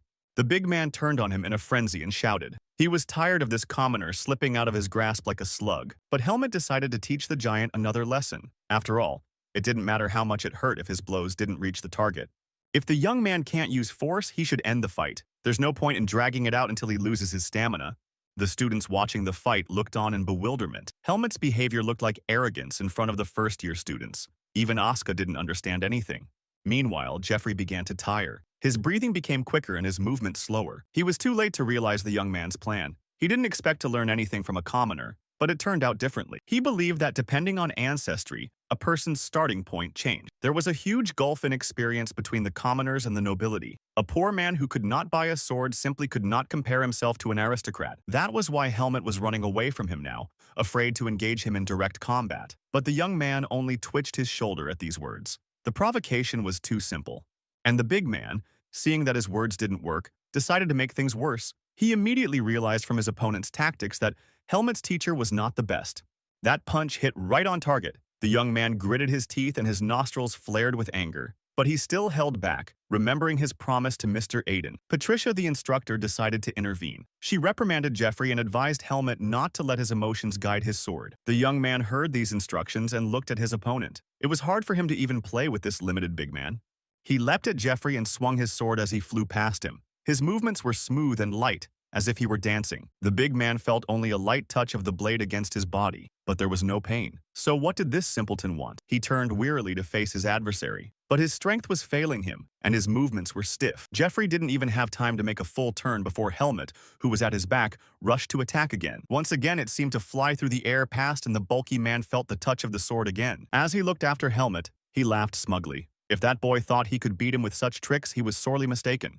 There wouldn't even be a scratch on his body from such stroking. But he didn't get a chance to say anything. As he tried to stand up, he realized that his legs were no longer obeying him. Nothing like this had ever happened to him before. Looking at his attempts to move, Helmet calmly explained. It didn't matter how resilient his body was, there are always points vulnerable to blows. What was Jeffrey saying about the difference in experience? Let him now add defeat at the hands of a commoner to his record. When he heard this, the big man howled with rage and rushed at his enemy with his last strength. This was not the end of it, but he dropped to the floor with a dexterous, sprawling movement and drove his weight across the surface right between Jeffrey's legs. At the same time, he thrust out his sword, and it caught the big man's legs like a footstool. The next second, there was a rumble. When he realized what had happened, Jeffrey couldn't contain his irritation. It was a humiliation to be humiliated in front of his classmates and older students. Helmet said calmly and instructively. He had nothing to teach the first-year boy, but next time he would be more respectful of other people's teachers. Patricia's instructor, seeing that the passions were not subsiding, ordered both of them to stop. After all, the outcome of the duel was clear to everyone. At that second, the thug jumped to his feet and lunged at Helmet. He couldn't just leave this puppy to enjoy his victory, but the young man was alert. He drew his sword again and used it in the same way to bring Jeffrey to the floor. It was an unequivocal total victory for the sophomore. Even Jeffrey's classmates had to admit it. Patricia's instructor sighed heavily. This young man would be difficult to get back on track. He had a stubborn nature. Jeffrey was lying on the ground, unable to get up. His throat was rasping and moaning. The coach loudly declared Helmet the winner, and he looked so that no one had any doubts about the possibility of another outcome. The duels continued as usual, with a new pair coming out time after time. Often the students forgot about education and insulted each other, but at this point, Patricia's instructor was always alert and made remarks. They had to learn to show respect for the enemy. The second-year students won all the duels, and the first-year students realized the difference between them and the older students and became more vigilant. The day was drawing to a close. It had been difficult and long for the students, but each of them had learned a really important lesson. Walking through the garden of the academy, Helmut came face to face with Charlotte, who was just drinking water at one of the fountains. When she saw the guy approaching, she was a little confused. The girl was new and hadn't made any friends yet, so she felt insecure. Helmut, in turn, kept his gaze on her. Again and again he looked for and found common features in her. The silence dragged on awkwardly. Looking into her kind, calm eyes, Helmut wondered if he should have asked her all the questions right away. He had an engraved amulet. He only knew one name, Margaret Irene. Maybe Charlotte could clear something up.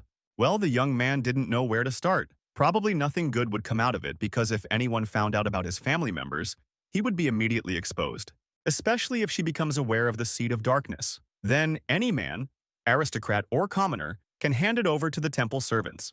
The girl looked at Helmut and remembered everything she knew about the sophomore. There were all kinds of rumors. Why was he looking at her like that? Did she really piss him off? She started the conversation first, asking if Helmut had anything to say to her. But he had made up his mind. Nothing. He just wanted to praise her for her abilities. She was delighted and immediately told me that she had heard a lot about Helmut. Everyone in the swordsmanship department knew him and often discussed him. Gathering her courage, she decided to propose. Would Helmut like to duel with her one day? She'd be happy to, if he had the time, of course. And the young man looking into her beautiful face couldn't refuse. How pleased she was. Now Charlotte was looking forward to their duel. Staring, Helmut didn't hear footsteps behind him. It was Asuka, who put his arm around his shoulders and asked him what his friend was doing. The girl explained that they didn't know each other but just happened to meet here, and now she had to run. She turned and walked briskly toward the dormitory. Asuka nudged Helmut cheerfully with his elbow and winked at the girl. Did Helmut enjoy talking to the beautiful new girl? But the young man immediately cut off all jokes. Asuka misunderstood him and let him stop clinging. They continued to bicker on the way to the academy. I wondered if Helmut was so angry because Asuka's suggestion had hit him in the eye. The next morning, as usual, was devoted to studying under the magician's guidance. Despite the early hours, Helmut had already done a lot of work. Glancing at Arya, he wanted to ask him a question but didn't dare. Something was bothering him. It had been years since Helmut's instincts had been on edge, the last time Darien had trained him in the native forest, but even now the young man could boast a heightened sensitivity. He could sense not only the danger but also the tension between him and the mage, and yet he made up his mind. He looked at Arya and asked if something was wrong, and the Ma turned around as if expecting the question.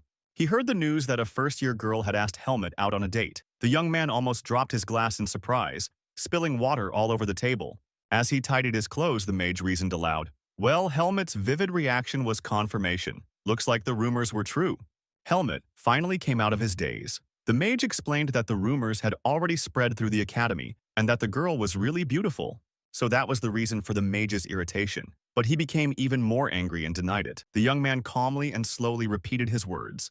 It wasn't true. She just wanted to have a duel with him next time at this point. The mage seemed to calm down a little but continued to stare at Helmut. He said he couldn't speak for the others, but he wouldn't lie to the mage himself. A few seconds passed in silence, and finally, Ara turned away and opened the book again. Well, he believed him, so he shouldn't have trusted the rumors. Adopting an indifferent look, he explained that he thought about Helmut because he was his neighbor and a person close to him. Seeing the solemn smile on Helmut's lips, he added with irritation, "That's because the young man is too relaxed and he should listen carefully.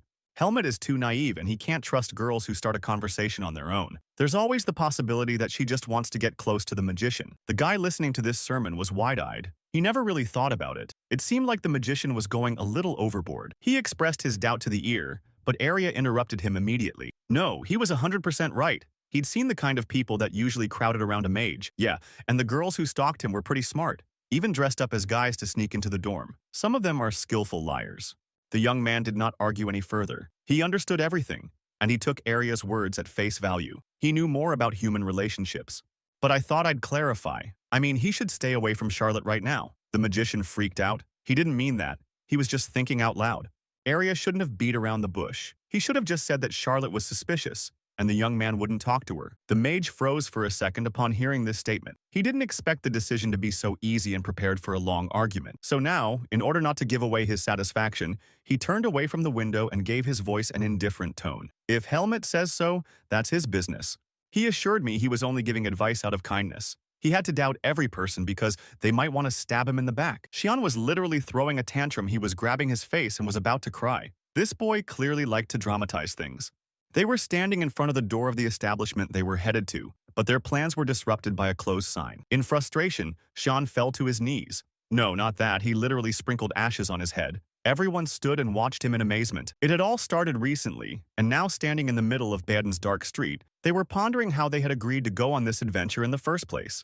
It was late in the evening and most of the students had been sent to bed, but the friends continued to study for the upcoming exam. There was silence in the library room. They were afraid not only to move, but even to breathe loudly. Arya sat at the table, rereading their work. Everyone froze, waiting for the wizard's verdict, and finally he spoke. This time their answers didn't seem as stupid as usual. Everyone who knew Arya realized that from his lips it was almost the highest praise. And the boys cheered. Asuka mockingly patted Helmut on the shoulder and congratulated him on finishing his training with the mage. Everyone here knew he'd been through hell. But the mage didn't appreciate the joke. He reminded them that none of them had perfect answers. It was too early to relax. They were only at the beginning of their learning curve. From this sermon, the joy waned a bit, but then Sion clapped his hands and called everyone to attention. He had an announcement to make. Each of them had spent a long time diligently preparing for the midterm exams, spending whole days studying. The boy had prepared something special. He knew a great waffle shop in the center of Baden and wanted to invite everyone there. After all, how could you study late if you didn't have anything to eat? He was sure they would regret it if they refused. He glared menacingly at Asuka, as if to precede his many jokes about his voraciousness. And to convince the boys, he started advertising the place. There were hot, freshly baked waffles with sweet strawberry cream. The guys were drooling. In the end, Arya and the others agreed. Asuka was hesitant because it was too late, but Sion reminded him of Baden's nightlife. Helmut alone was not enthusiastic about the idea. He thought it was dangerous to walk through the city center at this hour, but he could not refuse. So they found themselves in front of a closed door. The boy's wailing was unbearable. The mage was sure that he would be able to come to the Waffle House next time, but he was inconsolable. He wanted to share the joy of a delicious meal with his friends, and next time he would feel lonely. The boy was so upset that when he was offered to visit another cafe, he was stubborn about coming here because it was the best establishment in town, unless they went to a nearby cafe, and his companions were happy to entertain the idea. Pushing him forward away from the damn waffle.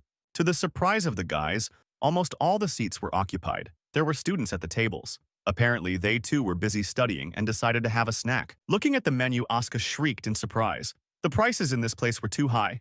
But Sion yanked him away. Why did the guy always have to be so poor? After all, he was supposed to get money as a student of the academy. And while the couple was bickering, Arya looked around at the crowd. He noticed that the crowd was almost all aristocrats. That was the policy of the cafe.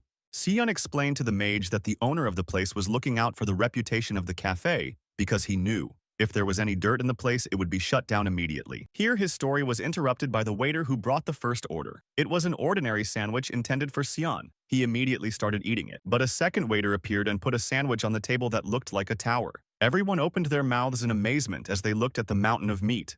The guys couldn't tell if it was a joke or a real order. They had never seen such a huge sandwich and didn't understand how one person could eat it.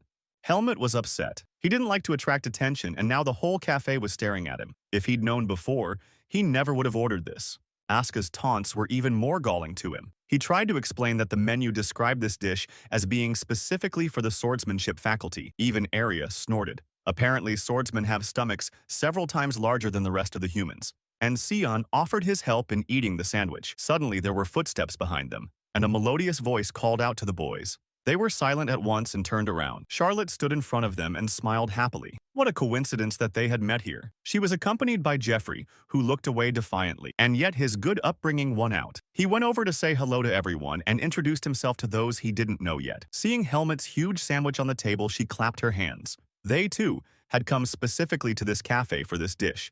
He and Jeff had an argument over who could get through the sandwich faster. Asuka snorted. It was so humiliating to argue with a fragile girl. Charlotte didn't smile.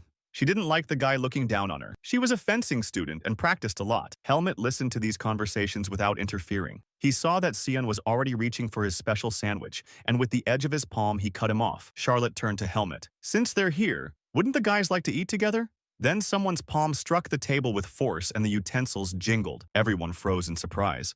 It was Arya, who was already approaching the girl. There was no smile on his face, not even an ounce of friendliness or the semblance of a smile.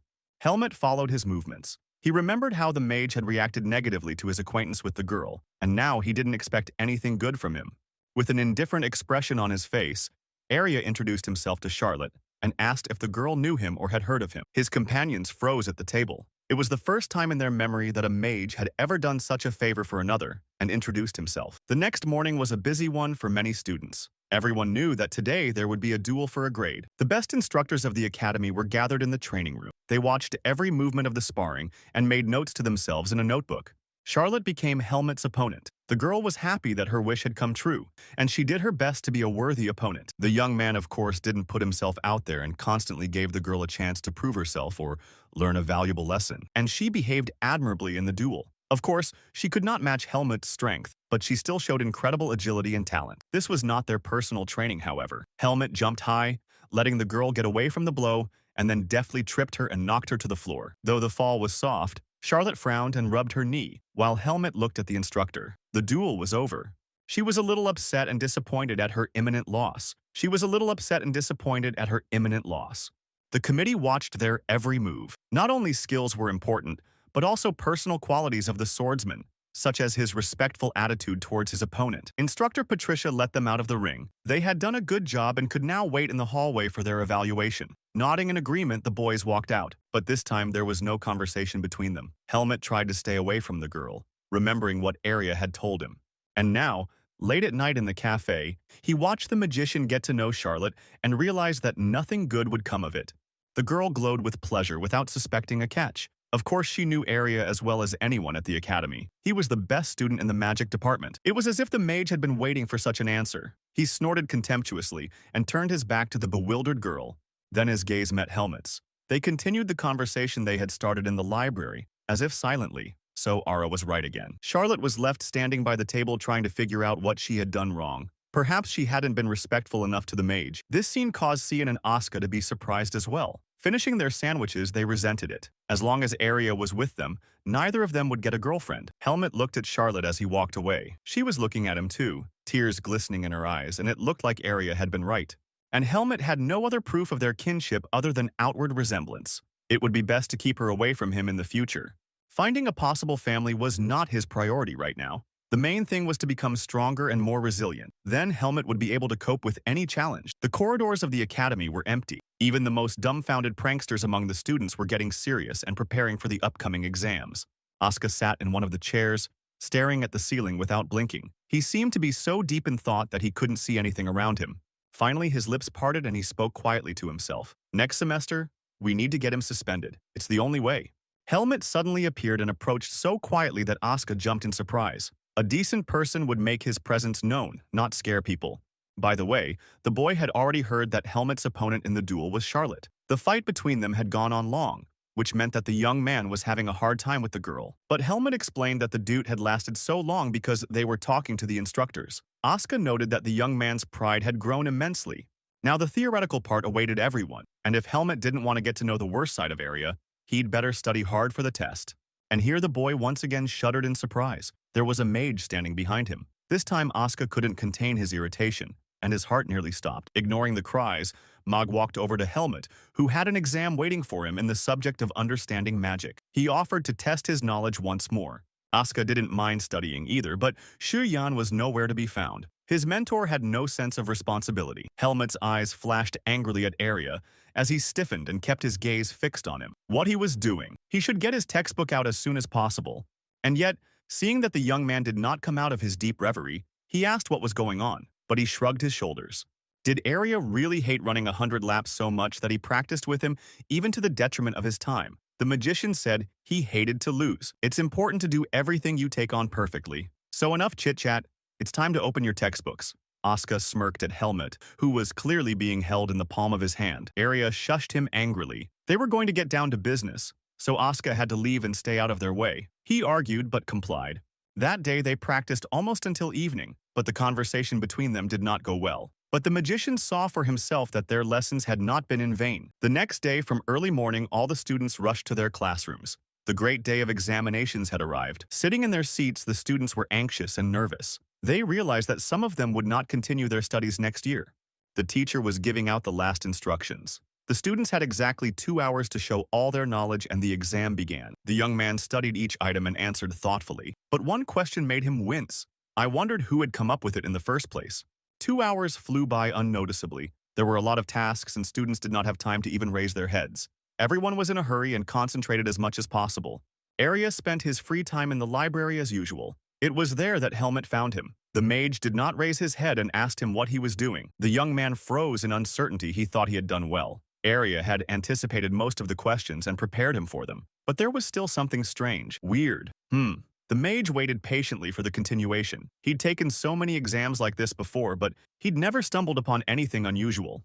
Helmut explained. One of the assignments described a situation. What a student would do if he accidentally gained the power of darkness, and if he lost it, he would die. Arya couldn't help but agree. Indeed, the question sounded provocative. He had never encountered such a thing before. He thought about it. Dark force. Helmut's worries were understandable, but he reminded himself that the assignments were designed to show student ingenuity, nothing more. The teacher was famous for giving such questions from time to time, but he didn't have to worry about getting his glasses taken off if he answered thoughtfully. But what he wrote? The young man replied that he would not hide and described his thoughts. He would accept the dark power and find a way to use it and continue living. Wow. Arya hadn't expected anything like that from his neighbor. This answer showed him to be not only an intelligent man, but also a very brave one. Well, Arya felt that Mr. Ruxin was capable of appreciating such a response and would definitely not think badly of his student, so there was nothing to worry about. But Helmut was interested in something else entirely, and that he himself would respond to such a thing. The young man froze, awaiting the answer as if it were a sentence. It is standard to write that you would look for a solution to this problem in the temple. For example, an aristocrat constrained by his position would not be able to answer otherwise. But Helmut remained silent and kept his gaze on Arya and his personal opinion. And the mage did not deceive his expectations by saying that he would have answered the same way as the young man. A stubborn determination flashed across his face. He would have said the same thing even if he had turned all the saints against him. Helmut was dumbfounded. He had known the mage as a stubborn, self-loving man, but now he was revealing a different side. He had principles and character. Still, the young man decided to clarify even if he had become their enemy. But he shrugged nonchalantly. If he came to them, they could only destroy him. This answer confirmed the thoughts that were constantly in the young man's mind. The best thing to do was to find the solution himself, without letting anyone in on the secret. The magician thought that Helmut had done a good job, and he was sure to get first place. But don't let him say anything like that outside the academy to be dangerous. And Helmut agreed with him with a sigh. He knew it all very well himself, but how long would he have to hide from the world? Finally, the day came for the announcement of the results for the midterm examinations. That night, many people were awake with worry and looked tired and nervous. The results of the exams and lists were posted on huge stands located in the central square of Greta Academy. It was an effective way to feed the desire to compete with other aristocrats who valued their reputation. It couldn't have been better. Standing in the crowd among the students, Helmut heard from all sides shrieks of despair, cries of joy, sighs of disappointment. Calmly waiting his turn, he glanced up from behind the other students to look at the results of the magic department and decided to look up Arya's name. The mage's name was in first place, and his result was the highest in the faculty. Xian, despite all his efforts, was only in second place. Of course, the boy felt sorry for his hard work, but it wasn't the first time this had happened, so maybe he would react to it calmly. But as Helmut stepped out of the crowd, he saw Sayan and realized how wrong he was. He stood motionless, a look of utter despair on his face. It seemed that in an instant this boy had turned into an old man. His face had turned gray and he was clearly oblivious to what was going on around him. Finally, his vitality returned to him and he exploded with indignation. He might have been inattentive, but he knew he was overtaking the mage in his knowledge. Unexpectedly, Arya stepped closer to him and put a hand on his shoulder. Something like regret flashed across his face. However, in his usual arrogant tone, he announced that 3 months was enough time to learn a course in one subject. It was just that someone hadn't done their best. When the boy heard that, he was numb. Of course, he didn't expect the mage to show such human feelings as compassion. Still, he could have been more gentle. But there was no way to find out anything else. The magician never allowed himself to be questioned, and he was already surrounded by those who admired his intelligence and beauty. And then a happy thought struck Xian, who was an optimist. He remembered that the final outcome would be decided by the results of their students. So, making sounds of glee, he rushed from his seat to the stand with the lists. As he was going through the list of students, his eyes fell on the first place. An inhuman scream burst from his chest. How was that possible? Helmut was in first place. Asuka was only 1 point behind him. Seeing the grief his victory had caused Xian, The boy regretted 1,000 times that he had even gotten involved in this dispute. The boy stood in the middle of the square and wept inconsolably. He was so absorbed in this spectacle that he didn't notice Arya walking up to him and watching his reaction. There are always winners and losers in life, so with a smile, he congratulated Helmut on his victory. The young man had made an effort and it had paid off. He was now the best in the faculty. Helmut smiled back and thanked him. Not quite sure what he was more happy about than his victory or the confirmation that the mage was the best teacher.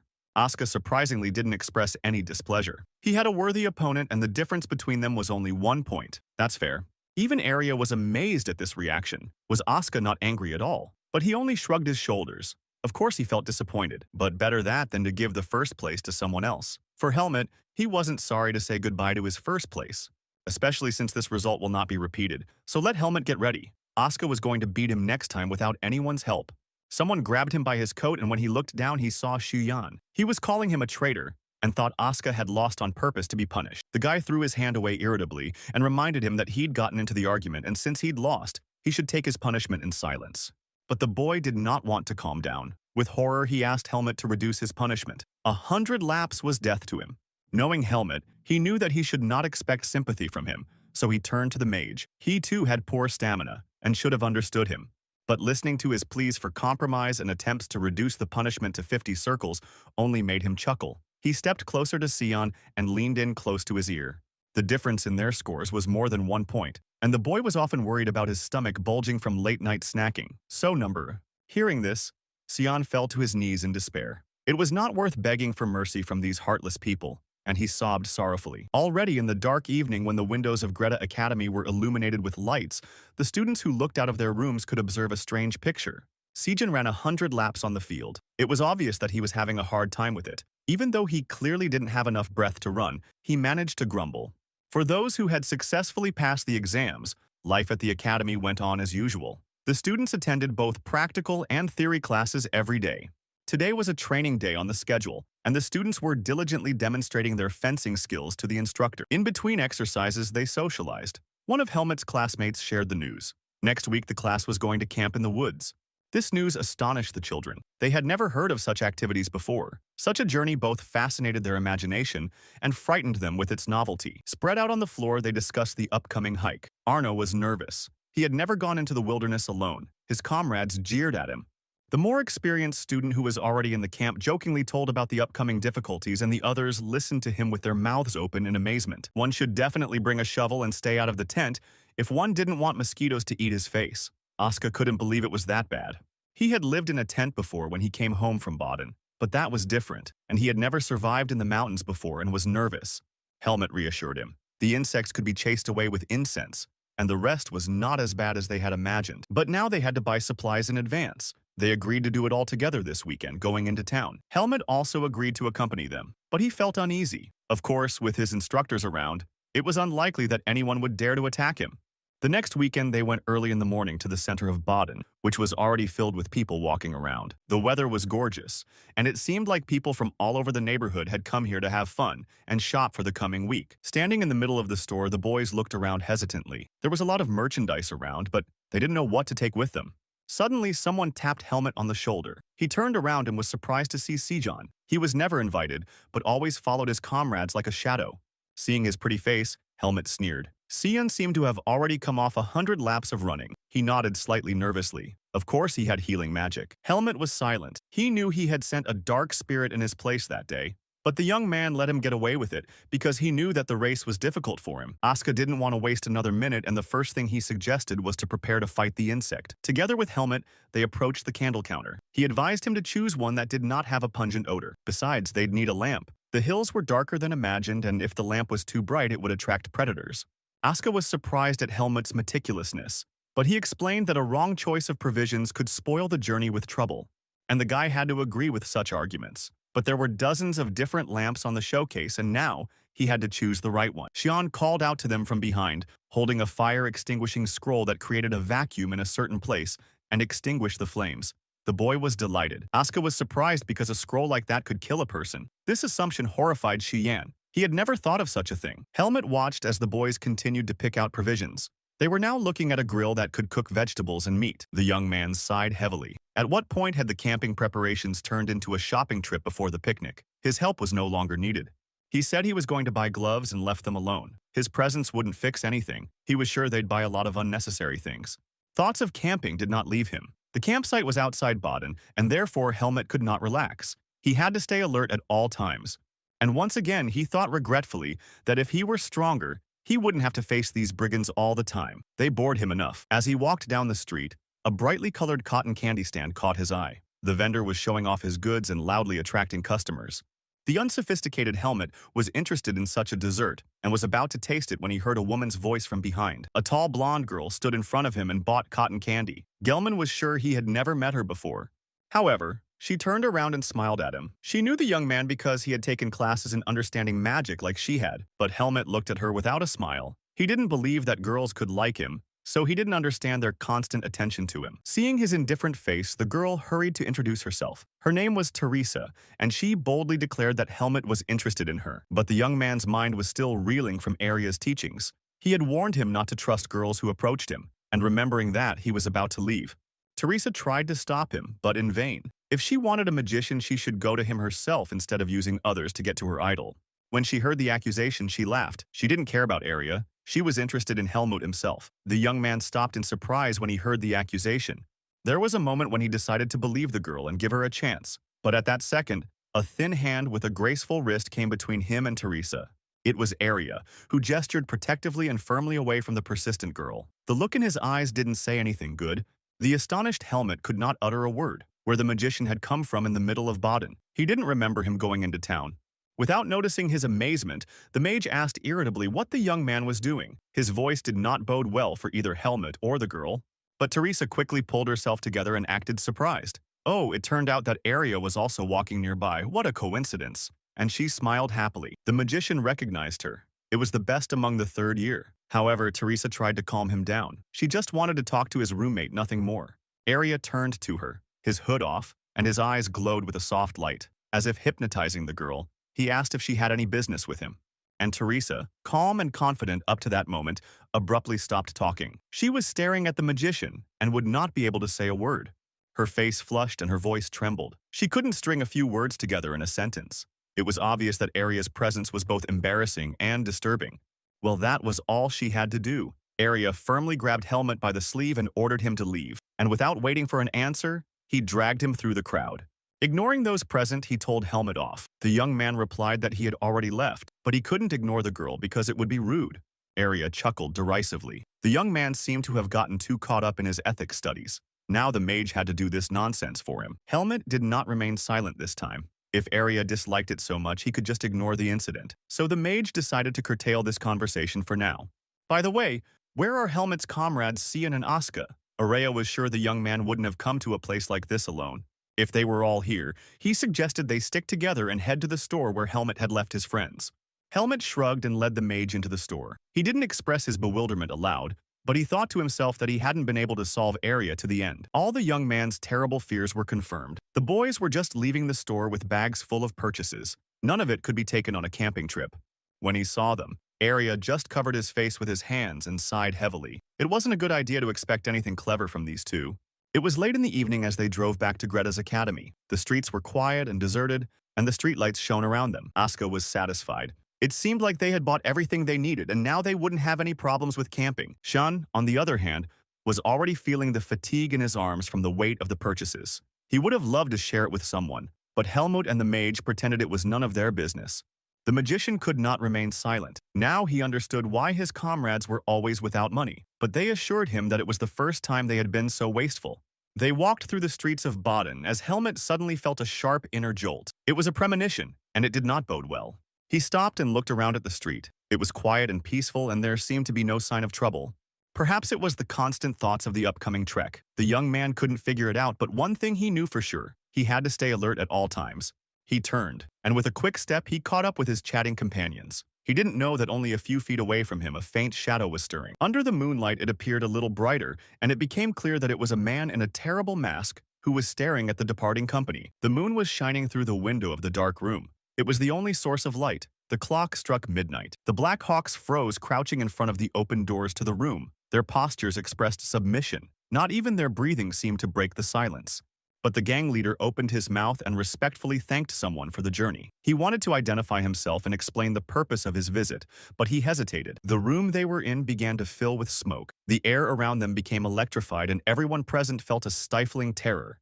Sir Anton tried to continue his speech, but it came to him with difficulty. Fear was gripping him, and he could feel the large drops of sweat on his face. At that moment, the smoke began to thicken, and the first outline appeared. It was hardly a living person, but rather a demon at the call of the ringleader. He wore a dark cloak that concealed the figure, and even the height of the creature. The bandits, who had seen terrible things in their lives, froze and could not move. But the figure became clearer, and standing with his back to those present, in a terrible voice ordered Sir Anton to go on. And he obeyed. He knew that in front of him stood the strongest representative of the Black Hawk named Fascio Conferencier. His face was always covered by a frightful mask of a jester. With a trembling hand, Sir Anton handed him the papers and explained. It was about a guy they hadn't been able to get rid of for a long time. And Fascio took the papers and began to familiarize himself with the information. No one dared distract him from this activity. Then he repeated aloud what he had just learned. The guy was a former mercenary with a second rank. Now he was in his second year at Greta. They didn't know if there was a mentor there who could teach him anything. Sir Anton assured Fascio that the young man had remarkable abilities and clearly did not need training. But Eden Kudrow was supporting him. The masked man continued the interrogation. Had anything interesting been found in his past as a mercenary? And the leader only shook his head in the negative. They found out that he joined the squad after he stumbled upon them on a mission. But there was no record of what he was doing before that. The case was fascinating. Where he came from, who taught him, and what his status was. It was all a mystery. That was Fascio's reasoning as he ran his long claw across the paper.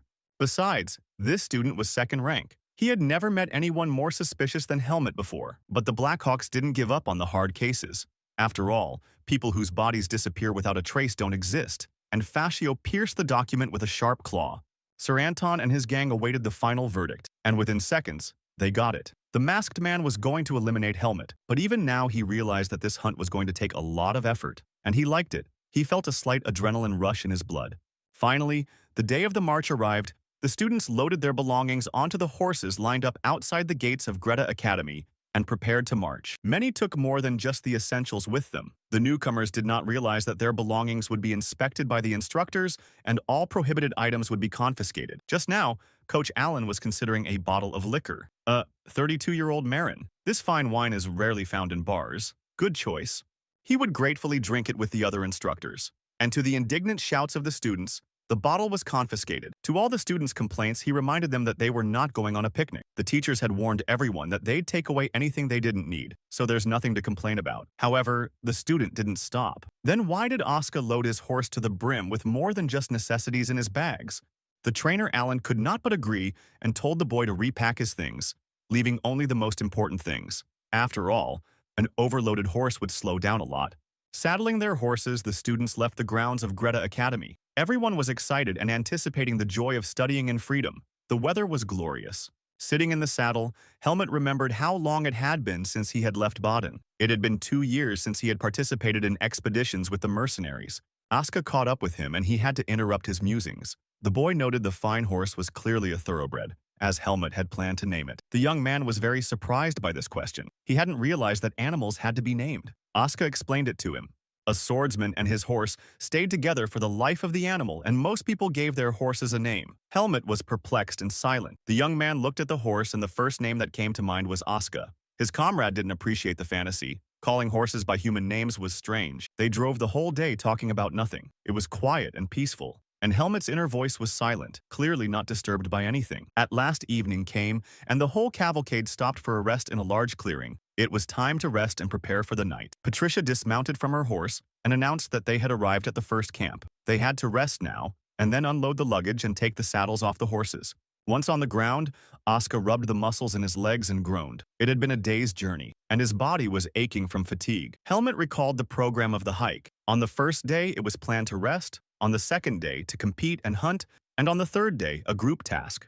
On the way here, he felt no danger and was calm. But logically, day 3 would be ideal for an attack. He reminded himself to stay alert at all times. Oscar called out to him. His voice sounded so surprised that Helmet turned around. The boy asked the young man where his horse had gone. The question was so strange that Helmet could not find anything to answer. How could one not notice an animal? He turned to point his finger at his horse but froze half-turned. He had the bridle in his hands, but the end of it was on the ground. It was clear that the reins had been cut by something sharp. How and when it happened, Helmut didn't let go of them for a second. More importantly, he didn't notice anything, but events were unfolding even more interestingly. Asuka pointed his finger to a distant clearing. He explained in a stern voice that Helmut had let him go out on his own for nothing. The young man looked up in surprise and saw his stallion grazing quietly among the trees, as if he had been purposely let out for a walk. He asked Ask for his sword without a long explanation. He was going to make a quick run to the clearing to fetch his horse and return. The man gave up his weapon in surprise. Helmut stepped cautiously over his feet and looked around for the horse. He had expected anything, and he was ready. But when he got closer to the animal, he didn't see anyone. The one who'd done this was clearly hiding well and had no plans to attack. Suddenly, an object in the grass caught his eye. It was barely recognizable, and for the first few minutes, Helmut didn't pay attention to it. But his innate caution and attentiveness saved the young man again. He stood still and took a closer look. Just a few centimeters from his feet was a trap. It was so well camouflaged that it was almost impossible to distinguish it among the grass. Helmut knew that traps were forbidden in these hunting grounds. It was not a coincidence, but a warning that the young man was being hunted. Well, Helmut was ready. As the saying goes, if something is inevitable, you should relax and enjoy it. His gaze fell on the horse. The horse was white, by the way, so it would be a perfect name for him, White, and he called the animal to him affectionately. It didn't matter who was hunting him now. If anyone dared to stand in Helmut's way, he would only have to destroy his enemy, and we could only hope that the opponent would be worthy. I didn't want to waste my time on another weakling. When Helmut and Asuka returned, the students had already prepared the camp. A fire was burning in the middle of the clearing, and tents were set up around the edges. Instructor Allen had just announced a general assembly. He wanted to announce the instructions to each squad before dinner. The students obediently lined up in front of him, and there was silence. The coach raised his hand and showed everyone a metal ball. From now until the last day of camping, students would break into groups, and each team leader would have a balloon to communicate with the instructors. Then the instructor Allen handed out the balls, and one of them he handed to Helmut. He looked at the ball in a daze, not understanding why it was in his hands. The comrades standing next to him were also surprised, but the coach quickly explained the situation. Helmut was appointed squad leader, so don't let him yawn. Many unfamiliar students stood around the young man, and upon hearing this news they frowned. Each of them secretly wanted to take this position. One of them smiled conciliatingly and announced that it was time to get acquainted. After all, fate itself had brought them together in the same squad, and when he said that, he called his name Andro. Not to say that everyone accepted Helmut's appointment, but there was really nothing to do. They followed Andro's example and introduced themselves. One of them was silent, waiting for his comrades to recognize him. They had already met in class, but they looked at him incomprehensibly. He sighed and said his name. Now the young man, as the senior, appointed those responsible for the dinner, and explaining that he had something to report to the instructors, turned around and left. Asuka stopped him with a question, and he explained that while taking the horse from the forest clearing, he had seen a hidden trap. When the boy heard that, he whistled. He knew that these weapons were forbidden here. Helmut nodded affirmatively. That was why he was going to the trainers now. So that's why Helmut had that look on his face when he brought the horse. Asuka said he was interested in seeing it too, so he would go with him. The students on their team frowned irritably at them. Apparently, these guys were too important to cook dinner and left right away. When Patricia heard Helmut's story, she immediately went with him. But when they arrived, the trap was gone. Someone must have gotten here earlier. Not wanting to offend the young man, the teacher gently asked him if he had seen the trap. He could have been mistaken, but Helmut assured her that he had a good look at the trap. Even if it was true without proof, she couldn't do anything about it. Of course, as a precaution, she would inform everyone about the traps. When they were left alone, Asuka suggested that Helmut might have just gotten the wrong place. The young man was upset. Someone had gotten ahead of him again. He was sure he was in the right place, and when he looked closely, he noticed that the grass had sagged. The trap had obviously been here recently. It was another telling action. They destroyed the evidence before Helmut managed to bring in the instructor. They watched the young man closely. A memory from his childhood surfaced in the young man's mind. Elga had always said that you had to take advantage of a target that was stronger than you. Humans, for example, had great stamina and endurance. They slowly but surely conquered their targets until they collapsed from exhaustion. The stalker was quite cautious but didn't know him well. The enemy wanted to complicate the young man's life, but he chose the wrong target, and soon he would see for himself. After some logical thinking, Helmut realized that as long as he was in the mountains, he was in no danger. It was time to get down to the business at hand. The whole team met them on the way to the tents. They greeted them cheerfully and told them that they had already started preparing food, and some of them had even had dinner. In confirmation, one of the students held out a plate of black chunks to the boys. It might have been food before, but now it was burned to the ground. Helmut and Asuka stared dazedly at the plate. What was on the plate was clearly dangerous to eat. It was clear that they would have to cook it themselves in the future. It was late evening and the moon rose high above the mountains, brightly illuminating everything around. The trees took on a magical silvery hue. Asuka spent only a short time by the fire, and appetizing roasted pieces of meat began to appear on the plate. A mind-blowing aroma wafted through the forest. The students stared at the treat in amazement. They had never imagined that a simple student could prepare food so professionally on an ordinary fire. They gorged themselves on dinner, and as they filled their mouths they noticed that they had just been munching on charcoal. How were they going to go camping if they couldn't even feed themselves? When they had had enough, they went over to Asuka and thanked him again. They knew that all commoners were very different from the aristocrats. Helmut was present at the dinner, watching over the order, but his thoughts were far away. He looked around, hoping to see who was watching him. But then Andro caught everyone's attention. With a conspiratorial look, he invited everyone to see what he had brought. He looked around to make sure there were no eyes or ears in the area, and pulled out a bottle of alcoholic beverage with an enthusiastic look. His comrades surrounded him. On closer inspection, they realized it was a bottle of Hennessy. But how did the guy manage to get it through the strict control of the instructors? But the man only smiled enigmatically and showed a magical cloak with storage spells. Even the teachers didn't know about it. They sat down at the table and poured a hot drink. Andro was so thirsty that he risked it. But what was a barbecue without alcohol? Looking at the clock, they realized that Patricia's instructor would be making her round soon. Time was running out. Helmut watched silently without interfering. Soon indeed, the teacher appeared at the campfire. She was carrying a dozen confiscated bottles. She clearly intended to take another one now. But the search yielded nothing. She raised her eyebrows in surprise. They didn't have anything, and the students had assured her they wouldn't dare break the rules. But Instructor Patricia decided to clarify. She turned around and asked Helmut if that was really the case, and he confirmed what the team had said. Well, if that's the case, she's leaving. But Coach reminded me that the leader is responsible for all teammates' mistakes, so Helmut better keep an eye on them. And wishing everyone a pleasant appetite, she turned and left. The boys looked at her and thanked her and advised her to be careful on the way back. Their faces were sly and glowing with merriment. The danger was over and now it was time to get the bottle and start the real dinner. Pouring Hennessy into glasses, they raised their hands and toasted. To a successful journey, their voices were sonorous and cheerful. Despite their bravado, the students were inexperienced. The strong drink burned their throats and left a bitter aftertaste. They did not get any pleasant sensation. Andro came over to him, noticing Helmut's silence. He asked what had caused this state of mind. He wondered if he didn't like the taste of the drink.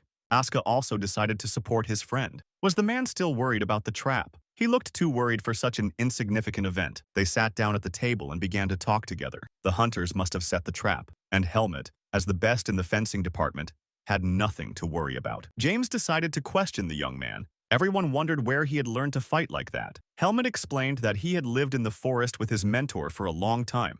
Could it be that he was trained by a hermit? The boys would have loved to meet this man. He was clearly a man of extraordinary ability. But the young man became very sad. He explained that it was impossible because he was long gone. There was silence at the table. However, the alcohol had already started to take effect, and the guy's cheerful disposition quickly returned to him. Anyway, his mentor would be proud of him. As he watched his companions pour the last drops from the bottle, he noted to himself that alcohol brought people closer together. From now on, he would make use of this knowledge. A little later, they finally finished their meal and immediately fell to rest. The empty, dirty dishes in the bottle were still lying on the table. The young man, feeling a little dizzy from the drink, decided to take a walk to get some air and explore the area. Asuka led him around for a while and left him alone. Helmut paced quickly and tried to concentrate and channel his power inward. It was only a few minutes before he felt much better.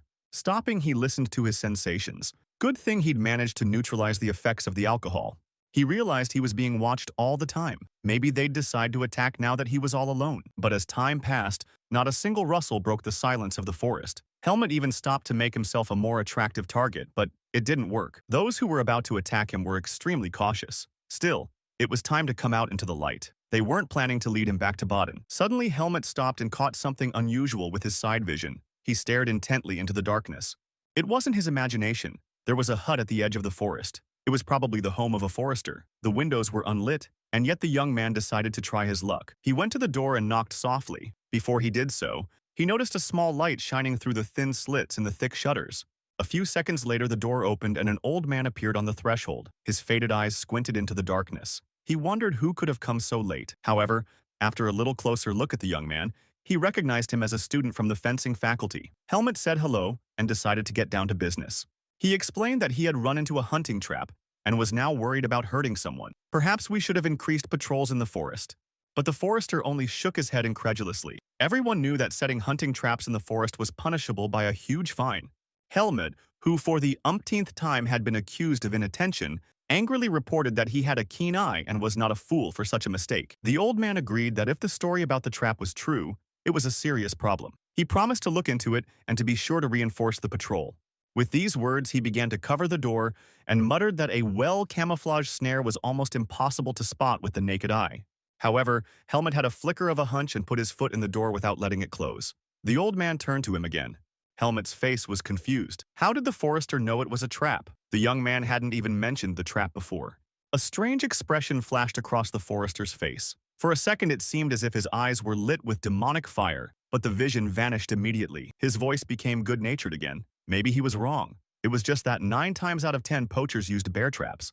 For a moment Helmet froze. He took another close look at the old man. He aroused doubts in him, but there were no clues, and he explained the reason for his surprise. The young man didn't give up. He asked where exactly the hunting events would be held this year, but not a single muscle trembled on the old man's face. This time the conversation was really over, so Helmet had no choice but to thank the talkative old man and say goodbye and leave.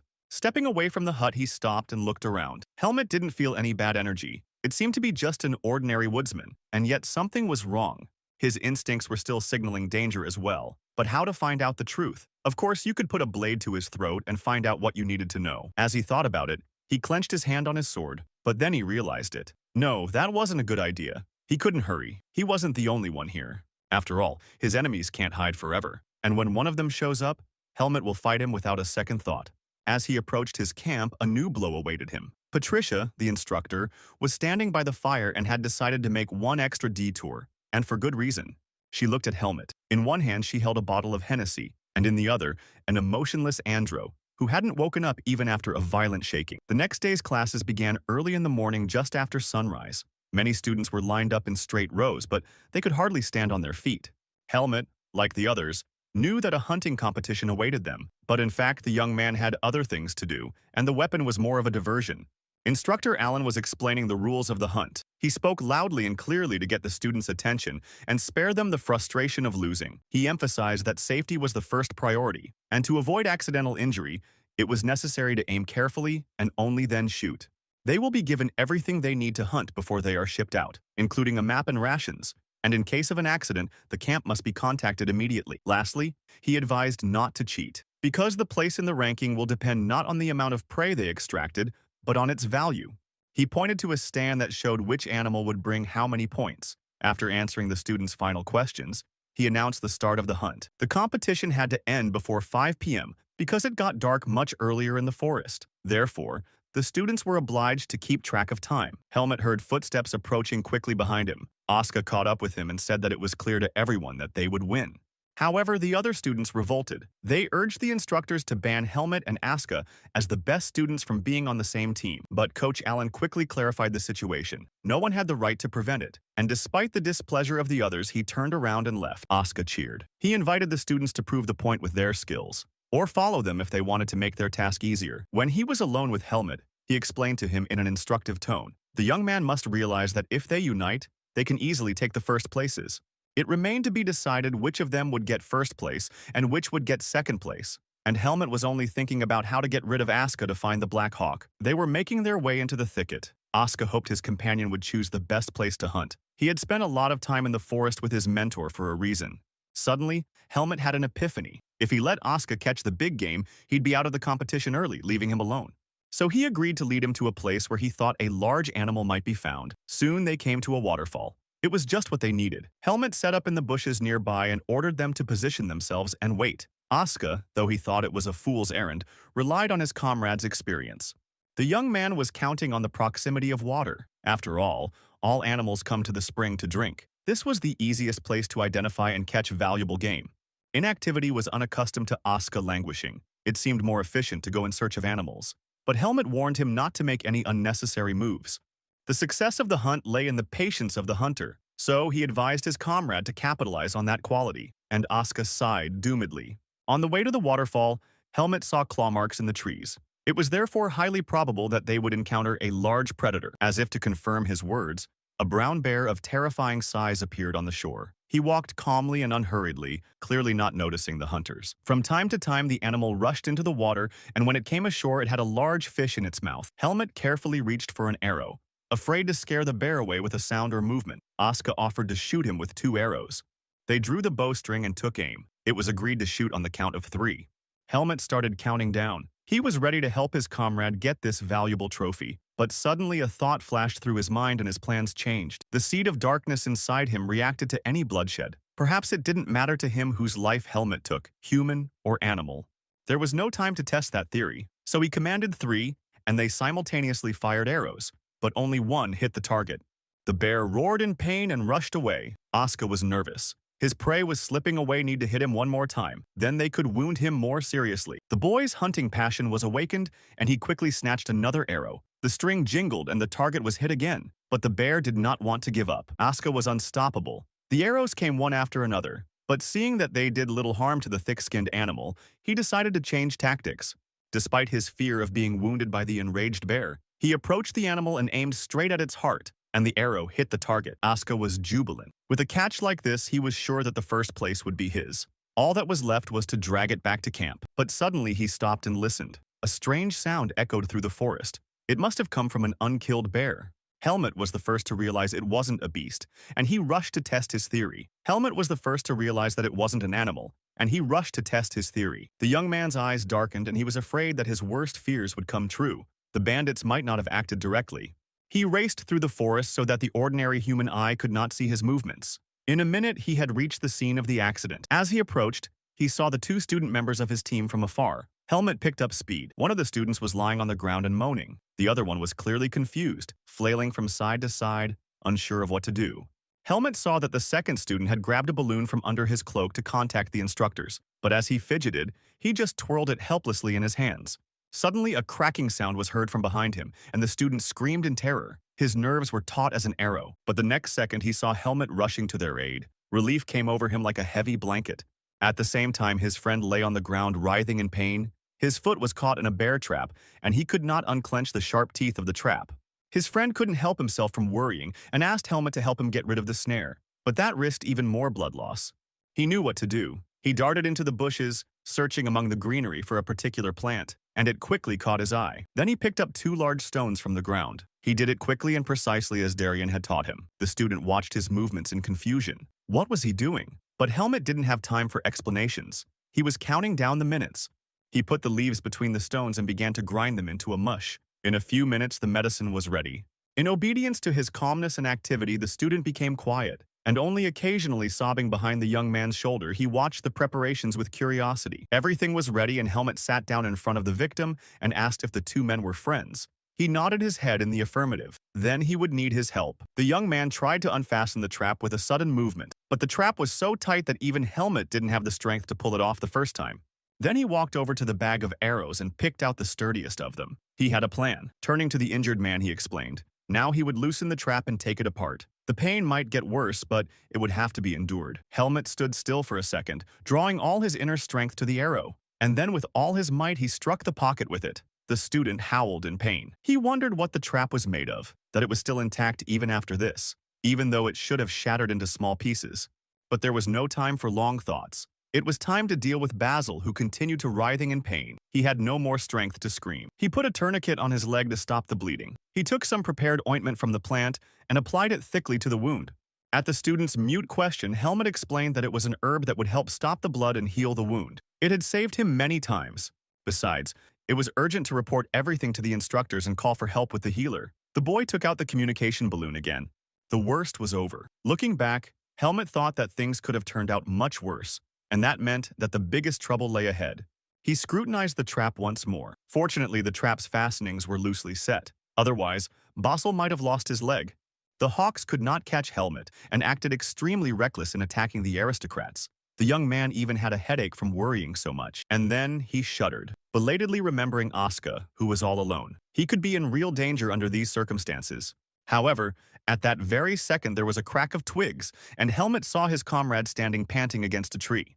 Breathing out of breath, Asuka exploded into an angry tirade. The young man must have forgotten that they were supposed to be a couple, so where did he run off to so quickly? But he sighed in relief and turned away, so as not to give away his joy. Asuka misinterpreted him and began to make excuses. He was running much slower than him. Then his gaze came upon two students. One of them was just telling Helmet that he had managed to contact the camp and that help would be here soon. He expressed his admiration for the young man's calmness in such a situation. He himself could not do anything because of panic. He reassured him and explained that it was a matter of experience.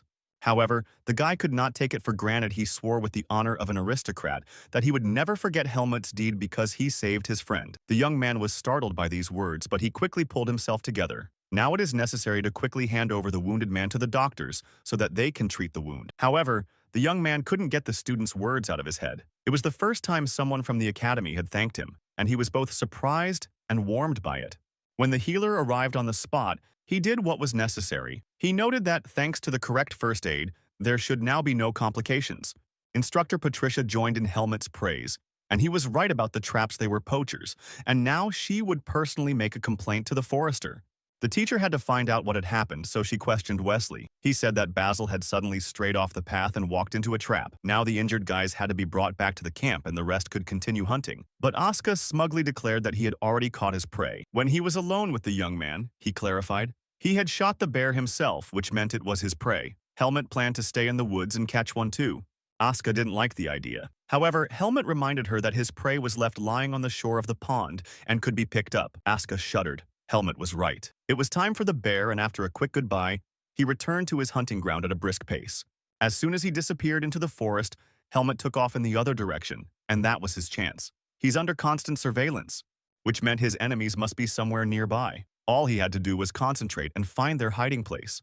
Helmut used the force to sharpen his senses. Objects around him lost their shape. Everything seemed different in this dimension. Suddenly, Helmut noticed some movement in the distance. If they were the ones he was looking for, there was no time to lose. Helmut sprinted as fast as he could across the vast distance. His ears whistled. When he reached the place, he broke out of the force field and found himself in a familiar world. But the speed was so great that he couldn't stop right away. So standing on his feet and holding his balance with difficulty, he drove on the ground a few more meters, leaving furrows on the ground from his boots. At last he managed to stop, and looking around he saw a clearing in front of him. There was a thin thread stretched between the trees, which cut into the trees.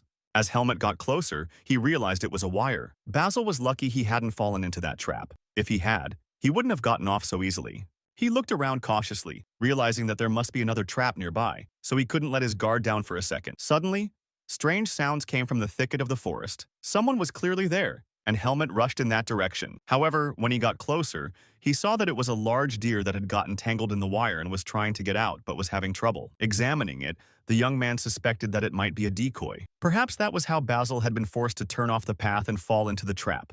Well, even so, Helmut had other things to do. The deer had to be taken to be displayed as a trophy in a hunting competition. He reached for an arrow and drew the bowstring. He felt sorry for the animal, but there was no other choice, so he fired. The day was coming to an end. The students returned to the clearing with their spoils. The instructors were just making their rounds, evaluating them, and making notes in their notebooks. Each one arranged his prey on a blanket signed with his name. There were many animals of different sizes and numbers. It was difficult to determine the winner. Asko's bear was a special place. His carcass was so huge that it barely fit on the bedspread, making the other students jealous.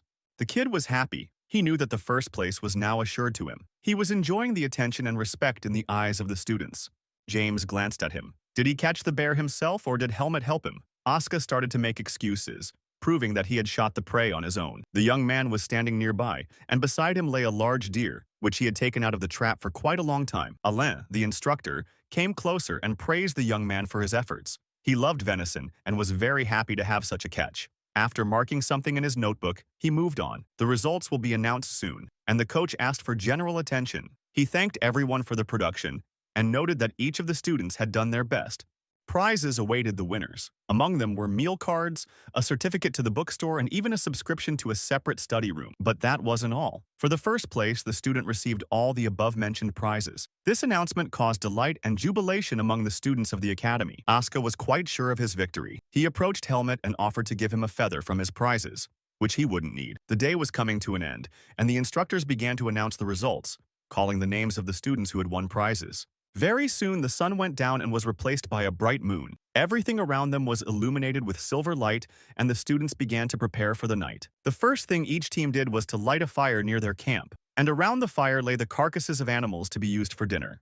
A frustrated Asuka stared at one point. James teasingly said that having a study room of one's own, even if only for a week, was a privilege for everyone. This statement brought him out of his reverie. He shouted angrily. How could he be awarded only second place for catching a whole bear?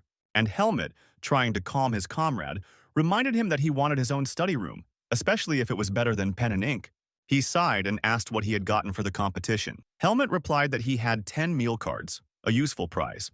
And thanks to Asuka, they'll be able to taste bear meat for the first time. There was so much to catch that there was even enough for the students who couldn't catch anything. After dinner, the whole team sat around the fire, and Andro expressed a general thought. Without the 3 men who had dropped out, it had become very quiet. They summed up the results. Bossel was sent to the infirmary in the city after a leg injury. He needed treatment and was unable to continue competing in the forest. A bridge collapsed under his friend Wesley as he dragged the wounded Bossel back to camp. His injuries were minor, but still needed attention. Michel, on the other hand, was trapped while hunting in another part of the forest. He suffered a fracture and was also sent to the academy. There were now 5 people on the team. It was clear that the guys were clearly unlucky because misfortunes were only following their team. The coach asked if they were going to reform the team. As Helmet listened to their chatter, he realized that these events were more than a coincidence. It seemed that his enemies were going to hunt down those around him. He was now faced with a choice. The situation was quite serious. Should the young man now honestly tell his comrades about it? And he looked back at the boys.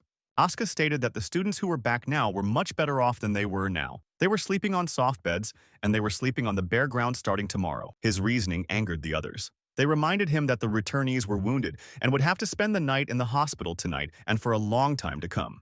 Adro ignored the others and sighed again. They had learned a lesson in wilderness survival and hoped they could return safely. Helmet listened to these concerned speeches and decided to say nothing to the boys. He would stay with them all the time and everything would be fine. In the morning, each team was given a map. On them was marked the place where the camp was to be set up. It took about 4 hours to get there. Having determined their destination, the team decided not to waste a minute and immediately saddled their horses. Helmet gave the command to move out. Their journey had been going on for several hours now. The sun was beginning to heat up and the students were feeling tired. It was time to think about resting. Suddenly, James stopped abruptly and called out to Helmet. He pointed his finger at something off to the side. The young man and Asuka looked around. They were also tired and would have given a lot for a few minutes on the ground instead of in the saddle. The place James pointed to was like it was made for relaxation. It was a small waterfall that formed a lake of crystal clear, cool water. It was a small oasis with perfectly flat land and a water source not far away. They were lucky to find such a place in the middle of the mountains. Helmet rushed over and looked around. They had indeed been lucky, and that was what was troubling. So much misfortune had fallen on their heads lately. The first thing he did was to walk over to the water, scoop it up with his hand and look at it closely. He remembered the lesson he'd learned during his escort as a mercenary. Asuka called out to him. He was in the neighborhood. The guy was grinning and teasing Helmet. He was tired, so he went to the watering hole first thing in the morning. The team decided to unload the horses and rest. They got here earlier than planned, so they had some free time. They needed to gather firewood. The day began to fade rapidly, and the boys set up their tents and built a fire. It was time to prepare dinner. The students were unusually silent as they warmed themselves by the fire. Helmut, who was the only one who understood the looming threat, looked at each of them carefully. Everyone was clearly exhausted. And besides, the guys were probably worried that 3 of them had already returned to the academy due to injuries. It was worth taking a look around. Helmet announced that he was going to get firewood. They were going to spend the night here and needed to get ready. There was still something to see on the ground. Asuka jumped up and followed his comrade. The guys on the team were sucking the rest of his strength from him. Helmet was not happy with the imposed company. As they climbed into the thicket, they began to gather brushwood. There was silence all around. Here among the trees, the light from the moon hardly reached them, and it was much darker. Asuka, who didn't know much about camp life, eagerly began collecting the first sticks he could find. He really wanted to help. He often asked Helmet for his opinion to make sure he wasn't mistaken. And he explained that wet or fresh branches were not good for the fire. Asuka was surprised. It's not a big deal to put them with the others, but the young man patiently explained that then their work would be useless because the fire wouldn't start. It was very dark in the forest, and the boy dreamed of returning to the brightly lit city. Only now he really appreciated all the benefits of civilization. Helmet stubbornly did not keep the conversation going. His whole being was focused on searching for danger. He listened and looked around for enemies. Asuka, unaware of what was going on in his mind, hummed a song as he gathered firewood. He knew his companion's quirky nature and didn't insist. Suddenly, Helmet called out to him, and his voice was strained. But the boy mistakenly thought he was annoying his friend with his lack of voice and hearing. But when he turned around, he realized from Helmet's face that something was wrong. He handed him his firewood and ordered him to return to camp now. Asuka was stubborn. Why would he suddenly have to leave? But the young man explained that he had an urgent matter to attend to. There was nothing to do, so the boy obeyed. Helmet, left in the darkness and silence, stared into the forest and froze. It seemed as if he had even stopped breathing. Surprisingly, the forest, which had recently been filled with the sounds of living things, was also silent. Only in the distance could a strange and repetitive sound be heard. A human or demonic creature sat on a stump. It held a sharp sword and carved a stake out of the wood.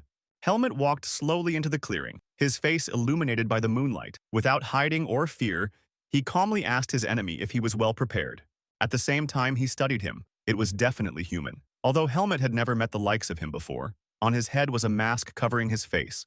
It was Fascio himself. A muffled voice came through the smirking mask. He was thanking Helmet for accepting his invitation. They had a lot to talk about, and he invited him to sit down on the stump opposite him. It was time for a quiet conversation. Helmet sat silently across from Fascio. But knowing that he was not to be trusted, his hand rested on his sword and he was ready to pull it out at any moment. The masked man spoke. He was in a very good mood now because he was finally able to interact with Helmet in person. He had heard a lot about him. He was tired of looking at Helmet's face. But Fascio was curious about his first impression of himself. After all, he was a predator ready to attack. Helmet showed no fear. He noticed that his mask was strange. He could see that he was an unhappy man who had to hide his face.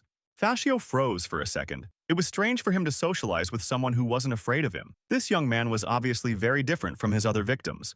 Usually people ran away. Helmet, on the contrary, pointed his claws at him and tried to catch him. Pasho knew that there was also a predator in front of him. As he said this, he pointed the sharply honed wooden stake straight at Helmet's chest, but he didn't even move. He kept his gaze fixed on the slits in the mask. They weren't so different. And now Pasho had come to Helmet to give him one last chance. With these words, he reached into his pocket. Grabbing something, he made a quick and deft throw towards the young man. He was expecting a blow at the last second and grabbed his sword, but then he noticed that the object Fascio had thrown was not a threat. Strangely enough, it was an unusual large insect like a caterpillar. It was lying on the ground at the young man's feet, and it was disgusting. The masked man continued as if nothing had happened. He called himself the leader of the Blackhawks. He was a mercenary Hawkeyes called Pasho the Dark Jester. It was in his power to recruit talented warriors into the gang, or to take the lives of traitors. Helmet is too talented to simply destroy him, so Pasho decided to give it a chance. If the young man wanted to join, let him just eat the bug in front of him. There will be no side effects from it. But if Helmet refused, he and his friends would die at the hands of Fascio, so it was worth thinking carefully before making a decision. Helmet froze for a second, but immediately jumped to his feet in indignation. It was a lie, but Fascio was not someone worth obeying. But the masked man saw this impulse and only snorted derisively. This was not about trust, but about Helmet's freedom and life, and not just his. The young man decided to elaborate. Would the Hawks be able to destroy the children of aristocrats? And the jester explained how he had taken care of those who were especially dear in advance. And Helmet did recall that the students eliminated from his team belonged to the most important aristocratic families of this country. Fascio advised him not to fill his head with nonsense. The young man had no choice now. The only way to survive was to obediently accept the offer. The insect was still lying at his feet. Helmet lowered his eyes and regarded it with interest. Did he really have no choice, or was it a trick of the enemy? He covered his eyes in thought, and finally, a minute later, the decision was made. The jester even got up from the stump. Helmet's gaze became sharp. He explained to the jester that they were very different from each other. And with these words, he crushed the insect with all his might. The next second, he was in a stance and gripping his sword. Pasho spent a lot of time watching Helmet, but he didn't recognize him. With these words, the young man rushed towards Fascio with all his speed, but he continued to sit quietly on the stump without moving. Suddenly, his hand jerked and he threw the sharpened wooden blade away with force. It whistled as it flew and went almost halfway through the hilt into the trunk of the tree. Helmet turned to his inner strength at this time. His sword glowed with a lilac light, filled with the powerful energy of its master. A second before they clashed, Fascio had jumped to his feet and prepared to attack. Helmet aimed his sword blade straight at his enemy's chest. Whatever the circumstances, if Helmet destroys the bandit, it ends here. He can keep his comrades out of harm's way. And swinging his sword, he struck a devastating blow. With a slashing motion of his sword, he planned to give his enemy no chance to live. But the blade whistled through the ground. Fascio fell through the ground, and a mist floated where he had just been standing. As Helmet's eyes turned around, he noticed a figure that seemed to grow out of the ground a few feet away from him. He saw the jester standing with his back to him, calmly musing. Helmet had missed his chance, and now he would never leave this forest again. Those were the bandit's last words, after which he disappeared without a trace. Helmet stayed in the clearing, trying to figure out how he had managed to pull off such a trick. At that time, the students remaining in the clearing noticed something unusual. A wild rumble shook the forest. Vibrations ran through the ground, and even the dishes on the table shook. The boys frowned at what it could have been. James suggested it was a landslide. Asuka just dismissed his fantasy. The comrades got worried. Helmet had not returned. Could he really have gotten that far away? Asuka tried to reassure them. Surely nothing could have happened to the young man. Suddenly, footsteps were heard in the forest, and in a second one of the team members came to the fire. He was carrying hay for the horses, but he looked confused. He was on his way to feed the animals, but saw that there was no one at the pond where they were tethered. Maybe the guys decided to move them to another place. Everyone was terribly surprised by this question. James explained that none of them had touched the horses, so where could they have gone? They rushed to the place where their horses were idle. When they got there, they stopped in horror. The rope on which the reins were fastened was broken. Hope flickered in them, and James asked if no one had moved the horses to the new location. But Asuka assured him that no one could have done it quietly. Their nerves were already on edge. Suddenly behind them, they heard the sound of approaching footsteps in the darkness. The students froze, afraid to turn around. James and Asuka looked at each other. Trying to quiet the trembling in their hands and set the clattering of their teeth, they slowly turned around to face the forest. In the pitch darkness, a tall, dark figure appeared among the trees. It was slowly approaching, and it was clearly heading toward them. Cold sweat ran down their faces. The unknown creature stepped into the clearing and the moon illuminated him. It was Helmet, and he didn't look his best. A sigh of relief escaped from the boys' chests. They began to talk about what had happened to the horses. Suddenly, Asuka noticed his shabby appearance. Helmet, ignoring the chatter, asked only one question: if everyone in the team was in place, and his tone made the others wary. Looking into their anxious eyes, Helmet faltered. It was obvious that the horses' disappearance had already disturbed them. What would happen if they knew the truth? The young man was again faced with a dilemma. His conscience told him that he should tell his team everything, but whether they could handle the truth. At last he made up his mind. He ordered the whole team to gather around the fire, and the boys heard a note of steel in his voice and froze, as if anticipating bad news. The fire crackled merrily and softly illuminated the students gathered around their faces. But although it gave off a pleasant warmth, everyone felt a slight chill. For the first few minutes, the guys couldn't say a word after Helmet told them what was in store for them. Everyone was in shock. Horror was written on their faces. They tried to predict what was ahead of them and how they would get out of this situation, but nothing worked. Andros summed it up. Blackhawk had dispatched the mercenary in retaliation, and now he wanted to outbid the entire team. And Helmet nonchalantly confirmed it. The dreadful words were spoken aloud, but the meaning of them didn't sink in. So 3 injuries in their team was no coincidence. James was the first one who couldn't stand it. He resented the fact that they had to suffer because of Helmet, because they had done nothing to the Blackhawks. He was clearly hysterical, and Asuka slapped him to calm him down. His voice was also breaking, but he ordered him to shut his mouth. They'll stay alive. Then, turning to Helmet, he spoke in a calmer tone. Could it be that Sabbat was still plotting against them? But the young man dismissed this version. He decided to explain himself. Before entering the academy, the young man had been a mercenary and had destroyed several Blackhawks. Now they were hunting him down for revenge. It seemed that nothing could surprise the students, but they were wrong. They had known Helmet for 2 years and had no idea that he had such a past. For a few minutes, they even forgot about the danger that hung over them. After all, the Hawks were experienced killers. How could a young man handle them? Helmet shrugged his shoulders. On average, every mercenary had a 3rd rank of skill. But he thought to himself that he shouldn't have mentioned the massacre of brigands. His comrades could not calm down. Helmet was more experienced because he had gained his knowledge in real battles. I can see why he was better than the other students. The young man did not share their enthusiasm. He fell silent, belatedly remembering that he was talking to swordsmen who could well appreciate his strength. They were right. It would be unfair if someone got hurt because of him, so Helmet decided to take responsibility and resolve the situation. But Andro had a better idea. He thought it was dangerous to fight the mercenaries alone. Wouldn't it be better to contact the instructors? Asuka reached into his pockets and fumbled around for a communication balloon. He had a look of bewilderment and guilt on his face. After a moment, he realized that his pockets were empty, and having gathered his courage, he announced to his waiting companions that he had no balloon. The students jumped on him, accusing him of negligence, but he justified himself as best he could. The mercenaries could have stolen the orb just as they had stolen the horses.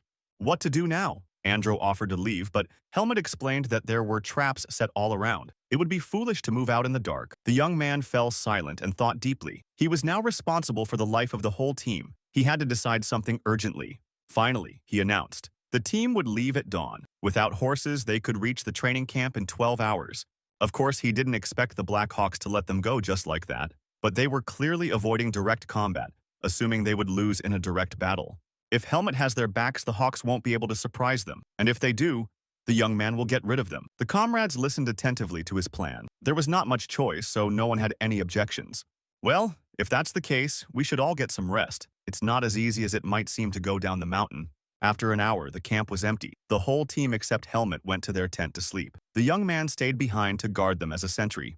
Suddenly, the entrance to the tent flung open and Dino and James came out. When they saw Helmet, who was awake while everyone was asleep, they went over to him. He stared at them in surprise. Mentally blaming himself for what had happened, he had expected the others to curse and insult him, but the boys surprised him. They looked cheerful and announced that they had decided to do the right thing and take turns in pairs. After all, 2 on watch was better than 1. Helmet did not support this idea. The main task now was not to dissipate and to conserve his strength, but Jaime besought him. They too were swordsmen and had pride. After all, the young man himself could use some sleep, but he refused. He could easily go without sleep for 3 days. And the comrades whistled. Seeing his downcast mood, the boys decided to cheer Helmet up. The man who was hunting them was clearly afraid of the young man. He had been idle for hours. The young man remained serious. He could not let his guard down for a moment. Pasha was not one to give up his prey easily. Suddenly, he flinched and looked away, putting a finger to his lips in a warning gesture. His body tensed. He looked like a predator ready to pounce. Helmet could clearly hear sounds coming from the forest. Someone was there, and the young man was sure that Pasha had decided to start hunting. It was time. The students were staring into the darkness. For a moment, they thought Helmet was mistaken, but suddenly a shadow flickered clearly between the trees. The trio of comrades grabbed their swords. They were ready to engage the invisible enemy at any moment. Helmet, followed by James and Dino, took small steps toward the thickest part of the forest. A snort and a snort came from the bushes very close by. They tensed in anticipation. Suddenly, the croup of a horse became visible among the trees. Then one of the team's horses came into the moonlight. His companions watched him dazedly. It was undoubtedly James's horse, and it walked calmly and plucked at the grass without showing fear or apprehension. Suddenly, a hunch flashed through Helmet's mind, and he screamed fearfully, ordering James to move away from the forest immediately. But it was too late. Fashil appeared before them so suddenly that they did not even have time to gasp. He hung down from a tree branch, and his face was right in front of Dino. The boy was numb with horror, and without blinking silently watched as the terrible hands with claws reached straight for his head. Helmet rushed to his aid, but Pasha managed to grab Dino by the scruff of the neck and pull him up into a tree, then quickly out of sight. Before they knew it, Fascio was nothing but smoke and dust. Coughing, they tried to see where Dino had gone. Aska and Andro woke up when they heard a noise in the tent. They ran outside and couldn't understand what had happened. James grabbed his hair and a heartbreaking scream escaped from his throat. The horror of what he'd experienced and the loss of his friend made him hysterical. Helmet ran up to him and in a calm voice tried to reach his mind. He had to calm down. It was just a smoke bomb. James kept saying that the bandit had taken Dino, and the young man reassured him. The boy was conscious. If Fascio wanted to destroy him, he would have done it at once. Everyone needs to calm down because the attack could happen again at any moment, and if James didn't want to lose his life, he'd have to pull himself together. These words seemed to calm the student. He stopped screaming and became quiet. Even his breathing became calmer. But James was still silent. Aska and Andro were already running up to them. They were alarmed because they noticed that Dino was missing from the team. When they heard what had happened, they all rushed to James, who was Dino's best friend. Helmet was thinking about Pasho's moves. He knew how to push people. Helmet was bombarded with questions from all sides, but there was only one question. What were they to do now? They could not leave their comrade in distress. Seeing the doom on his teammates' faces, James started to get agitated. They weren't planning to leave their friend in the clutches of a monster, but Helmet remained silent. If they all go together, Fascio will get what he wants. If Helmet goes alone, they'll all be left defenseless. The situation seemed hopeless. James lost control again and fell to the ground, only repeating one question. Why did this have to happen to them? His anger turned to Helmet. He grabbed the young man by his shirt and began to shake him. It was all his fault and he would not let his friend get into trouble. The others tried to calm him down, but it was all for nothing. There was no point in blaming each other now. I needed to calm down and focus. Helmet didn't want to abandon his comrade, but he couldn't put everyone at risk to save one. Now he would try to bring as many people home as possible. When James heard that, it was as if he was off the chain. He was ready to strike Helmet, but his comrades stopped him from doing so. When the furious James was dragged away, Andro approached Helmet. He looked confused and confirmed that there was some truth to what James had said. Andro softly expressed his position. For the first time, he disagreed with his squad leader. He too thought it was wrong to leave without Dino. He offered to discuss the situation again once James had calmed down. If they thought about it together, they could definitely come up with a plan. Helmet remained silent, but he didn't refuse. Of course, he didn't want to leave his friend here, but he couldn't think of a way to get him away from Pasho. The young man stood by the fire and pondered. His team had gathered in the distance and were talking among themselves. Footsteps were heard from behind. The boys approached Helmet. James stood in front and was clearly feeling awkward. He didn't know how to start a conversation. Finally, he made up his mind and apologized to Helmet. In his defense, he said that he had been frightened and was not thinking with his head. The young man sighed and turned to face them. Everyone froze, waiting for his words. Now, Helmet had one thing to ask of them all. He didn't know where to find Dino. If they all fought together, there was no guarantee that they would all stay alive. It was almost impossible anyway. Helmet clarified. All the guys in the team thought that no one could leave here without Dino. Gret's students were silent, but their faces were determined. The general thought was expressed by James. He'd known Dino since childhood, and he certainly couldn't leave without him, no matter what it took, even a life. Andro supported him. Abandoning a comrade in danger was a great shame. Even Asuka, who had no loyalty to these guys, didn't like the idea of running away. Well, Helmet heard them. The desire of the majority was clear to him, which meant there was only one option left. They had no time to sleep now. They had to sit down right now and work out a plan to save their comrade and destroy Black Hawk. Suddenly, everyone was startled when they heard a familiar sound. It could only have come from a flying arrow. Helmet drew his sword with lightning speed and managed to fend it off with his blade. The arrow flew off and hit the ground almost at their feet. They stared at it dumbfounded, hesitant to come any closer. Suddenly, Asuka pointed Helmet to the tip itself. There was something attached to it. When they looked closely, they saw that a small pouch was tied to the rod. Helmet, as squad leader, took the bag in his hands and carefully opened it. There was a strange-shaped object inside. I had to move closer to the fire. What they saw made the boys shudder. On closer inspection, it was a human finger. The boys could not believe that everything was happening to them in reality, and not in a dream. The brutality of the Blackhawks was astounding. Helmet asked James to come closer and try to see if the finger belonged to Dino. It was obvious enough, given the circumstances.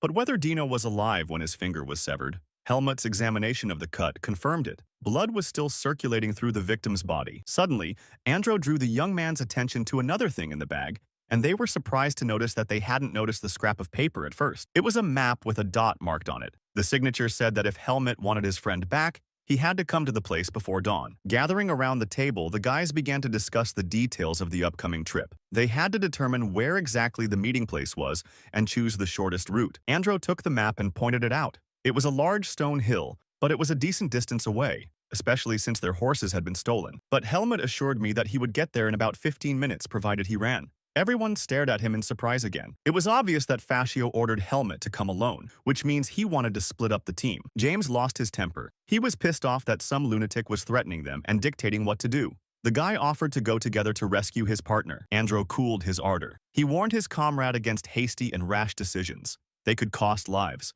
It was better to play by Fascio's rules for the time being, which meant they only had one option. Helmet would go to rescue Dino alone. The rest of the team would wait for his return at the camp. Helmet was not against this plan, but he realized that the Hawks would definitely try to get rid of his partners first, just like Pasho promised.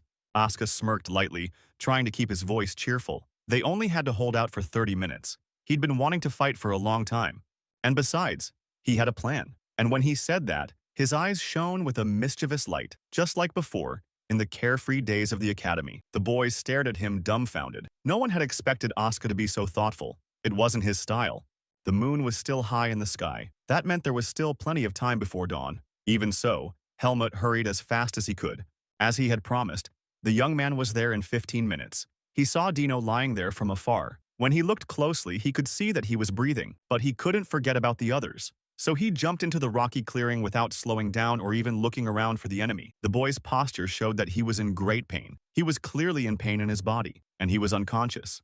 Helmet finally got close enough to look around. Pasho was nowhere to be found, so he had to grab his comrade and go back. Touching his friend's shoulder, he heard a quiet muttering. Dino seemed to be fine. He had to get him back to his senses and get back to camp. But when Helmet turned the boy from his stomach to his back, he recoiled in surprise. Dino's eyes were black and his pupils were bloodshot. The veins in the boy's neck swelled, and a hoarse growl escaped from his throat. His body twisted, and his muscles twisted in different directions. Dino shook like a fever, increasing in size every second. He was turning into a monster, and it was destroying him. Helmet jumped away from him with lightning speed and watched the transformation from afar. With all his strength, he was unable to stop or slow down the process. The young man immediately realized what was happening. It was demonic power. He couldn't believe that Fascio would pull a stunt like that.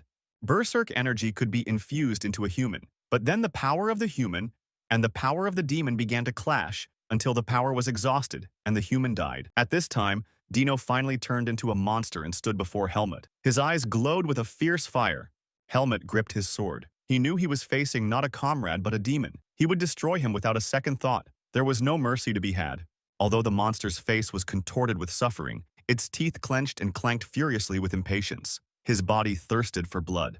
Suddenly the monster sprang up and leaped at Helmet from his seat. Despite its enormous size, it was as agile as a wild animal. Although Helmet did not wish to harm him, it was worth it to defend himself. So he drew his sword flat and used it to fend off the fearsome blows of the fists. He couldn't hold out like that for long. Physically, the demon was stronger. So he jumped up high and moved to the far edge of the clearing. Looking at Dino from afar, he realized that he had been infused with too much demonic power, and maybe the young man would have to destroy him after all. And yet there was still a chance. Helmet didn't doubt it even when the monster lunged at him. Suddenly, the young man felt a strange tingling sensation inside. His inner power suddenly went out into the world without his knowledge and played around with energy whirlwinds. Putting his hands to his chest, Helmet felt the seed of darkness inside. It was reacting to the proximity of a demonic force he hadn't encountered in a long time. The monster, tired of chasing his victim, stood nearby and tried to catch his breath. He was preparing for another attack. Strangely, his face, disfigured by demonic power, expressed sorrow. It was Dino himself who was trying to stop the fight. But it wasn't that easy. So the next minute the monster lunged at Helmet again. He ran, and the rock beneath them shook from such a load. The fight resumed with renewed vigor. The young man managed to beat back the monster's heavy fist with his sword, but it couldn't go on like this for long. Time was running out. With his back to the rock, Helmet deftly dodged another blow in one of his attacks. The monster's huge fist slammed into the rock. The next moment, the rocks cracked under his blow, and the mountain was covered with large cracks that crept upward, emitting a terrible cracking sound. Huge blocks of rock fell on top of them. The ground beneath their feet shook. The monster looked up belatedly, and only now realized what he'd done. At this time, Helmet summoned all of his inner strength without wasting a second. The air around him became hot and crackling. The young man sprang toward his comrade, clouded by demonic power, and delivered a crushing blow. The monster fell to the ground with a tremendous rumble. There was only one chance to save him, and Helmet planned to take it. He would purify Dino and go into darkness himself and then meditate. At that moment, the rock cracked and huge cobblestones sprinkled onto the monster. His eyes filled with terror before the rocks piled up against his body. As Helmet waded through the dust and rocky debris, he could hardly find Dino. He was unconscious and could not interfere with him. Placing a hand on his hot forehead, Helmet concentrated. It was now or never. If he succeeded, Dino would live. He turned to his inner being. He felt the seed of darkness erupt in his chest, feeding on demonic power. There was a lot of it, and yet it was lighter than the demonic power of the native forest. Helmet had enough power to purify it completely. The young man looked at his comrade and realized that his scheme had worked. The young man looked at his friend and realized that his scheme had worked. In a minute, it was over. In front of Helmet lay Dino. Although his eyes were closed and his breathing was interrupted, the young man knew that now he was saved. Now it was necessary to finish what he had started. He felt broken and exhausted. The demonic energy in his veins fought with human energy, but it would take a long time to fully recover. And he didn't have time. He could only be glad Pasho wasn't here. He explained to Dino that he would have to be pulled out from under the rubble. It might hurt, but he had to be patient. And then the young man broke off half-heartedly. An eerie cracking sound filled the space around them. The ground beneath the boys trembled and shook. Helmet realized with horror that the whole rock was about to collapse. It couldn't take Dino's blow when he was a monster, and the sky split in half. At this time, the remaining 3 members of Helmet's team stood around the fire with their backs to each other, trying to figure out how much time had passed. They never let their guard down for a second and expected an attack at every moment. Each of them realized that everything was just beginning, and it was true. A few steps away from the fire, the evil eyes of the jester Pasho watched them. Now he was choosing which way to destroy them. This was going to be a fun game. He straightened to his full height and strode into the light. His hands glistened with the sharpened swords he had used in his hunts. He appeared in the clearing and Asuka spotted him. The plan was for them to stay where they were, so the others only heard his voice. Asuka ordered everyone to look straight ahead so as not to mess up the plan they had worked so hard on half the night. And looking at their enemy, the boy couldn't help but notice his superior stealth skills. He thought back to everything he'd heard about Fascio from Helmut. He warned that it was difficult for a human to spot Pasho. And when you add to that the wrestling skills, he wasn't sure the team would be able to handle him. But Helmut encouraged them. They would stand in a circle, keep the terrain open and look in all directions at once, and it would all work out. As soon as the opportunity arose, everyone on the team would follow Asuka's plan. And now, looking at the approaching enemy, a small shiver appeared in the guy's hands.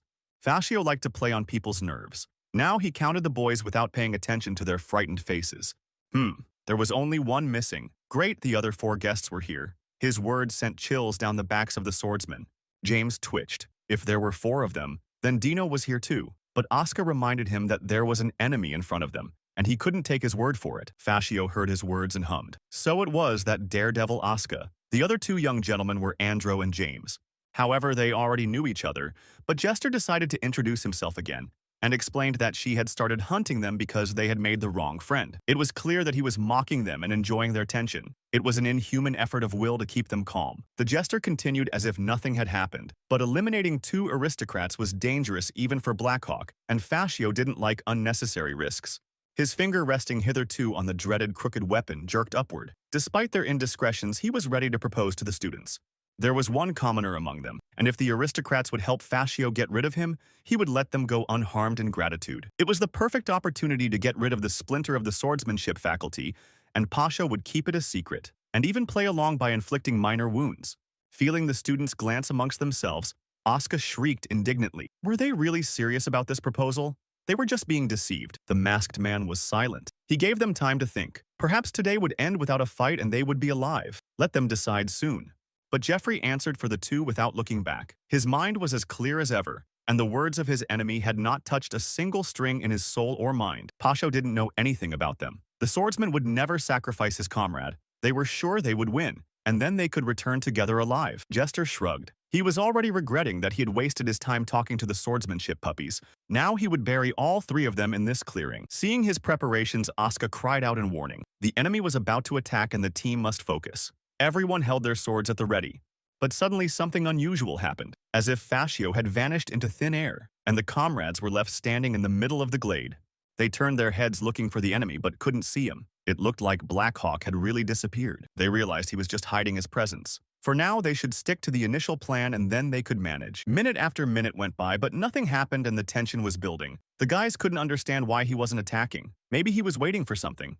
It was clear he was just playing with them anyway. Suddenly, he appeared in front of James and swung his sword. At the last second, out of the corner of his eye, he noticed some movement and put his sword out to defend himself. It saved him from being killed.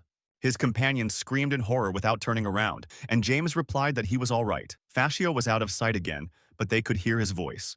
He announced that he had made James the weak link and promised to get rid of him first. He reappeared and hovered in the air above the team. Andro let out a warning shout, urging James to be more careful. But they weren't dealing with the most sneaky and conniving member of the Blackhawks for nothing. Fascio appeared in front of Andro and swung his curved sword. The young man jerked back in horror, only now realizing the depth of his opponent's cunning. And it happened again. A short fight in which the guy managed to defend himself, and then the enemy seemed to vanish into thin air. It was a battle that got on his nerves. Asuka gritted his teeth in anger. He was angry and annoyed with the situation. He realized that at this rate, they wouldn't be able to hold out for long. Pasho reappeared in front of them. He scoffed. The students were building up to something but ended up disappointing him. Now he wouldn't be able to enjoy the hunt. The pleasure he wanted to stretch wasn't there, so now he planned to speed up, and he really hoped the students wouldn't break so easily. His movements were so swift that Asuka, who was renowned for his speed and skill in combat, did not have time to react and a laceration formed on his shoulder. Fascio used magic and was invisible to the eye, so they could only guess his movements by the movement of the air and the rustle of his dress. He circled around like a bird of prey, not giving a moment to catch his breath. The blade of his sword flashed sparks from time to time in the dim light of the fire. Of course, the comrades tried to defend themselves, but not a single swing of their swords hit the target. The bandit remained untouched while they were finally exhausted. It seemed like only a few minutes had passed and they could barely stand. Their bodies were stained with wounds and blood trickled down in rivulets. Climbing up the tree, Pasho enjoyed the spectacle. At last they looked like real prey. This little spectacle amused him. Asuka realized that the force was not on their side, so it was time to get on with their plan. Or when Helmet returned, he would find the bodies of his comrades breathless. And he boldly stepped forward, smiling recklessly. The guy was suggesting that Fascio get rid of the two nobles and play one-on-one. It would be much more interesting that way. Asuka couldn't show off all of his skills now since he was held by two anchors, but the enemy remained silent as he considered the proposal. The boy came even closer. He understood what the bloodthirsty Pasho might be interested in and promised that this time it would be much more interesting. His comrades stood hesitantly urging Asuka to be reasonable. His plan was insane and could cost him his life. They weren't willing to take that risk. So Asuka asking to spare two of his comrades was touching. Was there any reason why he had to honor that request? And Asuka cheekily repeated his suggestion. While his back was blocked, he couldn't even swing his sword properly. The two of them would have more fun together. But the jester Pasho couldn't make up his mind, doubting Asuka's ability, and he exploded with an aggrieved shout. What could that masked clown know about his skills? He decided to play on Fascio's ambition. He's only interested in the weak. If he can't beat Asuka, he'll lose to Helmet. His trick worked. Even Pasho admitted it was a low provocation. But if the guy was aiming for his sense of taste, he hit it. It was more interesting when the victim fought back. That's why it didn't matter what Asuka was playing right now. He'll give the aristocrats time to retreat. Asuka needed that. He drew his sword and turned to his comrades. Why are they stuck in there? Tell them to get out of here quickly. James stomped in place, but Andro grabbed his arm. His wounds looked dangerous and needed to be treated. Let Asuka take care of Fascio for now. And while they retreated, Blackhawk and Asuka stood opposite each other and looked at each other with interest. Ignoring his opponent and expressing no fear, Asuka stretched out. His muscles ached as he stood beside his comrades waiting for the fight. Helmet did not appear, and it became clear that there was no more time to delay the moment of the battle. So he announced to the masked man that he was ready. He'd faced Fascio before, but he hadn't gotten used to his cunning. Pasho, using his magic, disappeared from sight and was behind him. The blade was aimed straight at his opponent's neck, and it would have been Asuka's last minute if not for his reaction speed. But when he heard a rustle, he blocked the blow. Meanwhile, the guy was spinning in place like a wolf and didn't lower his sword for a second. He was trying hard not to miss the next blow. Of course, this kind of fight was exhausting, because every time Fascio showed his face, the boy would lunge at him, and every time his blade sliced through the void, Pasho kept him on his toes, attacking from unexpected angles. Now he swooped down from above. Asuka jumped aside, and the monster's sword was embedded in the ground. The next moment, he jumped again and hovered in the air, watching his opponent. To his surprise, he was doing something strange. Asuka remembered his fight with Charlotte and her maneuver with a change of tactics that almost led her to victory. Landing behind the guy, Fascio crouched down and watched him with interest. It was clear that his opponent was changing his fighting style to a new stance, so he wasn't bluffing when he bragged about his abilities. Without thinking, Fascio rushed back into the fray, and despite the boy's preparations, he almost managed to wound him. Asuka only bounced back at the last moment. He tried to focus and sharpen his instincts with his inner strength, and immediately strike back as soon as he felt the touch of the sword. He remembered the graceful and serious girl. If she were him, she would have done things more precisely. Another blow followed, and this time Asuka missed it. He felt a searing pain in his shoulder and something warm ran down his arm. Asuka was being watched closely by his comrades as well. They also noticed the change in tactics and remembered that this style was similar to that of a first-year girl. The boy tried to attack again, but again he failed. Fascio deftly rebounded and wounded Asuka once more. While he was trying to regain his breath by clamping the wound, Pasho the jester burst out laughing. Asuka turned around in exasperation and clarified the reason for this behavior. It turned out that Fascio was laughing with pleasure. He recognized Asuka was telling the truth. The more he was cornered, the more his reactions escalated. The boy was as tempting prey as Helmet, and the masked man would have enjoyed the meal. But it was time to call it a day. Asuka was alert. He wasn't going to die just because some monster said so. The blade of Fascio's sword practically touched his throat. When his comrades saw this, they cried out in horror. It was a turning point. Asuka's life hung in the balance. It was only at the last moment and only due to his inner strength and lightning speed that Asuka managed to put his hand under the blade, saving his life. Surprising Fascio, he was able to block the blow and concentrated the strength in his arm to prevent the cut. But there was something else. There was a bundle in Asuka's sleeve, and despite the seriousness of the situation, the guy chuckled. He turned to the arrogant jester and asked if he had practiced holding his breath. The masked man froze for a second. He didn't fully understand what was happening, but he felt a lump in his throat, and it was getting harder and harder to breathe. Asuka had a magical vacuum scroll that he had bought when he was getting supplies for camping. It could be activated by damaging or tearing it. They had originally agreed that Asuka would play along with the masked man, and when he tried to end the fight, the guy would put his hand with the scroll under the blow. Then there was a chance that Fascio would open up. even for a second. And as it turned out, their plan worked exactly as they expected. So far, Pasho didn't show any discomfort and continued to fight with the same vigor. But Asuka knew that the scroll had already begun to take effect and would soon bear its first fruit. So when in the next attack he not only managed to repel the masked man's sword but also retaliated, he wasn't too surprised. But all of this wasn't enough not only to win, but just to stay alive for a while. At some point, Fascio managed to catch up to the guy and hit him with such force that he rolled to the other side of the clearing. But the masked man himself had fallen to his knees and was coughing and clutching at his throat. He was short of air, and therefore had little strength left to fight. After finally catching his breath, he struggled to raise his head. These students were really insolent like monkeys. Therefore, he had to keep an eye on them. Suddenly, he saw a metal ball lying on the ground. It was near where Asuka had flown off to, and he noticed it too. It was the hope of salvation. Looking at the approaching enemy, Asuka couldn't believe his luck. Could it really have been the communication bead? He couldn't have lost it. A terrible guess flashed through his mind. He had dropped the ball just then when it flew away from the blow. It had been in his back pocket of his sidearm the whole time. With his last strength, he reached out and grabbed the bead. He shouted for the trainer to rescue them from the clutches of the bloodthirsty killer who was hunting them. At the same time, Fascio hurled a sharply sharpened metal boomerang in his direction. Exhausted, he could not let the boy contact the camp. The weapon hit the target and snatched the orb out of Asuka's hands, shattering it into tiny shards. The boy barely had time to duck to avoid another wound. The voice of the trainer sounded from the bead. He was calling for Asuka and asking what was wrong with them. That meant one thing. He heard the call for help and they would be here soon. The kids got his spirits up. It may not have worked the way they'd hoped, but their plan had worked, and his chances of survival increased. Asuka turned to Fascio mockingly. Now Professor Dwayne would use the teleportation spell. It was only a matter of time before the trainers arrived. Jester Pasho clenched his fists with impotent anger. He only needed a few moments to deal with the boy before they got here, and he threw himself at Asuka. However, the power of the scroll continued and prevented him from breathing fully. Suddenly, there was a terrible rumble, and Fascio was thrown back by the shockwave. A huge boulder crashed into the ground in front of him and exploded like a bomb.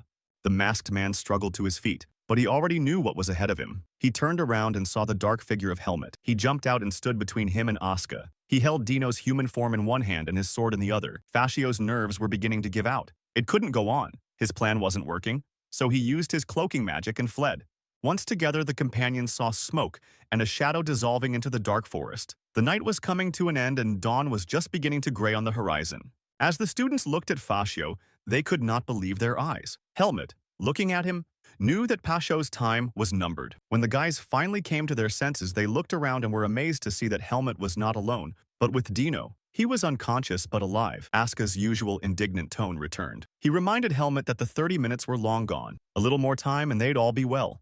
But the young man was preoccupied with Dino's condition, so he replied dismissively that he had always believed in his comrade. They still managed to hold out to the end, and they smiled happily, even though they were pretty battered. Helmet was right. They had persevered and survived. Andro said they found the communication bead. Soon everyone would be here. That was good because Helmet had to leave again. It was time for him to finally clean up the mess he'd made. When he said that, he turned dark with anger. Fascio would pay for all the pain he had caused.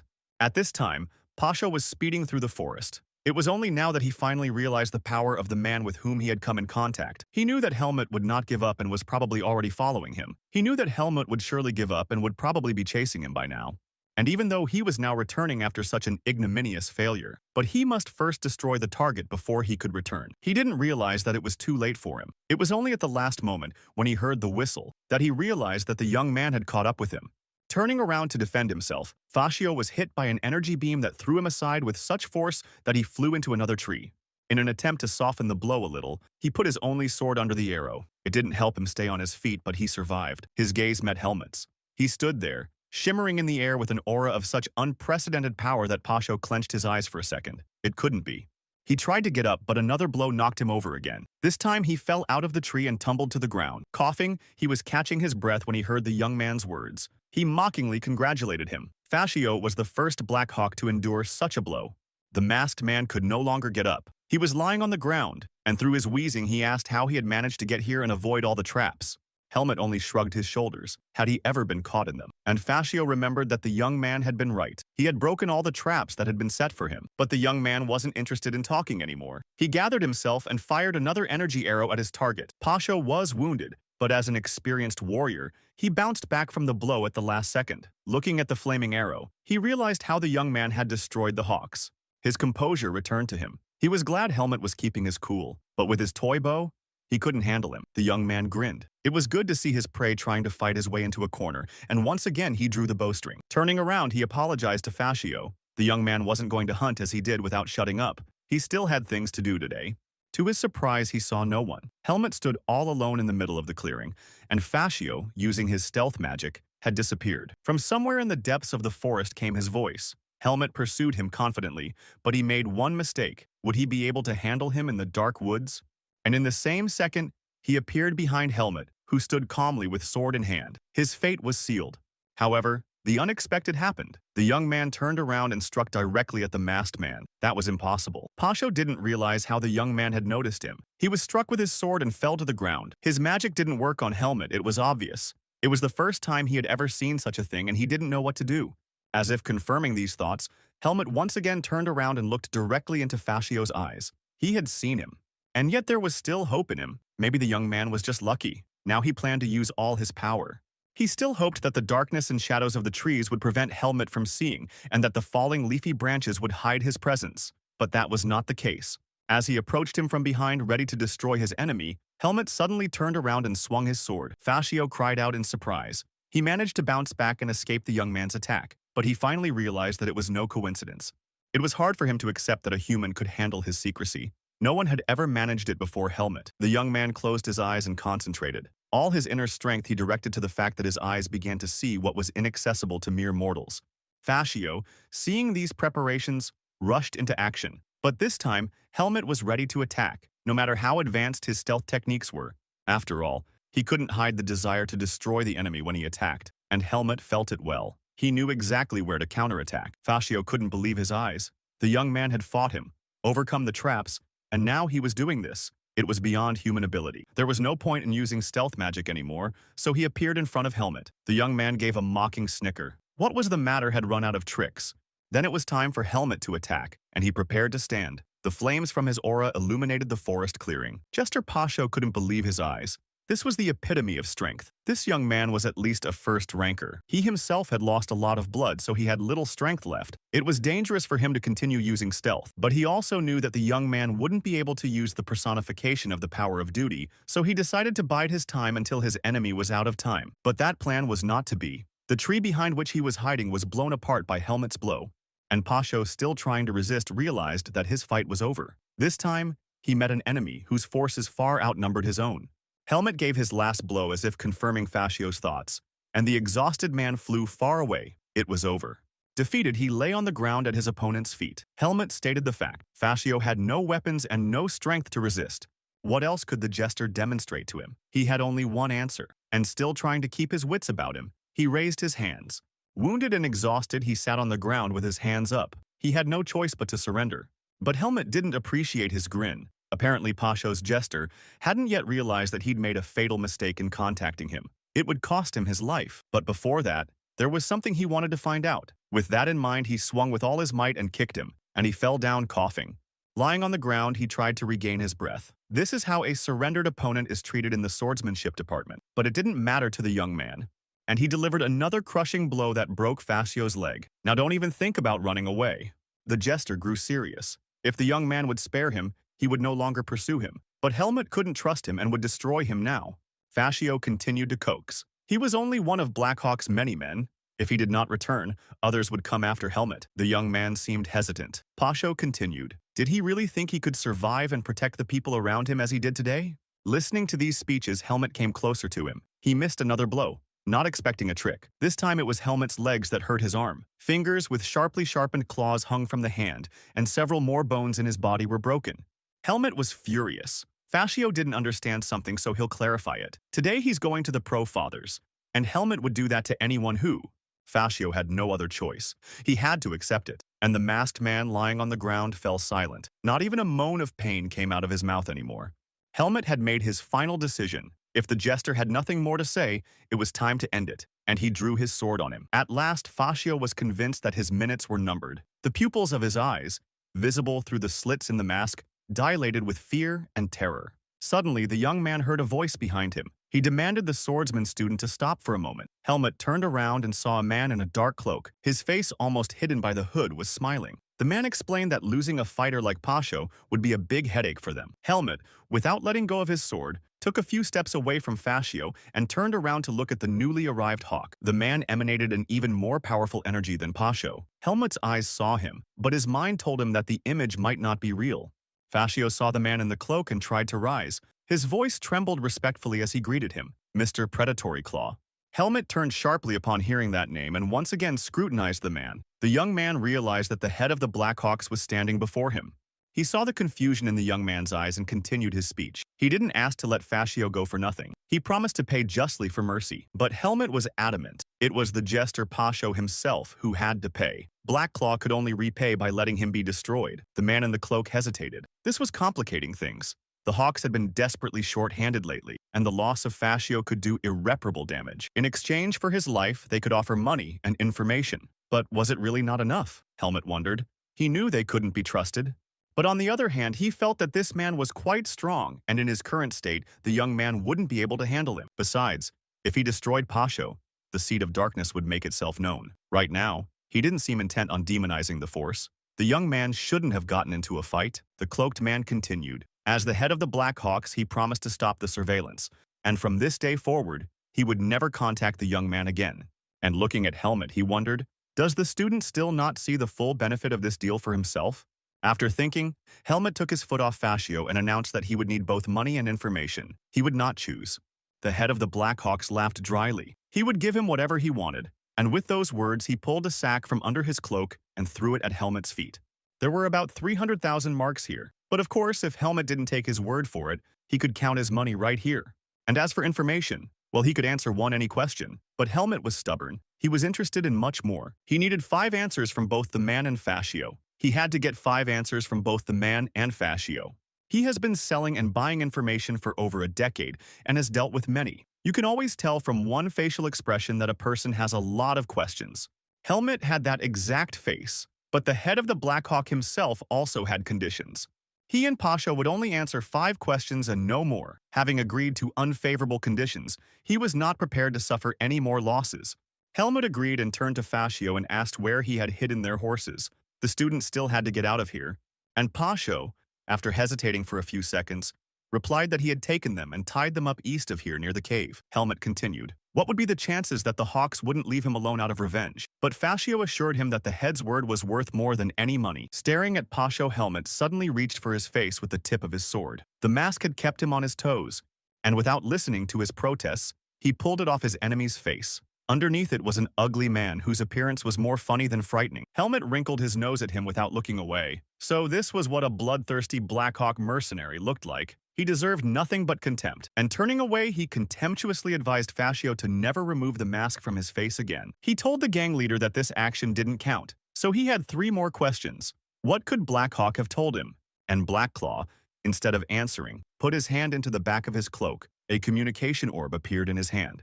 It was a secret bead that could only be used by the Blackhawk head. As soon as the young man had any questions, he could contact him and ask him. He gave Helmet 10 years to think about it. At the end of that time, Blackclaw would withdraw from all his obligations.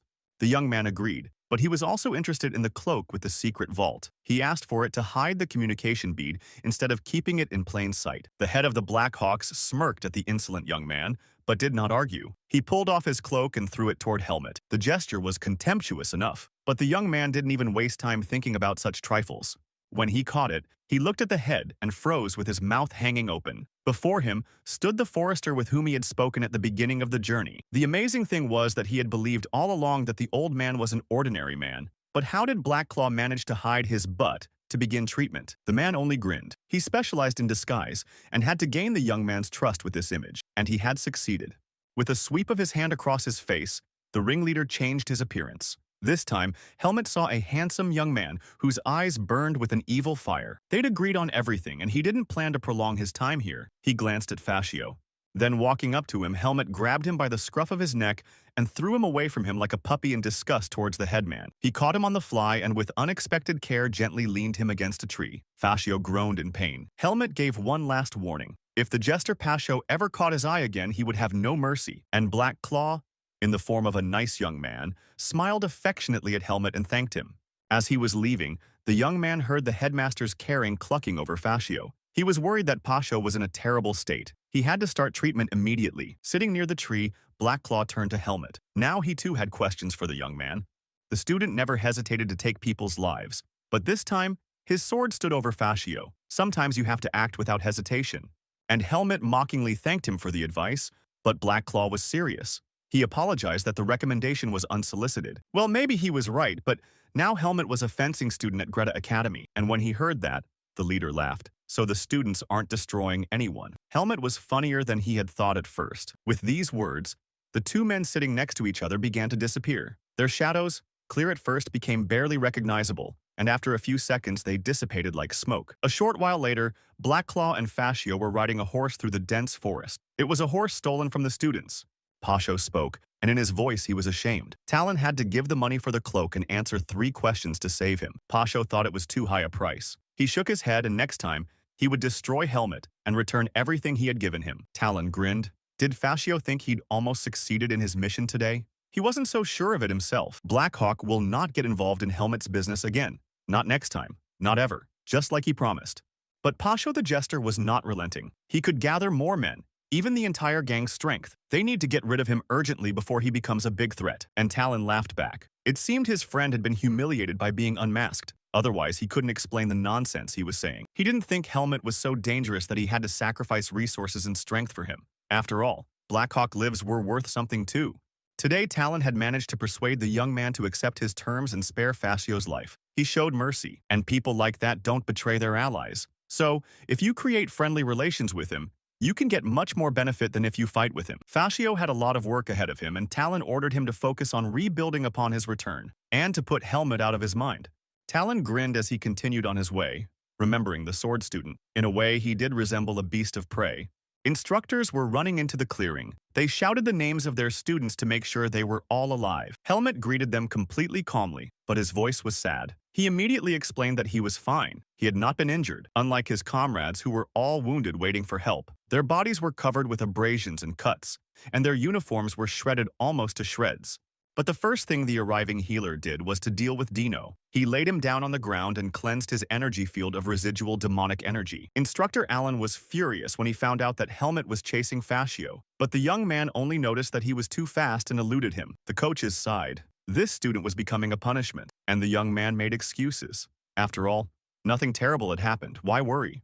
The healer finished his manipulations and exhaled. Helmet inquired about Dino's condition. He more than anyone else realized the danger of his situation. But the doctor reassured him. They were able to reattach the finger and heal almost all the internal wounds. There were still traces of demonic power in him, but that would pass.